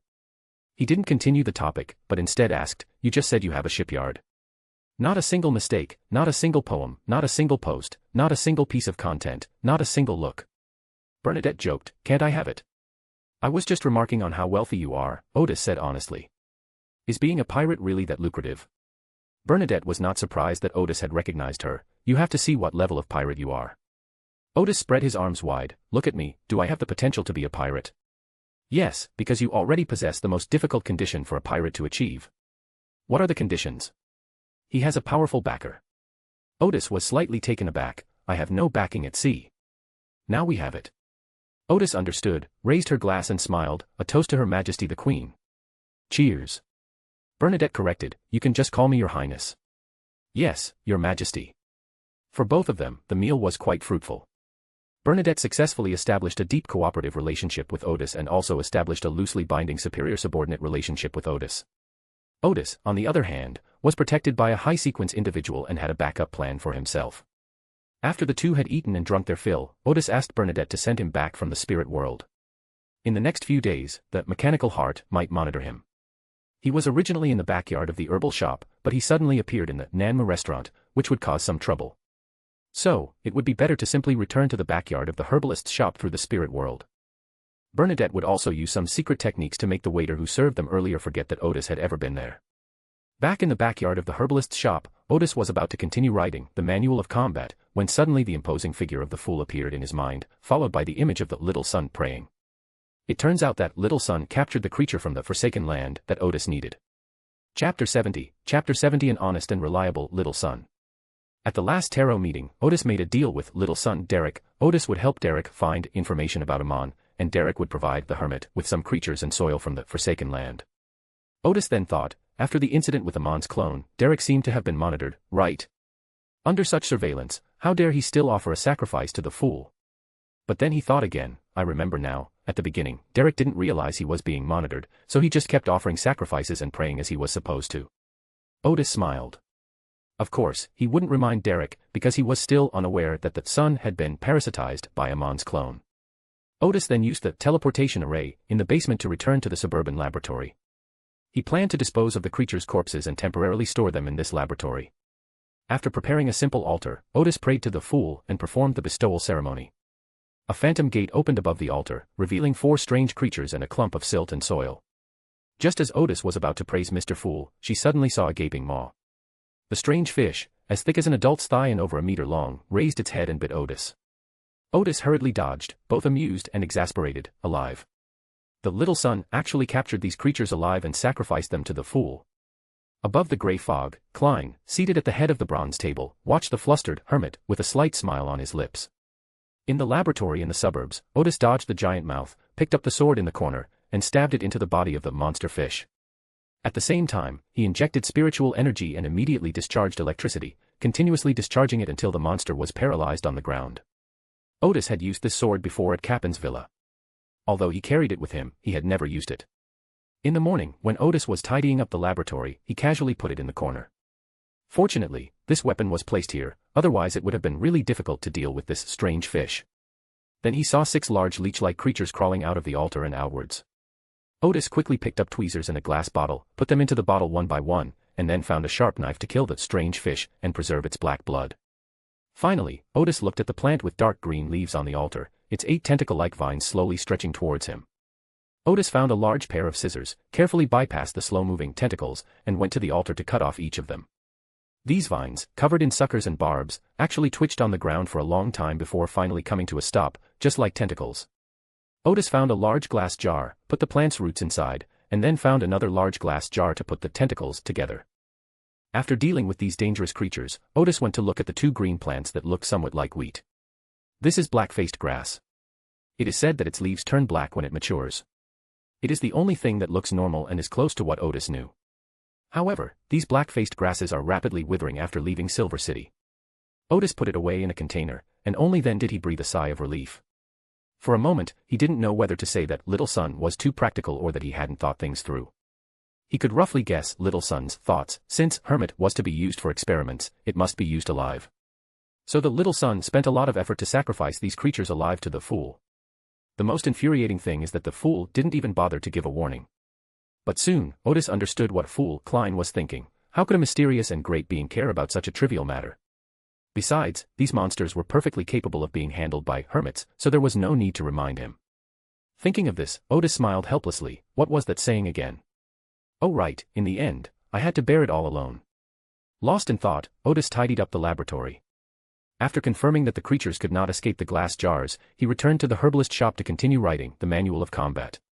He planned to make observation records first, and then study these organisms. On Saturday morning, Otis traveled directly from her home by carriage to 77 Hilton Avenue. As usual, I put on the leader's mask and a hooded cloak, and used the teleportation array in the basement to arrive at the meeting place of the Mysticism Research Association. Several members of the Mysticism Research Society had arrived by then, and they all paid their respects to the leader. Among these members was Hugh Deerchaw. After seeing the leader, she began to ponder how to obtain information about the Capin case. At exactly 9 o'clock, Otis announced, "Let's begin." The Hound, whose physique and clothing were unremarkable, was the first to rise. "Chief, please accept my salute." He gave a proper military salute before continuing, "I've been thinking about this for days and still can't figure it out. How did you realize that the wealthy businessman Blair was being controlled by the Rose School? Not a single mistake, not a single poem, not a single post, not a single piece of content, not a single look." These words immediately caused a huge uproar in the meeting room. What? The wealthy businessman Blair has been controlled by the Rose School. Who is Blair? You forgot. At last week's party, someone heard that Blair was going to hire an extraordinary person to conduct a mystical experiment. Because Blair's case did not appear in the newspapers, and Mechanical Heart only informed other official extraordinary organizations, most people here were unaware of the changes that had occurred at the wealthy businessman Blair's villa. Hugh recalled that someone had indeed posted a request from businessman Blair at the last gathering. But, how did it get involved with the Rose School? Hugh had heard of this secret organization and knew that its members were extremely insane and cruel. Soon, the gathering quieted down, and everyone looked at the leader. Otis smiled and said, "This requires extensive experience in intelligence work, as well as a wealth of knowledge in the occult." The full moon condition in that commission particularly caught my attention. At the same time, I also received information that a conflict occurred within the Rose School in the dock area of Backland last week. Putting these things together, it becomes clear that the wealthy businessman Blair seems to be searching for traces of members of the Rose School, so I suspect he may have been used or controlled by one of the members in the internal conflict of the Rose School. At this point, someone immediately asked, "Why is the full moon associated with the Rose School?" Otis smiled and said, "This information requires payment. The total value is £200.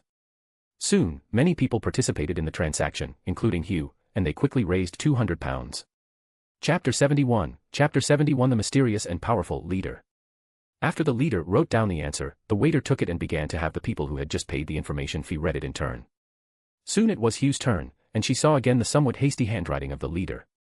The Rose School is primarily composed of extraordinary individuals using the prisoner pathway. Sequence 7 of the prisoner pathway is called werewolf, and sequence 6 is called undead. The former, as many may know, transforms into a mindless werewolf during a full moon, while the latter becomes extremely weak during a full moon and craves the warmth of human blood. Therefore, it is easy to discover extraordinary individuals in these two sequences during a full moon, which is why I am reminded of the Rose School. Hugh returned the note to the waiter. I see. It certainly takes extensive knowledge of the occult and rich experience in intelligence work to make such a deduction. After seeing the information on the note, everyone admired the leader's erudition and keen insight. After most people had read the intelligence, the gathering continued. Byron stood up and said, Chief, I haven't had a chance to thank you these past few days. It's great to see you again today. He bowed deeply and said, Thank you for rescuing me. Please feel free to ask me anything in the future, and I will be at your service at any time. This is tantamount to publicly declaring loyalty. Heh. The elephant suddenly chuckled. Do you think you have the ability to help the leader solve his problem? This guy didn't have any ulterior motives, he was just being cheeky. Byron immediately replied, I think the leader always has some trivial matters to attend to, which I can certainly handle. Before the elephant could say a few more sarcastic remarks, Otis smiled and said, I already promised to do my best to save your life, so there's no need to take it to heart. No, Byron said, this may not be a big deal to you, but it is very important to me. All right. Otis didn't refuse any further. I'll let you know if I need anything. Byron bowed deeply again before sitting back down in his seat. The female member, Peacock, said, It seems that Lion has been discovered by Capin's people, but now there's no need to worry about Capin's revenge. Capin is dead.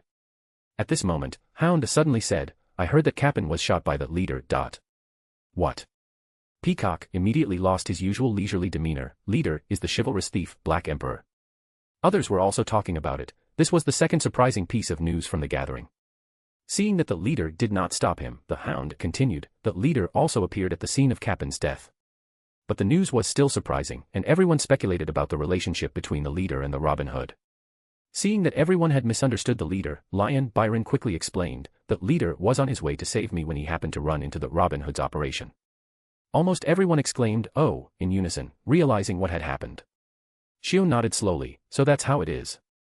But then she realized that this matter was not simple. The Hound said that the leader shot Capin, while the masked said that the leader shot one of Capin's subordinates. Why are the two people's descriptions different?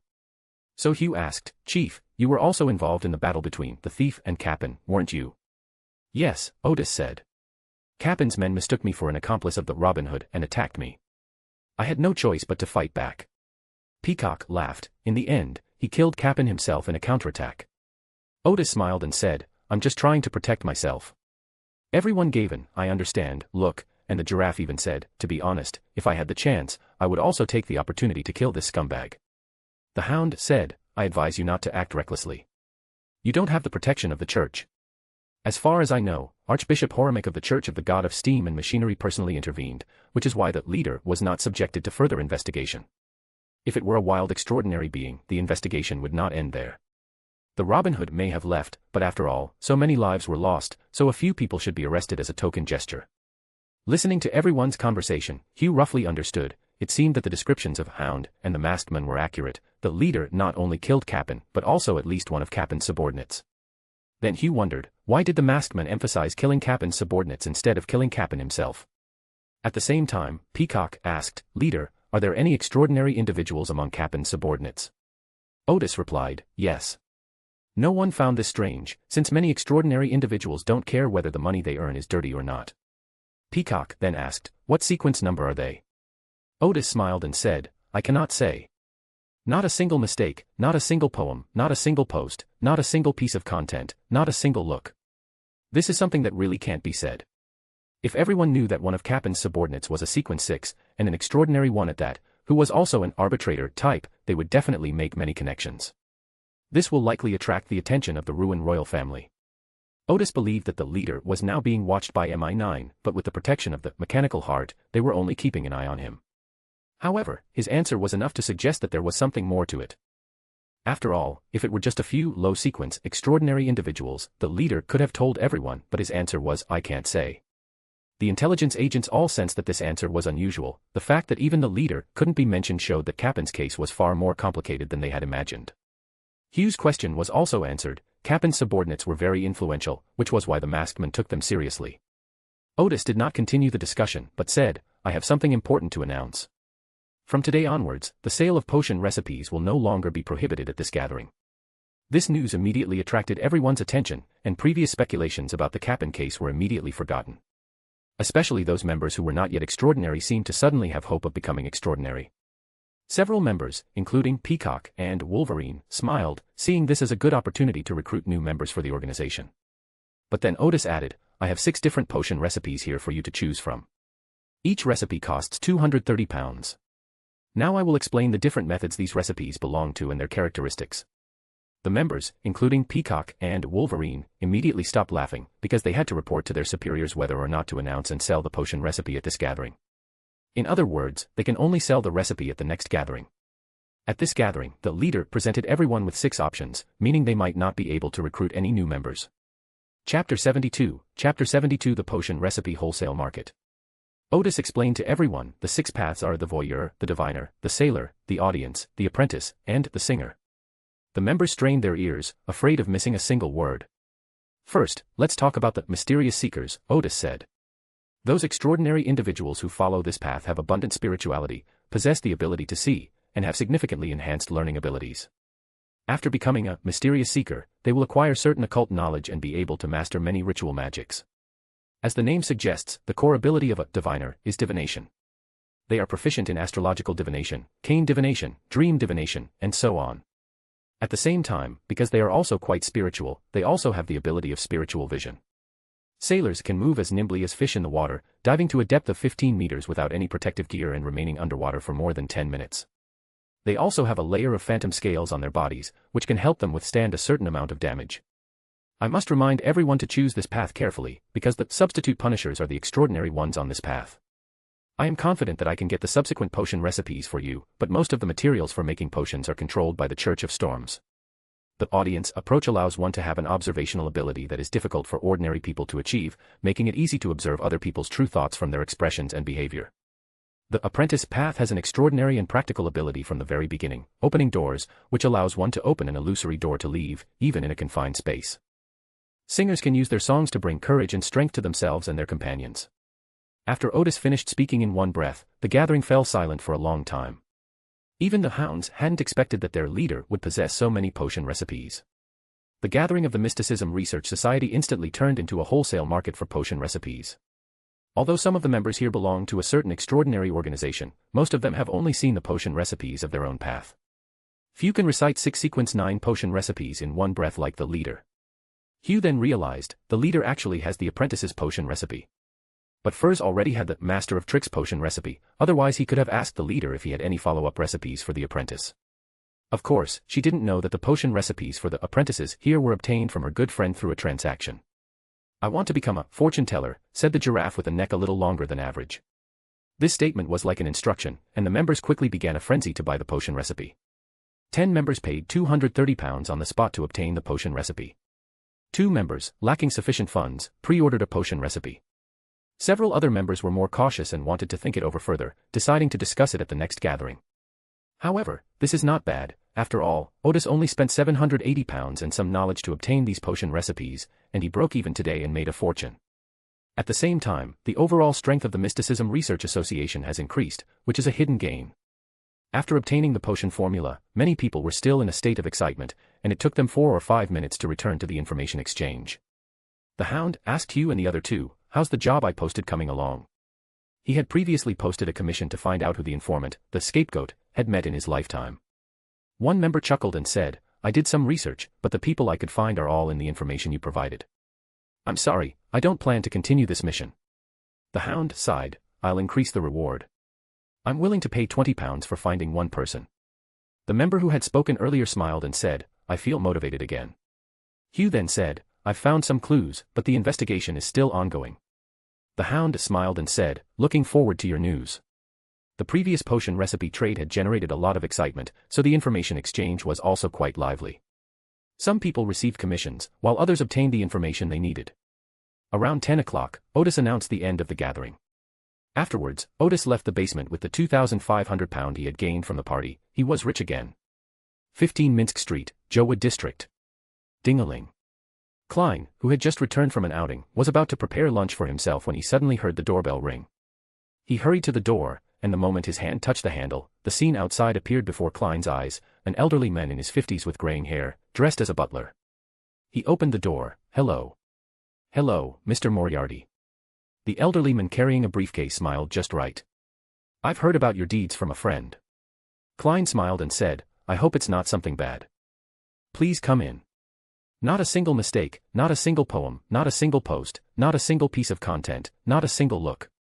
After inviting the old man to sit on the sofa, Klein poured tea and said, How can I help you? The old man opened his bag, took out a folder, and handed it to Klein. I want you to help me investigate this person secretly. Here is some information about him. Klein opened the folder and the first thing he saw was a very realistic portrait. The person in the painting was wearing a mask, had a slender figure, wore a black trench coat, and was holding a cigar. The moment Klein saw the portrait, he recognized it as Mr. Gar. Then he realized that the masked man he had seen at Capin's place a few days ago was a little different from Mr. Gar. First of all, the style of the mask was different. Secondly, the man he saw at Capin's villa was wearing a cloak, while Mr. Gar was wearing a trench coat. They looked quite different. However, Klein had already divined that the person he met that day was Mr. Gar. He guessed that this might be Mr. Gar's two identities, or simply two different styles of dress. Continuing to turn the pages, there is very little information about Mr. Gar, only a general outline of how he founded the Nanma Ballroom, but there is a considerable amount of information about Miss Mandy and Mr. Gar's subordinate, Enoch. Klein closed the file, pondered for a moment, and then asked, What kind of investigation would you like to conduct? The old man said, We have found out where this gentleman lives and his preferences, whether he has a wife or children, and who he works for. Klein pushed the documents back. If it's just about finding out this gentleman's address and preferences, I can consider taking the job. But if it's about finding out about his wife and children, I need to know what you want this information for and who the employer is. You are indeed a detective with a strong sense of justice, the old man said with a smile. But you should know that the dance hall this man runs has harmed countless innocent girls. Investigating him is the true act of justice. Klein smiled and said, I'm sorry, I can't accept this commission. He had a good impression of Mr. Gar and did not want Mr. Gar to be threatened by others. Chapter 73, Klein's new commission. The elderly man dressed as a butler seemed somewhat surprised by Detective Moriarty's refusal. The reward for this commission will be very generous. Klein smiled. Unless I know your true purpose and who your employer is. If he hadn't met Mr. Gar before, he might have actually believed the old man's words, but he had been to the Nanma Ballroom and had met Mr. Gar. Klein had his own judgment about what Mr. Gar was doing, so he wouldn't just blindly believe the old man's words. All right, all right. The old man took a deep breath and said, I wouldn't have told you this if a friend hadn't strongly recommended you to me. He said seriously, my employer is Lord Ashburn, who is disgusted by Gar's cruelty to Backland women and is eager to save them. As for your payment, you will receive £50 if you can find any one of the 3 points mentioned earlier, and £180 if you can find all the information we need.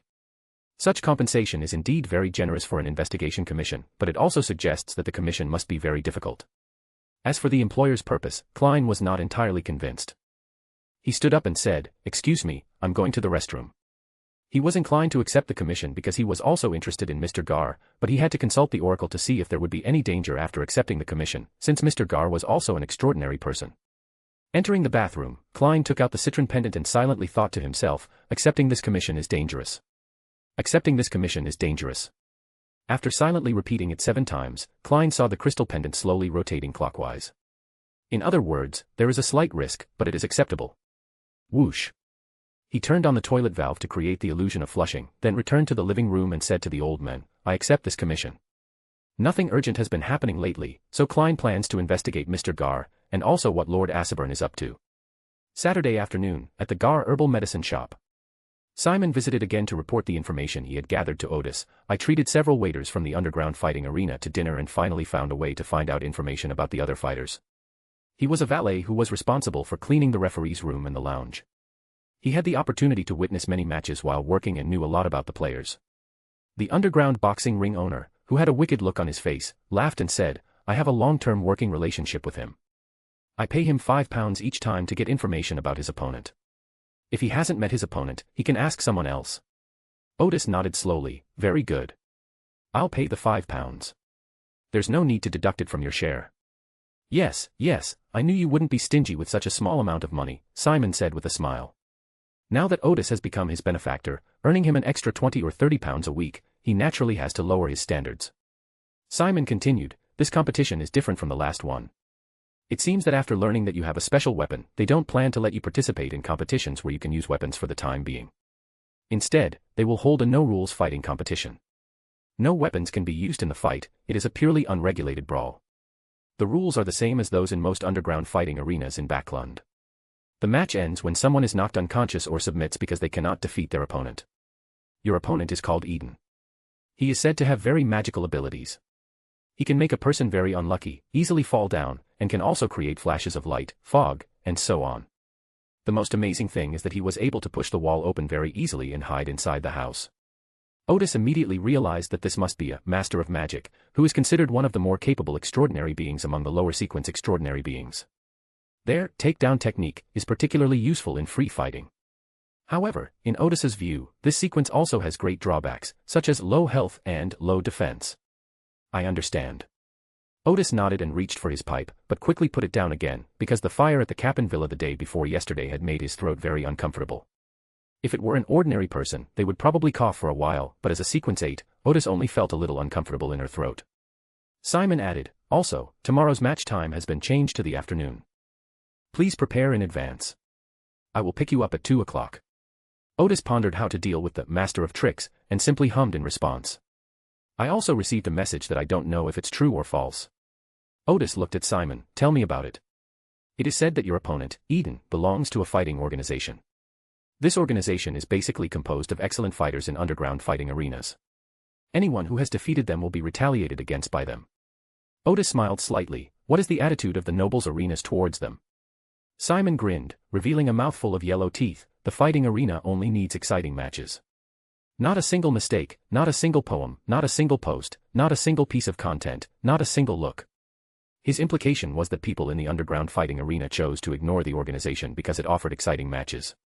Otis nodded. He knew about this organization. The reason Otis took the initiative to participate in the extraordinary fighting competition was not only to hone his fighting skills, but also because he was after this organization. They may have sounded like they were just fake fighting, but they also did a lot of shady things for the nobility.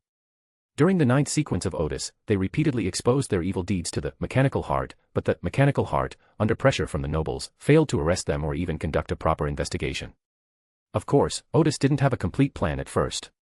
It was only in the last 2 days that he thought of using some of the characteristics of this organization to try to eliminate a few of its members. After Simon left, Otis prepared to wear a knight's outfit with a defense magic circle for tomorrow's match. As long as he could withstand the opponent's tricks, he could easily defeat the opponent when he got close. Having developed a basic strategy for dealing with enemies, Otis went to the backyard to write the Manual of Combat.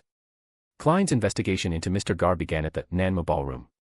That night, under the cover of darkness, he lay in ambush in the back alley of the dance hall, hiding in a corner for more than half an hour, until some of the waiters finally got off work. Klein quietly followed one of them, knocked him unconscious, and led him to a secluded, dark alley. He first used spiritually rich materials such as amanda hydrosol and essential oil extracted from deep sleep flower to put the other person's spirit in a very relaxed state, and then built a spiritual wall to communicate with the spirit. Since Klein didn't know whether the person in front of him was good or evil, he used a psychic method that he had learned from Miss Daly, which was less harmful to others. Otherwise, forcibly engaging in psychic communication will inevitably cause irreversible damage to the other person's mental body. Soon, the waiter who had fainted suddenly sat up, opened his eyes, and stared ahead with a dazed look. Klein also used meditation to put himself in a semi-conscious state and control his spirit to enter the spirit world and invade the other party's mental body. In that instant, countless memories flooded Klein's mind. Chapter 74, The Opponent, Master of Tricks. Communicating with the living is not quite the same as communicating with the dead. Even if a living person is in a state of mental confusion, they have not lost their basic logic. Therefore, once inside the other person's mental body, all of the other person's memories will appear around Klein's spirit body and flow continuously like water. At this point, you must carefully search for the memories you need, otherwise you will cause confusion in the other person's logic and memories, turning them into a madman or an idiot. However, communicating with the dead is not so troublesome. The other person's memories will be laid out before you like a stagnant pool, and you don't have to worry about causing harm to a dead person. Klein used divination to obtain the memories he needed, a method that wouldn't harm the waiter. Memories about Mr. Gar. Memories of Mr. Gar. After repeating it 7 times, the surging tide of memories receded, leaving only a portion of the memories before Klein. To his surprise, the waiter didn't remember much about Mr. Gard. Among these memories are instances from the early days of the Nanma dance hall, when other gangs came to cause trouble. Mr. Gal stepped in to deal with them and politely saw them off. The next day, he heard that the gang leader had died. Some prominent guests were causing trouble, but Mr. Gard sternly drove them away and protected the ladies' safety. But since about a year and a half ago, when the dance hall business gradually became more established, Mr. Gard has rarely appeared at the dance hall, and it is basically Ms. Mandy who manages the business here. However, the waiters still occasionally heard rumors about Mr. Gar, such as that someone originally planned to cause trouble at the Nanma ballroom, but was dealt with by Mr. Gar before they could even act. For example, Mr. Gard is actually an earl who established the Nanma ballroom out of sympathy for the plight of the streetwalkers. Now that there is nothing for him to do at the ballroom, he has returned to the castle to enjoy life. The only useful memory is that Mr. Gar often appeared in a room on the 3rd floor of the ballroom, a room directly opposite the front desk on the 3rd floor, and no one was allowed to enter. After reviewing these memories one by one, Klein gained a deeper understanding of Mr. Gar. He was very resourceful and could still control the ballroom even when he wasn't there. Then Klein began to divine the lifestyle of the women in the Nanma ballroom. The state of the girls in the Nanma dance hall. Many memories flooded back, and Klein selected a few to look at. Some showed women dancing with guests, while others showed women returning to their dormitories in groups. This waiter even witnessed a young woman's wedding to a ballroom chef, the ceremony taking place in the ballroom. Ms. Mandy sternly warned the chef not to look down on the young woman because of her past. After getting married, the woman used her savings to open a dessert shop, while the chef continued working at the dance hall. Last month, their daughter was born. After reviewing a few more memories, Klein exited the psychic state. At this point, he no longer doubted Mr. Gar's purpose in establishing the Nanma ballroom. Klein then moved the waiter back to the street where they had just walked, pretending to have fallen. When the waiter woke up, he would think that he had hit his head when he fell and was dizzy for a short while. He retreated back into the shadows of the street and hid, intending to explore the 3rd floor room that night. As usual, he performed a divination for the upcoming operation. The next exploration will be safe. The next steps are safe. Clang. After silently repeating it 7 times, he flicked the coin in his hand, and it landed in his palm. It's the opposite. It's unsafe. Klein then took out the citron pendant to perform a divination. The upcoming exploration will be dangerous. The next exploration is dangerous. After silently repeating the command 7 times, the pendant will rotate clockwise at a moderate speed. There is some danger. Klein guessed that Mr. Gar had probably set up some extraordinary traps in that room. So he followed his heart and cancelled the next part of the exploration. On Sunday afternoon, Simon picked up Otis to go to a fighting match. On the way to the competition, Otis saw several ragged beggars begging on the street through the car window. He suddenly said, "There are still many people in Backland who do not have a place to live." Simon didn't quite understand what Otis meant, so he didn't dare to reply. Otis suddenly thought of the scene in the simulated match and could only sigh in his heart. This is Backland. The longer he lived there, the more he felt that while the city did have a glamorous side, it wasn't as good as people said. Arriving at 155 King's Road, Otis once again encountered the middle-aged man dressed as a butler. Just like last time, the man first explained the rules. Although weapons were not allowed in the arena, the props inside could be used to attack opponents. Unlike last time, this time there was a body search. Otis handed Simon his walking stick and holster, readily accepting a body search. Not a single mistake, not a single poem, not a single post, not a single piece of content, not a single look. Apart from the fact that his knightly attire was rather thick, the waiter found no weapons. Just like last time, after sitting quietly for more than 10 minutes, the match began. Otis entered the arena through the iron gate, and the street with roofless buildings on both sides appeared before his eyes again. Although it was daytime, the lights inside were still on, making it impossible to see the audience seats. However, Otis's spiritual senses indicated that there were many spectators above. On the way here, Simon said that there are 3 rounds of matches here on Sundays, one in the afternoon, one at 7 p.m., and the last one at 9 p.m. The afternoon matches are no rules fighting, and the evening matches are also no rules fighting, or fighting with melee weapons. As for the 9 p.m. match, Simon doesn't know what kind of match it is. At this moment, Otis saw his opponent, a man of about 30 years old, very thin, and also dressed in a dark knight's outfit. After the match began, neither of them rushed to attack, but instead walked towards each other step by step. Otis realized that today's opponent was more difficult to deal with than the last one, not only because the opponent was of a higher rank, but also because the opponent was very confident and unhurried. When the two were about 7 or 8 meters apart, Otis's opponent, Eden, suddenly smiled and said, "You have quite a presence, you don't seem like a newcomer." Otis did not speak, but instead launched a sudden attack. Eden suddenly raised his hand, and Otis felt his foot slip, immediately lost his balance, and fell to the ground. Caught completely off guard, Otis fell so hard he grimaced and couldn't get up for a moment. Applause immediately erupted from the audience. This was Eden's usual move. Although they had seen it many times, everyone still found it amazing and didn't understand how he did it. The fighting arena explained it as a magical technique. Taking advantage of the opportunity, Eden quickly stepped forward, laughing, "You're so impatient," and kicked Otis hard in the face. Just then, Otis seemed to suddenly stop feeling pain. After dodging Eden's kick, he swept Eden's other leg with a kick. He immediately kicked Eden down. A small gasp escaped from the audience. Everyone realized that Eden had been tricked. Chapter 75. Chapter 75. Victory came too easily. This was Otis's strategy. Since the opponent's falling tricks and other magic tricks were difficult to deal with, he could lure the opponent closer and then launch an attack. When Eden first spoke, Otis knew that the other party would definitely fall for it, because Eden was a bit too confident and might underestimate his opponent. As Otis had predicted, he successfully kicked Eden down and then immediately jumped up to give chase. After Eden rolled a few times, he raised his hand towards Otis again, and suddenly a thick fog appeared in front of the two of them. Otis actually barged in, and as soon as he entered the thick fog, he was ambushed and punched in the chest. But Otis seemed oblivious to pain. He grabbed Eden's wrist with one hand, clenched his fist with the other, and struck his opponent hard under the armpit, sending him flying and crashing into a wall. Inside the knight's robes worn by Otis were the improved defense arrays he had drawn. Low-sequence punches and kicks were just a tickle to him. The fog quickly dissipated, and Otis relentlessly pursued, continuing his attack. Eden quickly pressed his hand against the wall behind him, creating an illusory door, and hid inside the room. He leaned against the wall, clutching his armpits, looking pained. He felt like he was about to faint from the pain with every breath. But Eden didn't dare linger and quickly ran to the other side of the house. Otis did indeed immediately leap to the top of the wall, and just as he was about to continue his attack, Eden reached out and his body suddenly burst forth with light, illuminating the entire room. Otis was prepared and turned her head away, but her eyes were still slightly dazzled, and everything in front of her went black for a second or two before she recovered. But by this time, Eden had already used her open door ability again to escape from the room. Otis continued to chase, but suddenly his foot slipped again, and he fell off the wall. He quickly flipped over, landing on his back. His knight's uniform once again shielded him from the fall.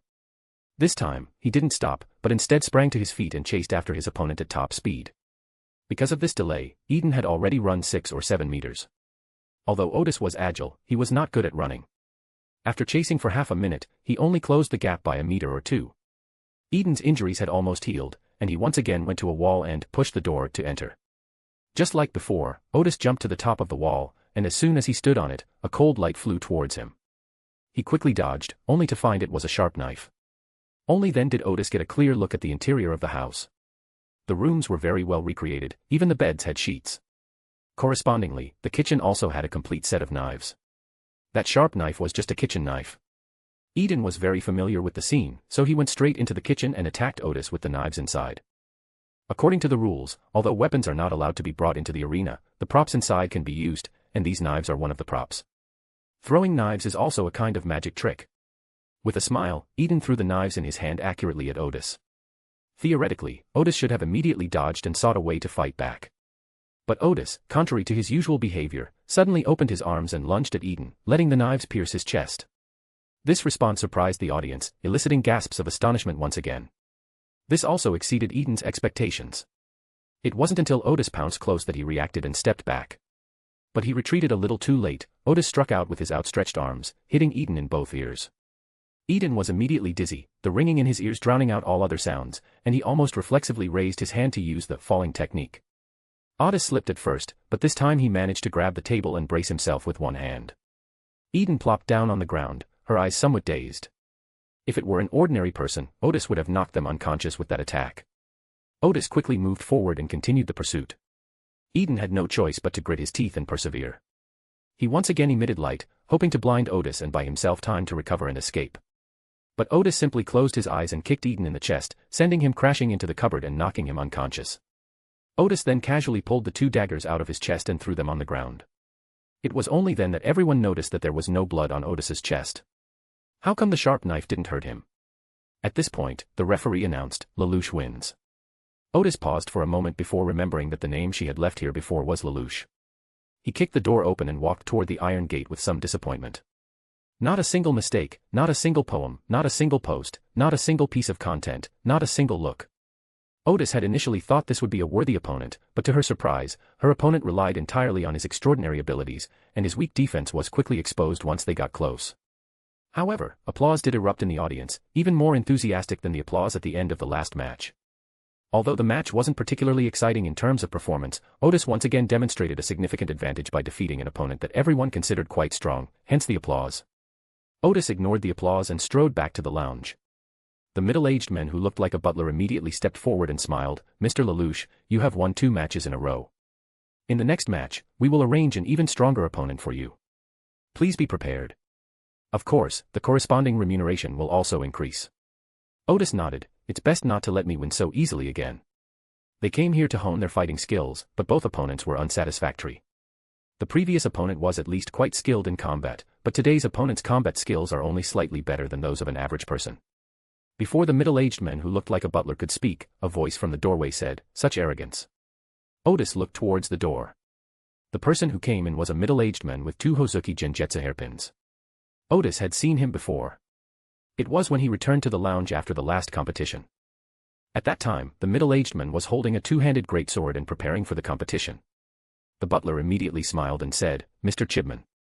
The middle-aged man called Chibman smiled slightly and then said to Otis, your fighting skills are indeed very good, but not to the point where you have no rivals. Then he said, how about we go outside and talk? Otis declined, saying, sorry, I don't have time. He laughed and said, I'm waiting for my payment. Chibman was slightly taken aback, seemingly not expecting Otis to refuse. The butler immediately replied, it'll be here right away. He then said to Otis, Mr. Lelouch, this Mr. Chibman is one of our top players. The implication is that you shouldn't refuse so bluntly. I understand. Otis nodded and said, Mr. Chibman, your companion Eden is really weak. Chapter 76, The Real Fight. Otis knew perfectly well that the man in front of him, Chibman, was one of the leaders of the fighting organization that Simon had mentioned earlier. Simon had only vaguely learned about the fighting organization, but Otis had known about its existence for a long time and was very clear about how they recruited new members. Generally, if a player defeats one of their organization's members, they will first try to win them over, only if that fails will they retaliate. Otis also knew the general strength of the organization. There were 3 leaders in total, 2 of whom were Sequence 7 and 1 was Sequence 8. Chibman was the Sequence 8 leader. As for the other members, they were basically all like Eden. After hearing Otis's sarcastic remark, Chibman sneered and turned to leave. At this moment, the waiter brought Otis's payment, and the middle-aged man who looked like a steward reminded him, you should take the carriage and leave as soon as possible, and don't go out unless necessary. Thank you, Otis said casually. I was just looking for an opponent I could really fight. He portrayed Lelouch as somewhat arrogant and fond of challenges. After collecting his £260 reward, Simon, who was already sweating profusely with anxiety, quickly hailed a horse-drawn carriage, got in, and left. In the carriage, Otis gave Simon £31, 26 pounds of it is the reward I promised you before, and the other £5 is for you to continue to gather information for me. Simon took the money but said, just now you offended Chibman, what if he sends someone to attack us? Yes. Otis looked back. We're being followed. Simon became increasingly nervous. Otis seemed to have anticipated this. He checked his pistol and cane and instructed Simon, go to any church and pray for half an hour. See if anyone is still following you. If anyone presses you for my whereabouts, just tell them I live at 176 River Bend Avenue. Simon was stunned. There, that is. That's one of my bases, Otis said calmly. If you reveal the address of Gar Herbalist's shop in 77 Highland Avenue, the consequences will be severe. Simon thought of his bar and his daughter, and immediately said, I understand. Otis nodded, and finally instructed, make it as realistic as possible. Also, if their people come to you a second time, you don't need to be polite to them. After saying that, he put away his pistol, picked up his cane, and jumped off the carriage. Otis did not fall due to the carriage's speed, he quickly walked into a small alley. A carriage following behind also stopped, and 2 men got off and immediately followed. When Otis reached the middle of the alley, 2 carriages stopped ahead. Chibman, whom he had just met, got off one of the carriages, took off his hat, and shouted, we meet again. Yes, Otis laughed. You still look like a decent opponent. There were a few small doors that were open in the alley, but the people inside quickly closed them after seeing this. There were 2 or 3 other pedestrians in the alley, so they had to stand close to the wall and wait for Otis to pass before quickly leaving. Chibman took off his trench coat again and threw it to his assistant behind him. "Kid, I'll show you what real fighting is." As he spoke, he rushed toward Otis. Otis put his cane aside and rushed toward Chibman. Upon getting close, Chibman suddenly jumped up and threw a punch. Otis immediately saw the opening and kicked him in the stomach. Chibman smiled and, surprisingly, half-turned in midair to avoid Otis's kick, then swung out his elbow, striking Otis's temple accurately despite his back being turned. The opening in his lower abdomen was deliberately exposed to Otis in order to lure Otis into attacking the trap there. Although Otis was on one leg, he suddenly turned around to dodge Chibman's elbow strike and used his shoulder to push Chibman away. Cow is a very powerful move in Bajiquan. It involves suddenly leaning towards the opponent and easily knocking them down. At this moment, Otis exerted a sudden burst of force, enough to make Chibman slam hard into the wall. But Chibman reacted quickly, sticking out one foot to push off the wall and landing steadily. The two faced each other again and smiled once more. This is the opponent Otis has been looking for. The people who came with Chibman watched the two fight with bated breath. The series of movements between the two had only happened in the blink of an eye, but they were very exciting. These people who were proficient in martial arts felt as if they had witnessed a battle between masters. At the same time, they realized that Lelouch had not used his full strength in his previous fight with Eden. Not a single mistake, not a single poem, not a single post, not a single piece of content, not a single look. Then Otis and Chibman sparred again, and the two continued to fight with speed. Otis brought out the techniques of leaning, thrusting, and colliding from Bajiquan to the fullest extent. Chibman also fought back with all his might, and for a time they were evenly matched.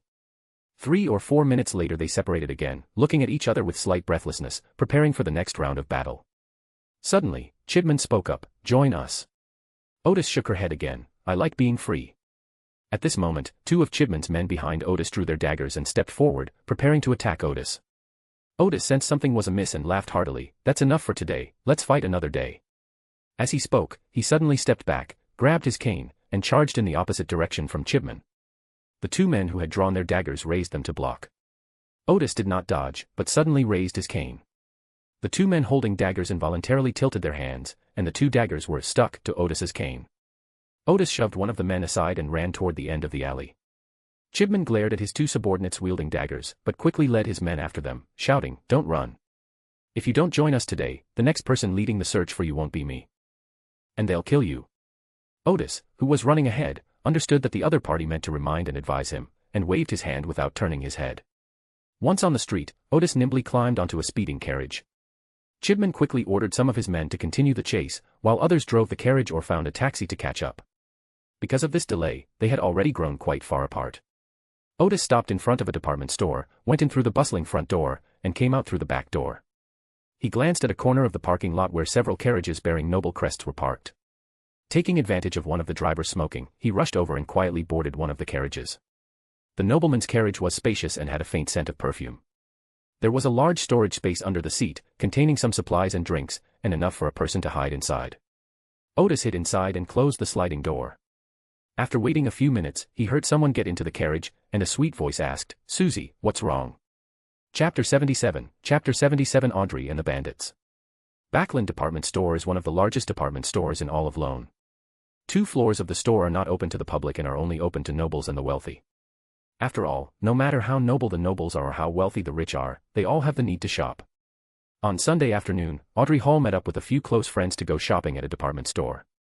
When they said their goodbyes, Audrey returned to the carriage with her maid and her big dog Susie.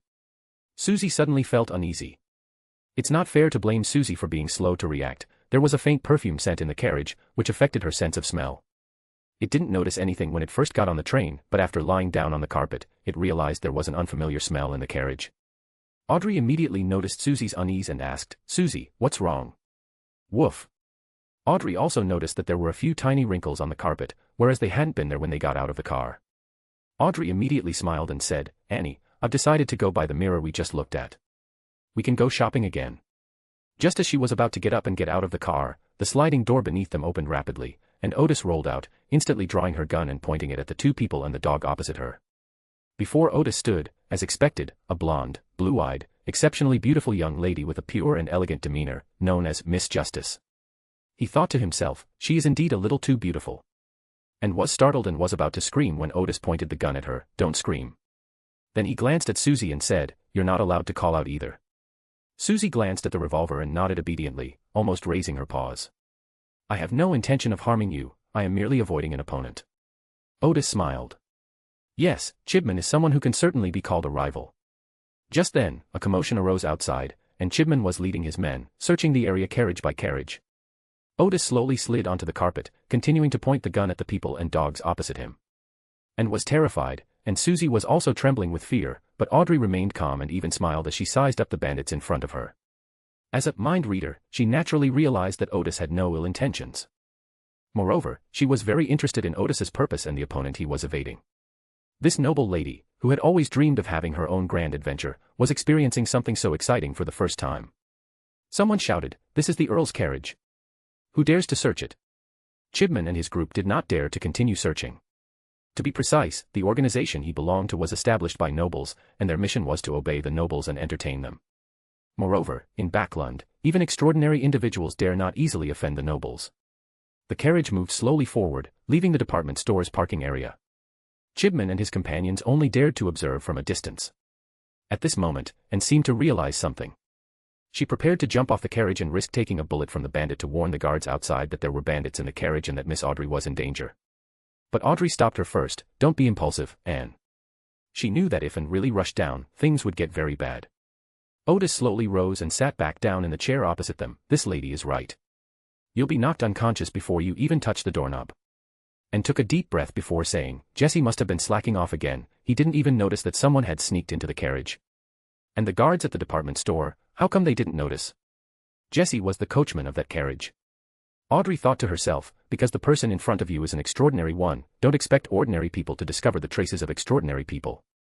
Otis joked, I can become invisible, they can't see me. He added, don't be nervous. I'll leave after we've walked a few blocks. Audrey asked with some curiosity, why did they arrest you?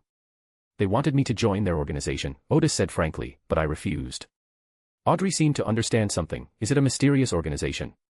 It's not that mysterious, Otis replied. If you use your family's connections, you can find out about them at 155 Kings Road. Audrey recalled that 155 Kings Road seemed to be a fighting arena where her brother Alfred from the South Continent had once watched matches. Then she asked, they even threatened you with weapons. Otis glanced down at the wound on her chest, where Eden had stabbed her with a dagger, and smiled at Audrey, saying, your observation skills are quite good. Although the knight's uniform helped him deflect the two sharp knives, it still had some damage. Upon hearing the praise, Audrey suddenly felt that the bandit's tone, eyes, and demeanor were somewhat familiar. In fact, she had had this feeling since the beginning. Not a single mistake, not a single poem, not a single post, not a single piece of content, not a single look. But after thinking carefully, she couldn't recall ever seeing someone like that before. Taking a deep breath, Audrey didn't waste this wonderful experience, and continued, why are you wearing a mask? Otis smiled and said, to protect you. Audrey immediately understood and slowly nodded. Annie, standing to the side, didn't quite understand, protect us. Yes, Otis said, for example, in this situation, I wouldn't need to kill you to silence you. Annie gasped in surprise, then blurted out, is this the man in front of you? Whoa. All right, Anne. Audrey immediately interrupted her maid. She knew that the thugs in front of her would not be intimidated by her father's name, and Anne's intimidation would only reveal more information about herself. Otis praised again, what a calm and rational lady.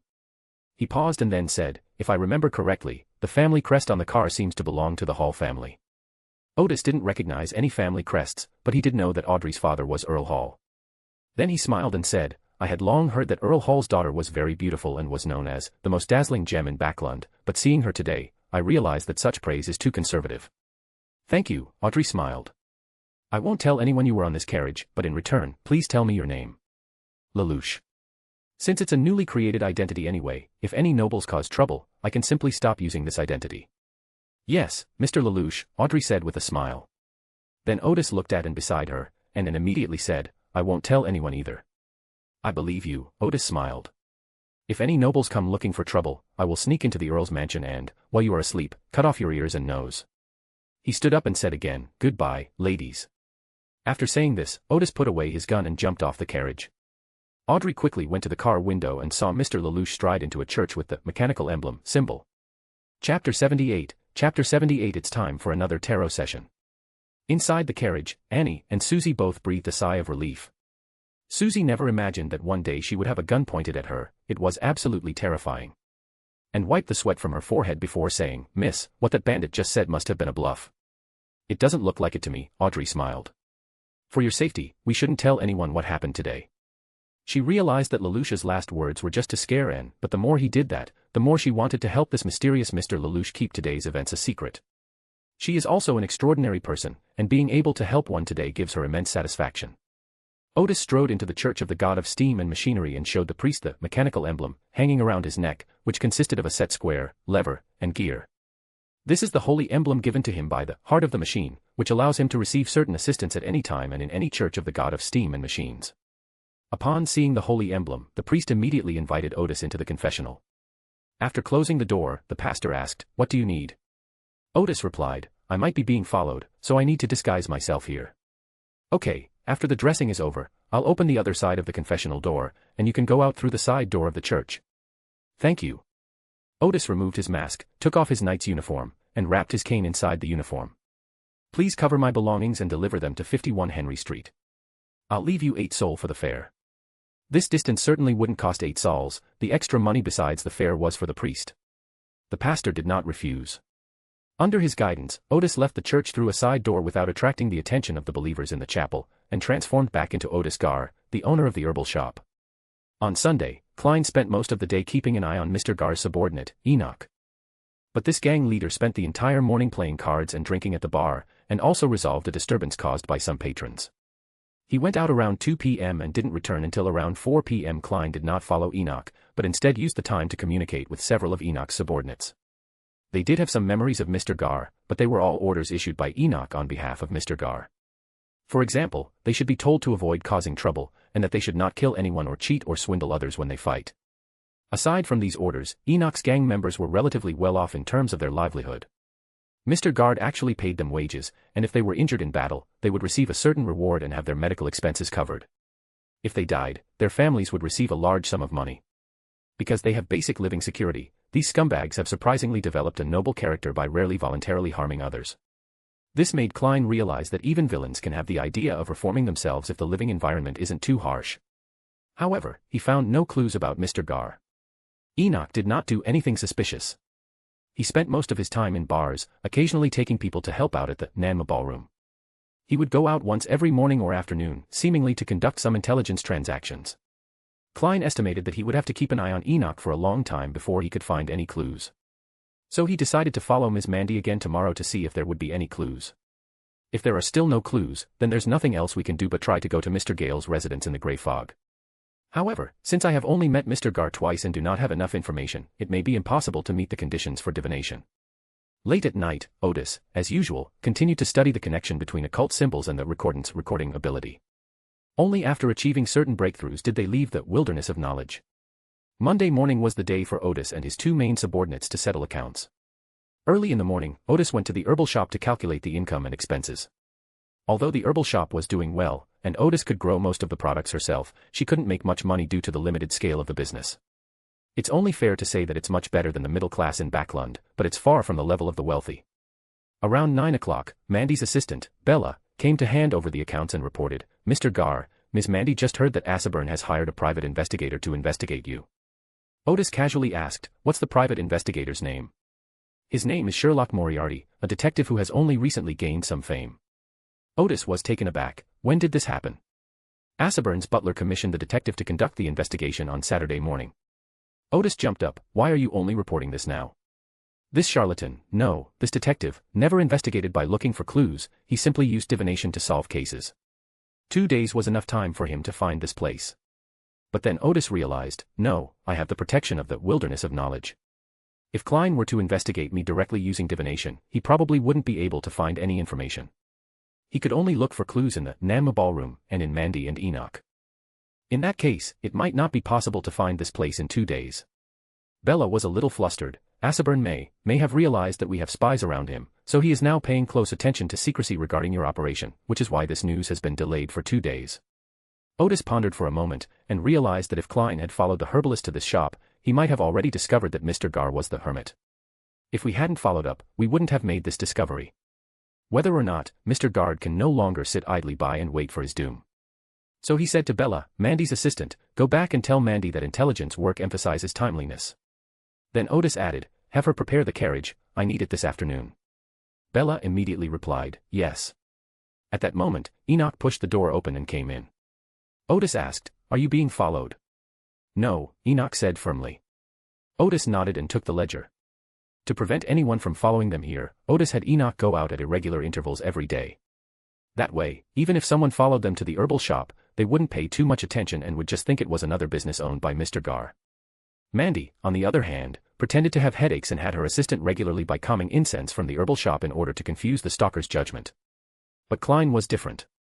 Otis had once asked the fool for help in the backyard, and he could tell as soon as he arrived at the herbal shop that it was the Hermit's stronghold. Not a single mistake, not a single poem, not a single post, not a single piece of content, not a single look. While one might not immediately connect the Hermit with Mr. Gar, they will certainly pay close attention to this place. When they see Enoch and Mandy's assistants running here, they will definitely feel that something is wrong. Otis thought for a moment, the fool is a false god, and it seems there will be no danger if he finds out that Otis is the Hermit.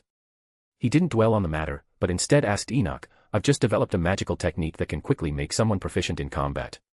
Go back and ask your men if anyone wants to use this technique.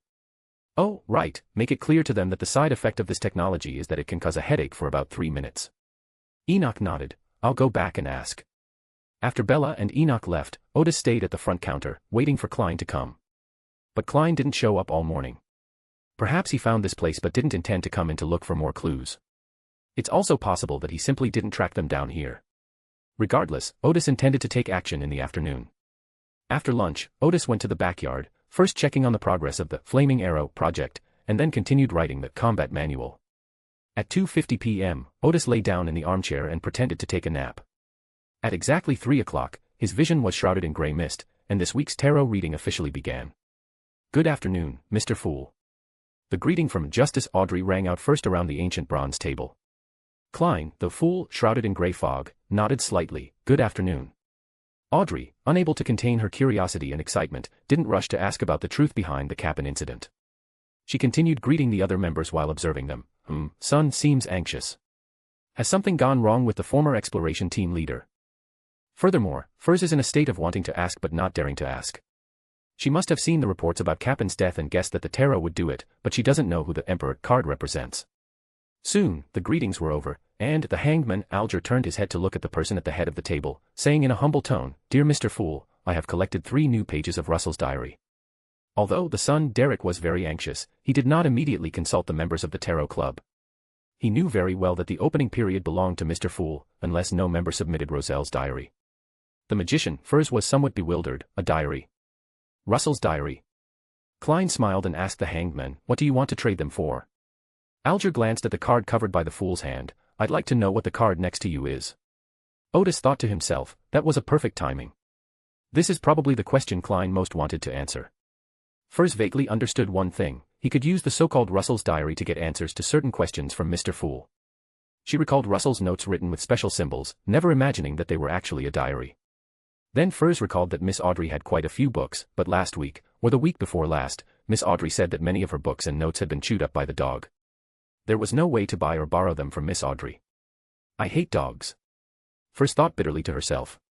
Klein smiled and said, Sure. Do you want everyone to hear it, or do you want only yourself to know? Alger answered without hesitation, Only I know. Klein then blocked the other members' senses, and soon the private conversation ended. The other members could see the lingering shock and joy in Alger's eyes. This made Furs quite curious about the card in front of Mr. Fool. A few seconds later, Alger recovered from the shock of the blasphemy card, and materialized the 3 pages of the diary. After waiting a few more minutes, Mr. Fool finished reading. Otis then spoke up, If I'm not mistaken, the Russell's diary that Mr. Hangman mentioned earlier is what is commonly known as Russell's notebook, isn't it? Audrey answered enthusiastically, Yes, Mr. Hermit, do you also have Emperor Roselle's diary? Chapter 79, Chapter 79 Teaching Little Son Step by Step. The Hermit, Otis replied, Indeed, I have 5 pages of a diary.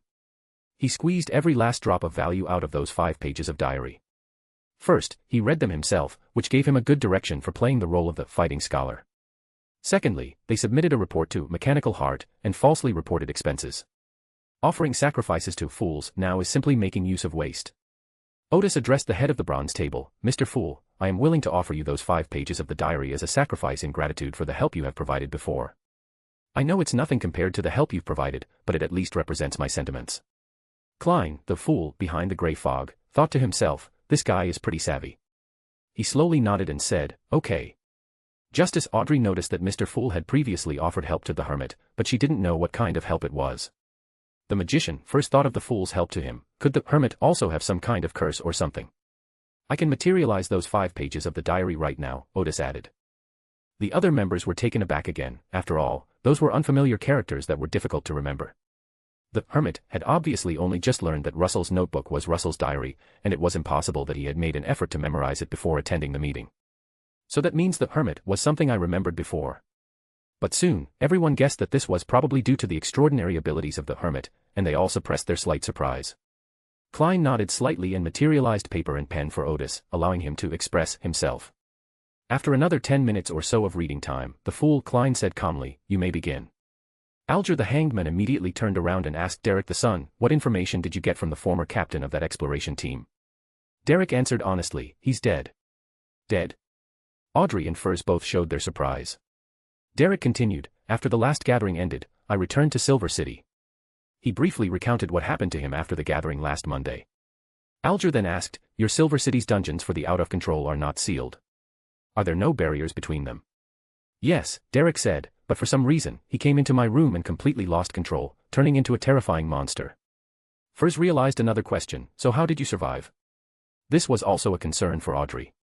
Alger's reaction was completely different from theirs. It doesn't make sense to put someone like you, who is only showing signs of losing control, next to such a dangerous guy. It seems that the higher-ups in your Silver City are consciously sending people to contact that guy to see if they can extract useful information from him and observe any changes. So, which elder saved you? Derek said with genuine admiration, yes, just as you said, the chief appeared just in time and used a magical item to deal with the out-of-control monster. Alger chuckled lightly, that's obvious. Anyone with enough knowledge can easily deduce it. Audrey thought to herself, slightly annoyed, I never expected that. Then Alger asked, the former captain of that exploration team hadn't lost control for decades, but suddenly did after you went back. Derek said seriously, I guess 2 reasons. One is because I chose the solar path. At the last gathering, the hermit said that the Aman family are descendants of the ancient sun god. Another guess was that he realized Mr. Fool was trying to get me to the party. It turned out to be the latter. Alger pressed further, how was it proven? Derek described it as true, after Aman's clone was dealt with, I went home and began to pray to Mr. Fool. Wait a minute, Alger interrupted the son's narration, you said you just experienced such a bizarre event, and then your chief sent you home. And as soon as you got home, you started praying to Mr. Fool. Yes, Derek replied blankly, still unaware of where the problem lay. Alger looked at Mr. Fool and was relieved when he saw that Mr. Fool did not react. In my experience, the chief is definitely secretly monitoring you, and you have undoubtedly exposed your problems. Don't doubt this. If even the chief wasn't careful, your Silver City wouldn't have been able to survive to this day in such a perilous environment. Derek's eyes widened, this. Alger's expression relaxed slightly as he said, however, you won't be in any danger for the time being. I estimate that the chief has only noticed your abnormality. Perhaps he only suspects that you have been parasitized by Aman and doesn't know anything about the Tarot Society. Derek calmed down a bit and said honestly, back then, I was indeed parasitized by Aman. What? Alger almost jumped up from his seat and assumed a fighting stance. Audrey and Furs tensed up immediately, while only the world and the hermit Otis showed some surprise. Derek quickly added, the fool saw through Aman's plot and taught me a ritual through which he sent angels to purify Aman's clone, and I coughed up a strange little bug. An angel? Alger asked in astonishment. Audrey was also somewhat surprised. The son said that Mr. Fool had sent an angel. Furs then recalled that Mr. Fool had previously sent angels to help him, thus deceiving the Abraham family's inquiries. Otis showed no surprise, since the fool had already sent his angels to help him once, and wore an expression that said, I didn't expect you to be so surprised. Klein observed the reactions of the crowd from behind the grey fog, and finally he discovered that the experienced hermit, who seemed to possess a lot of occult knowledge, was actually the member who most firmly believed that I was a god. That makes sense, Klein thought, the more you know, the easier it is to make enough associations, and the easier it is to believe the conclusions drawn from those associations. While everyone was still in surprise, Otis suddenly asked, little son, after your chief dealt with Aman's clone, the chief must have asked you some questions, right? Derek thought for a moment, yes. Not a single mistake, not a single poem, not a single post, not a single piece of content, not a single look. Otis then asked, what did your chief ask at the time? How did you answer? Think back carefully. Derek thought for a moment before saying, it's roughly like this. The chief first explained why he arranged for me to be next to the former captain of the exploration team. Then the chief asked me, why do you think that captain suddenly changed? How do you feel that you are different from the others? I replied, perhaps it is because my extraordinary path is different from others. The chief then asked me, what were you doing in the room just now? I replied, I'm sleeping. Finally, the chief asked, before he mutated, did you notice anything unusual? I said, no. Everyone recovered from the shock of the angel. Apart from Alger, the other members did not understand why the hermit asked such a question. Otis sighed and said, you aroused your chief's suspicion the moment you answered the first question. Huh. Derek had no idea about this. I'm asking you, Otis analyzed, at the last gathering you said that everyone in Silver City would receive a general education. Did your general education include any knowledge related to Aman and the Sun pathway? Derek seemed to understand something. No, nothing. Audrey realized that Little Sun answered that way because he knew that Aman was a descendant of the ancient sun god, but he overlooked the fact that most people in Silver City had no way of obtaining this information. Furs realized that the hermit was helping the Little Sun review the situation. Otis continued, your chief's question is actually asking, did you do anything special that provoked the other party? So you should have said that I felt no different from anyone else, and I didn't know how he got into my room. This is to tell you, Chief, that I didn't do anything special, the other party approached me first. This is crucial. The chief must know that the other side launched the attack first, and you didn't mention this in your subsequent answers. Alger nodded, agreeing that hermit was a very good answer. Derek was somewhat stunned, not expecting that there were so many issues to be aware of in such a simple Q&A. Then he realized that the hermit's analysis made a lot of sense, and that he had indeed not explained things clearly. Otis continued, your chief realized you didn't understand his question, so he simply asked you, what were you doing in the room just now? Even saying you're peeing is better than saying you're sleeping. You should say that your spirit senses danger and is therefore observing carefully. You said you were sleeping. First of all, that makes you look like an unqualified soldier. Secondly, it shows that danger was already approaching and you didn't realize it, which is obviously lying. Alger nodded again, feeling that the hermit's answer pleased him. Audrey felt as if she had learned something strange again, and after a moment's thought, she realized that this strange thing was making lies sound so real. Klein, behind the gray fog, smiled to himself and thought, why does it feel like a hermit tutoring a little son? Derek nodded at first, but then hesitated, but isn't that answer dishonest? Otis asked with a smile. Derek nodded repeatedly. I must admit that honesty is a virtue, Otis said. But in many cases, honesty without any bottom line, without considering the feelings of others, or without considering one's own circumstances and consequences, is a sign of immaturity. Chapter 80. Chapter 80. There is only one Aman in the world. Upon hearing Otis the hermit's words, the son Derek once again fell into deep thought. Alger, the hangedman, remarked, it seems that hermit is also a man with a story. Justice Audrey and magician Furs also hope that little son can mature quickly after experiencing this. Klein, the fool, behind the grey fog, felt that, judging from the usual behavior of the hermit, he was a sufficiently mature extraordinary. Despite understanding the nature of the extraordinary world, he did not become indifferent and was still willing to help others, which was also a virtue. Otis gave Derek time to think, and then said, let me analyze it for you again. Your greatest special quality is that you have the help of Mr. Fool. So you are crucial to Silver City, but if you completely expose your special abilities, you will definitely be imprisoned and kept under strict guard, and you will be unable to play your role. But if you conceal your special abilities in some places, you might be able to find hope for Silver City. He shrugged, your chief sent people to monitor you because he's an evil person. A wicked villain with terrible deeds. Derek immediately protested, no. Otis nodded slowly, it seems you understand this principle. To accomplish something, especially something very difficult, virtue alone is not enough, you also need some means. Alger nodded repeatedly, feeling more and more that the hermit was speaking his own thoughts. Audrey also felt a sense of sudden enlightenment. Although the hermit's words were different from what she had been taught since childhood, after carefully recalling what she had seen and heard, she found that the hermit's description was more in line with the development of events.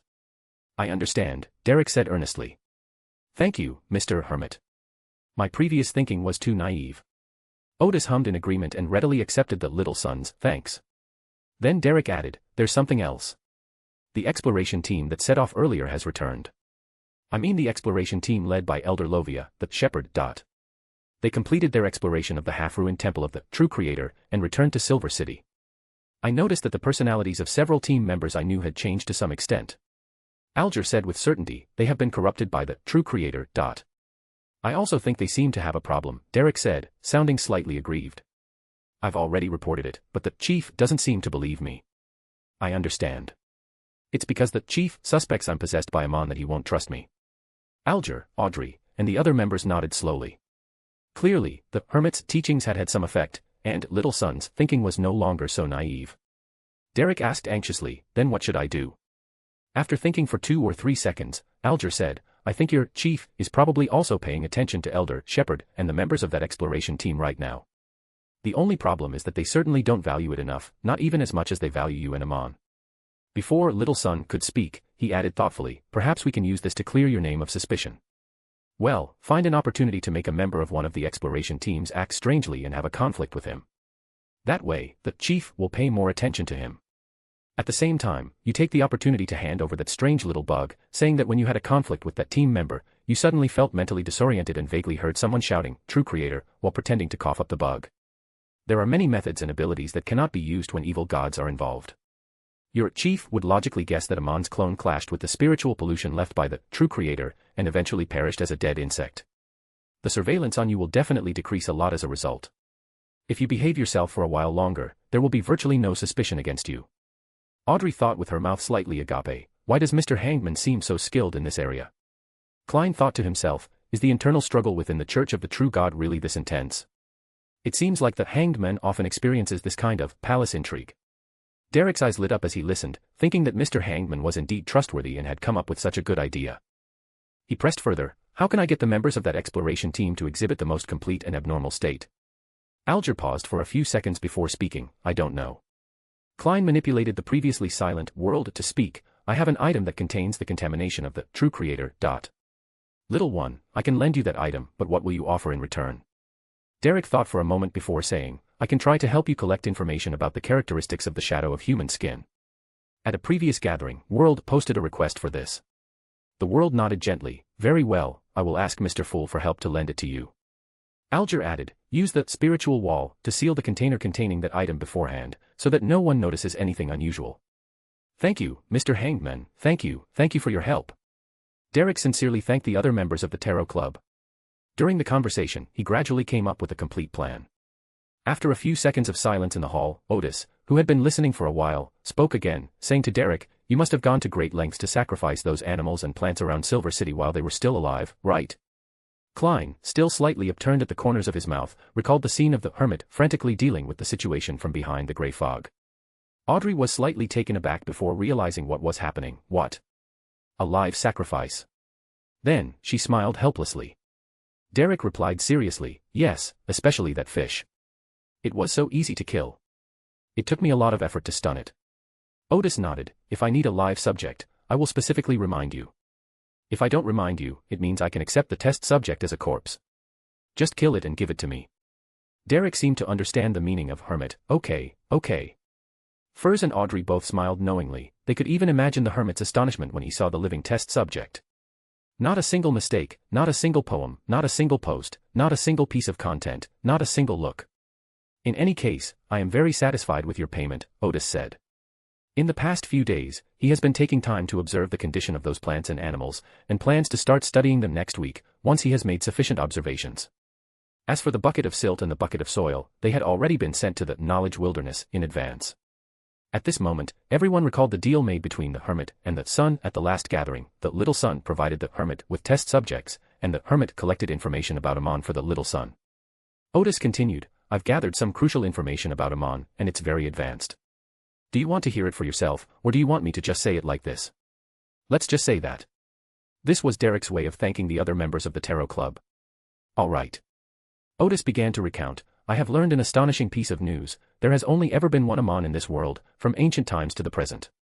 This description surprised everyone slightly, and for a moment they didn't quite understand what was so amazing about it. First scratched his head and asked, the only Aman was destroyed by the angel sent by Mr. Fool. No. Otis smiled and said, you're misunderstanding it.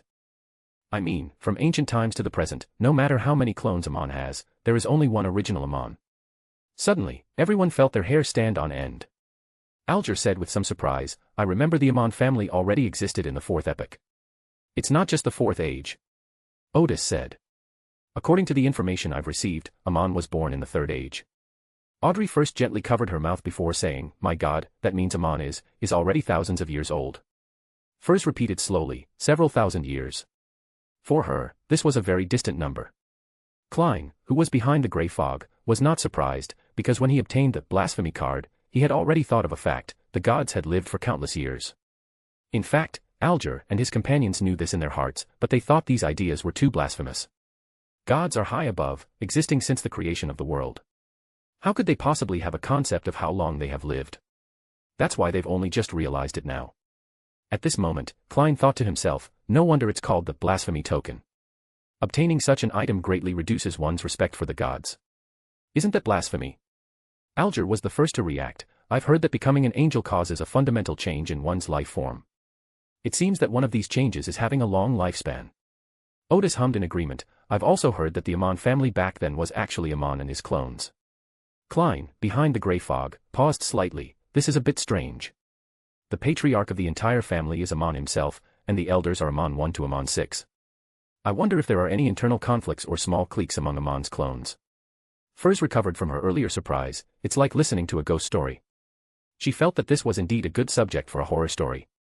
After Furs said that, Audrey imagined a scene where she entered a noble family's courtyard, surrounded by classical buildings and with beautiful scenery. Many members of the noble family were coming and going in the courtyard. Suddenly, the family members seemed to realize that she was an intruder and all turned their attention to her. Whether they are old people, children, men, or women, they all look exactly the same and have the same eerie smile. Audrey shuddered. What a terrifying ability. Chapter 81, the Time Worm. The son Derek belatedly realized, the Aman clone that appeared in Silver City was sent by the original Aman, who has existed for thousands of years. What is his purpose? Derek immediately felt immense pressure. As far as he knew, not all the elders of the Council of Six were demigods, and even if Silver City had a divine-level sealed artifact, it might not be a match for Aman's true form. Perhaps there is no specific purpose. The Hermit, Otis replied, Aman is known as the God of Mischief, and is said to be both extremely cunning and very capricious. The clone that entered Silver City might have been a clone he casually set up. Your exploration team's former captain invited him to Silver City, and he went with him. If he hadn't been invited, this clone might still be wandering in the Forsaken Land. Klein, the fool behind the grey fog, seemed to be the first to understand the meaning of Hermit. Because of the changes in the life form of gods, their thoughts are definitely different from those of ordinary people. In ancient times, angels were called gods, and Aman was at least an angel, so he should have a long lifespan and his thoughts were very different from those of ordinary people. For Silver City, the Aman clone incident was an extremely terrifying and carefully handled matter, while for Aman, it was merely a clone of himself, playing the game of life. Klein remarked, that's the difference in levels. At this point, Derek immediately pressed, how should we respond? Otis replied, don't worry about it. Derek thought he had misheard, don't take it seriously. If Aman's true form is interested in Silver City, it will be difficult for your Silver City to stop him.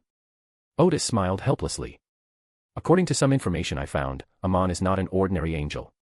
I don't know how to describe it specifically, just know that he is very powerful. If Aman's true form has no interest in Silver City, then you can simply pretend this never happened. These words made Derek and the other members realize Aman's power. Even Alger, the hangedman, couldn't help but sigh, this is the difference in levels. Aman is so powerful that he can easily destroy a city. Justice Audrey and Magician Furs felt a little heavy-hearted. Furs sighed, in the extraordinary world, power is the power to crush everything. Klein thought to himself, I have a feeling that, I can't run away from a big earthquake, but I don't need to run away from a small one. After hearing the Hermit's explanation, Derek took a deep breath, I understand. Thank you for your explanation.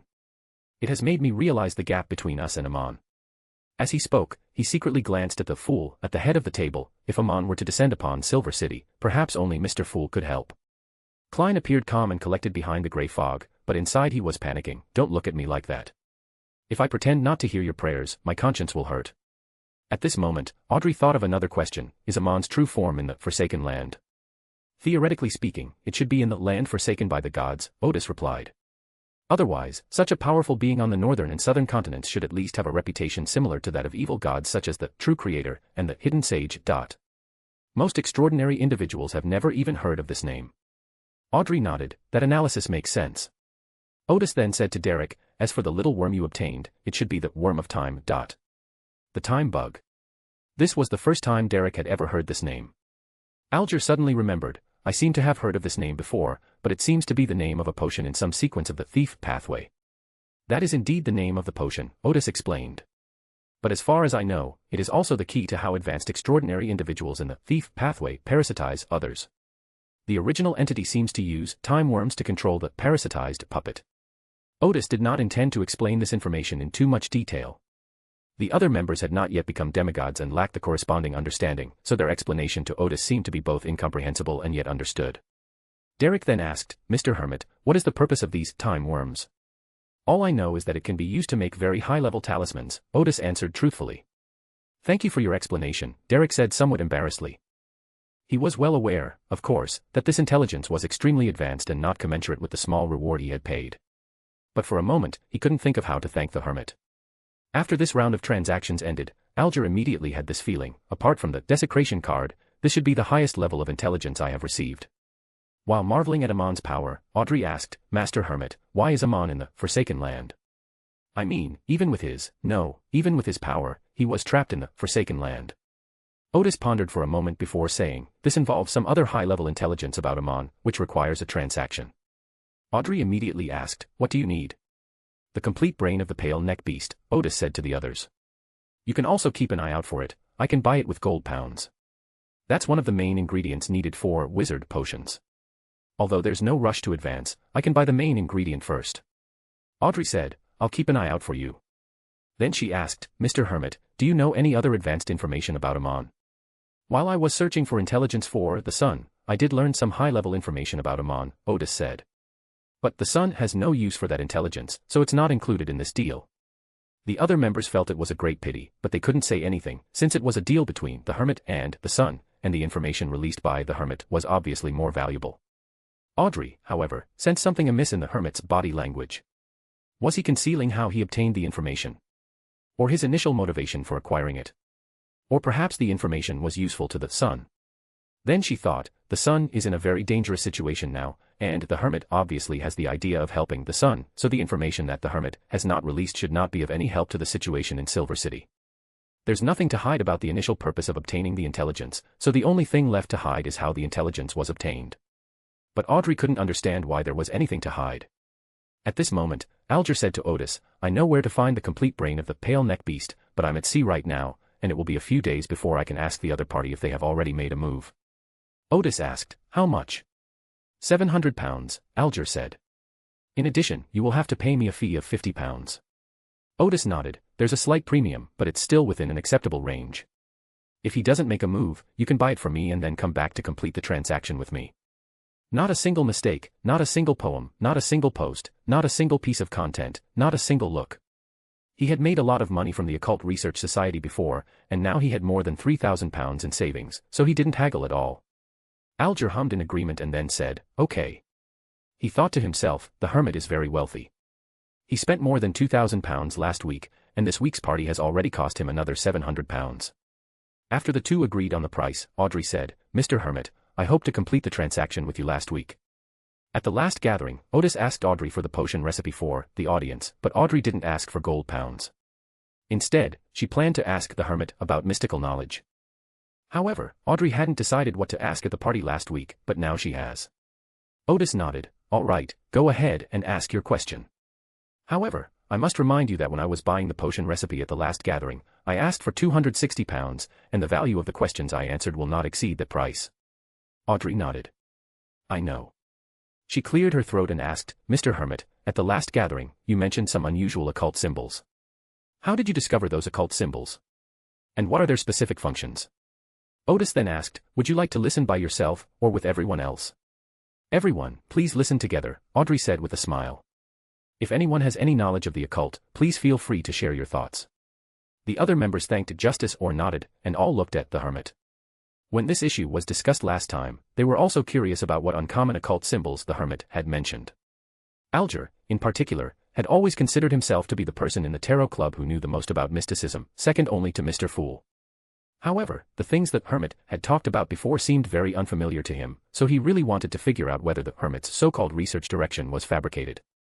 The question of justice wasn't too profound. Otis organized his thoughts and replied, those symbols were derived by me. Derivation. Audrey thought she had misheard. Alger also asked, can mystical symbols be deduced? Why not? Otis smiled and said, it seems you lack basic knowledge of occult symbols. Let me briefly discuss this issue with you first.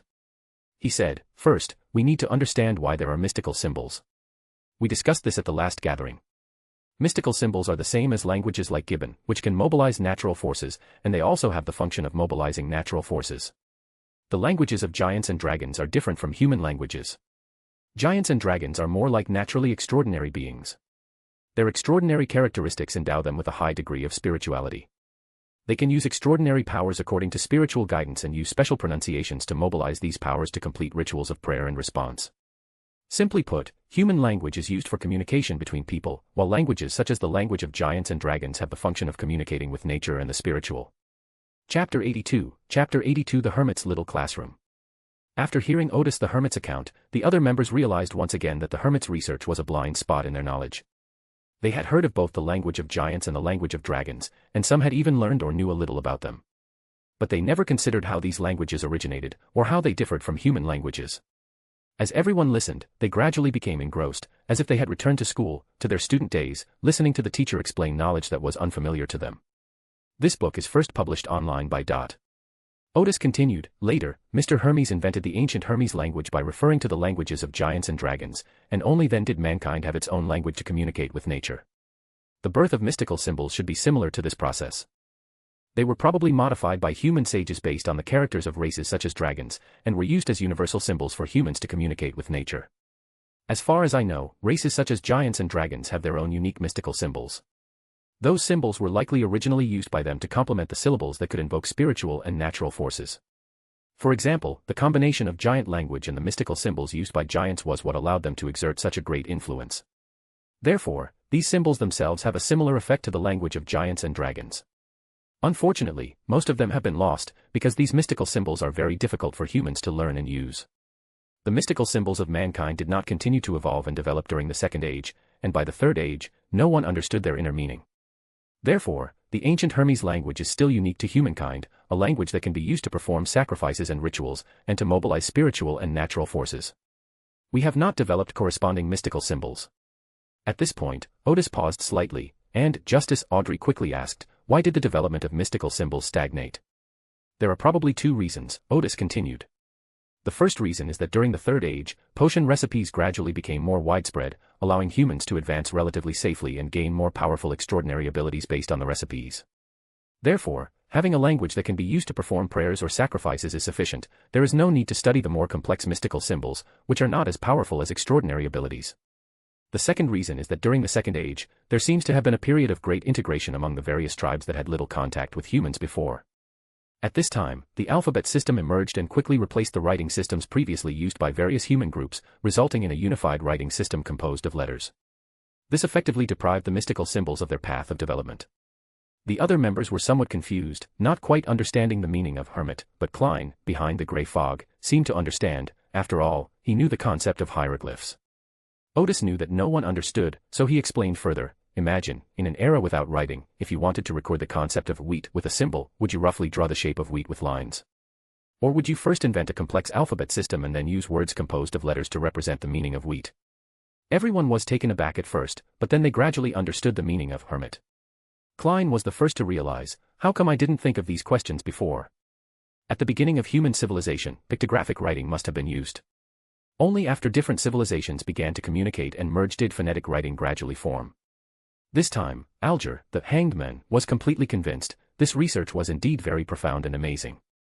The magician first thought, the idea of the Hermit is very reasonable, but why didn't any scholars before him put forward a similar idea? Then she thought, it's hard to imagine that ancient humans used a completely different writing system than modern ones. Was their language also different from modern ones? Audrey exclaimed, I never imagined that human writing has undergone such a tremendous transformation. Then she asked, so, mystical symbols are actually a kind of symbolism used by humans to intuitively express all things in the world? Otis smiled and said, that's one way to understand it. At this moment, Derek, who had been deep in thought, suddenly said, Mr. Hermit, we in Silver City still use the language of giants and the script of the giant race, but in our daily communication and use of the script, we do not feel that we can mobilize the power of nature. This is what I'm going to say next, Otis said. First of all, giants also have a language of giants for daily communication. These languages are simplified and do not constantly draw upon the forces of nature. Another key concept is that the language spoken by humans is different from the language spoken by giants. Derek paused for a moment, then said, "No. It's different." The other members didn't understand either. Why were they different? Otis thought for a moment before saying, using the language of giants as an example is not very clear. We should use the language of dragons as an example. Now the language of dragons is almost lost because ordinary people cannot pronounce many syllables. Klein was the first to understand, and he manipulated the world to say, different organs produce different syllables. The other members suddenly realized, yes, how could a human's vocal cords be the same as a dragon's? That's right, our vocal cords are different, Otis smiled. In addition, because of the difference in brain structure between us and dragons, the underlying logic of our languages is different. But the language of dragons has been passed down because the potion can transform the body of extraordinary beings, allowing them to utter some syllables that only dragons can make. This is why the language of dragons is not a very common occult language, while the language of giants is more common because the vocal cords of giants and humans are less different, so some occult enthusiasts can learn the language of giants on their own. Audrey nodded slowly. Why is it that I've never thought of this knowledge before, but hearing the hermit say it makes such a sense of logic? First thought to himself, the hermit has a strong logical ability. This reminds me of the knowledgeable professors I met in college. Otis continued, but giants are still structurally different from humans. Although we can speak, we cannot achieve the effect of giants speaking a giant language. This is why Mr. Hermes created Old Hermes, because the giant language we use is itself a simplified and weakened giant language. The same goes for dragon languages.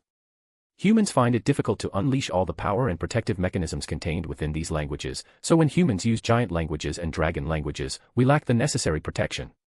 Old Hermes also has such drawbacks, but the modified Hermes can provide sufficient protection for human spellcasters. The underlying reason is that the ancient Hermetic language largely borrowed from the expressions of the giant's language and the dragon's language, while the modified Hermetic language followed human expressions completely, so it was safe for humans. Silence fell over the hall once more as everyone digested the information described by the hermit. After a long pause, Alger finally said, "What about Elvish? It seems like Elvish is used even less than Dragonite these days, isn't it?" Otis said, "According to my research, there are two language families among the existing ancient languages. Elf language is not a language family, and as everyone should know, the languages commonly used in the North Continent today originated from Old Fusak language, which was originally a branch of Giant language. The language currently used in Silver City is similar to ancient Fusak. Although it is still called Giant language, it is a branch, and it is very likely that it is from the same branch as ancient Fusak. Not a single mistake, not a single poem, not a single post, not a single piece of content, not a single look. Elven language, however, is another ancient language family. According to my research and observation, the Highland languages of the southern continent today have borrowed some pronunciations from Elven, and are very likely a branch of Elven." Alger nodded slowly. The pronunciation of Highland languages is indeed quite unique. Audrey then asked, "Mr. Hermit, what about the Dutton language? Where does the Dutton language, which is commonly used in the southern continent, originate?" Otis smiled and said, "After answering your question, our deal can only end here." His answer, while not fully addressing Audrey's initial question, far exceeded the value of £260, so the deal had to end there. Audrey immediately replied, "I can pay you in gold pounds, please continue to answer my questions." Otis shook his head, "I don't need gold pounds right now. If I have other needs, I will announce them, and then we can continue to discuss this issue." Audrey was a little disappointed. All right then. She didn't even consider using occult knowledge like role-playing to get the answer. Although these were secretive occult practices, she figured the hermit must know them. Otis began to answer Audrey's question. Dutton and ancient Fusak are not the same language, but fundamentally, they belong to the language family of giants and dragons. Based on the beliefs of the southern continent, I speculate that the Dutton language may have originated from the language of the Phoenix clan. However, some speculate that the Phoenix clan originated in the land forsaken by God, so the Phoenix language has been lost in the north and south continents. Phoenix. Audrey repeated the word, genuinely unfamiliar with this extraordinary creature. She looked at the sun and asked, "Mr. Sun, have you ever heard of the Phoenix race?" Derek replied, "We have a description of it in our geography class. It is said that the Phoenix clan originated in our north." Audrey nodded. That made sense. She smiled and said, thank you for your answers. I have learned a lot from them." After the transaction concluded, World said to Hermit, "I mentioned 2 weeks ago that I wanted to buy a flaming arrow from you. Chapter 83, The Hermit and the Robin Hood, the Black Emperor. 2 weeks ago, the fool Klein said he hoped to buy a flaming arrow from the Hermit. Of course, he didn't buy it for himself, but placed the order for Marek. However, because Sharon and Marich had to hide for a while after their battle with the Indulgence faction of the Rose School at the docks, Klein was unable to contact Marich last week, and he did not mention the previous deal. But just 2 days ago, Klein contacted Miss Bodyguard Sharon again, and she agreed to the Hermit's offer on Marik's behalf. Klein also learned from Sharon that the Indulgence faction had been exposed for unknown reasons, suffered a heavy blow from the mechanical heart, and now seemed to have basically left Backland. So at this tarot reading, Klein brought up the previous deal with the Hermit. At this point, I hope readers will remember our domain name, TaiwanNovelNetwork. No problem. Otis thought for a moment, it can be delivered this week. We've already discussed the price, it's £500. The manufacturing process and formula for bullets cost £100, and bullets can also be ordered at £1 per bullet. Klein, operating the world, said in a hoarse voice, I'm buying the technology to manufacture bullets. In just a few words, the deal was struck between the two. After a few seconds of silence in the main hall, the transaction session ended, and the gathering moved into a free exchange phase. Justice Audrey looked around and smiled first. Last week, an interesting case occurred in Backland, the protagonist of which is known as the Robin Hood, Black Emperor. Alger, the hangman, and Furs, the magician, both immediately looked at Justice, expressing their concern for the case with their eyes. Alger was paying close attention because he had just learned that the card in Mr. Fool's hand was the Black Emperor. Furs, on the other hand, lived in Backland and knew a little about the inside story, and even guessed that it was related to the Tarot Society, which is why he paid close attention to it. Audrey paused for a moment before continuing. The victim was the wealthy Cap'n, rumored to be Backland's biggest human trafficker. The chivalrous thief, Black Emperor, broke into his villa, took his life, and rescued many innocent girls imprisoned in the dungeon. When Cap'n's body was found, it was covered with a tarot deck, with the Judgment and Emperor cards on his face. It is said that the Hermit card was also found to be missing and quite noticeable. Human traffickers. Alger keenly caught the phrase, and then he turned to the head of the bronze table and asked in a humble tone, Mr. Fool, is Cap'n involved in the disappearances of colonial slaves? Investigating the disappearances of colonial slaves was a mission assigned to him by the Church of Storms. He had previously exchanged some valuable information with the Hermit at the tarot meeting, but had not found any valuable clues since. Klein, behind the grey fog, paused for a moment before realizing that he had been pondering the Hermit card, though he hadn't paid much attention to it when he was at the scene. But after what Justice just said, an inspiration struck one of the diviners, making him suddenly realize that the Hermit card might be a spiritual hint. But he couldn't figure out what the hint was for a moment. Klein's first thought was the meaning of this tarot card. The Hermit card depicts an old man wearing a robe and a hood, carrying a lantern in one hand and using a wooden stick as a cane in the other. This card represents solitude and meditation, and the use of knowledge and wisdom to illuminate the path for those who are lost. But Klein couldn't immediately figure out whether this was a suggestion to be alone or someone was lighting the way for him. Another, more direct clue might be that the Hermit, a member of the Tarot Club, was also present. But Klein had already determined that the masked young man was Mr. Gar, the behind-the-scenes owner of the Nanma Ballroom. The Hermit seems to be running a herbal medicine shop. The two have completely different temperaments and have not yet found any common ground. At this moment, Klein thought that he could try to look up the Hermit, and perhaps he would know the meaning of the Hermit card suddenly appearing. Just as Klein was considering how to investigate, Alger's question brought him back to his senses. He had already thought about this before, and the extraordinary bodyguards in the Capin villa were very abnormal in terms of both their methods and their sequence. At that moment, he recalled the disappearances of slaves in the colonies mentioned by the hangman, and the disappearances of the Backland vagrants mentioned by the Hermit, and vaguely felt that there should be some intrinsic connection between these events. But Klein couldn't be sure of his guess, so he skipped the question of the hangman and chuckled, saying, My followers made a small contribution to this matter. Sure enough. Audrey cheered inwardly. Furs sighed inwardly, this is the first time I've encountered anything related to tarot in real life. Alger, however, believed that Mr. Fool's words were telling him that Cap'n, the human trafficker, was no ordinary person, otherwise, Mr. Fool wouldn't have sent a follower to help. Otis inadvertently noticed Alger's somewhat awe-inspiring expression and thought to himself, who knows what the down with the political commissar is imagining again. Then, Klein added casually, he gained 3 extraordinary traits from this, and hopes to sell them as soon as possible. 3 traits, 1 corresponds to Sheriff in sequence 8, 1 to Interrogator in sequence 7, and 1 to Judge in sequence 6. Otis suddenly realized that he had been so busy with research last week that he had forgotten to check the spoils of the Battle of Capin. He planned to take it out and look at it after the tarot session ended. Audrey was slightly taken aback. Mr. Fool's companion is very strong. He actually defeated 3 extraordinary beings on his own, one of whom was a sequence 6. Alger then made the connection, sheriff, interrogator. Isn't this the arbitrator approach controlled by the Augustus family? At this point, he increasingly felt that the disappearance of slaves was not a simple matter. Klein was, of course, deliberately using the levels and methods of these extraordinary traits to divert the attention of the other members, making his words seem like he was providing clues for the other members, rather than focusing on the matter of selling extraordinary traits. At this point, Furs asked, I heard that the Judgment card and the Emperor card that appeared at the scene represent the judgment of Cap'n by the rogue, Black Emperor, but why is there also a Hermit card at the scene?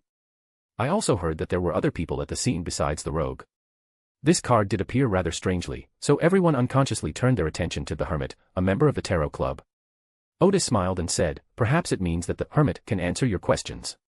Before Furs could speak, Otis continued, I know who the other person was at the scene. That was himself, but he had no intention of revealing his identity. Instead, he said, it wasn't just the Robin Hood who found out about Cap'n's crimes and took action to punish this human trafficker.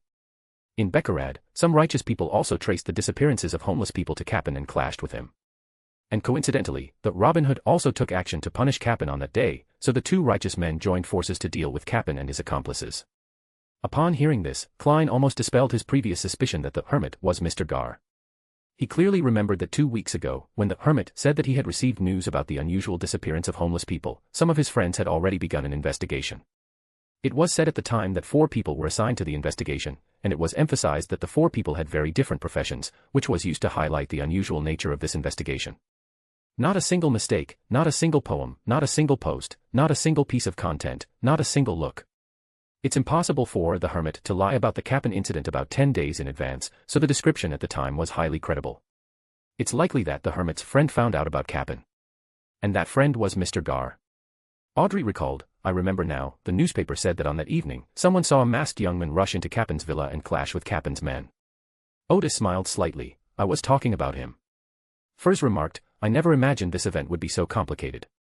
Audrey replied, I don't think it's complicated at all, it's just that righteous people happened to join forces to kill a villain. Furs nodded in agreement, then asked the fool Klein, Mr. Fool, how much do you intend to sell that sheriff attribute for?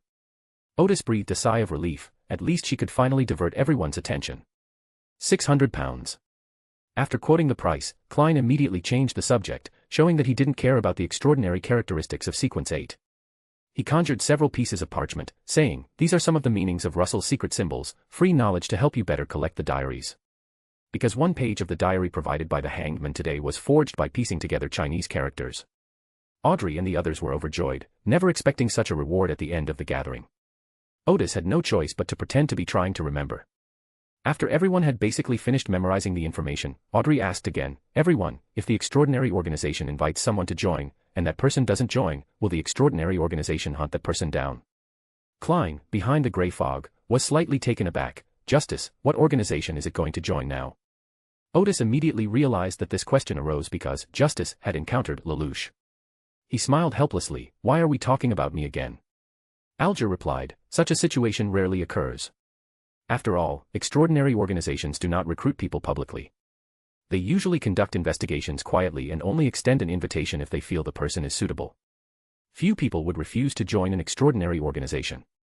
After all, for many extraordinary individuals, joining an organization means they have security and more opportunities for promotion. If an extraordinary individual is being hunted down for not joining an extraordinary organization, it's either because he discovered the organization's assessment of him and disdained to join, thus angering the organization's members, or because he knows the organization's secret that not joining will result in his death. Otis thought for a moment, Lelouch should belong to the former. Audrey had a similar assessment, and she had some new ideas about Lelouch. I understand, thank you for your explanation. After a few more exchanges, Klein announced the end of the tarot session. The land forsaken by the gods, the city of silver. Upon returning to the real world, Derek immediately used the bestowed ritual to obtain the all-black eye. He also received instructions from Mr. Fool, do not touch it directly. After thanking Mr. Fool, Derek had just finished building the wall of spirituality and put away the all-black eye when he heard a knocking sound at the door. He asked, who? I, Dark, the exploration team has been released from quarantine. I'm here to share our experience exploring the temple with you. Chapter 84 Meeting with Detective Sherlock. Dark was Derek's classmate during his general education and later a teammate in the patrol squad. But after returning from exploring the half-destroyed temple of the fallen creator, Dark lost his previous enthusiasm and cheerfulness, becoming very somber and only smiling at everyone. Derek was a little puzzled. Why did he suddenly come to see me? Suddenly, a possibility occurred to him. Elder Lovia knew that he suspected that they had undergone a change, so Dak came to test him. Then Derek realized that this was a good opportunity to clear his name. After a brief moment of excitement, Derek became somewhat nervous, as this was the first time he had implemented his plan and he didn't know if it would succeed. Derek took a deep breath, steadied himself, and quickly walked to the door, opening it. Before my eyes came a slightly chubby boy with a bright smile. Your quarantine has been lifted. As he spoke, he stepped aside to let Dak in, but dared not expose his back to his classmate and teammate. Yes. Dark walked to the table and sat down. Didn't you say before that you were very interested in knowing about our exploration experience? Derek hummed in agreement. He suddenly wasn't so keen to know anymore. Dak smirked. We found some strange plants at the bottom of the temple. They looked like mushrooms from the general education course. They were very brightly colored and looked very appetizing. It has been confirmed that they are safe to eat directly. As he spoke, he took out a bright red mushroom from a small cloth bag. Just seeing it made Derek swallow hard, as if he hadn't eaten for days. Dak said enthusiastically, Here, have one. Okay. Derek reached out and took it, barely managing to resist putting it in his mouth right then and there. He tried to control himself. I'll try it tomorrow. At the same time, he warned himself in his heart, I must not eat it. If I do, I might be corrupted by the fallen creator. Derek awkwardly changed the subject. What discoveries were made on this expedition? Yes. Dak exclaimed immediately, we've discovered some murals.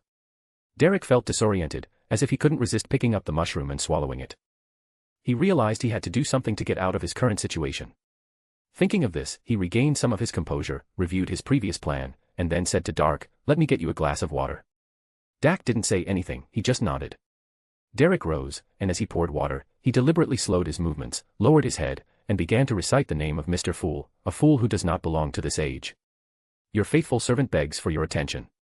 Please accept his offering. We pray that you will open the gates of the kingdom. A sudden gust of wind swept through the room, and Dark looked sharply at Derek. What happened? Derek did not answer. He picked up the hurricane axe with one hand and reached into his pocket with the other, dispelling the spiritual wall of the all-black eye. A faint, indistinct murmur and a sense of evil and depravity began to emanate from him. Dark's expression suddenly turned gloomy, and the fine veins in his blue eyes bulged outwards. At this moment, the brightly colored mushrooms on the table no longer gave people a sense of appetite, and suddenly turned into a blood-stained scalp with short black hair. Derek felt a sudden urge to vomit when he thought about how he had almost swallowed the mushroom. He suppressed the churning in his stomach and sang, God, please send down your holy light here, give your believers courage, drive away the enemy, and drive away all evil. The singing voice exuded warmth and holiness, basking Derek in the sunlight, and his discomfort immediately disappeared. Dark shielded his eyes from the sunlight, staring intently at the all-black eye, repeatedly asking, What's on you? What's on you? Suddenly, Dak's flesh was stretched open, and strips of flesh swung around, making Dak look like a blood-red hedgehog. Derek raised his arm and swung down the hurricane axe he had been holding, striking Dark on the head. Dark continued to stare at the location of the all-black eye, screaming in agony, but his eyes refused to look away. At this moment, the fool responded by opening a phantom door with many strange patterns. The shadow in the room suddenly stretched out and shouted at Derek, Stop! What are you doing? He sensed the power of that illusory gate, but he couldn't stop anything. Taking advantage of the opportunity, Derek threw the all-black eye at the illusory gate. As the all-black eye disappeared, the gate, covered with strange symbols and signs, slammed shut with a bang and then vanished quickly. Then, Derek began his performance, deliberately contorting his facial muscles and coughing violently until he covered his mouth with his hand and collapsed to the ground. The shadowy figure in the room first quickly took control of Dark, who had already turned into a monster, and then tried to cover Derek. Just then, Derek fainted, and a strange little worm with 12 transparent rings appeared in his palm. Klein, standing above the gray fog, slowly nodded, giving Little Son a high score for his performance. It seemed that most of the suspicions against him could be cleared. With that thought in mind, Klein looked away. Backyard, 51 Henry Street, backyard of Gard herbalist. Otis returned to the real world. He sat quietly for a while, using his spiritual sense that no one was watching him, before taking out a portable spatial array and retrieving the gloves and extraordinary properties he had captured during the Battle of Capon from the wilderness of knowledge. He touched the black glove with his hand and infused it with spirituality, allowing him to immediately sense the glove's layers. When dividing the spoils, his spiritual perception proved to be remarkably accurate. The glove was indeed at sequence 5, but Otis's level was too low to determine the glove's abilities and negative effects. Since these gloves are no longer usable in Backland, and after figuring out their rank, they were put back. As for that extraordinary trait, it is a sequence 7 level interrogator trait. We don't dare to use this feature right now, we'll just put it aside for now. After putting away his spoils, Otis smiled slightly, thinking to himself, I actually made a profit from the fool. That sequence 5 glove alone is worth more than the 3 extraordinary properties that the fool took. Buzz buzz buzz. A sudden, excruciating noise struck Otis's mind, making him feel dizzy. He quickly reached out and grabbed the table for support. Fortunately, this uncomfortable feeling passed in a second or two, and the dizziness quickly disappeared. My mind seemed to be filled with some messy, unfamiliar, and incomprehensible things. Knowledge comes to everyone. Otis felt the pain of knowledge chasing people for the first time. No wonder Star General Katlia was almost out of control. She was already so uncomfortable at sequence 8. Would her head explode at sequence 5? However, now is not the time to think about that. Otis is still very busy this afternoon. He went to the basement, put on Mr. Gar's outfit, and then used the teleportation array in the basement to arrive at the 3rd floor of the Nanma ballroom. Not a single mistake, not a single poem, not a single post, not a single piece of content, not a single look. Ms. Mandy was already waiting outside. Upon seeing Otis wearing a mask, she immediately said, I'm sorry, Mr. Gar, it was an oversight on my part that prevented me from. Otis raised his hand, interrupting her, is the carriage ready? Ready. Mandy said immediately. Otis said nothing more and hurried downstairs, with Mandy following immediately. After boarding the luxurious carriage, Mandy asked, Mr. Gar, where are we going? Otis said, Jowood District, 15 Minsk Street. Regardless of whether Klein knows that Mr. Gar is the Hermit, going directly to his door will definitely catch him off guard, and it is currently the best strategy to deal with the situation. Mandy's eyes narrowed. She hadn't even had a chance to report the private investigator's address to Mr. Gar, but he already knew. But then Mandy returned to normal, just as she had predicted, that Mr. Gar couldn't possibly have only her as an intelligence source. 15 Minsk Street, Jowood District. Klein first watched as Little Son cleared his name before returning to the real world to continue his research on the Book of Secrets. Ding-a-ling. Around 4:30, Klein suddenly heard the doorbell ring. He hurried down to the 1st floor, and the moment he grasped the doorknob, the scene outside the door flashed through his mind. Outside the door stood a young man wearing a mask and a black trench coat. Mr. Gar. Klein couldn't help but take a step back. Mr. Gar, whom he had been investigating for 2 days without any leads, had suddenly appeared outside the door. At that moment, Mr. Gard outside said, I know you're inside. Open the door. Suddenly, the brainwashing rhythm echoed in Klein's mind, don't hide inside and keep quiet. I know you're home. Open the door, open the door, open the door. You dare. Cough cough. Klein cleared his throat, reached out and opened the door. Besides Mr. Gar, Ms. Mandy was also there. Mr. Gar, Klein smiled, feigning surprise, what brings you here? Otis said, shall we go inside and talk? Please come in. Klein invited them to sit on the sofa in the living room and then went to make them tea. As soon as Otis sat down, he smiled knowingly and said, Detective, how was the cigar I gave you last time? Klein smiled helplessly. Earlier, when he had been asked by reporter Mike to protect the Daily Observer reporter during negotiations with Mr. Gar had subtly given him a warning while delivering cigars. Mr. Gar's mention of this matter at this time was clearly quite meaningful. Klein added hot water, picked up the teacup, and walked to the coffee table. It's all right, the taste is not bad. Otis nodded slowly, let's get down to business. Around last year, Asaburn first came to Nanma Ballroom, and was quickly attracted by the ballroom's business model and profitability. We later had 2 pleasant exchanges. He hoped to use the police and a certain member of parliament to pressure me to shut down the Nanma dance hall, and then buy it back at a low price. As a result, I thwarted both of his operations, and he has been searching for me ever since then. I think he must want to visit him and express his apology for those 2 bastard behaviors. But I can't stand seeing others apologize, and of course, for his safety, I didn't tell him where I lived. Klein's lips twitched, a pleasant exchange, indeed.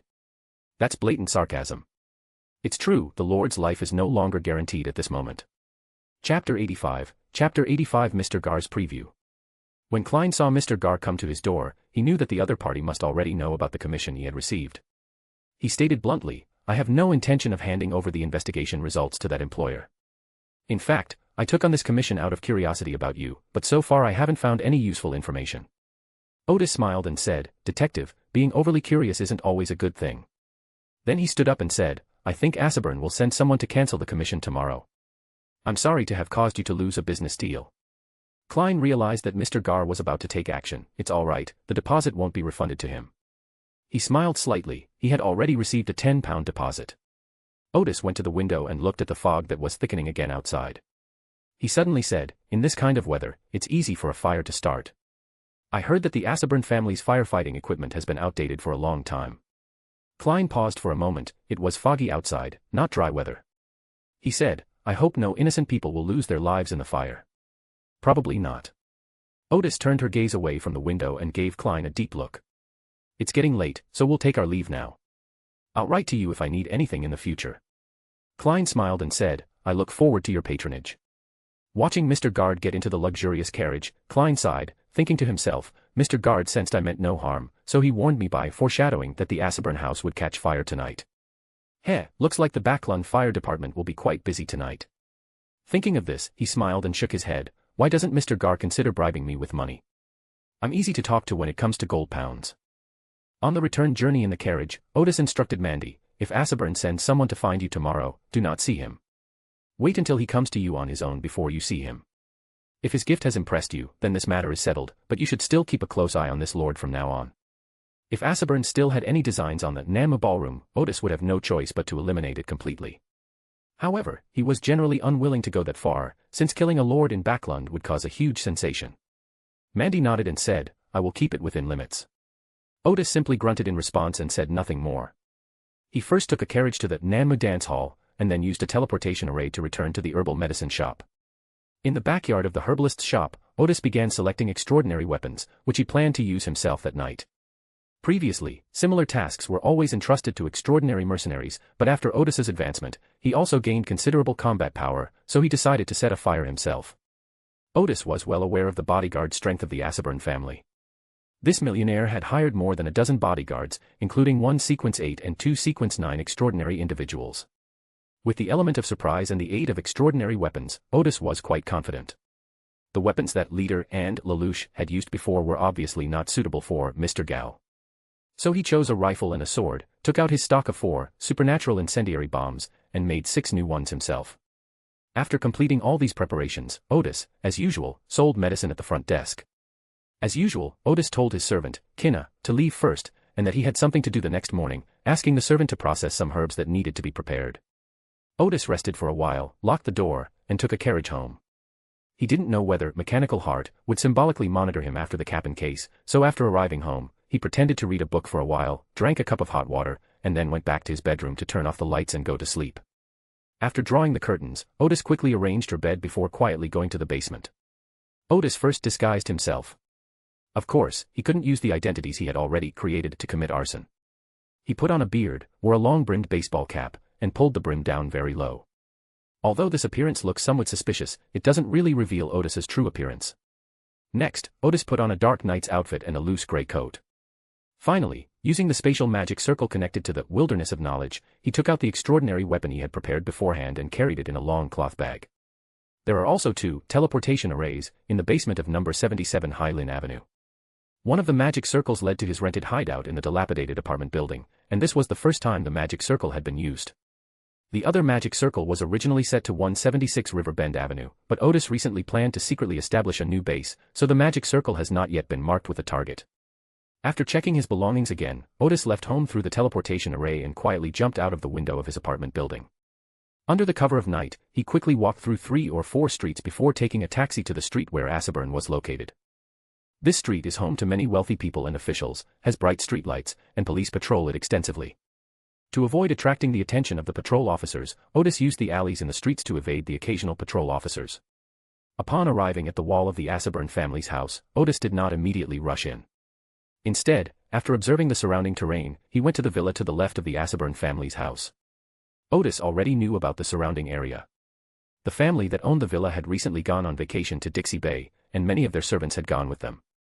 Now, only the butler and a few servants were left to look after the villa. Otis easily slipped past the steward and servants and quietly sneaked into the courtyard. The 2 courtyards were adjacent to each other.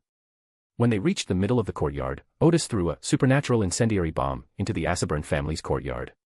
The incendiary bomb contains a highly flammable liquid rich in spiritual energy and has a spiritually activated fuse that, when triggered, uses air pressure to cause the incendiary bomb to burst open. Phew. Within a few meters of where the incendiary bomb landed, intense flames 2 to 3 meters high ignited, instantly setting everything in that area ablaze, and the fire quickly intensified. 4 or 5 seconds later, the spiritual energy was exhausted, and the whooshing sound, like that of a blower, disappeared. But by this time the flames had spread to a range of 5 or 6 meters, and all the plants within that range were ignited.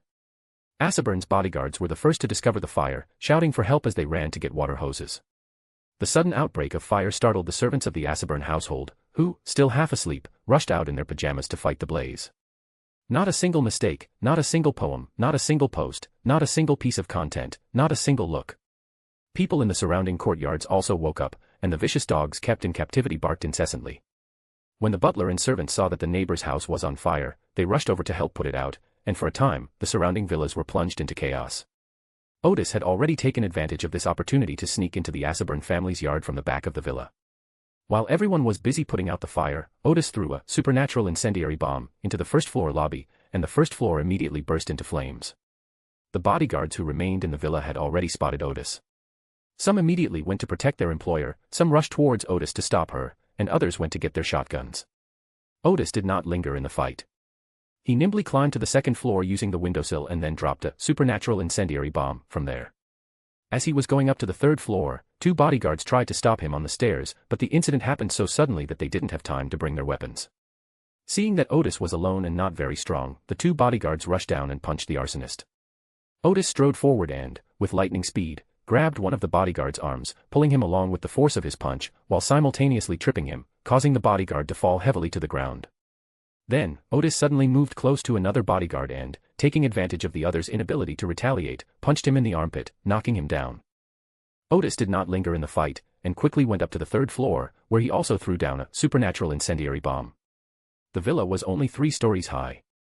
Otis didn't even bother looking for Aseburn. Instead, he quickly went up the stairs to the roof and locked the door to the roof from the outside. The bodyguards following him, fearing an ambush, dared not easily step forward to kick down the door. As the fire inside the villa grew larger, they coughed from the fumes as they helped their employers and family escape, and no one kept an eye on the arsonist anymore. On the rooftop, Otis crouched down, opened his cloth bag, and took out a rifle. The scope of this rifle was very large, even thicker than a normal telescope. Otis calmly inserted a golden bullet, then chambered the chamber and glanced into the yard. The super incendiary bomb quickly made the fire inside the building uncontrollable, and with no hope of putting it out, the butler began directing the servants to salvage valuable furniture, artwork, and other valuables. The Aseburn family, under the cover of bodyguards, coughed as they made their way into the yard without incident. When Otis saw the 2 bodyguards in the yard leading dogs to protect their employer, he decisively opened fire and killed the vicious dog. The bullets on his rifle were nothing special. What was special was the scope, which used magic circles and spiritual materials to provide Otis with certain guidance. It has a similar intelligent aiming function to the ones used in old video games, allowing this rifle to hit targets 100% of the time within 300 meters. The 2 bodyguards holding the dog immediately realized that a bullet had killed the vicious dog. They jumped into the flower bed, hiding behind the flowers and plants while searching for their target and shouting, "Gunman! Gunman!" The gunshot and the shout caused everyone in the courtyard to scream and run for their lives. Just as Aseburn was about to escape, Otis fired another shot at the ground in front of him. Aseburn ran back quickly, but Otis on the rooftop calmly fired another shot, which hit the ground in front of Aseburn again. Suddenly a bodyguard shouted, "On the roof!" Aseburn looked up at the rooftop, and when he saw Otis holding a gun, he raised his hands and knelt down on the ground with a thud in Otis's direction. He pleaded, shouting, "I can give you all my money. Please spare me and my family." On the rooftop, Otis smiled slightly. At this moment, killing Aseburn would be too good for him. Chapter 86, Mr. Gar, the Men of Integrity. At this moment, the courtyard of Aseburn was in chaos. The fire that had been burning in the courtyard had not only not been extinguished, but was also showing signs of spreading. Many servants from the surrounding villas came to help, carrying buckets and other items, and shouts rose and fell.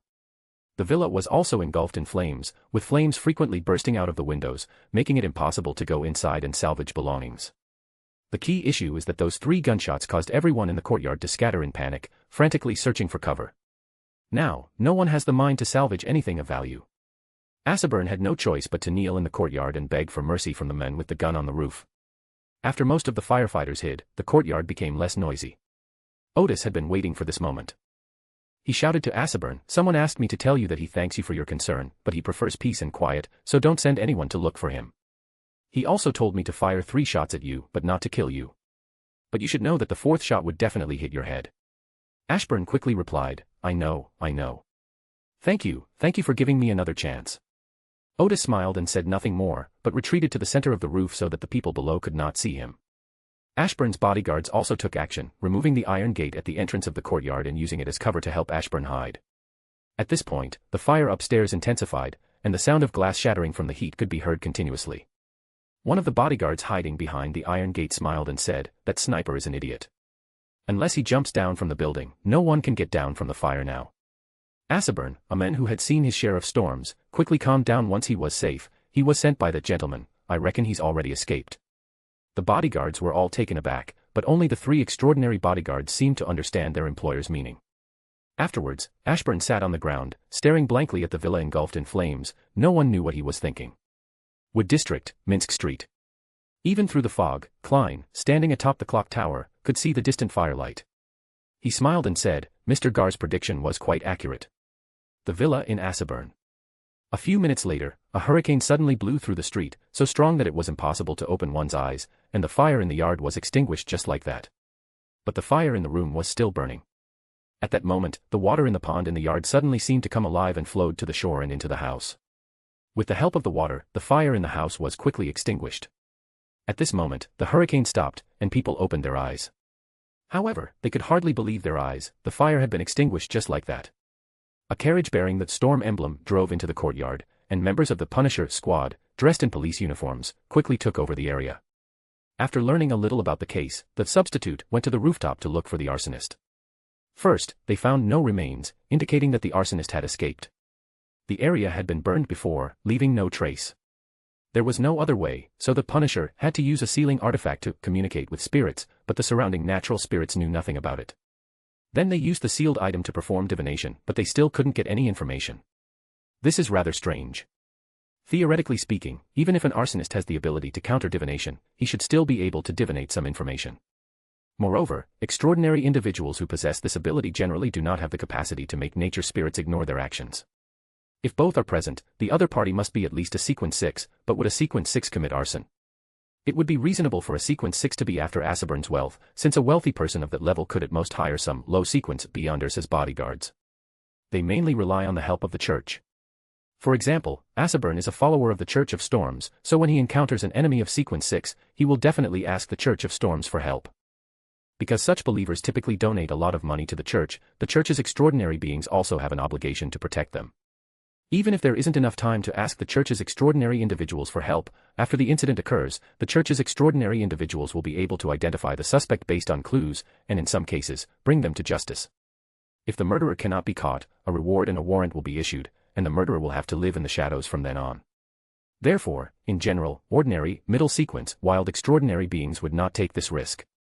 The substitute Punisher investigated to this point and realized that he could not find clues by extraordinary means, so he began to question the people at the scene one by one. Upon inquiry, the Punisher's team discovered something strange. The fire spread too quickly from the start to the point of being out of control. The member of the Punisher team who was asking the question said loudly to the bodyguard in front of him, "Think about it again, are you sure you didn't remember it wrong?" The fire in the villa was out of control in just over half a minute. Unless there was a violent explosion, how could the fire have gotten out of control so quickly? But no one at the scene heard an explosion, and the gas lamp valves were shut off immediately, so there was no gas leak. The bodyguard shrank back in fright at the question from the Punisher team member, who seemed ready to charge at him and fight. He thought about it carefully before saying with certainty, "That's right, it really only took a little over half a minute." After the fire started on the first floor, we began to cover the Ashburn family as they walked out of the villa from the second floor. By the time we got into the yard, the fire was already out of control. Thus, the substitutes made their first judgment: the arsonist was likely an arsonist, or someone of a higher level in this field.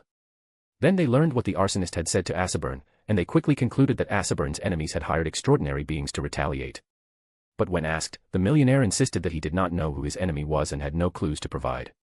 Just as the Punisher was preparing to use the sealed artifact to obtain clues from Ashburn, Ashburn suddenly said he would donate £1,000 to the Church of Storms and asked them to stop the investigation.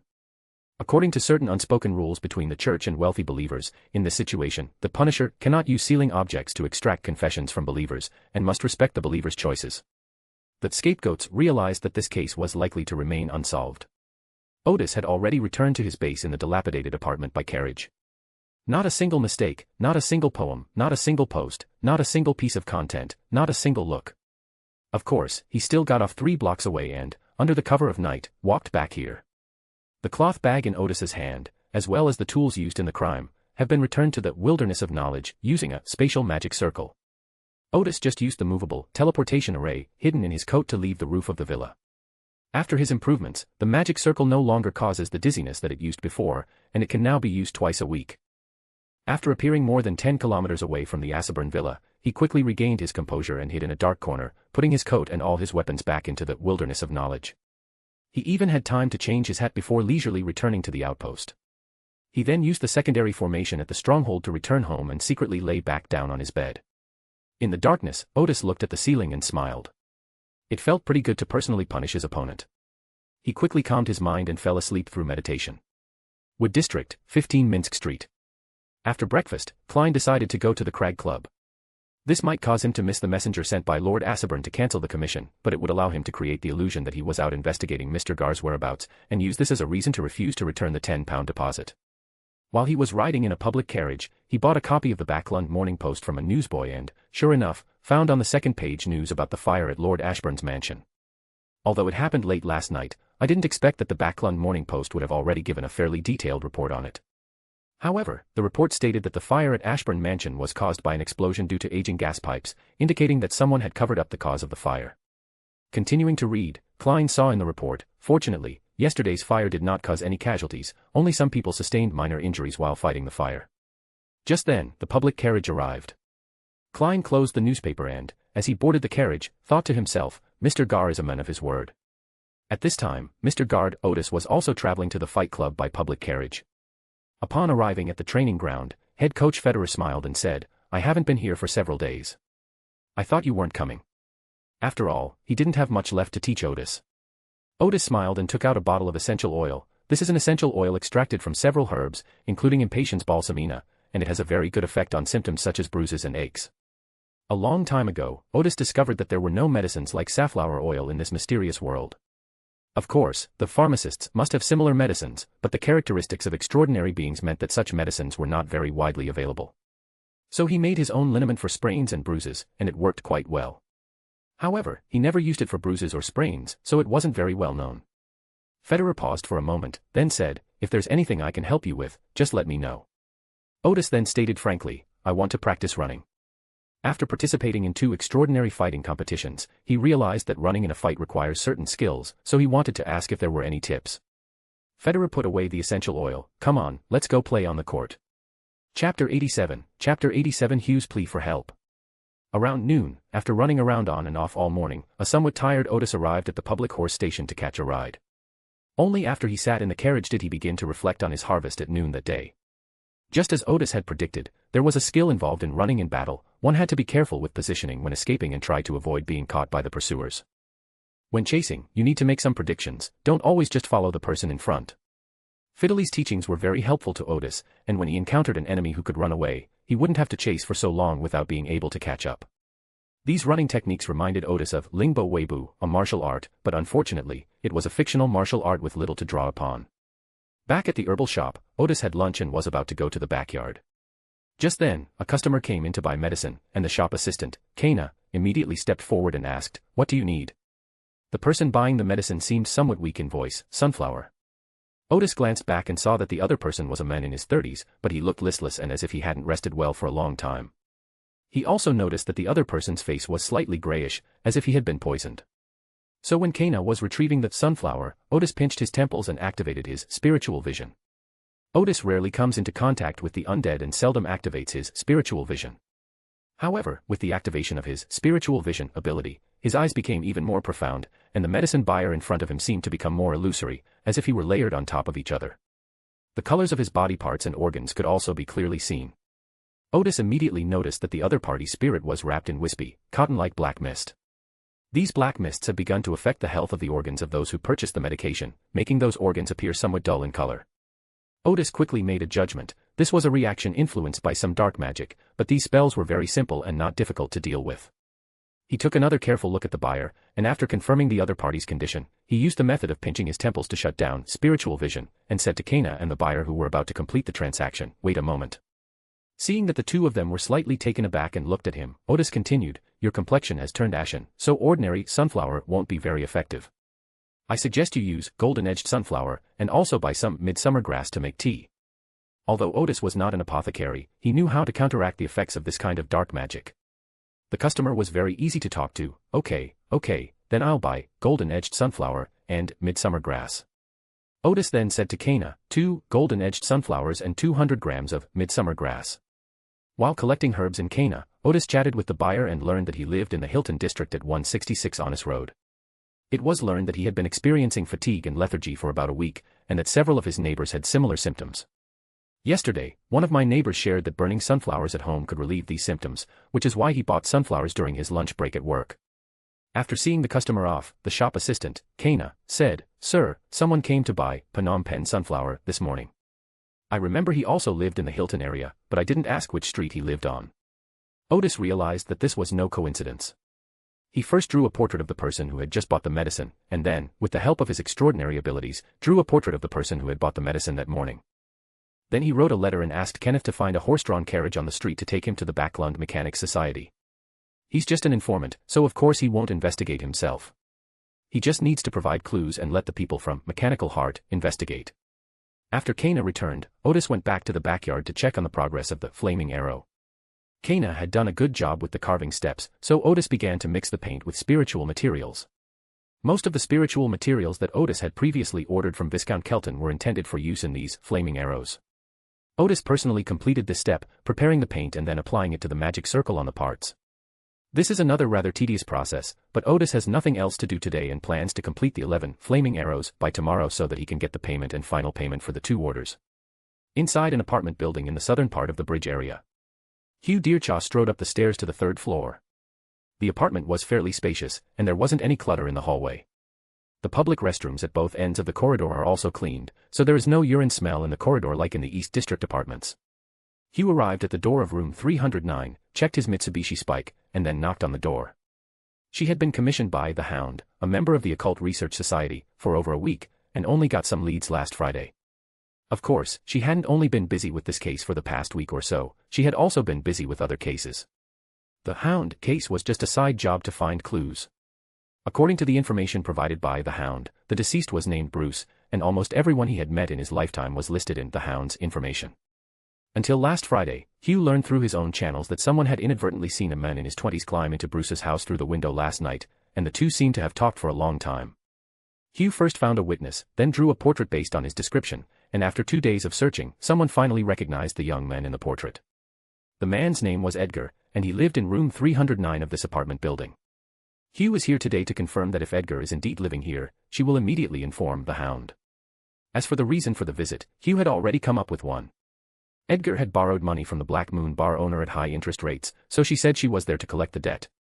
If Edgar questions Hugh's debt collection skills because of her size and appearance, Hugh wouldn't mind teaching him a lesson and becoming a real debt collector. After knocking on the door, there was no answer. Just as she was about to knock again, she suddenly smelled a faint smell of blood coming from inside. After a second or two of hesitation, she quickly made a decision, pulled out the dagger, and kicked the door open. As soon as the door opened, Hugh saw the young man lying on the ground. It was Edgar, the man she was looking for, but now he was a corpse. Hugh didn't go in immediately, but instead looked around the room. Each apartment here has 2 rooms, one large and one small. The large room serves as the living room, dining room, and kitchen, while the small room is the bedroom. Edgar was lying on the floor of the large room, having died from a sharp weapon piercing his heart. There were no obvious signs of a struggle. Suddenly, Hugh's eyes narrowed. The corpse on the ground twitched, and upon closer inspection of the blood, there was no sign of it clotting. These signs suggest that Edgar had not been dead for long, and perhaps he had just been killed before Hugh knocked on the door. There hasn't been much movement in the room since then, which means the murderer is likely still hiding there. Thinking of this, Shio used the Mitsubishi Spike to close the door. She wasn't a police officer, and she certainly wouldn't rush in to catch the murderer at this moment in order to uphold justice. Not a single mistake, not a single poem, not a single post, not a single piece of content, not a single look. Pretending not to notice, Shio quickly retreated to the stairs and went downstairs. Suddenly, she felt a pair of eyes staring at her. She turned around, but there was no one there. But Shio knew his intuition was right. So she hurried to the street, about to jump into a horse-drawn carriage and leave, when she suddenly realized that if she left here, she would only expose that she had noticed the murderer. Hugh glanced at the two policemen patrolling in the distance, then quickly went over to tell them that he had seen someone committing a burglary on the third floor of the apartment building. The police were about to take Hugh to identify the thief, but Hugh, who wasn't very tall, suddenly exuded a very authoritative aura. "You can go yourselves." The two policemen, seemingly a little guilty, said in unison, okay, we'll go ourselves." After getting rid of the police, Hugh got into the horse-drawn carriage. In the event of a murder like this, the police will definitely come after Hugh again in the future, and may even arrest her directly. But Hugh had been a bounty hunter for quite some time, so now he naturally wanted to take advantage of his employer and have the hunting dog explain the situation to the police on his behalf. After getting into the carriage, Hugh keenly sensed that those eyes were still watching him. She realized that the other party was targeting her and that she had to take some measures, otherwise the other party would definitely arrest and interrogate her if given the opportunity. They certainly couldn't go home. Furs was good at escaping, but his opening door ability couldn't take anyone else with him. Hugh began to consider which of his other friends could help, but the person who had been following him all along was likely a middle-order, extraordinary individual, and also likely had other helpers. Of all the people Hugh knows, none have that kind of ability. At that moment, she suddenly remembered the leader of the Occult Research Society. The waiter had once said that if she needed help, she could seek assistance at the meeting place. So she said to the driver, "To number 199 High Run Avenue. West End, 51 Henry Street." Otis was focused on stopping the application of spiritual paint to the flaming arrow when he suddenly sensed a spiritual fluctuation. He looked down and saw that his pocket watch had lit up. Another person has come to the Mysticism Research Society seeking help. Otis took a deep breath, got up and stretched a little, then went out and took a carriage to 77 Hilton Avenue. In the basement, he changed into the leader's clothes and used the spatial array to retrieve some extraordinary weapons that the leader had previously used from the wilderness of knowledge. Then, using the teleportation array, they arrived at number 199 High Run Avenue. Emerging from the basement, Otis saw Hugh in the living room and instantly understood, the Hound's commission has caused some trouble. Hugh was taken aback, not expecting that the leader would know before he could even explain. She breathed a slight sigh of relief. "Yes, that's why I've come to request the leader's help." Otis thought for a moment before saying to one of the waiters, "Go to the alley on the left across the street and shout." At this point, he turned to Hugh and asked, "What was the name of the substitute Punisher's informant, the one Hound gave you in the file, who is now dead?" Hugh immediately replied, "Bruce." Otis grunted in agreement and continued to the waiter, "Tell them that the leader has crucial information about Bruce and ask them to come in and discuss it." Hugh was stunned again, unable to understand the leader's intention in doing so. Otis was well aware that, because of the Cappin case, MI9 was still keeping an eye on the leader. Chapter 88, Chapter 88 A Reliable Leader. While the waiter went to make the call, Otis chatted with Hugh. When he learned that the enemy had followed Hugh all the way here, he took out his pocket watch and checked the time. "It has been 32 minutes since I received the notification. Their reinforcements should have arrived by now." Otis analyzed, "I suspect that the person who came with you is at least a Sequence 7, and now with their helpers, the two of us are definitely no match for them." Hugh was slightly taken aback, feeling that the leader's analysis was quite accurate, and then he became somewhat worried. As Otis arranged his extraordinary weapons, he continued, "The reason the other side didn't act immediately is because they sensed the presence of MI9 personnel nearby. However, according to the usual practice of MI9, they will at most send one Sequence 8 with two Sequence 9 to keep watch. If we combine our efforts, we can barely escort you to MI9. Me9. Hugh felt somewhat resistant upon hearing the name of this department. Otis said, "Don't worry, I'll talk to them. They won't dare do anything to you." Then he instructed, "You stay in the carriage and don't come out to show off. Let the MI9 people block your way first. They received substantial compensation when they died, but you didn't." Hugh nodded immediately. "Oh." From the leader's analysis, she could sense the leader's reliability, so she was very willing to completely trust the leader and listen to whatever he said. The servant who received the leader's order did not quite understand the leader's intention. It's unclear who the leader was referring to when he said he was inviting them. Following the leader's instructions, the waiter went to the alley to the left of the door, which was empty and deserted. He cleared his throat and shouted, "Boss, here is crucial intelligence about Bruce." Apart from the distant barking of dogs, there was no other sound around. The waiter took a deep breath and was about to call out again when suddenly a hand reached out from behind and patted him on the shoulder. The waiter was startled and turned around to see a young man in his 30s standing behind him. The other party's expression was cold and stern. "Does the leader have any information about Bruce?" The waiter swallowed hard. Yes, that's what the leader said. The other party then asked, where is the leader now? It's in the living room inside. The men frowned. When did you arrive? Just now. Take me to see him. The waiter nodded. The leader originally said he wanted you to come in and talk. Us. The young man couldn't help but look back at the entrance of number 199 High Run Avenue. He had always felt that their surveillance process was very secretive. When did the leader find out? He then realized that the leader was a senior figure in the intelligence community, and that this was probably deduced based on convention. Thinking of this, he put his index finger in his mouth and whistled loudly. A few seconds later, a man and a woman emerged from the surrounding shops and houses. The man in his 30s said loudly, the leader invites us in to have a talk. Then, he took the lead and entered number 199 High Run Avenue. The waiter following behind admired the leader to the extreme. After calling out in the alley, someone answered, and it was indeed them. At this moment, the leader was already seated in his usual spot at the gathering, with Hugh standing behind him like a young waiter. Please have a seat. Otis smiled and said, let's introduce ourselves first. This is Hugh Deerchaw. She is the one who obtained very important intelligence for MI9. Otis knew very well that MI9 must value Bruce's intelligence highly, and even if they weren't members in charge of this matter, they must have received instructions to collect relevant intelligence. The three MI9 agents sat opposite Otis.